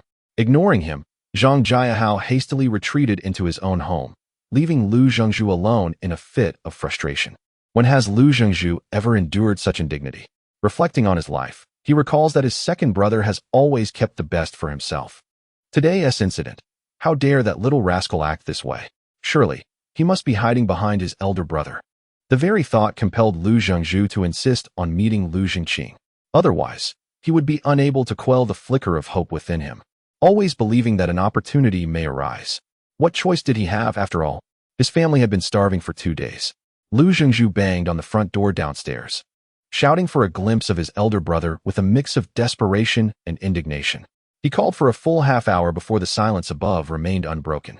Just as he was on the verge of despair, the door on the 17th floor creaked open, and a neighbor emerged, watching him with bemusement. "Are you a relative of the Lu family?" Yuanghua asked with a smile, stepping closer to the iron gate. Upon seeing someone, Lu Zhengzhu felt a flicker of hope rekindle within him. He immediately pressed himself against the gate, exclaiming, "Yes, yes. Brother, could you please let me in? Lu Zhengqing is my own brother." Yuanghua, still smiling, replied, "Ah, it's not really convenient for me to open the door. Why don't you tell me what you need from the Lu family, and I can pass on your message?" After a moment's hesitation, Lu Zhengzhu whispered, "Brother, I've come to borrow some grain. We've been out of food for several days." At this, Yuanghua's eyes widened in surprise. "You're out of food? That can't be true." Lu Zhengzhu, feeling puzzled, responded, "What do you mean? We truly have no food left. I'm not lying." Suddenly, Yuanghua's expression shifted to one of understanding. Oh, it's nothing. I must have misunderstood. Wait here, and I'll convey your message." With that, Yuanghua hurried upstairs. Lu Zhengzhu waited with bated breath, but soon Yuanghua returned, shaking his head and sighing. "You should go back. Your family has no food either. And your yelling here is disturbing the 3 families living nearby." His tone was laced with pity.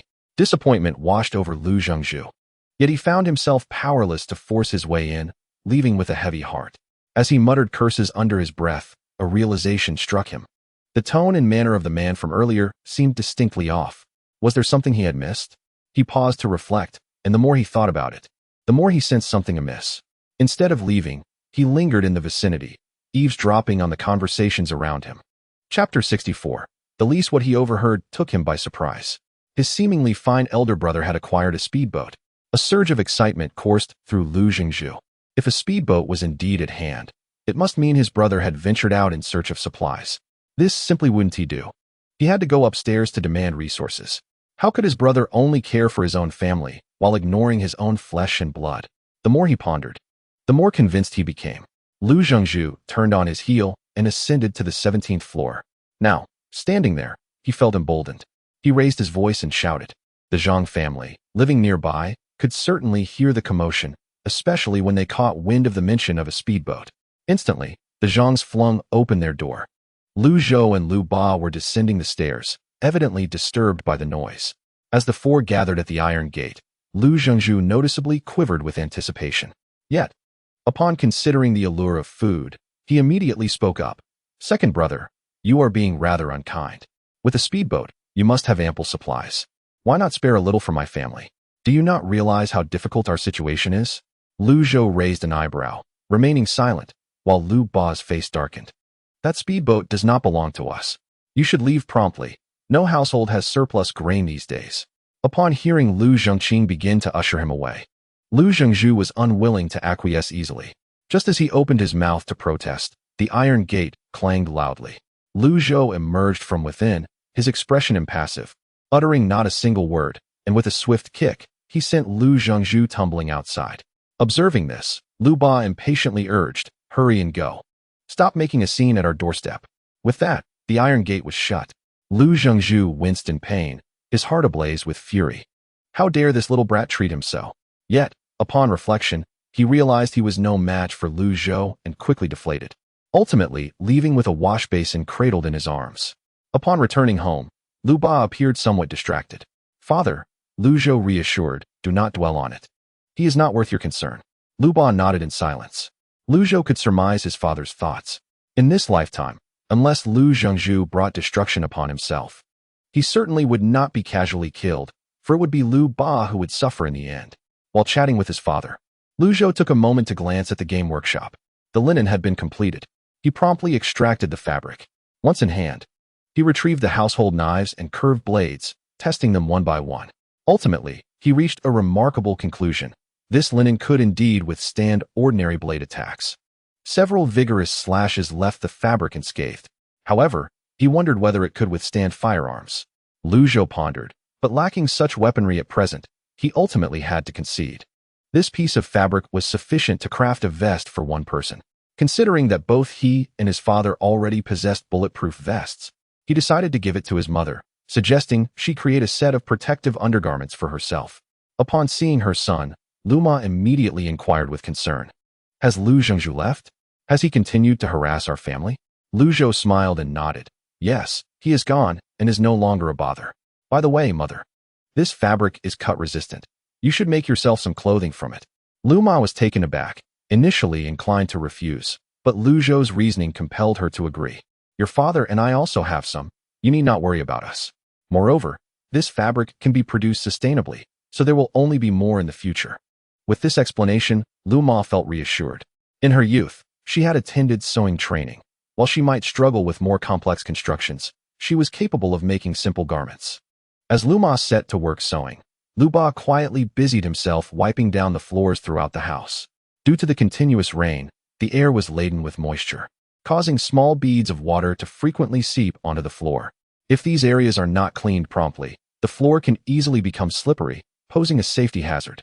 The generator has only produced electricity once thus far. The power storage units of the three households still retain about half of their charge.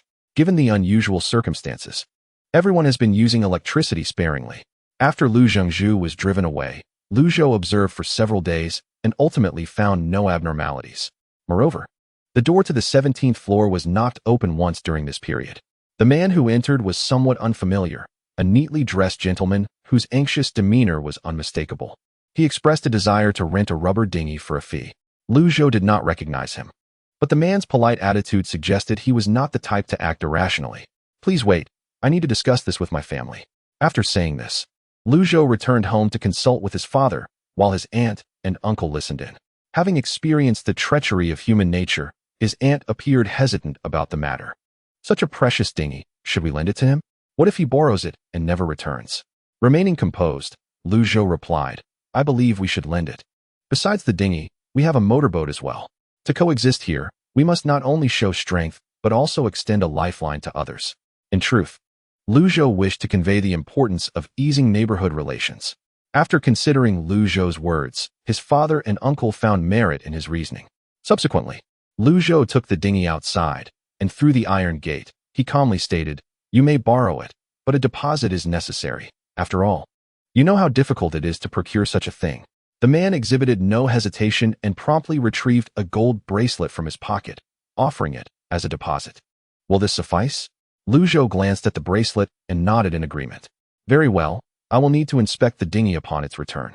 With that, he handed the dinghy over to the man, who expressed his gratitude before hastily departing. Upon returning home, Lu Zhou observed from the window as the man, carrying a child, rode away from the community alongside another individual.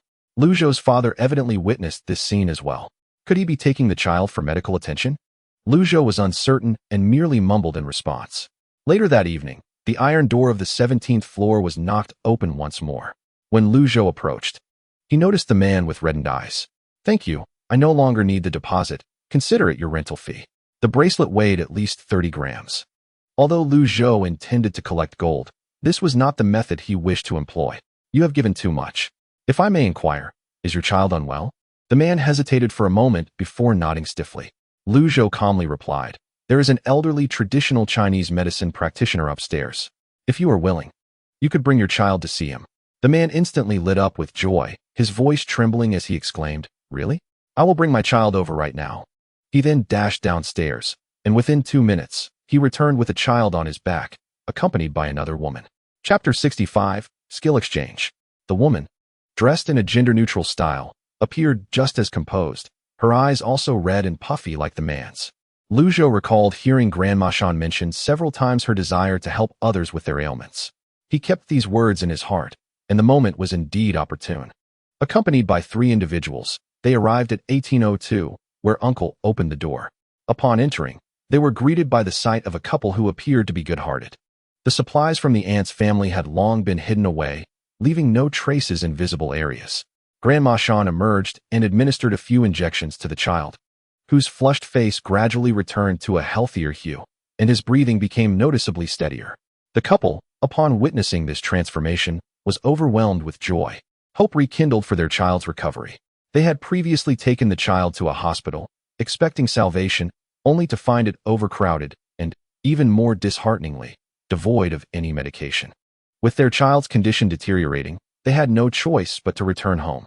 Little did they know that fortune would smile upon them once more. The couple, in their excitement, attempted to kneel before Grandma Shan and Lu Zhou, but Lu Zhou intervened. Grandma Shan graciously offered her limited supply of medicine to the couple. This is enough for 3 days. After the child finishes the medication, I will administer a few more injections, and he will be well again. The couple, moved to tears, offered Grandma Shan a gold bracelet from the other hand as a token of gratitude. However, Grandma Shan kindly refused, which nearly made them frantic. Amidst their insistence, Lu Zhou interjected, "Wait, have you two participated in the provincial Sanda competition?" The more he observed them, the more familiar they appeared, until he finally recalled that this couple was none other than the champions of the provincial Sanda, Gao Shan and Jiang Lishui. They had each claimed victory in their respective categories and had garnered quite a reputation at the time. Initially, Lu Zhou did not recognize the man, but when they stood together, the memories resurfaced. "It's us," Jiang Lishui said, momentarily taken aback before responding. Lu Zhou's mind raced. Having Sanda experts in their midst would be invaluable for his family's training. "If you agree to assist us with one matter, consider the reward waived, and we can also offer you complimentary treatment for your child thereafter." Naturally, the couple was intrigued, and after hearing Lu Zhou's proposal, they agreed without hesitation. "We consent. We are willing to do anything to save our child," Gao Shan affirmed, his fists clenched, emotion evident in his voice. Lu Zhou nodded, "Excellent. Then tomorrow at 2 in the afternoon, bring your child here. Grandma Shan will treat him, and you will teach us Sanda. How does that sound?" The suggestion was reasonable, and they promptly agreed. To demonstrate his sincerity, Lu Zhou returned the gold bracelet he had received. In the end, the couple left, expressing their heartfelt gratitude. On their way back, they quietly marveled at their good fortune. The 17th and 18th floors were not as terrifying as rumored. Initially, they had thought it impossible to borrow the inflatable raft, yet they not only managed to secure it, but also found a solution for their child's ailment. This outing had proven to be incredibly worthwhile. After Gao Shan and Jiang Lishui departed, Lu Zhou greeted his parents. As dawn breaks, Lu's father, Lu's mother, and uncle, and he himself prepare to learn the art of Sandstorm techniques, for it is indeed the foundational skill for survival. When the sun rises the following day, the couple arrives promptly. Grandma Dan continues her medical care for the children, while the couple begins to train the group. Lu Zhou has only acquired a rudimentary understanding of combat from the apocalypse, but the couple's teachings inspire him with fresh insights. Training in Sandstorm is conducted separately for men and women, given their differing emphases. Lu's mother and aunt practice under Jiang Lishui's guidance, while uncle, Lu's father, and Lu Zhou diligently follow Gao Shan's instruction. Before they realize it, 3 hours have passed in practice. After providing guidance to a few more individuals, the couple finally descends with the child in their arms. Lu's father enviously exclaims, "This couple certainly has no worries regarding sustenance, for their martial prowess speaks volumes." Lu Zhou smiles. "Indeed, those who have reserves will not turn against us over mere food and drink." Uncle nods in agreement with this sentiment, while aunt and Lu's mother wipe the sweat from their brows, letting out heavy sighs of exhaustion. In recent days, thanks to the ginseng Lu Zhou provided and the edema medication uncle managed to procure, his little cousin's health has been improving day by day. Recently, she has even begun to move about slightly. Grandma Dan has stated that in a month's time, Tong Tong will fully regain her former vitality. Uncle and aunt finally feel a sense of relief. Thank heaven, Tong Tong is on the mend. Time flies, and once again, government aid arrives. This time, supplies are delivered directly by drones from the rooftops. When Lu Zhou learns of this, he happens to be on the top floor replacing the water tank. He observes a drone leisurely approaching, laden with supplies. In an instant, the goods are deposited, awaiting his retrieval. The method of distribution becomes clear to everyone. At such a moment, there is no fear of the rooftop not receiving its share. Anyone daring to hoard supplies during this critical time would be met with the wrath of those starved and desperate. Thus, upon collecting the items, Zhou wastes no time and heads straight to the 17th floor. Upon arrival, he finds the iron door already crowded with individuals eagerly awaiting the relief provisions. Each one, with eyes gleaming with hunger, clutches a weapon. Amongst the throng, Zhou spots Gao Shan and Jiang Lishui, who share a wry smile, and he immediately comprehends their predicament.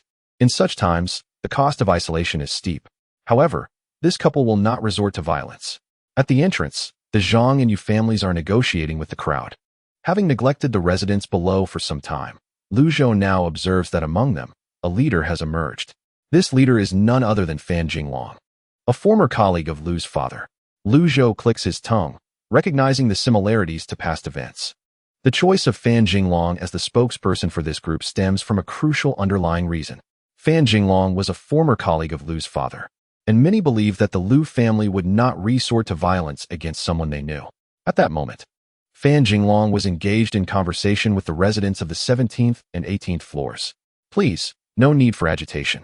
We are merely here to retrieve the relief supplies that rightfully belong to us. We harbor no ulterior motives. After all, these provisions are distributed by the government. He stated with a smile, articulating his point so well that it left little room for dissent. Yuanghua, a cunning old fox, understood the importance of maintaining peace among the populace during such a delicate time. After all, he still had some supplies at home and saw no reason to jeopardize his family's safety for these meager rations. Rest assured, Brother Fan, we of the 17th and 18th floors will certainly not covet anyone's belongings. Just look, the drone has only recently delivered the goods, and Brother Lu has already collected them. Yuanghua replied cheerfully, easing the tension among those clamoring for supplies. It was wise to avoid provoking the Lu family, who would willingly put themselves at risk of a threat from them. Without further ado, Zhou spoke coldly. Choose a representative to come in and distribute the supplies. It would be inconvenient to divide them among so many. After a brief scuffle, Fan Jinglong was selected. He had garnered a positive reputation among the residents and outwardly appeared to be a warm-hearted and just individual, though his smile was somewhat strained. He too feared the repercussions of antagonizing the Lu family. Yet, with pressure mounting, he had no choice but to comply. Upon entering the corridor of the 17th floor and glancing down, he saw the box of supplies. Compared to the military rations of compressed cans and biscuits from the previous distribution, this time the provisions seemed more varied. Upon opening the box, he discovered not only military biscuits and canned goods, but also rice and millet. Fan Jinglong could not help but swallow hard. The prospect of having rice to eat during such dire times felt immensely fortunate. Although cooking rice required firewood, the joy derived from a warm bowl of rice far surpassed that of consuming cold, hard rations. The rice, while not the whitest in appearance, was inconsequential compared to the fact that it was food. The distribution process progressed swiftly, providing a week's worth of food. However, the method of allocation sparked a heated debate among the crowd. Some insisted on dividing the supplies by head count, while others advocated for distribution based on household registration. The latter method would undoubtedly favor the indigenous residents, especially those with smaller families. Naturally, larger families would oppose such an arrangement. Within moments, voices rose in anger over the distribution method. Given the current unstable emotions of the populace, it was not surprising that people were venting their frustrations. The fact that no physical altercations occurred was already a relief. Fan Jinglong struggled to maintain his composure amidst the uproar. Frowning, he pressed his fingers to his temples and spoke sternly, "Enough of this noise. Logically speaking, the most equitable approach is to divide the supplies by head count. If we use household registration, how many will be left without essential food? In these trying times, we must support one another." Though his words were eloquent, those who truly understood the situation merely scoffed at his rhetoric. Come now, your household is filled with outsiders. If we were to allocate resources based on residency, your entire family would surely starve. Yet, such statements are best left unsaid. Ultimately, the number of those with families far exceeds that of the original residents. Consequently, it was decided to distribute provisions according to population. During the census, identification cards were used for verification, and newborns without IDs required the presentation of family registries to prevent any misreporting of numbers. While disputes erupted over the distribution method, Zhou merely observed the unfolding drama. This is merely the beginning. As time progresses, life will become increasingly challenging, and empathy will dwindle. According to the population distribution, each individual would receive 2 compressed biscuits, 10 water purification tablets, and 2 kilograms of rice. Additionally, there were surplus canned meats, allowing each family to receive an extra can as a supplement. Lu's father proclaimed the distribution method to be fair, and Fan Jinglong, the appointed supervisor, had no objections. Many wiped away tears of relief, grateful for the food after days of uncertainty about how their families would endure such trying times. On the 17th and 18th floors, once they had received their allotted supplies, they hurriedly handed the remaining provisions to Fan Jinglong, signaling him to take them outside. In that moment, no one was concerned with discord. Rather, they maintained an orderly haste in dividing the resources. Once the distribution concluded, the crowd dispersed.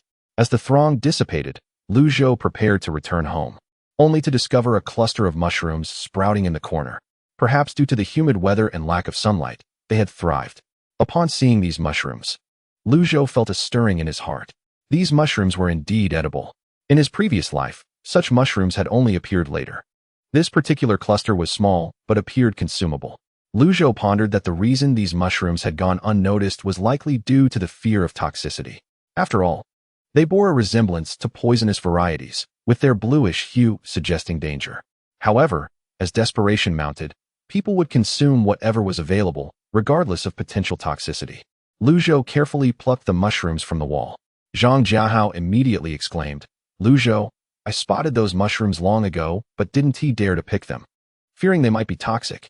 His uncle adjusted his glasses, and upon seeing the mushrooms, his eyes sparkled with interest. "Little Zhou, let me have a look at those mushrooms." After examining them closely several times, his uncle's expression transformed into one of excitement. These are edible mushrooms, though their taste is rather ordinary. Their characteristic is that they grow and reproduce rapidly. Zhang Jiahao was taken aback. "Uncle Wei, why haven't we seen these mushrooms growing in the corridor before?" His uncle sighed and wiped his glasses. This type of mushroom requires specific conditions for survival. The humidity and temperature must align, which was not something Jiguang City could easily provide. However, the recent torrential rains have significantly facilitated their growth. With this explanation, everyone understood. Zhou, holding the mushrooms confidently, declared, "Uncle Zhang, Uncle Wei, let us share these mushrooms among our 3 families and savor their flavor together." As soon as the words left his lips, he divided the mushrooms into 3 portions. Zhang's father intended to politely decline, but was compelled by Zhou to accept them. His uncle did not refuse either, merely adjusting his glasses and remaining silent. Once Zhou and his uncle ascended the stairs, the latter quietly remarked, "Xiao Zhou, it seems your family raises some mushrooms as well." Indeed, Zhou had nurtured several mushroom bags, for the game had introduced the feature of mushroom gathering, necessitating an explanation for his mushroom source. "We do have some at home." "What do you mean, uncle?" "I would like to borrow a mushroom bag for a while. New mushrooms have already sprouted, and I believe they are particularly suited to the current weather. I intend to study and improve them." Truly deserving of the title of agricultural researcher, Zhou nodded. "All right, I'll fetch one for you." With that, he swiftly turned and entered his home, soon emerging with a mushroom bag in hand. His uncle wasted no time and headed home to commence his research, having brought his experimental tools with him, now poised to fully utilize his professional skills. Upon returning home, Zhou found his mother already in the kitchen, preparing to make a pot of mushroom soup. Chapter 67. The Research Institute's Luminary. The vegetables cultivated by Zhou's father were now ready for consumption. After some contemplation, Zhou plucked a few outer leaves, thoroughly rinsed them, and assembled a small bowl of greens. Due to insufficient sunlight, the vegetable leaves were predominantly yellow, but they were still passably healthy. The midday meal included a dish of stir-fried vegetables, complemented by the recently distributed rice, resulting in a hearty bowl of rice. When the dishes were ready, Zhou's mother called out to him and his father to join for the meal. Zhou squinted as he savored the mushroom soup, noting that it was perfectly seasoned, and the flavor of the mushrooms was delightful. His uncle's earlier comments about the texture being average were likely made in the context of having multiple options available. Presently, having anything edible was a blessing, and there was no room for complaints. After sipping the soup, Zhou took some stir-fried greens and paired them with the rice. The stir-fried vegetables were refreshingly delicious, while the rice was somewhat inferior. Having endured hardships, Zhou found the rice, though flavorful, still acceptable. His parents, though unaccustomed to it initially, forced themselves to finish their rice, for wasting food was utterly reprehensible. Zhou did not intervene. It was time for his parents to experience some hardship, lest they find themselves in a worse condition than other survivors in the latter stages of an apocalypse.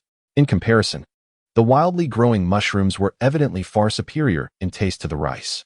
In recent days, aside from diligently completing his daily tasks, Zhou committed himself to regular physical exercise and the pursuit of knowledge.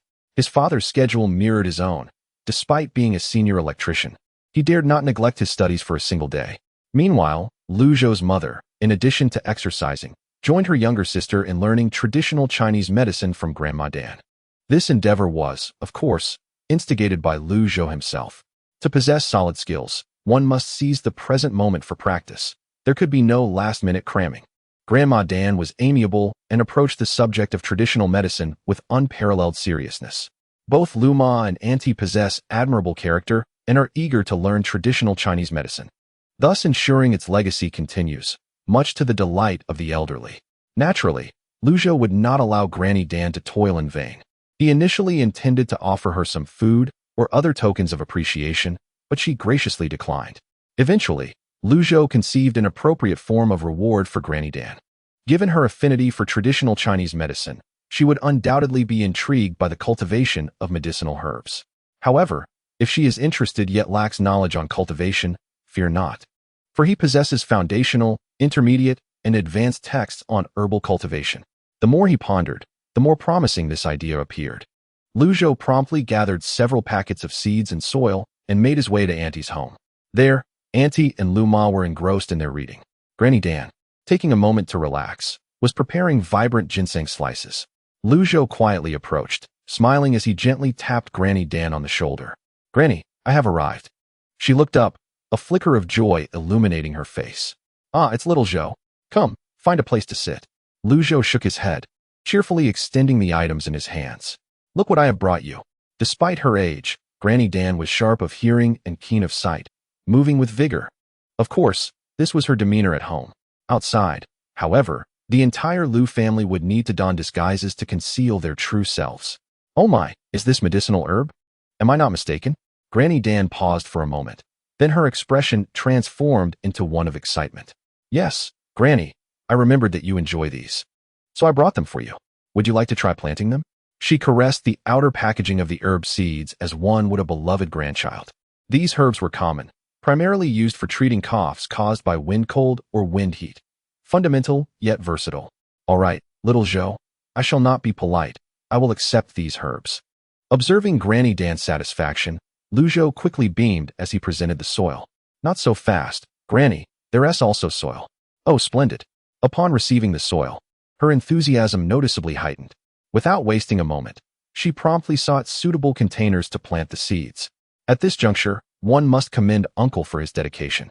He not only conducted research at the Institute, but also purchased equipment for continued studies at home. For instance, he acquired small sun-simulating lamps and an assortment of cultivation dishes, test tubes, and reagents. Of course, these were not of the sterile variety, allowing for ongoing research at home. With the sun lamp, Granny Dan would be able to cultivate the herbs more effectively. Watching her plant the seeds, Zhou swiftly darted into the room where Uncle was. Upon entering, he was taken aback. The room had been transformed into a miniature laboratory. Various test tubes and reagents cluttered the table, while rows of flower pots lined the floor. Most conspicuous was a mycelium bag resting atop the table, resembling a hybrid between wild mushrooms and oyster mushrooms. Zhou couldn't help but feel a sense of curiosity. "Uncle, what is this mushroom bag?" "It is a newly developed improved strain of mine. At present, it appears to grow at a faster rate than its wild counterparts and is less demanding in terms of environmental conditions." As he spoke, Uncle turned around, and Zhou was immediately taken aback. His uncle looked disheveled, with wrinkled clothes, a scruffy beard, and slightly reddened eyes. As if he hadn't had a proper rest in quite some time. He appeared utterly worn out. "Uncle, please take care of your health." Zhou hesitated for a moment before finally managing to utter those words. His uncle waved his hand dismissively. "It's nothing, Zhou. I know my own body. I've just been too exhausted these past few days, constantly either exercising or conducting experiments." "Impressive, my uncle. Not only have you developed an improved strain, But you've also managed to keep fit in the process? Lu Zhou felt a deep respect. At that moment, Grandma Dan peeked her head in from the doorway. Qingzhu, are you busy? If not, please prepare a batch of the number 5 seed agent for me. Not busy at all. I will make it for you shortly. After receiving her response, Grandma Dan leisurely departed, continuing her fascination with herb cultivation. Lu Zhou seized the opportunity to inquire about his confusion. What exactly is the no? 5 seed agent. Uncle replied nonchalantly. That is a unique communication between me and Grandma Dan. It is essentially a potion that promotes seed viability. In the past, whenever she needed it, I would readily prepare a batch and deliver it to her. Upon hearing this, Lu Zhou's eyes widened in realization as he gazed at his uncle. Thus, there is no love or hatred without reason. No wonder Grandma Dan insists on rescuing Uncle's family at all costs. If the roles were reversed, even he would be reluctant to see his best partner fall into despair. After all, who can casually concoct potions for others with such ease? Chapter 68. The contest for mushrooms in his previous life. Uncle was often busy in the laboratory, which prevented Lu Zhou from witnessing his uncle's remarkable expertise. This time, with slightly better living conditions, he was finally able to observe this scene. Uncle's hands were a flurry of activity, and soon, a bottle of the No. 5 reagent was prepared. After handing the reagent to Grandma Dan, Uncle finally turned to Lu Zhou to discuss serious matters. Zhou, I have made several of these mushroom bags. Take 2 home and try planting them. Receiving the mushroom bags, Lu Zhou refrained from disturbing his uncle further and instead turned to visit his cousin Tong Tong.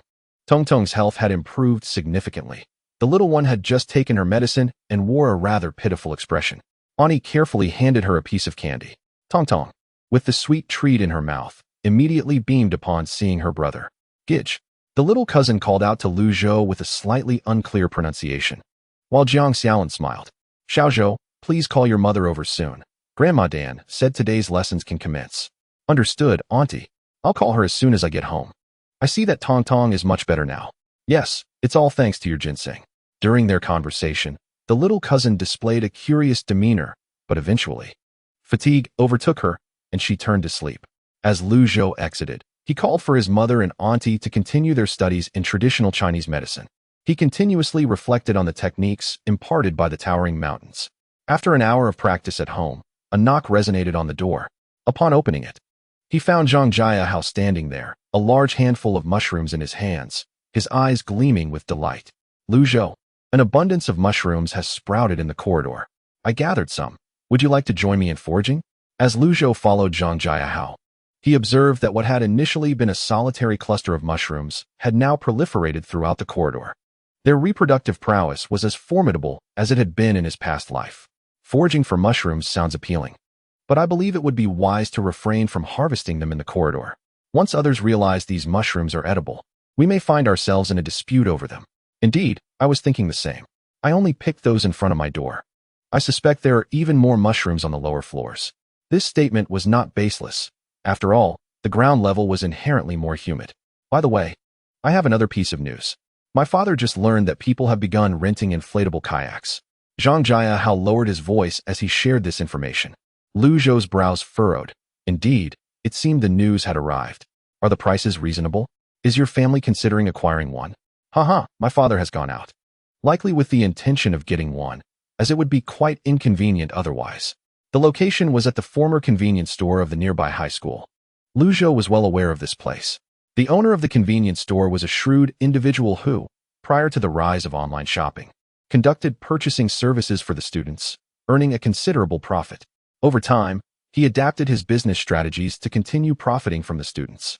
In this lifetime, just as in the previous, he had also begun renting out inflatable kayaks.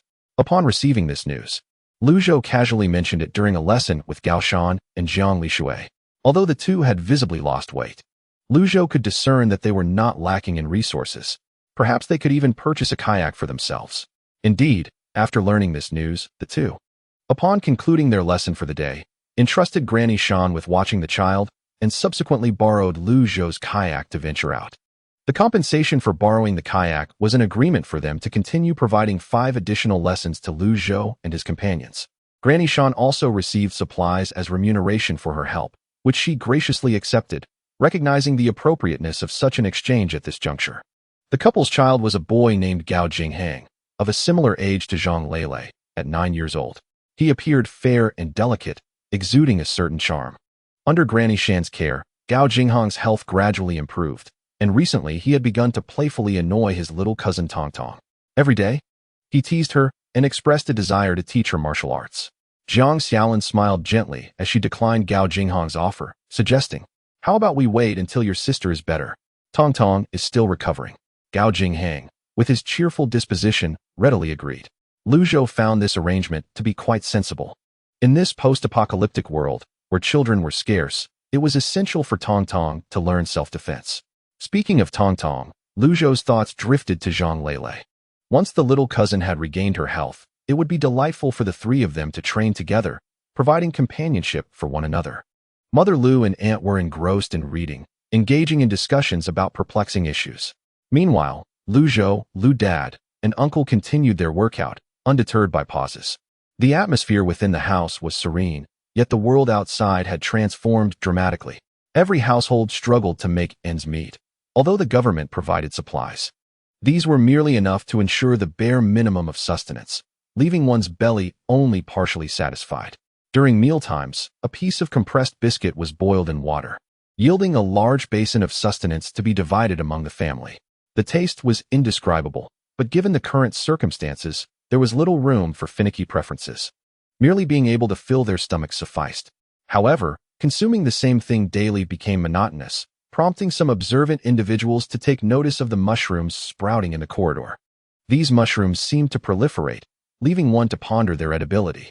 The elders in the household urged their children to bring some back for a trial. After a day of observation, confirming their safety from toxins brought great joy to all. How wonderful it was! An additional source of food represented an added glimmer of hope for survival. Naturally, upon learning of this, people avoided one another, striving to gather as many as they could in the shortest time possible. The corridor was soon stripped bare, and this was not all. Frequent disputes arose between individuals over mushroom foraging, sometimes escalating to physical confrontations. Lu Zhou was drawn to the commotion emanating from the floor below. He stood before the iron gate on the 17th floor, listening to the loud quarrels in the corridor on the 16th. "Have you no shame? This is right in front of my home," one voice exclaimed. "There are only a few mushrooms. How could you take them all? What will others eat?" The tone was fierce. The opposing party retorted defiantly, "What does it matter to you? You placed them here for everyone to consume, didn't you? Did you plant these mushrooms?" The two households were embroiled in a fierce argument, and Lu Zhou quickly realized that the discoverability of the edible mushrooms had become common knowledge. Now, the struggle for ownership of the mushrooms had commenced. He knocked on the door of the Zhang family, but it was not Mr. Zhang who answered. Rather, it was Grandma Zhang. Lu Zhou was taken aback. "Where is Mr. Zhang?" he inquired. Grandma Zhang replied in a hushed tone, "That child and his father have gone out. I don't know what for." With this information, Lu Zhou refrained from asking further and instead returned home to find Lu Dad. Upon entering, he found Lu Dad peering through binoculars, observing the scene below. Hearing Lu Zhou's return, Lu Dad called him over eagerly. "Son, look downstairs. People have begun seeking transportation to forage for mushrooms." Lu Zhou glanced down and indeed saw that those with inflatable rafts were utilizing them, while others scoured their homes for anything buoyant to hastily make their way to the mushroom-laden spots. Among the crowd, Lu Zhou recognized several familiar faces, including the Zhang father and son, as well as the Gao couple. With the newfound resource of mushrooms, everyone was too preoccupied to pay attention to one another, each person fervently gathering mushrooms. This inadvertently made it easier for the four of them to return, observing that both families had inflatable rafts. A smile crept across Lu Zhou's face. "Good news, Dad. We should also venture out to forage for mushrooms. Otherwise, we risk feeling out of place. While others are foraging for mushrooms, your family refrains from doing so, which clearly suggests that you possess sufficient food at home and regard these wild mushrooms with disdain." Naturally, Father Lu concurred, and upon hearing the plan to collect mushrooms, Mother Lu quickly interjected, proposing that the three of them embark together, as this period seemed relatively safe, with few likely to take action. Lu Zhou indeed intended for Mother Lu to accompany him on this excursion. It was essential to avoid indulging her too much, lest she become a delicate flower sheltered from the world. After much contemplation, Father Lu finally acquiesced. However, just before their departure, He equipped Mother Lu with an array of self-defense tools. Lu Zhou turned away, feigning ignorance of this scene, and then stepped outside to share the news of mushroom foraging with the Zhang family and his aunt's family. His aunt's family readily agreed, expressing their eagerness to join Lu Zhou. As for Zhang Jiahao, he mentioned that he would bring along Grandma Zhang, while Zhang Fu intended to gather in another location. Lu Zhou nodded in understanding. Zhang Jiahao, feeling somewhat apologetic, remarked to Lu Zhou that their paths did not align. Lu Zhou waved his hand dismissively, indicating he understood.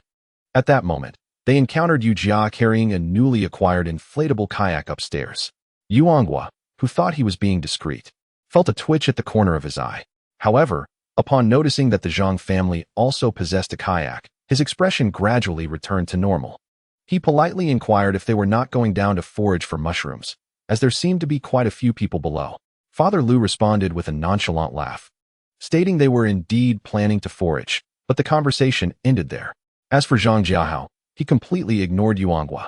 Standing beside Yu Anghua, Yu Ziming raised an eyebrow, unable to contain himself, and retorted, "Hey, you little brat, my dad is kindly reminding you. Why are you acting like that?"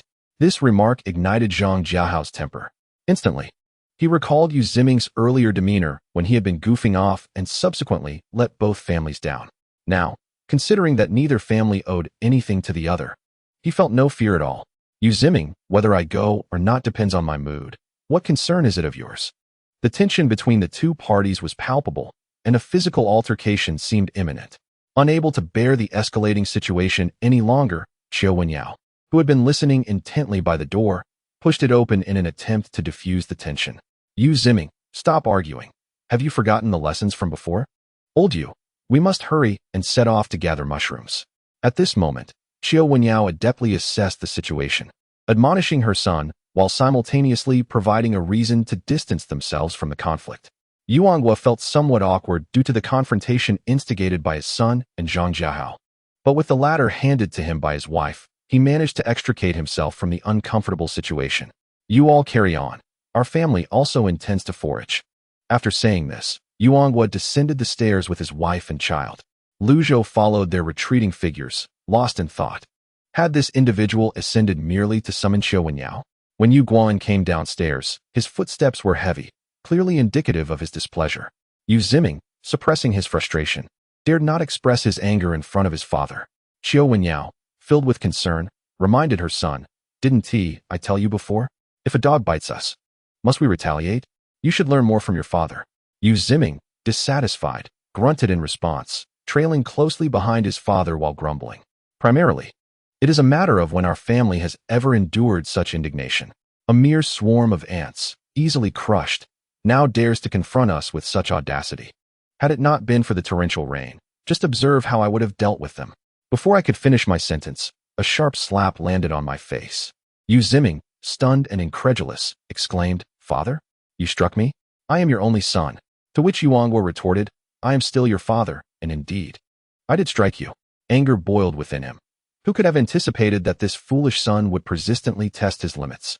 The previous incident at the Fuzhou commercial building was one such instance. Damn it, this relentless tormentor would eventually drive him to despair. Qiu Wenyao, who had always indulged their child, felt a pang of distress upon witnessing her husband strike their son. "Old Yu, what are you doing? Ziming is merely concerned for you. Why not speak to him calmly instead of resorting to violence?" Yu Anghua rubbed his aching head, his impatience reaching a breaking point, and lowered his voice, "Do not interfere. It is your excessive indulgence that has rendered him incapable of comprehending reason. How many times must I reiterate that times have changed? When outside, one must exercise discretion and refrain from speaking inappropriately. Ask Yu Ziming if he has adhered to this advice." At this juncture, both Qiu Wenyao and Yu Ziming fell into a profound silence. Yu Anghua, tightening his voice, leaned in and gritted his teeth. "Do you not recognize the gravity of our current situation? The Zhang and Lu families are both ruthless. Are we in a position to provoke them? Our family possesses some connections, but amidst this deluge and societal chaos, do you have any notion of when order will be restored? What advantages do we truly have at present?" His words resonated powerfully, and as he observed his wife and son wide-eyed in shock, Yu Anghua felt no desire to speak further. He had laid bare the truth. Should they cause any more trouble, he would be at a loss. Once Yu Anghua departed, The atmosphere lightened somewhat. Zhang Jiahao scoffed, a flicker of displeasure crossing his features, and began to vent to Lu Zhou. This person is merely a foolish rich heir. Lu Zhou, did you know? This is not the first time Yu Ziming has provoked me. Lu Zhou, somewhat taken aback, responded, not the first time?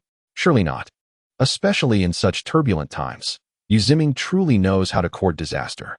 Observing that Zhang Jiahao had no intention of continuing, Lu Zhou offered a few words of consolation before bidding farewell. The mushroom foraging team soon set off. This time, the group consisted of aunt, uncle, and the Lu family, totaling 5 individuals. The destination was naturally determined by Lu Zhou. After launching the motorboat, Lu Zhou guided the party to the forest park in the Qingshan district. Although part of it had been submerged, the majority remained intact. In his previous life, Lu Zhou had discovered an abundance of mushrooms here. It was a veritable treasure trove he had unearthed first. It seemed unlikely that anyone had stumbled upon this place since. Chapter 70. The Unexpected. Upon reaching their destination, Lu Zhou called for his family to disembark. A short walk from where they anchored would lead them to the very spot where he had gathered mushrooms in his past life. The forest park was vast, and venturing deeper would inevitably invite danger. It was prudent to forage only along the periphery. Lu Zhou is the most acutely aware of this principle, having brought along a few companions who paused at the periphery.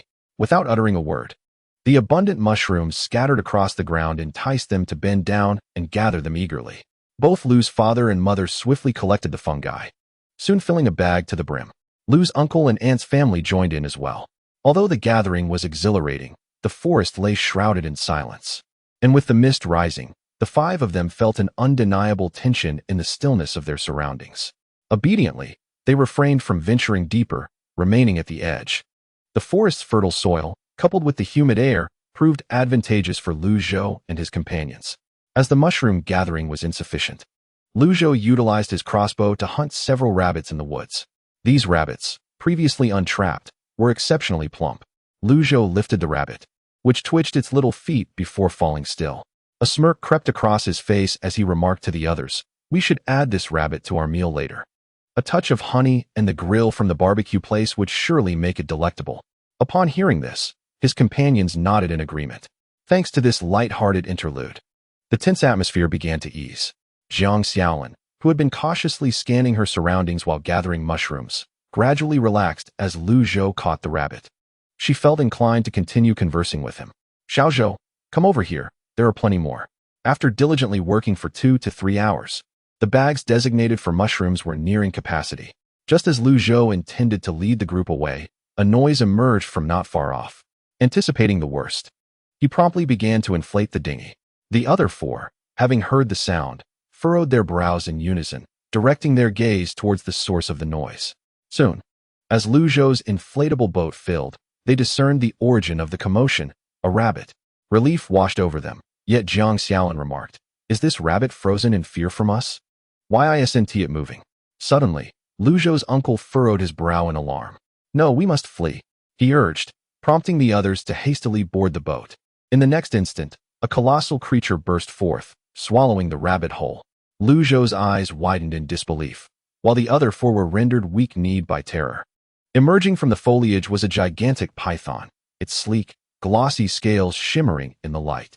Its eyes, resembling bronze bells, seemed capable of extinguishing any life that dared to confront it. In Lu Zhou's lifetime, he had never encountered a serpent of such magnitude. The python continued to consume the rabbit, its gaze gleaming with hunger. Without hesitation, Lu Zhou propelled the boat forward. The serpent, preoccupied with its meal and sensing the retreat of Lu Zhou's group from its territory, refrained from pursuing them further. However, the encounter left the 5 of them gripped by an icy dread. Lu Zhou was perplexed, pondering the origins of the python, as he had never heard of such a thing in his previous life. His aunt pressed her lips together, her complexion pale, clearly frightened. Lu's parents were momentarily lost in thought, unsure of what to say. Meanwhile, his uncle displayed a face of sheer astonishment. After all, who had ever witnessed such an occurrence? Lu Zhou, however, maintained the most stable mental state among them, accelerating towards home. The prolonged rainfall, coupled with the inability to manage waste in the water, had led to an increase in nutrient levels, resulting in eutrophication. Numerous green plants floated on the surface, and although Lu Zhou was unfamiliar with them, He recognized their edibility. While their taste was not particularly delightful, they would suffice to satiate hunger. He casually gathered the green plants and tossed them into the speedboat. Zhou, what are these? Lu's mother inquired. Lu Zhou chuckled softly, suggesting that they might be a type of algae, and proposed that his uncle take a look. Wei Qingzhu examined them closely for a moment before concluding, "This is an edible green algae that only thrives in nutrient-rich waters. Shall we take some home to taste?" Though the living conditions for this algae were somewhat harsh, they couldn't dwell on the details. Nevertheless, having gathered them, they decided to try them at home. The group then turned their thoughts back to the recent harrowing encounter. "That python was the largest I have ever seen. I've been to the forest park before, but never encountered anything like it," Lu's mother said, brushing her chest, her expression still not quite at ease. His aunt seemed to recall the earlier scene as well, her face reflecting discomfort, yet she managed a faint smile in an attempt to rationalize. Perhaps the heavy rains flooded its habitat, prompting it to venture into the forest park? Thankfully, we all returned safely. This speculation seemed quite reasonable, and Zhang Xiaolin endeavored to appear calm. Although it was Lu Zhou who had led them to that place, she was certain he had no malicious intent. With such an incident occurring, she hoped he wouldn't carry guilt or blame himself. Lu's uncle and aunt shared similar thoughts, believing everyone had acted with good intentions and that the matter should not be dwelled upon. In Lu Zhou's heart, guilt lingered, as he had genuinely been unaware of the python's presence and had narrowly escaped a dire fate. Just as he was about to apologize, his aunt discreetly squeezed his hand, conveying reassurance through her gaze.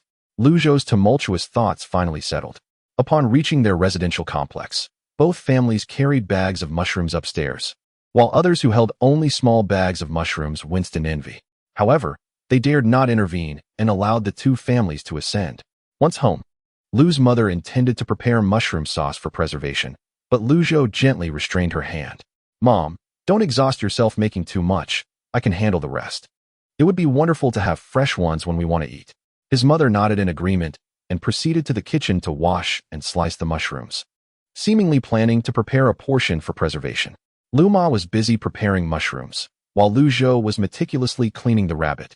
Afterward, he spent a survival point to gather a jar of honey, which weighed a substantial 2 pounds. With a spark of inspiration, Lu Zhou decided to collect another jar, intending to gift it to his uncle's family later. The meal was set to take place at the Lu household, where Lu Ma, while making mushroom sauce, also fried a considerable amount of mushrooms, crisped to perfection and seasoned with barbecue powder, making them irresistibly delicious. Of course, no meal would be complete without a staple, and Lu Ma had prepared a pot of steamed rice alongside some sweet potatoes. These sweet potatoes, obtained from Lu Zhou's game, were delightfully soft and sweet. He packed some of the sweet potatoes in advance, planning to present them to his aunt's family before they departed. As they were bustling about, a knock at the door interrupted them. It was his aunt and her family of 4. Their arrival brought even more liveliness to the Lu household. His aunt assisted Lu Ma in the kitchen while his uncle and Lu Dad helped roast the rabbit. One turned the spit, while the other brushed honey all over the rabbit, the tantalizing aroma wafting through the air as the fat dripped onto the grill, making everyone's mouths water. It had been so long since they had savored such fresh meat. Wei Tongtong's eyes widened, her bright gaze fixated on the sizzling rabbit, her little mouth moving in anticipation. Grandma Shan was on the balcony picking greens, as Lu Ma planned to prepare a vegetable soup. His uncle brought along some sausages and drinks, as their household relied solely on these convenience foods. Previously, the only vegetables they consumed were mushrooms, with no greens in sight. Zhang Xiaolin took the sausages and quickly sautéed them with chili peppers. Soon, the table was laden with a feast. Tong, being the well-behaved child she was, eagerly opened the drinks and poured a cup for everyone. With a resounding "let us eat," everyone dug into the meat, drank wine, and savored the soup.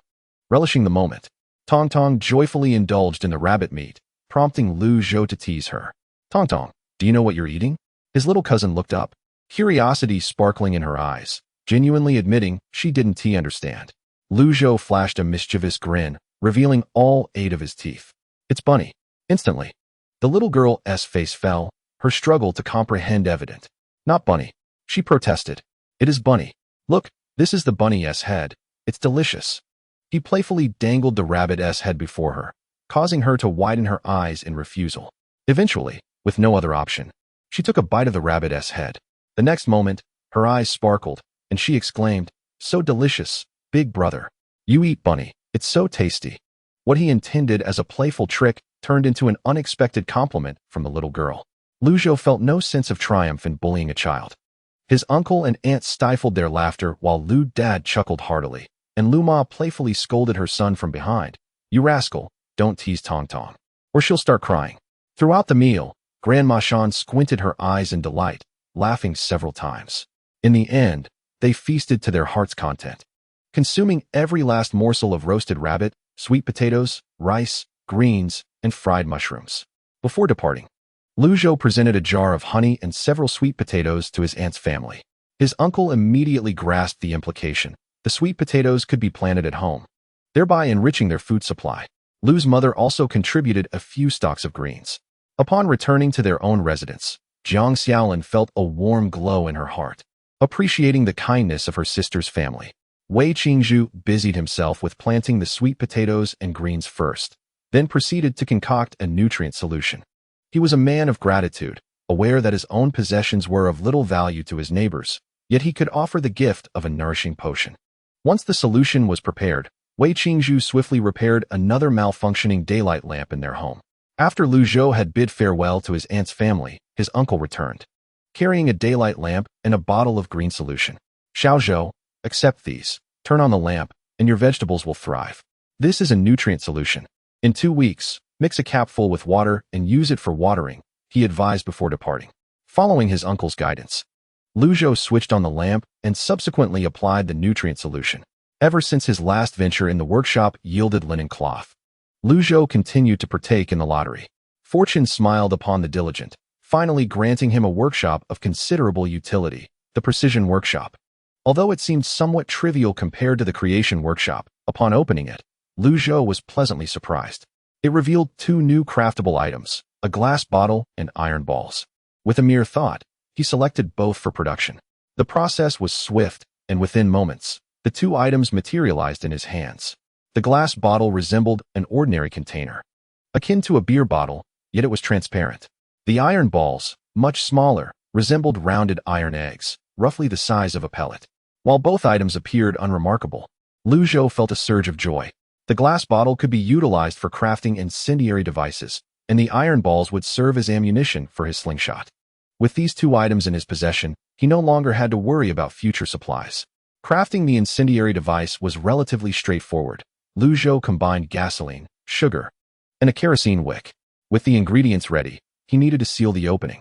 After some contemplation, he decided to use a rag from home to tightly seal it. Thus, a rudimentary incendiary device was completed. His only dissatisfaction lay with the difficulty of sealing the bottle's opening. He wished for a more effective method to secure it. After considering his options, Zhou focused on 2 resources within the game, rubber trees and clay. Either could easily seal the bottle's mouth.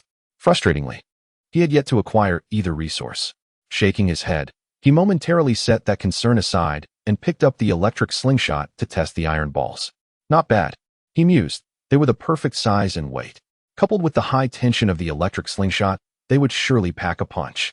Just as he was enjoying this newfound capability, he heard his father call out softly, Zhou, come quickly.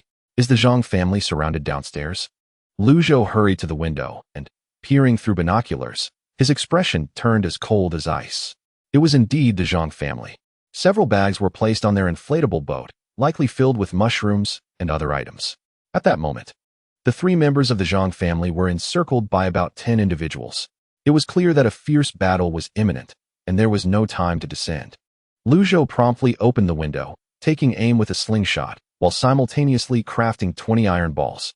The Zhang family stood resolutely, with Zhang Fu and Zhang Hao positioning themselves protectively around Grandma Zhang, each wielding a military shovel with fierce gazes. The assailants, sharp-eyed, discerned that the bags contained more than just mushrooms. They were aware of the true treasures within. As the hostile crowd surged forward, it became evident that a brutal confrontation was unavoidable.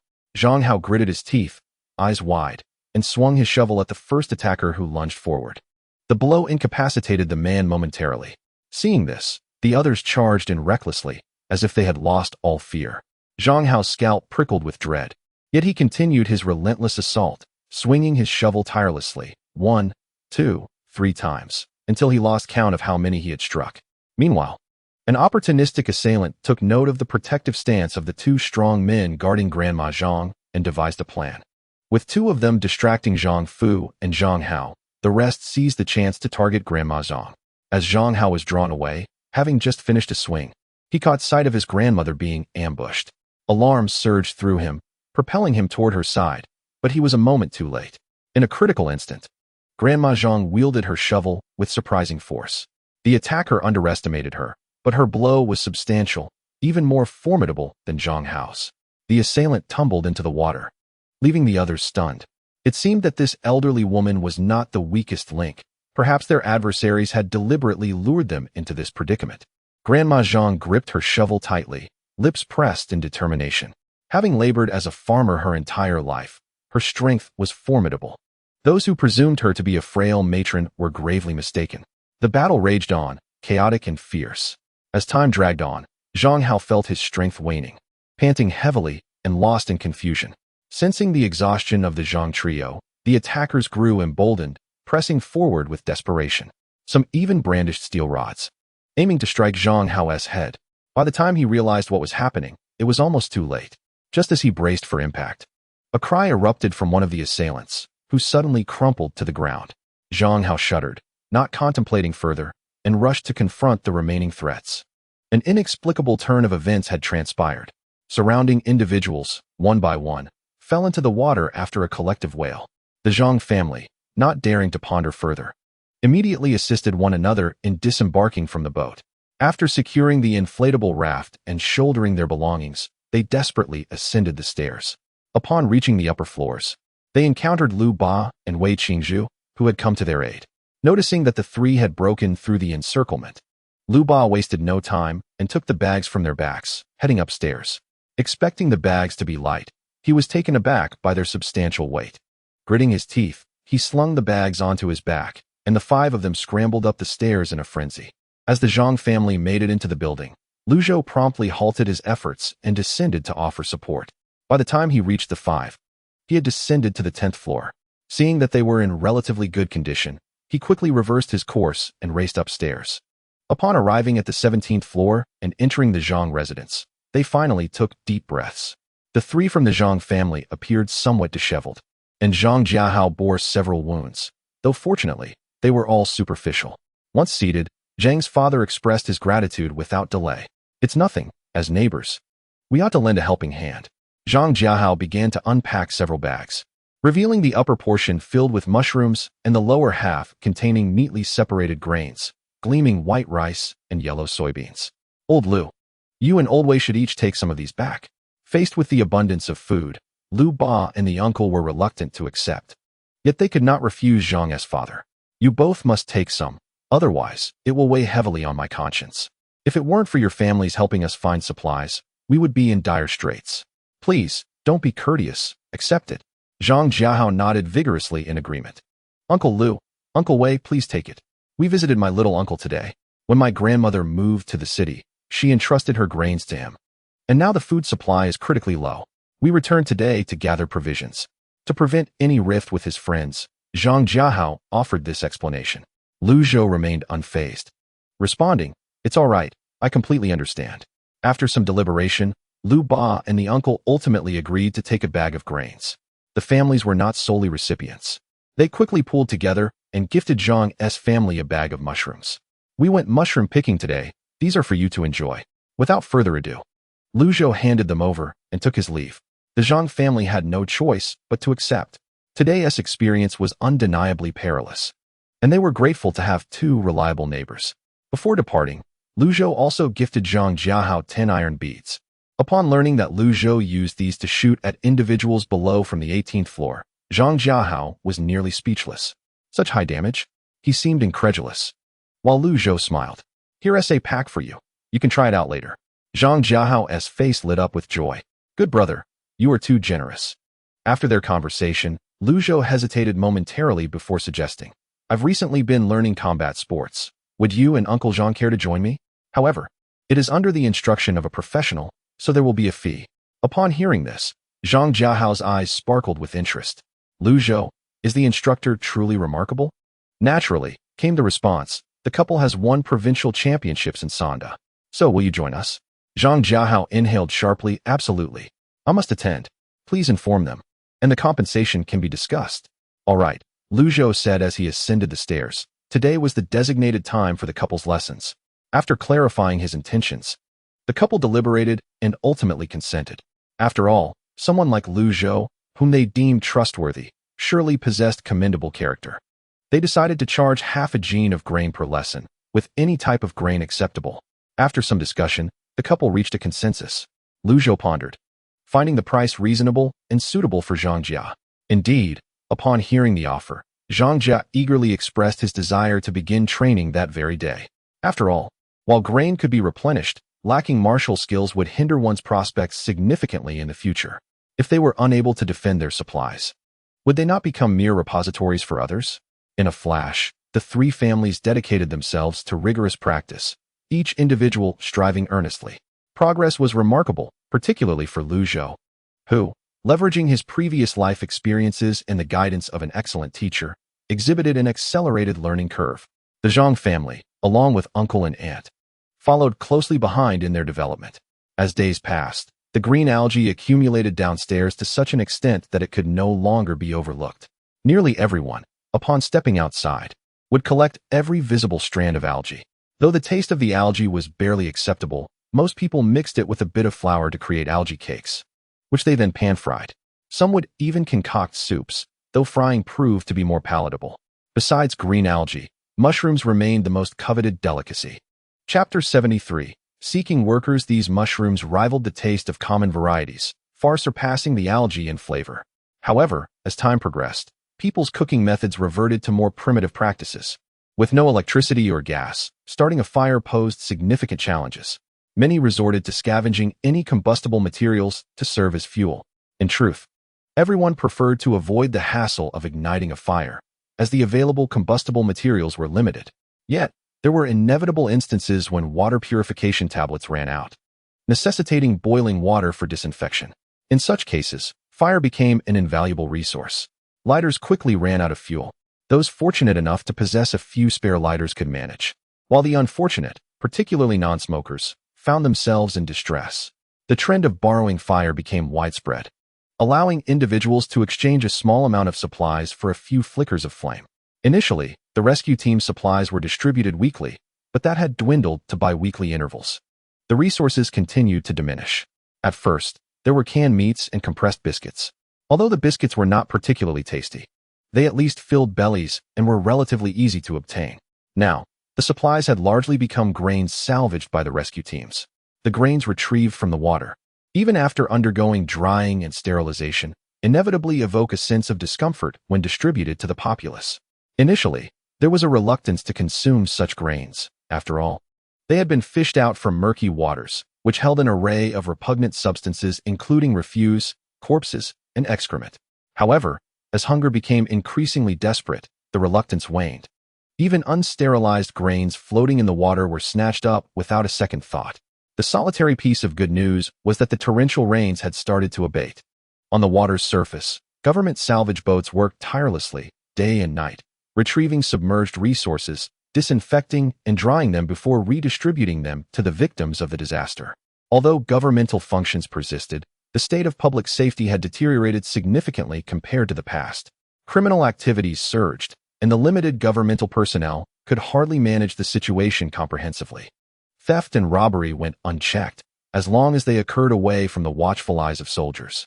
Lu Zhou, on several occasions, ventured out with his family to forage for mushrooms, often encountering rescue boats racing across the water, trailing behind them large nets filled with an appalling collection of debris. At times, the rescue vessels lacked these nets, but were manned by armed soldiers, alongside several diverse clad in wetsuits, plunging into the depths to retrieve items. They resembled sleek seals as they moved through the water, evoking Lu Zhou's admiration. It was thanks to these courageous soldiers that the refugees could secure an extra morsel of food. Lu Zhou's father, observing this from a distance, felt a mix of emotions but silently commended their efforts. Upon returning to their community, they discovered two significant developments, one positive, the other negative. The bad news was that the government had reduced the ration grain. Conversely, The good news was the impending establishment of agricultural bases and research institutes post-disaster, with the intent to recruit professionals in relevant fields. This construction endeavor would undoubtedly require a host of workers, including builders and electricians, among others. Compensation would vary based on the positions held, with differing amounts of grain allocated accordingly. These developments arrived unexpectedly, heralding the commencement of agricultural-based construction. Zhou's eyes widened in astonishment, his expression calm. He recalled a similar situation from a past life when his father had solely relied on his work as an electrician to provide for the family.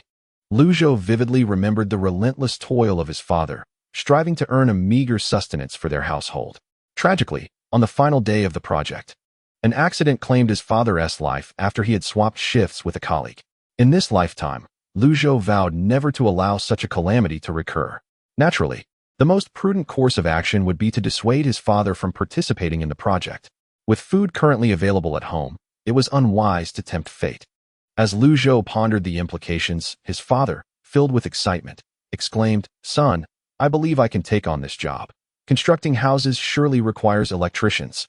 Zhou sighed, realizing it was time to counsel his father, lest he remain preoccupied with the matter. Hearing her husband's voice from the bedroom, Lu's mother emerged to ascertain the situation. Seizing the opportunity, Zhou recounted his father's experiences from his previous life in detail. Upon hearing the account, Lu's father furrowed his brow, falling into deep contemplation. Observing her husband's pensive demeanor, Lu's mother quickly voiced her objections. "You mustn't go. If you do, you might lose your life. What will become of our son and me?" Her concern was palpable. Lu's father furrowed his brow and pondered, "I certainly wouldn't want to go knowing that something bad will happen. The crux of the matter is that there is a Fan Jinglong in our building who is aware of my skills. Logically, I should not relinquish this hope. However, if I refrain from participating, I fear Fan Jinglong might become suspicious." Zhou, stroking his chin thoughtfully, remarked, "Dad, this project is not open to everyone with skills. I recall from my past life that one must first apply and then be selected through a lottery. You could initially apply under the pretense of interest and later act as though you were not chosen." With the hint dropped, Lu's father suddenly slapped his forehead. "What a brilliant plan, son. You are truly clever." Without further ado, he decided to head out to register. Naturally, Zhou accompanied him, given the chaotic conditions outside. Venturing alone was undeniably perilous. Even grown men should venture out in groups of at least 2 or 3, let alone the more vulnerable women. In such an environment, women were inherently at a disadvantage. Upon exiting, they encountered Lu's uncle and Zhang's father, who were also heading out. Zhou understood that his uncle intended to register. Knowing that once the Agricultural Research Institute was established, operations would commence promptly. The selection of talent would require considerable time, making registration at this juncture quite reasonable. In his previous life, Lu's uncle had successfully secured a position as an agricultural researcher. After Lu's father passed, his uncle frequently visited Hengxin community, bringing supplies to Lu's mother and Zhou. It was through these provisions that the two of them managed to survive. Zhang's father and his family aimed to register for labor positions at construction sites, but the competition for such roles would be fierce. Now was merely a matter of testing their luck. With fortune on their side, they might be selected, and if not, at least they would have made an effort. Seeing the situation unfold, Zhou pretended he too intended to register. For safety, the 5 of them did not separate to retrieve the inflatable raft. Instead, they collectively boarded Zhou's speedboat. The registration site was a 20-minute journey from Hengxin community. As they exited the community, Zhou felt a surge of anxiety. What could be the cause of this unsettling feeling? Chapter 74. A premeditated action in his previous life. Zhou was a skeptic, devoid of any religious faith. However, in this life, having been reborn, he had developed a modicum of respect for such beliefs. Thus, he did not dismiss his unease, but rather swiftly searched his mind for potential vulnerabilities. The 5 of them were well, having safely exited the community. For the moment, there was no immediate danger. Yet, if they were unscathed, then surely something must be amiss at home. With this thought, Zhou's unease deepened. He immediately pulled out his telescope to gaze at the building in his community. Zhang Jiahao jested, "Zhou, you certainly possess quite an array of useful tools." Without pausing to respond to Zhang Jiahao, Zhou remained fixated on his own building. Upon closer inspection, he observed that the 17th and 18th floors seemed undisturbed. How peculiar. Could it be that he was simply overwhelmed by stress and tension? Just as he began to relax, he noticed a rope being tossed from the 9th and 10th floors, hanging directly from the rooftop. Almost instantly, two individuals began to ascend the rope. With this revelation, Zhou quickly turned his boat around and rushed home. The others were oblivious to the unfolding events, yet Zhou's urgent declaration stirred their emotions. Someone has thrown a rope to the rooftop. There is danger on the 18th floor. What? Zhou's father, in a panic, seized the telescope from his son's hands. After confirming the situation, he could hardly contain his anger. Those beasts! Son, hurry! We must move swiftly. Uncle, without needing to see, knew this was indeed serious. The urgency was palpable. After all, the elderly and children from 3 families were gathered in their home. Moreover, even if the intruders targeted 1801 or 1701, the loss of supplies within those homes would spell disaster. Realizing this, Wei Qingzhu clenched her fingers tightly, her hands interlocking. Upon learning of the situation, the Zhang family was equally incensed. Zhou docked the boat with remarkable speed, delegating the task of tidying up to Zhang Jiahao. Uncle Zhou and Zhou's father raced upward with fervor. Typically, they would pause to catch their breath halfway, but today, fueled by adrenaline, none dared to stop. Zhou, concerned for his family, quickened his pace even further. Upon reaching the 17th floor, he immediately halted, crouching by the door of 1701 to listen for a moment. The room was eerily silent, suggesting they had not yet arrived. Thus, it must be on the 18th floor. With thoughts of the elderly and infirm within, Zhou furrowed his brow. Pushing open the door to 1802, he stepped inside and froze. In the center of the room lay 2 individuals sprawled out, resembling the 2 he had seen through the telescope. Zhou rushed over, checking for their breath. They were alive but badly beaten, their faces bruised beyond recognition. These were grown men, each below 180 centimeters, seemingly robust. He wondered how his mother and the others had managed to subdue them. When he inquired about the incident, his mother explained, "It was thanks to the electric pig stick you provided us." At that moment, these 2 were climbing up, and Grandma happened to throw a bucket of dirty water downstairs, splashing them. That's when we discovered them. As they continued to ascend, we used the electric pig stick to incapacitate both. After saying this, Zhou's mother brandished the electric pig stick, indicating its effectiveness, despite its intended use on pigs. Zhou chuckled bitterly, pondering the absurdity of the situation. If a pig of such substantial size could be incapacitated, how much more so a mere human? This incident, however, inadvertently illuminated another truth. The household was not devoid of combat prowess. On the contrary, the formidable strength of Lu's mother, his aunt, and Grandma Zhang should not be underestimated. Once assured that all was well in room 1802, Zhou grinned as he bound the 2 intruders, delivering a swift blow to one before unceremoniously kicking him into the water below. Their heads vanished almost instantaneously, leaving no trace behind. With the home secured, Zhou and his companions intended to continue their outing. However, just as they reached the stairwell on the 18th floor, Zhou sensed something amiss. Was there a noise emanating from his home? To ensure he was not mistaken, he furrowed his brow and hurried over to the door, pressing his ear against it. Upon listening intently, it became evident that there was indeed someone inside. With a grave expression, Zhou signaled for silence to his father. He then stealthily inserted the key into the lock and swiftly opened the door with remarkable speed. The suddenness of the action caught the occupant off guard. Inside, a frail young boy became visible. Realizing he had been discovered, the boy promptly darted toward the bathroom. Zhou's brow furrowed deeply. Without hesitation, he drew his slingshot, loading it with steel balls, and unleashed a barrage of shots. 3 out of 5 projectiles struck their mark. The boy cried out in agony, clutching his head, clearly affected by the impact, yet he persisted in his desperate scramble toward the bathroom. However, his speed had noticeably diminished. With a cold smirk, Zhou charged forward, delivering a powerful punch that knocked out one of the boy's teeth. The 4 companions behind him gaped in shock, taken aback by Zhou's ruthless approach towards a mere child. Recognizing he was outmatched and unable to flee, the boy ceased his attempts and curled up on the ground, pleading, I'm sorry. Big brother, please spare me. I was just so hungry that I resorted to this. I beg you, give me another chance." His wails were heart-wrenching, yet Zhou's expression remained icy, his resolve unwavering. He drew a curved blade from his back, pressing it against the boy's neck, speaking slowly. "Do not attempt to deceive me. Explain your purpose here. The Zhang family felt that Zhou had overstepped. A reprimand would suffice for the child, and there was no need for such extreme measures. One of them quietly suggested, Zhou, perhaps it would be best to let this go. He is just a child, likely driven to desperation by hunger. Zhou cast a sidelong glance at his four companions.